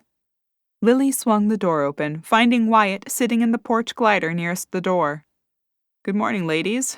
Get any sleep?" "A little," Lily said. "Had a patrol car watch the house last night, and they said no further disturbances." "We didn't hear anything," Lily said as they stepped onto the porch, and she swung the door closed, locking it and arming the alarm system. "Except re-bugging Mom this morning about helping her." "Persistent, huh?" Wyatt tugged his phone from his back pocket and checked the display. "Still didn't hear back from Ruby. She should be on her way into the office by now." Wyatt stood from his spot on the wicker glider. "Speaking of, would you mind stopping by the police station before we head to the bank?" Lily shot a glance at Cassie with a shrug. "No, why?" Wyatt heaved a sigh. Lucy's asking to see Cassie. She won't say anything to us outside of she didn't do it, but this morning she asked to talk to Cassie. Cassie swallowed hard, her stomach somersaulting again. All eyes turned to her, and she flicked her gaze between Lily and Wyatt. With a meek nod, she answered, "Okay." Wyatt motioned for them to precede him off the porch to his waiting car. "I thought you didn't want her to see anyone until you sorted some things out," Lily asked as she slipped into the passenger's seat. "Well," Wyatt said, climbing behind the wheel and firing the engine, "I didn't. But we're not getting anywhere with her. She's got a bail hearing set up this afternoon. I'm not going to be able to hold her any longer, even with the charge." He flicked his eyes over his shoulder to Cassie in the back seat. "Maybe you can get something out of her." Cassie settled back into her seat, tugging at the seatbelt at her neck.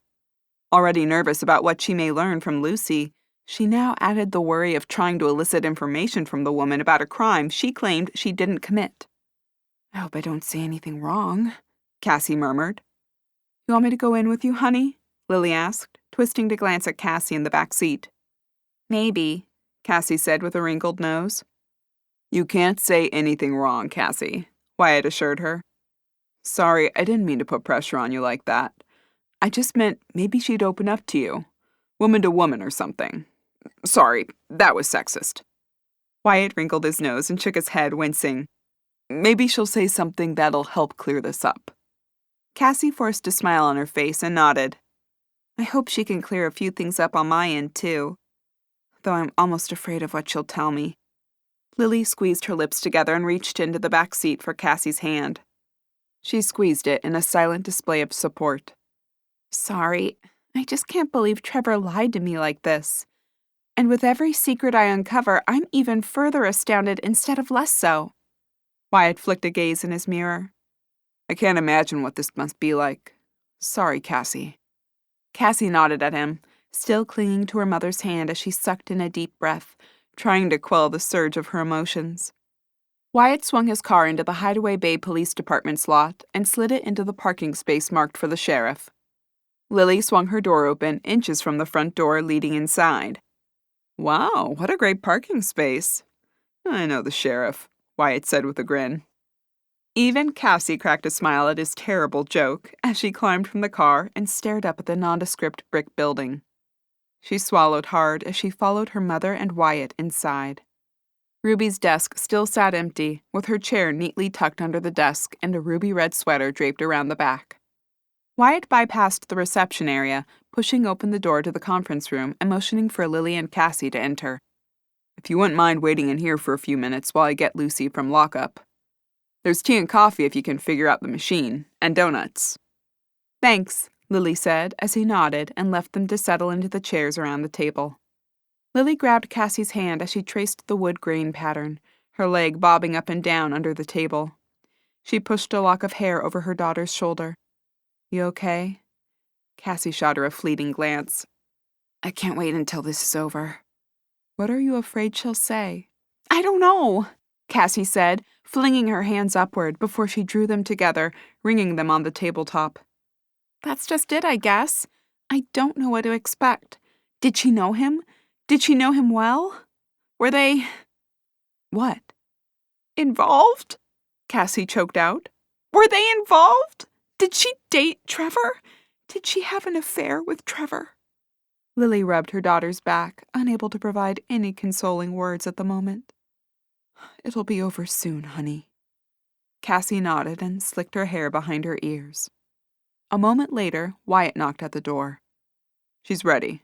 I have her in an interrogation room." Both women rose from their seats. Wyatt held his hand out in front of him. She asked for Cassie only." "Oh," Lily said, drawing her chin to her chest in surprise before she shot a glance at Cassie. "Cass?" Cassie sucked in a shaky breath. "Okay." "Listen, we will be right in the next room. We can hear everything you say, so if you need someone in there, just yell, okay? We'll be right behind the glass." Cassie offered a tentative nod and a brief smile as he led them from the room, threading through the tight corridors to another hallway with 4 doors. He opened the first and motioned for Lily to enter a darkened room. A large window looked into another room, Cassie spotted Lucy huddled over a white table, handcuffs still around her wrists. Wyatt led Cassie to the next door down the hall and opened it. "Good luck," he said with a nod. Cassie brushed past him and into the brightly lit and sparsely furnished room. She sucked in a deep breath as Lucy flicked her gaze up at her and offered a hopeful but apologetic smile. The woman tugged at the sleeves of her teal hoodie as Cassie dragged the metal chair from under the table and sat down across from her. Hey, Cassie. Thanks for seeing me. Cassie's heart pounded in her chest as she offered a tight-lipped smile and slouched in the slick metal chair. The handcuffs rattled as Lucy lifted her chained hands to slick a piece of blonde hair behind her ear. Listen, I know it's weird that I asked to see you, but... "No, it's okay," Cassie interrupted. I actually wanted to see you, too." You did? Lucy asked. I didn't do it, Cassie. I didn't kill Kyle. You have to believe me.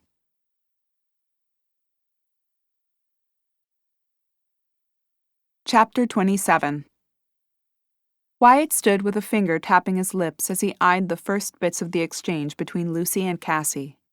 Next to him, Lily placed a hand against the glass as she offered her daughter support from a distance. After the first few moments, Wyatt flung a hand in the air. "See, there she goes. What did she drag Cassie down here for, just to tell her she's innocent? That's all she'll say." Something is very odd here, and I find myself wondering the same things that I think have been keeping Cassie up at night. Did she know Trevor? How well? And did she know us when she sold us Whispering Manor? Wyatt leaned against the wall next to the two-way mirror and sucked in a deep breath. A week ago, I would have said no. But this whole investigation has me questioning everything. I hope Lucy can give Cassie some answers before Cassie goes crazy wondering just how many lies Trevor told. They returned their attention to the conversation unfolding in the room next door. "I don't know what to believe anymore, Lucy," Cassie admitted with a sigh. I didn't do this, Cassie. I didn't. Cassie's chest heaved a few times as she focused on twisting a string from her striped shirt around between her thumb and index finger. "Why did you want to see me?" Because I need your help. Lily's eyebrows rose to her hairline as she pressed a hand to her chest. Need her help? I can't imagine how Cassie'll react to that. Cassie snapped her head up, a confused expression clouding her features. What? Lucy's eyes pleaded with her as she repeated her statement. I need your help. How could I possibly help you, Lucy? I know less than you do, obviously. You were married to Kyle's brother. You have to know something. Cassie's features turned stony, and her jaw flexed as she fought through the emotions of the statement. I was married to Trevor, yes, but I had no idea he had a brother. I'm the one who should be asking you for help. What do you mean? Lucy inquired. Did you know me when I came to Hideaway Bay? Did you know who I was? Lucy licked her lips, dropping her gaze to the shiny metal table between them. Did you? Cassie said, slamming her hand on the table with her voice raised. Wyatt flicked his gaze to Lily. You want me to go get her? Lily's focus remained on the scene unfolding, but she shook her head. No, let her get it out. She needs answers. Lucy pursed her lips and shook her head. No, I didn't know you. I didn't even know Trevor was married. But when Kyle showed up again a few weeks ago and started talking about his brother being dead and a plane crash, I put the pieces together. Cassie swallowed hard at the admission. She blinked back the tears forming in her eyes and pressed forward. So you knew Trevor? Yeah, I knew him, Lucy admitted. Cassie let her eyes float up to the ceiling as she processed the news. I swear, Cassie, I didn't know about you. I would have said something when we met. I didn't know. Did you sleep with him? Uh-oh, Wyatt said, wincing and shooting another glance at Lily. Lily held up a hand. Let her work through it. She has to know. Lucy sat in stunned silence for another moment, her eyes wide before her head began to wag back and forth. No, of course not. Well, you said you didn't know he was married. That doesn't mean I was sleeping with him. Lucy waved her cuffed hands in front of her as if to clear the air and tried again. Look, I knew Kyle. We dated for a little bit way back when, and whenever he'd come into town, we'd catch up. That's it. I didn't sleep with either of them. I only knew Trevor because I met him a few times with Kyle. Whew, dodged a bullet there, Wyatt said after Lucy's confession. In the interrogation room, Cassie's brow furrowed at the statements. So you were casual acquaintances with Trevor? Yes. We saw each other a few times here and there. I didn't even know Kyle that well. But whenever he came into town, you'd catch up. You knew him well enough to see him every time he was here. Yeah, he usually just wanted a place to crash or something. And this last time he came into town? Lucy shrugged, the handcuffs scraping against the metal table. He was strange, distracted, odd, scared. Scared of what? I don't know. Something or someone. He told me about Trevor's plane crash, said he needed help. And did you help him? I gave him some money. I thought he left town. Then he turned up dead, but I didn't kill him. Cassie bit her lower lip as she considered the information. I still don't understand why you asked to see me. How can I help you prove you didn't do it? Someone killed Kyle, Cassie. Someone was after him. Why? I don't know, but I always had the sense that he and Trevor were involved in something. What? Cassie asked, her eyes going wide. I don't know what. Something dangerous. Something people would kill them over. Cassie huffed out a sharp laugh. What makes you think I'd believe you? Cassie, Lucy said, heaving a sigh. Why did Trevor lie to you? And to me? The few times I met him, he never mentioned a wife, never wore a ring, and when I asked Kyle anything about him, he wouldn't say much. Just that Trevor was his brother and they were involved in some kind of business together. Cassie fluttered her eyelashes as she worked through the allegations. After a moment, she licked her lips. Okay, even if you're right, how can I help you? You just said Trevor lied to me. He obviously kept a good bit of his life hidden from me. I don't know anything. There has to be something, Lucy cried, flinging her hands at Cassie. Some little clue, a hint or something, anything, please. Cassie remained quiet for a moment before she spoke again. There may be one thing. The door burst open to the room, and Wyatt hovered inside the doorway. Time's up. Just another minute, please, Wyatt, Lucy said. Nope, sorry, he said in a deep voice. Can't do it. Rules are rules. Come on, Cassie. I've got to get the prisoner back to lockup. He waved for Cassie to leave the room. Cassie stammered. Sure. No, Cassie, wait! I'll do what I can, Cassie said with a nod. She squeezed past Wyatt into the hall where her mother waited for her. Let's wait in the car, Lily said as Wyatt entered the room and tugged Lucy to her feet. She rubbed Cassie's back as she led her to the front of the office. They passed Ruby's still empty chair and pushed into the fall sunshine. After climbing into the car, Lily spun to face Cassie. Feel better or worse? Cassie lifted her shoulders in a shrug as she shook her head. I'm not sure. In some ways better, in other ways worse. Why did Wyatt interrupt us? He didn't want you telling her about the safe deposit box. He wasn't sure it was a good idea, and I trusted his judgment. Oh, Cassie murmured, tracing a seam on her jeans. Cass, are you okay? Cassie flicked her gaze up to meet her mother's eyes. She gave a slight nod. Yeah, I'm all right. That was probably smart of Wyatt to stop me from spilling the beans. We have no idea what is in that safe deposit box, but I wouldn't say anything to Lucy yet. Cassie fidgeted in her seat. Do you think she's right? About Trevor being involved in something? Lily asked as she scanned the front door for a sign of Wyatt. Yeah. I don't know, Cass. It doesn't seem like Trevor. At least, not the Trevor we knew. Cassie studied the trees waving in the breeze on the building's side. But did we know the real Trevor? I guess we'll find out soon, Lily answered, as Wyatt emerged into the sunshine and hopped down the steps, skirting the car and sliding behind the wheel. Sorry for the delay. I wanted to check in on your intruder investigation. Anything on that? Lily asked as Wyatt fired the engine. He backed the car from the space and pulled out, heading for the neighboring town of Misty Hollow. Nothing. I'm not surprised. We don't have very many leads. Lily rested her elbow on the car door, her index finger rubbing her lips. I wonder if this is connected to Trevor somehow. The intruder? Cassie asked, stretching her seatbelt as she leaned forward. Lily twisted to glance at her. Yeah. It just seems weird that this happened shortly after this murder. Cassie settled back in the seat, her forehead wrinkling with worry as she watched the autumn-colored trees whip past her window. I think it has to do with that treasure. People wondering if there's anything else hidden in there.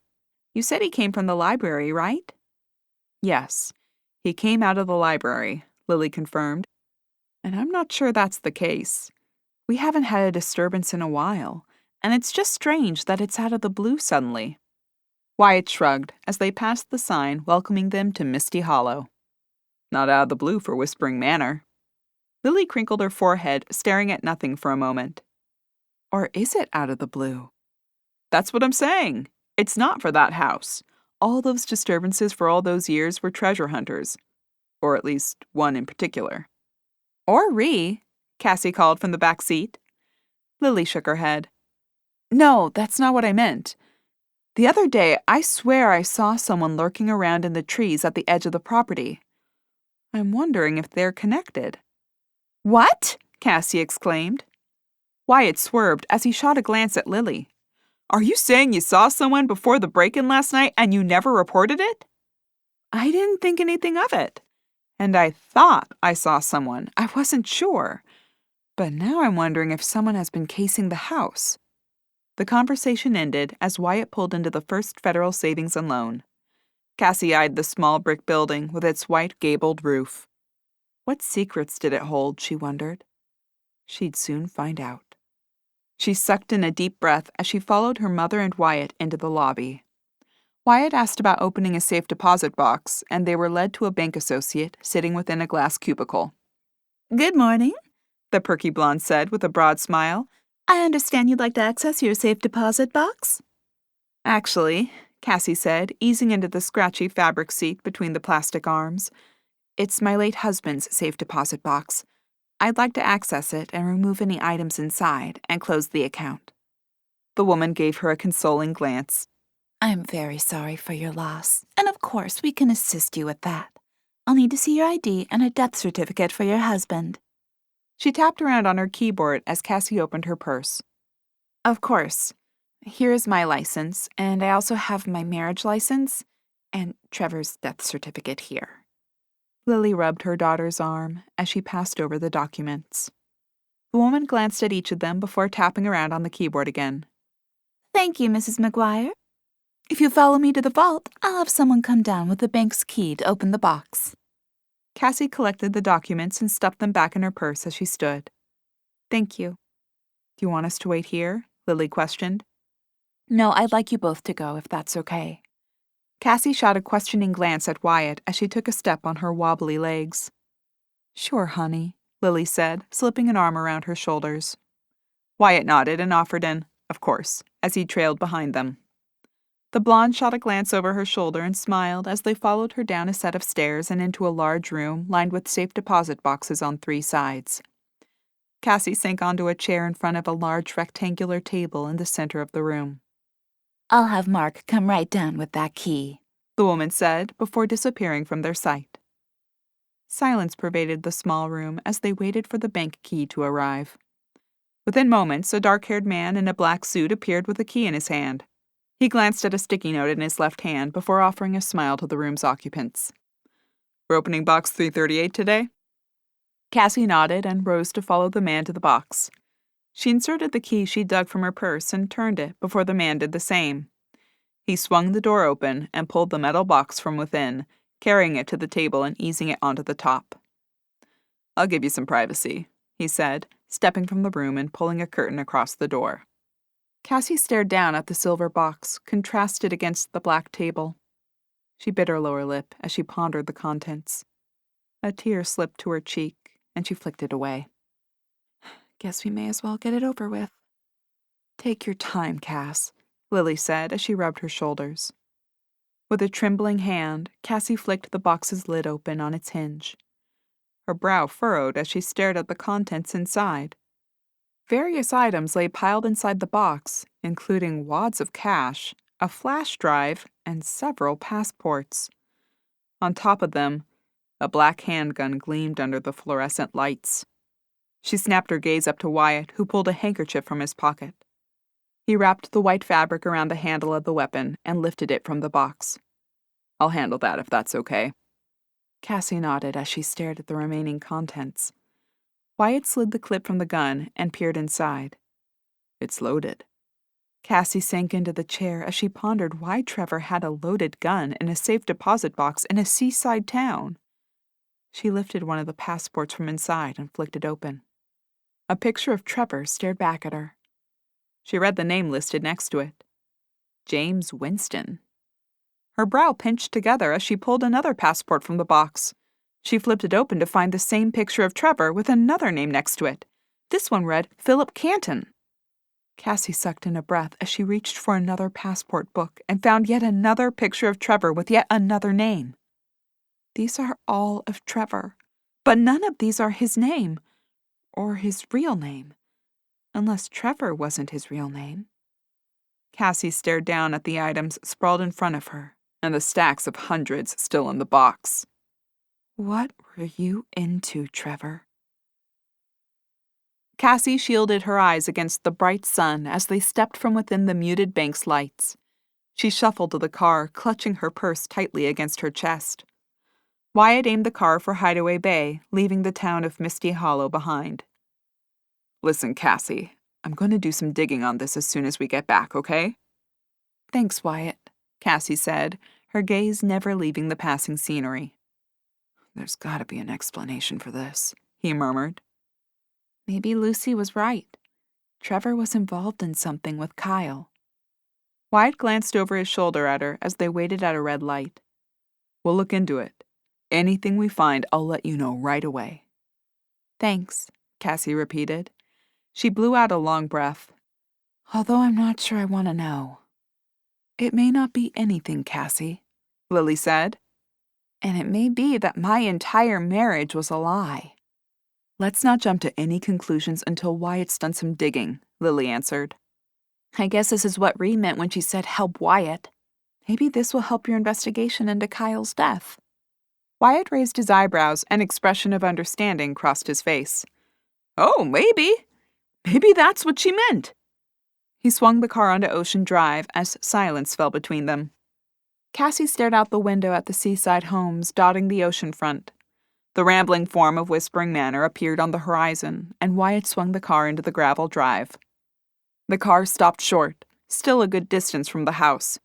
Wyatt's hand fumbled around in search of his phone in the car's cup holder as he stared straight ahead, his eyes wide.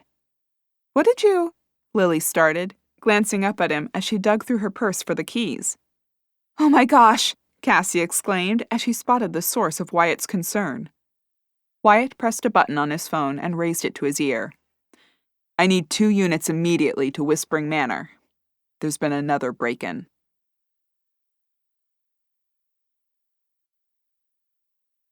Chapter 28. Lily pressed her nose against the glass as she watched Wyatt creep toward their open front door with his gun at the ready. I can't believe this, Cassie said from the seat behind her. Why didn't the alarm go off? Wyatt disappeared into the house, and Lily let out a sigh. No idea.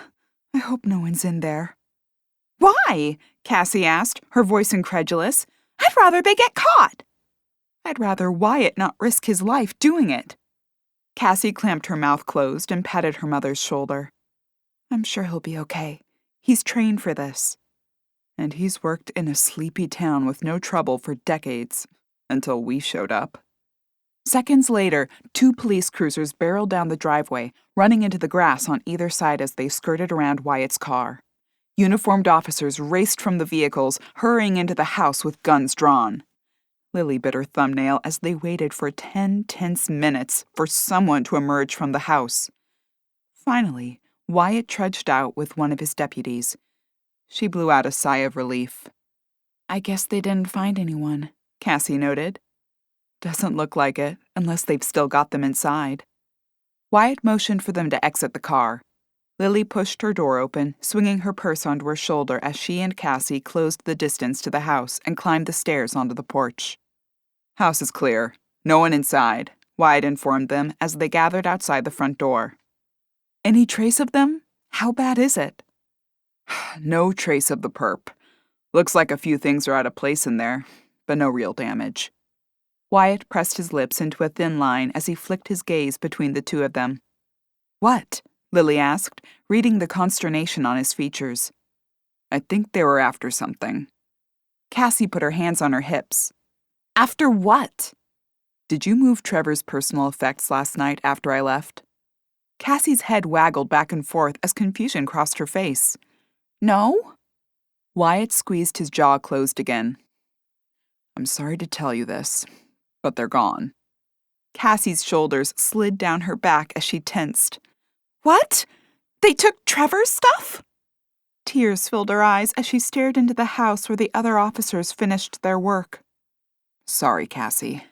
They took everything, box and all. Cassie fluttered her eyelashes as she considered the statement, tears welling in her eyes. Lily wrapped an arm around her and squeezed her shoulders. It's okay, Cass. That wasn't Trevor. Just some stuff he left behind, okay? Cassie bobbed her head up and down without answering. Listen, the guys are probably done, so we can head in and sit down. They're just trying to pull some prints, but I doubt they left any behind. Lily squeezed Cassie's shoulders again and tugged her toward the door. She led her into the living room, and they collapsed onto the couch together. Wyatt followed them in, perching in an armchair next to the couch. So the alarm system was off when we came in, meaning the perp found a way to disarm it. We can check your video footage, but I'm assuming he or she disarmed it before they entered to avoid showing up on any cameras. Lily sank her head into her palm. What's the use in having the damn thing if someone can disarm it and waltz right in here? Wyatt licked his lips as he nodded his head. I understand your frustration, Lily, I do. But this could be a helpful clue. How? Well, the perp either knows you and can disarm your alarm, or has familiarity with alarm systems. Either way, this was no quick score. Someone didn't just bust through your front door trying to find something of value. They were here for a reason, and they were smart about it. Lily shook her head and sighed. So what do we do now? Well, I'm gonna have a patrol car out here 24/7 to start with. This guy isn't a quitter, and I don't want him coming back, especially while you two are here alone. Do you think he will? Cassie asked, speaking up for the first time since entering the house. I think he may after he realizes you still have what he's after. Cassie arched an eyebrow at Wyatt. Which is? I'd bet it was the safe deposit key. Cassie shook her head.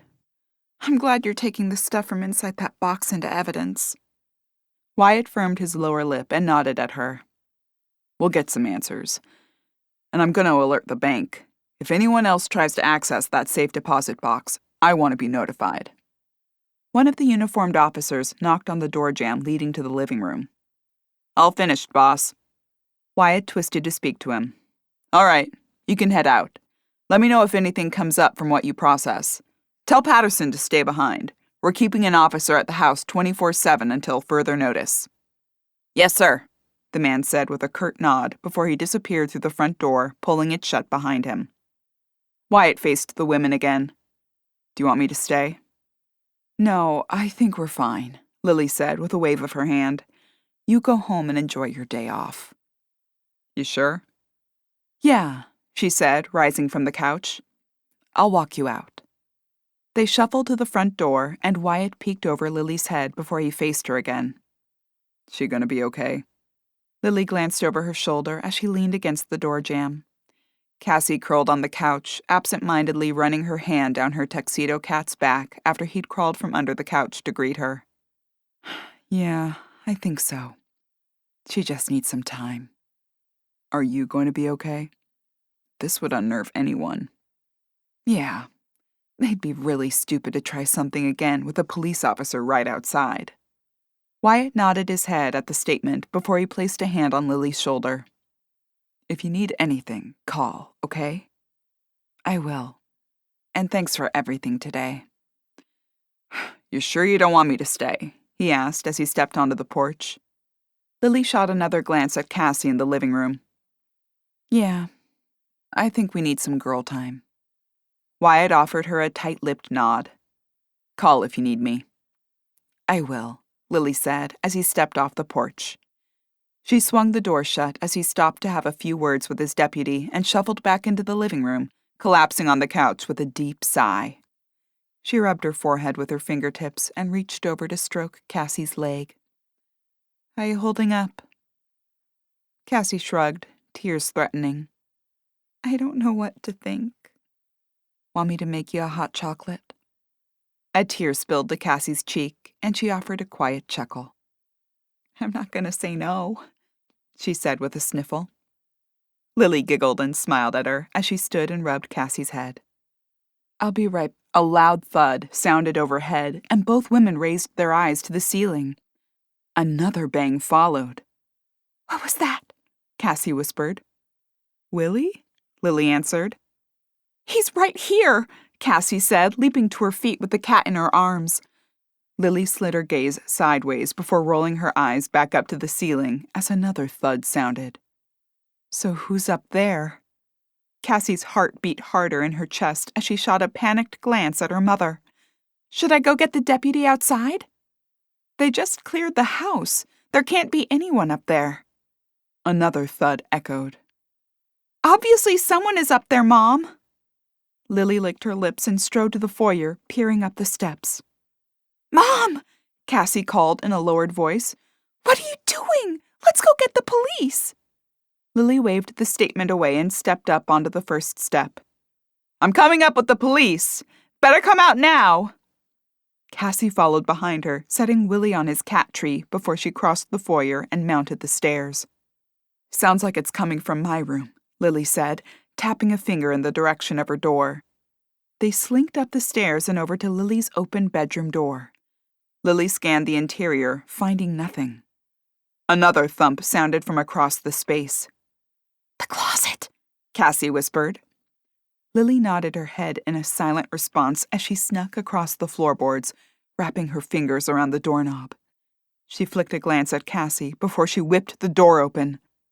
A pale face emerged from within the clothes, uttering one word. Help. Lily pressed her lips together, putting a hand on her hip. She shot another glance at Cassie. It's Ree. Come out of there, would you? You scared us half to death. We thought the robber was still in here. The doll trundled out into the bedroom. Man.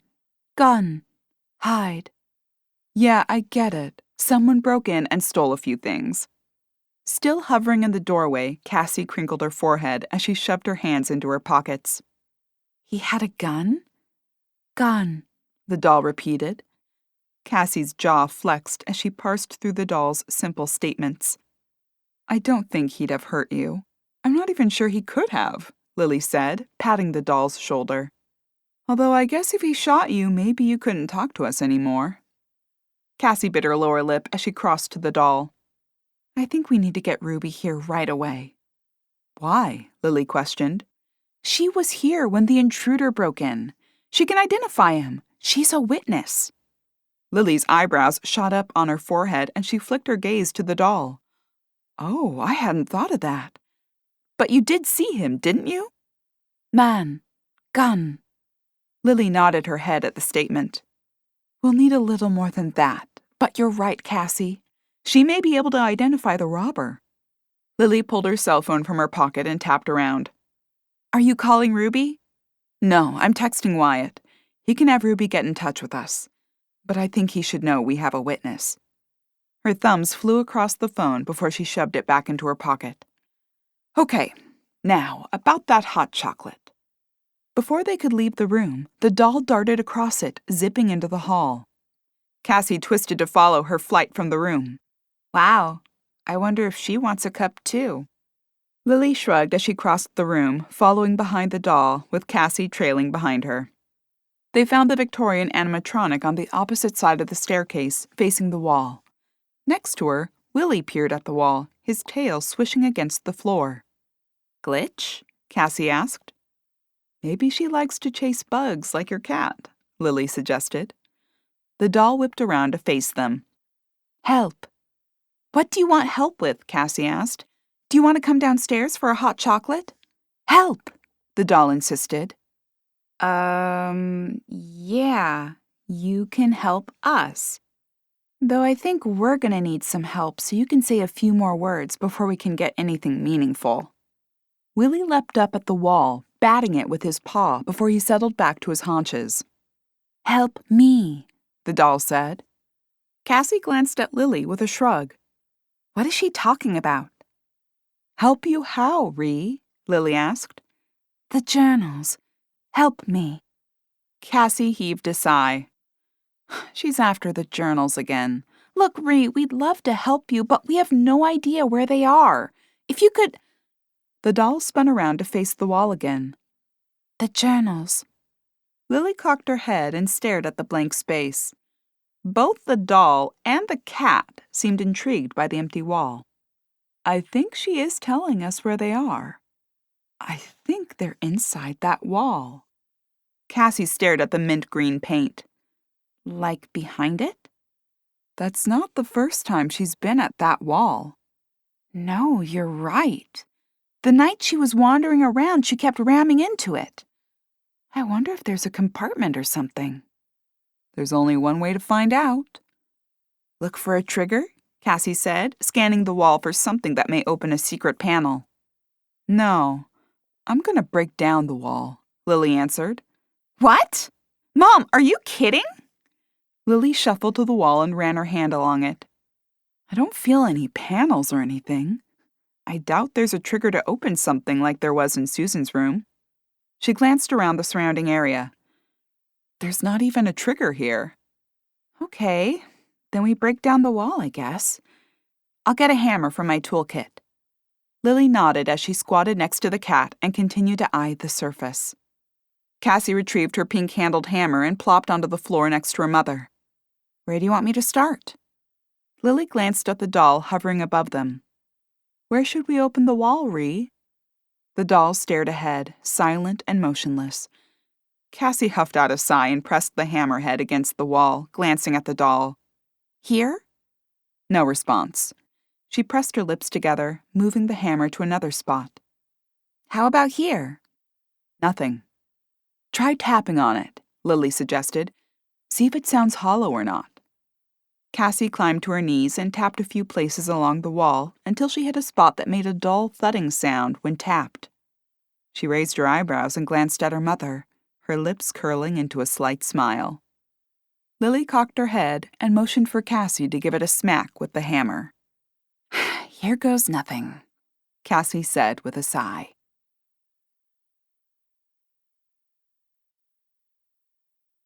Chapter 29. Cassie lined up the hammer and swung, knocking a hole into the painted surface. It crumbled away, leaving dust and debris on the floor below. Cassie gave it a few more taps, widening the hole until she could wiggle her fingers inside. She pried a few pieces of plaster loose and tugged her cell phone from her pocket, toggling on the flashlight. She shined it inside the small opening. Anything? I can't see anything yet. I need a bigger hole. She pounded away, knocking more pieces of the wall away until something caught her eye. After wiping her dusty hands against her jeans, she lifted the cell phone's flashlight and peered inside. There's something in here! What is it? Journals? Lily asked. No, Cassie said with a shake of her head. She stuck her hand inside up to her shoulder as she bit her lower lip, her forehead crinkling in concentration. She felt around blindly until her fingers grazed a wooden object. She grabbed hold of it and hauled it upward, wiggling it out of the hole. A thick layer of dust covered the top of the wooden box. Cassie blew it off, coughing as dust billowed into the air before she set it down between them. Lily studied the container, her fingers grazing the clasp holding it shut. Should we open it? Cassie asked. Lily nodded in response to her question. Do you want to do the honors or me? Cassie poked a finger at Lily. You do it. You've been with her since the start, reading her journal. Hope this is what you're looking for, Ree, Lily said as she swung the latch up and tugged open the top. Cassie peered over her shoulder at the contents. 4 small black books lined the inside. Atop them sat a pearl necklace and a ruby necklace. Wow, Cassie breathed as she stared at the large teardrop ruby as she lifted it from the box. Lily pulled one of the black books from inside, thumbing through it as the spine cracked in protest. Cassie pulled her attention away from the necklace and glanced at the pages as they flew by while absent-mindedly stroking Willie's soft fur. Are these the journals, Ree? Lily glanced up at the doll for confirmation. The journals, she said. Cassie grinned at Lily. We found them! Yes, Lily said, returning her attention to the yellowed pages. But why did she want us to? Maybe they're hers. Maybe they explain why she... Cassie shot a glance at the doll before continuing. You know. Lily pulled a second book open and studied a few pages. No. What do you mean? This isn't her handwriting. Cassie's brow furrowed and she shook her head. So then why did she want us to find them? Read, the doll said. Lily collected the remaining journals from the box along with the pearl necklace before closing it. She eyed the hole in the wall. We're going to need to fix that. Yeah, I'll have to run to the hardware store for some supplies, Cassie said as she climbed to her feet. Help me up first, Lily requested, reaching her hands up to Cassie. It's terrible getting old. I do not recommend it. I'll clean this up first and then head over for the stuff I need to fix it. Oh, what should we do with these necklaces? Ree, Lily said to the doll, dangling one of the necklaces from her fingers. Do you want these? The doll spun to face them. Keep. Maybe she wants to wear them, Cassie offered. Maybe that will help her communicate. Lily unclasped the pearl necklace. We can give it a try. Cassie wound it around the doll's neck and fastened it. Pretty, she said, eyeing the pearls atop the blue fabric before she added the ruby necklace. How's that? The doll stood motionless. Lily shrugged at it as she collected the journals from the floor. Well, I guess I'll check these out and see if I can figure out whose they are and what order to read them in. Sounds like a great rainy day afternoon project, Cassie said, waving a finger to the darkening skies visible through the large second-story window above the front door. Do you want Ree downstairs with you? Maybe. Perhaps something I read will trigger a response. I'll take her down now and grab the shop vac. Cassie lifted the doll and lugged her downstairs, setting her in the library near the window seat before she retrieved the shop vac. Looks like I'll have quite a show, Lily said, as Cassie rolled the round item to the stairs. She settled into the window seat with the stack of journals and a cup of hot tea. The doll stood motionless at her side. Thunder rumbled overhead, and a flash of lightning raced across the darkened sky. Have fun, Cassie said with a grin, before hefting the vacuum onto her hip and climbing the stairs. Lily settled back against the pillows and stared outside for a few moments. Wind tossed the fall leaves around, tearing many from the limbs and scattering them in wet clumps on the ground. With a deep inhale, she stared at the black-bound books next to her. She pulled the first onto her lap and flicked open the front cover. No names covered the pages. The date on the first entry read May 18th, 1803. The year after Henrietta's death, Lily recalled. This definitely was not written by Henrietta. She skimmed the first few words, her brow furrowing. It spoke about traveling and studying local culture. The writing appeared feminine, though she couldn't be sure. The journal must have belonged to a woman, perhaps the second mistress of Whispering Manor. But why would Henrietta want her to discover journals from another occupant? Lily set it aside in favor of checking the others for names and dates to establish an order. She opened the next on the stack, its spine creaking with effort as she stretched it open. No name. The date on the first entry read July 24th, 1803. The whir of the shop vac drowned out most other noise as she set the second book aside without scanning any further, assuming it wouldn't aid in her quest to find the owner, and was not the first in the series. As she pulled the third book open, her breath caught in her throat. The name inscribed on the interior of the cover read Carolina Nichols Johnson. Lily scrunched her forehead as she recalled the name Carolina appearing in Henrietta's journals. She snapped her gaze up to the silent doll in front of her. "Were these your sister's journals?" The doll did not respond, standing sentinel near her feet. Another boom of thunder sounded, shaking the house, as Lily checked the date on the first entry. March 14th, 1803.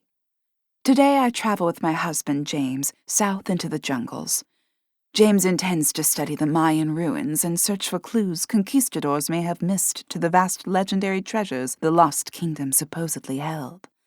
Before our departure, one of James's colleagues uttered several nasty comments during a send-off get-together hosted by the department of his university.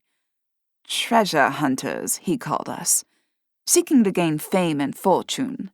Just like your brother, he spat at me, waving a finger in my face. I must admit, I grow weary of the accusations against my deceased brother. The poor man met a watery grave, and even after his death, cannot escape the vicious rumors that followed him throughout his life. Lily arched an eyebrow at the words as the vacuum noise died down upstairs. "So this is your sister," she said to her quiet companion. "And she really didn't believe Cliff was a pirate, huh?" "Read," the doll answered. Okay, Lily said, holding a hand up. "I'll keep reading." She pulled open the same journal to continue perusing Carolina's first entry. "No," the doll burst out. Her arm rose slowly and hovered over Lily's lap. The journal clattered to the floor, and another rose in the air. Lily grabbed hold of it as it floated in front of her. "Why would you want me to read this one?" "Read," the doll insisted. Okay, Lily repeated, pulling open the journal she'd set aside moments ago. She stared at the date marked July 24th, 1803, before she read the first sentence. "Today we climbed to the top of—" The paper fluttered, blowing over to the second page of the book. "Hey!" Lily complained with a huff. "You wanted me to read this, and now you're blowing the pages around?" "Read." "I'm trying to read it. You keep turning the pages. Stop it." "Read.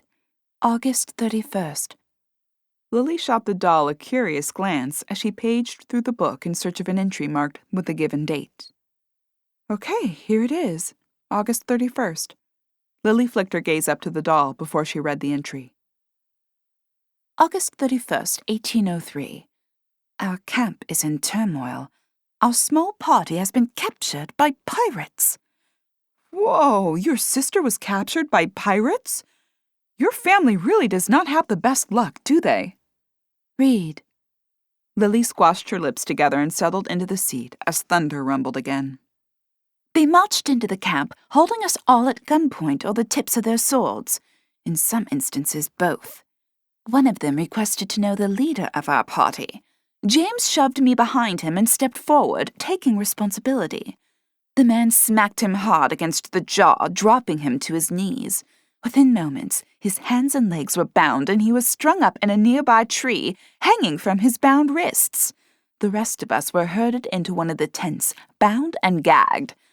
I feared for my life and my pride as one of the sailors, smelling of liquor and sweat, leaned close to me and sniffed at me as though he was an animal on the hunt.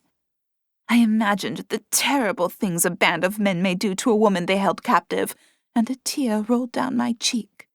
Just then, the flap of the tent flicked open, and the man pulled away from me, standing at attention. I expected the captain to enter moments later.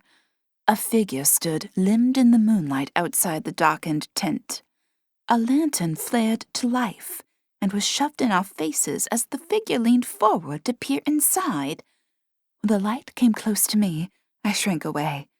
But one of the men grasped my arm roughly and tugged me closer.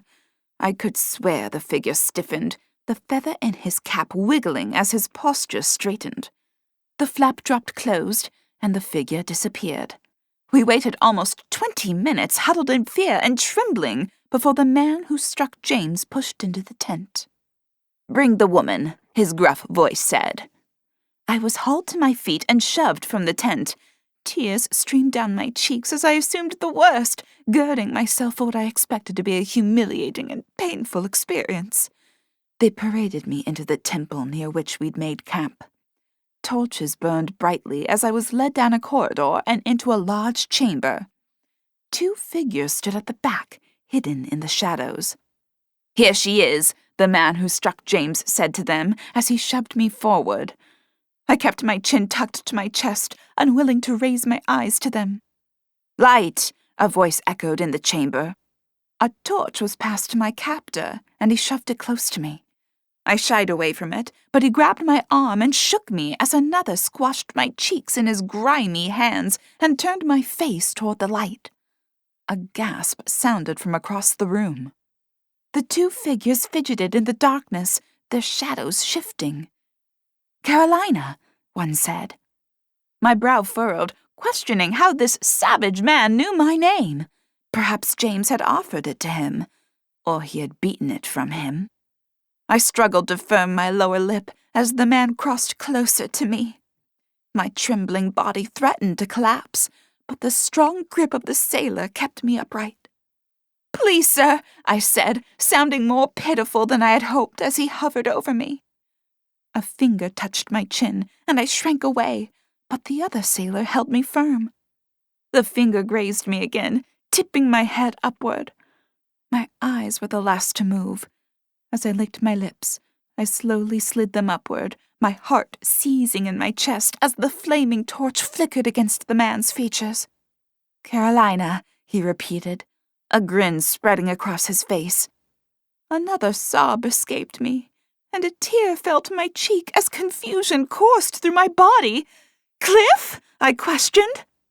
His grin broadened as I pondered if a ghost stood in front of me. Had even Davy Jones spat Cliff back and forced him to live, or had the reports of his death been a mistake? "And that's not all," Cliff said, waving behind him. The other figure approached, stalking forward with an odd gait, the reason for which was revealed as light lit them. My eyes bulged from my head as I recognized the feminine form and delicate features. I gasped in a breath, "Henrietta?"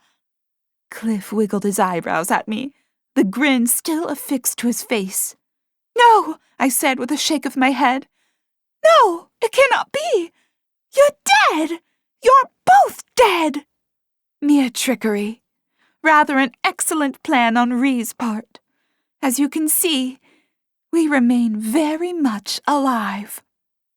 Lily's eyebrows arched upward, and her jaw fell open. She snapped her gaze up to the doll in front of her. "You didn't die! Either of you! You faked your deaths!"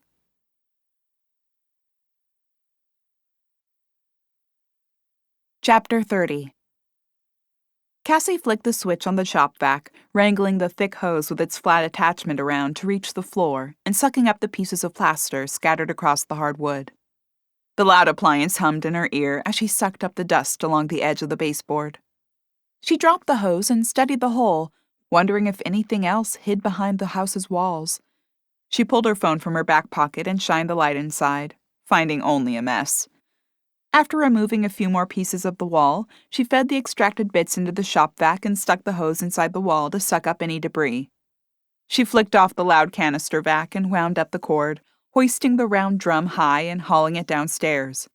Wind whipped outside, bending tree branches to their breaking point. Cassie shuffled back in through the foyer, glancing at her mom in the library. She read one of the journals, the book propped against her bent knees. She grabbed her keys from the bowl on the table, hoping to make it to the hardware store and back before the rain started. She swung the front door open. A package sat on the doormat with a pile of mail underneath it. Their mail carrier's jacket blew in the wind as he hurried toward his mail truck, offering a wave to the officer in the parked police car. Cassie collected the package and pieces of mail as a deluge poured from the sky. Rain battered the house, pounding against the roof and siding. She retreated inside, pushing the door closed and tossing her keys into the bowl. "So much for the hardware store," she muttered as she flipped through the correspondence. She set aside a few bills before she got to a white envelope with a handwritten address.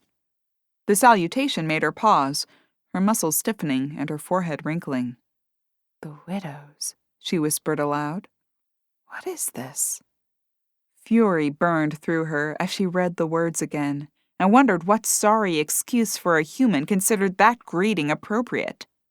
She flipped open the envelope and ripped the letter from the inside, shaking it open. In the center of the page, black block letters spelled out a simple, single-sentence message. Your husband's deaths weren't an accident. They were murdered. Cassie's knees wobbled as she read the words, and heat washed over her body. The other pieces of mail fell from her hands, sprawling across the foyer's parquet floor.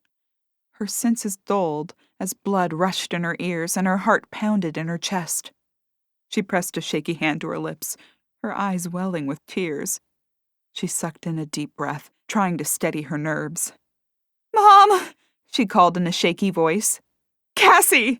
her mother's voice answered, filled with excitement. "Mom! Cassie!" Lily appeared at the entrance to the library, her eyes wide and the corners of her lips curled into a partial smile. It faded quickly as she spotted the upset on her daughter's face. "Cass, is something wrong?" Without a word, Cassie handed the paper to her mother. Lily scanned the page, her eyebrows raising as she read the words. "Where did this come from?" "It was in the mail," Cassie explained, her voice still shaky. "Addressed to the widows." She flipped the envelope over and glanced at the corner. "Hand-delivered. No postmark on it." Lily stared at the paper again before shaking her head, her forehead wrinkling in confusion. "Murdered?" "Yep, just like you're going to be," a new male voice said. Lily and Cassie snapped their eyes in the direction of the voice. A burly man in a dark hoodie strode toward them from the sliding door at the rear of the house. Cassie swallowed hard as she stared at the black gun pointed their way. Lily backed a few steps away from the library toward Cassie, placing herself between the man and her daughter. "If it's money you're after, there's some in my sock drawer upstairs. Take it and go." The man smirked at her, scoffing before he answered with a shake of his head. "I'm not after your money." "Then what?" Lily demanded. "The treasure is all gone. It's been gone for months." The man screwed up his face. "What?" "The pirate treasure buried in the house. It's been cleared out by the university cataloging it. It's all gone. There's nothing more here for you." The man scoffed again. "I'm not after some treasure. I'm after the key." Lily stuck her hands behind her, inching Cassie back a few steps. "Key? What key?" "The key to the safe deposit box. It wasn't in Richie's stuff, and we want it." Cassie's brow furrowed as the man spoke. "Richie?" she questioned. The man's lips twisted into a patronizing grin. "I think you knew him as Trevor." The words stung her as she faced the realization that she knew far less about her so-called husband than she realized. She licked her lips and opened her mouth to answer. Lily beat her to it. "It's upstairs. We have to get it." The man wiggled the gun at them. No. Let Blondie run up. Let's you and I get cozy in the living room, huh, Grandma?" "Grandma?" Lily questioned him as he approached her with the gun. "Just who do you think you're calling a grandma?" "Take it easy, lady," the man said, grabbing her by the arm and dragging her toward the living room. "No need to get your knickers in a twist. But you aren't exactly young anymore." Lily narrowed her eyes at him as he dragged her away. "Wait!" Cassie shouted before they reached the other room.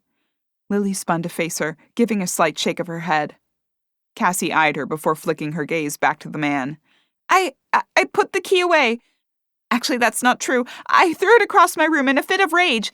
It may take me a few minutes to find it and dig it out. I think it went behind my dresser." "Well, I'd suggest you hurry. I don't have all day. And neither does Mommy dearest." He leveled the gun at Lily's head. "Okay, just take it easy. I just don't want you to think I'm trying to pull something. I'll get the key and you can have it. No problem. I don't want it. And I don't want to know what Trevor was involved in." He waggled the gun toward the stairs. "Up to it, sister." Cassie gave a nervous nod before she hurried up the stairs, shooting a pained glance at her mother. "Oh, just a minute," the man yelled as she neared the top. Cassie froze and spun to face him. Your phone! Toss it down here! Cassie squeezed her eyes closed as she pulled the phone from her back pocket and tossed it to the man. He caught it one-handed, offering a snide, "Thanks," before he waved Lily into the living room. She strode in with her hands raised. "Take a seat," the man growled, tossing Cassie's phone on the cushion of the armchair. Lily sank onto the sofa, her hands still raised. "So you knew Trevor, huh?" The man paced the floor of the living room, glancing up as Cassie's footsteps wandered around above them. "Did you know his brother, Kyle?" The man shot a sideways glance at Lily. "Lady, do you think I'm an idiot?" Lily shrugged her shoulders before she lowered her hands to her lap. "I didn't say that. I wasn't aware being involved with Trevor or Kyle made you an idiot." "I know what you're trying to do. You want some bleeding heart confession about my misdeeds. You're not getting it." "So you didn't kill Kyle?" "You got a big mouth, Mama." "All right, if it makes you feel any better, yeah, I killed him. And as soon as I get that key, I'm gonna kill you." Cassie's footsteps creaked on the stairs, and the man rushed back over to the foyer, his gun trained on her as she descended. "There may be a problem," Cassie said. "Oh? I don't like problems." Cassie froze on the stairs and blew out a breath, trying to formulate the words to tell him she did not have the key. She bit her lower lip, the pained expression returning to her face. A knock on the front door interrupted any further conversation. The man's muscles stiffened, and he glanced out the window next to the door. A curse slipped between his lips, and he waved Lily toward him. "It's that cop. Get rid of him." He grabbed Cassie's wrist and tugged her down the stairs, wrapping his arm around her neck and pressing the gun to her temple. "Try anything funny and little Blondie's brains will be all over this floor." The man dragged Cassie back a few steps, disappearing behind the stairs. Lily nodded and tugged her tunic further down around her waist. She blew out a nervous breath before she slid the chain lock onto the door and tugged it open. Wyatt started toward the opening door before stopping abruptly. He stared in with a wrinkled forehead at Lily. "Hey, Wyatt, now's not a great time." "I got your message about the ghost doll seeing something. I brought Ruby." Ruby popped her head around Wyatt and waved. "I thought we could get something out of her." Lily glanced over her shoulder and shook her head. "Yeah, the thing is, Cassie's having a really tough time. I don't think she could take visitors at the moment. Could you come back later?" Wyatt said, glancing behind Lily before he returned his gaze to her. "Sure." "Thanks," Lily said as she started to push the door closed. She met with resistance as Wyatt placed his hand against it. "Are you sure everything's okay, Lily?" Lily sucked in a deep breath, forcing a smile onto her lips. "Yeah, everything's fine. It's just Cassie. She's really upset." Wyatt nodded, his hands falling to his hips. "Okay. Well, if you need anything, just call or text." "Will do, thanks." She pushed the door closed and leaned against it, blowing out a long breath. She tugged the baseball bat from the umbrella stand next to the door, hiding it discreetly behind her. "Good work, Mom," the man said, shuffling back toward them with Cassie still in his grasp. He shoved her forward, and she stumbled toward Lily before regaining her balance and spinning to face him. "Now what's all this about a problem?" "Cassie, don't," Lily cautioned. "Mom, we don't have another choice." "Cassie," Lily warned again, gripping her arm. "We don't have the key," Cassie choked out. The man cocked his head, the gun wavering in his hand. "What?" "We don't have it," Cassie repeated. "I lied earlier. I panicked, and I lied. I turned it in to the bank earlier today." The man's face contorted into a mask of rage. He gripped the sides of his head as he roared with anger. He recovered slightly and leveled the gun at them again. "I want what was in the box." Cassie squashed her lips together as she shook her head, holding her shaky hands out in front of her. "The money I can get you, but I don't have it on me, and—" "I already told you I don't want the money. I want the flash drive." Cassie gasped in a breath, her mind searching for a solution. Could she locate another flash drive fast enough to pass it off to him? Would it matter? He'd likely kill them, especially if he thought they had seen any evidence of wrongdoing on the flash drive. Before Cassie could answer, a new voice entered the conversation. The whirring of the doll's bass echoed in the room. Stop, now. The man twisted to glance behind him, swinging the gun toward the new voice. His eyes widened as he stared at the doll behind him. What the hell? Before he could swing around toward them again, Lily shoved Cassie to the side and raised the bat. She cracked the man's shoulder as she swung it down. He cried out in pain, stumbling a few steps, but keeping hold of the gun. Lily raised the bat again and swung down against his wrist. He issued a sharp cry, and the gun clattered to the floor.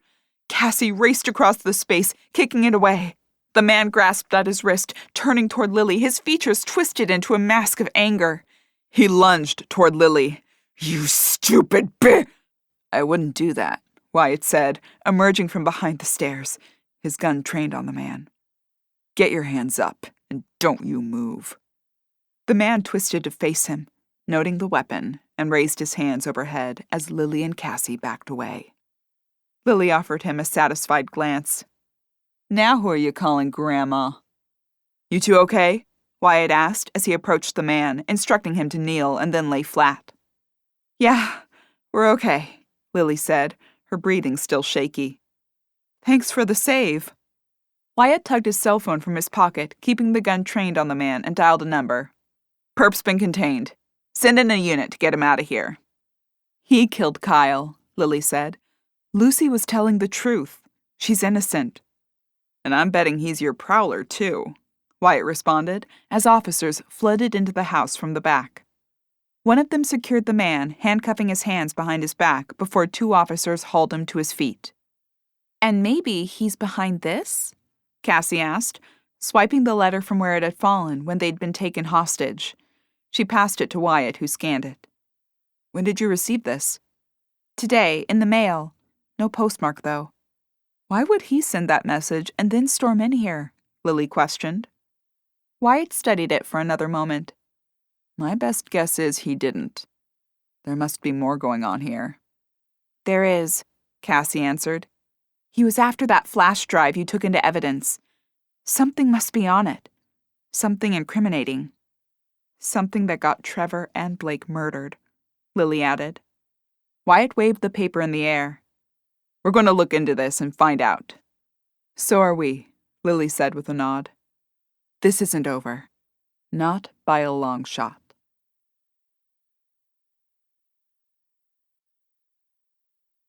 Epilogue.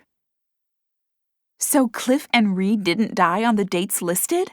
Cassie asked as she bobbed her tea bag up and down in her mug. Nope. That's what I was coming to tell you when all heck broke loose and that idiot held us at gunpoint.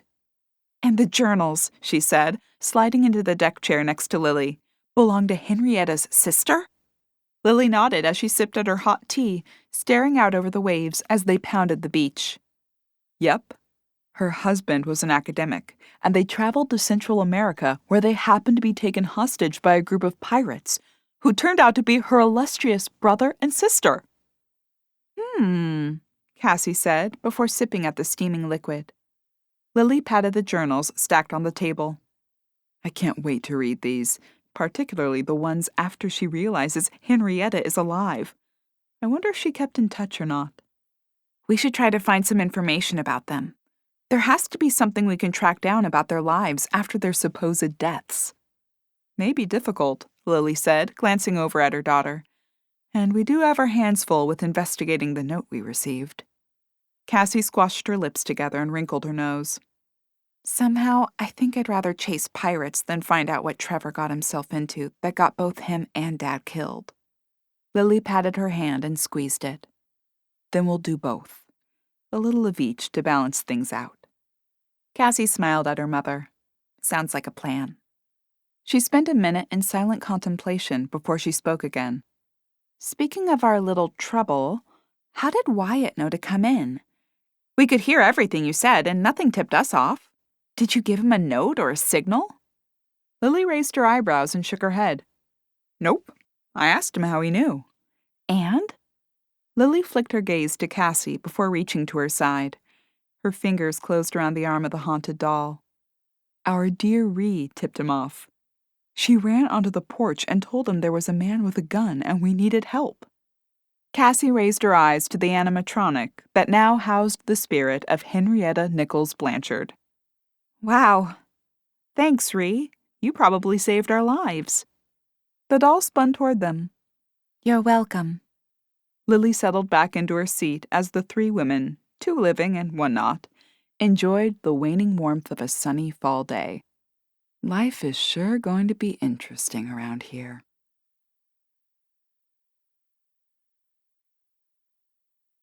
This has been Spirits, Tales, and a Body by the Bales, a mother-daughter cozy mystery, Lily and Cassie by the Sea Mysteries, Book 2. Written by Nellie H. Steele. Narrated by Deborah Reeves. Copyright 2023 by Melissa Marie Sovak. Production copyright by A Novel Idea Publishing, LLC.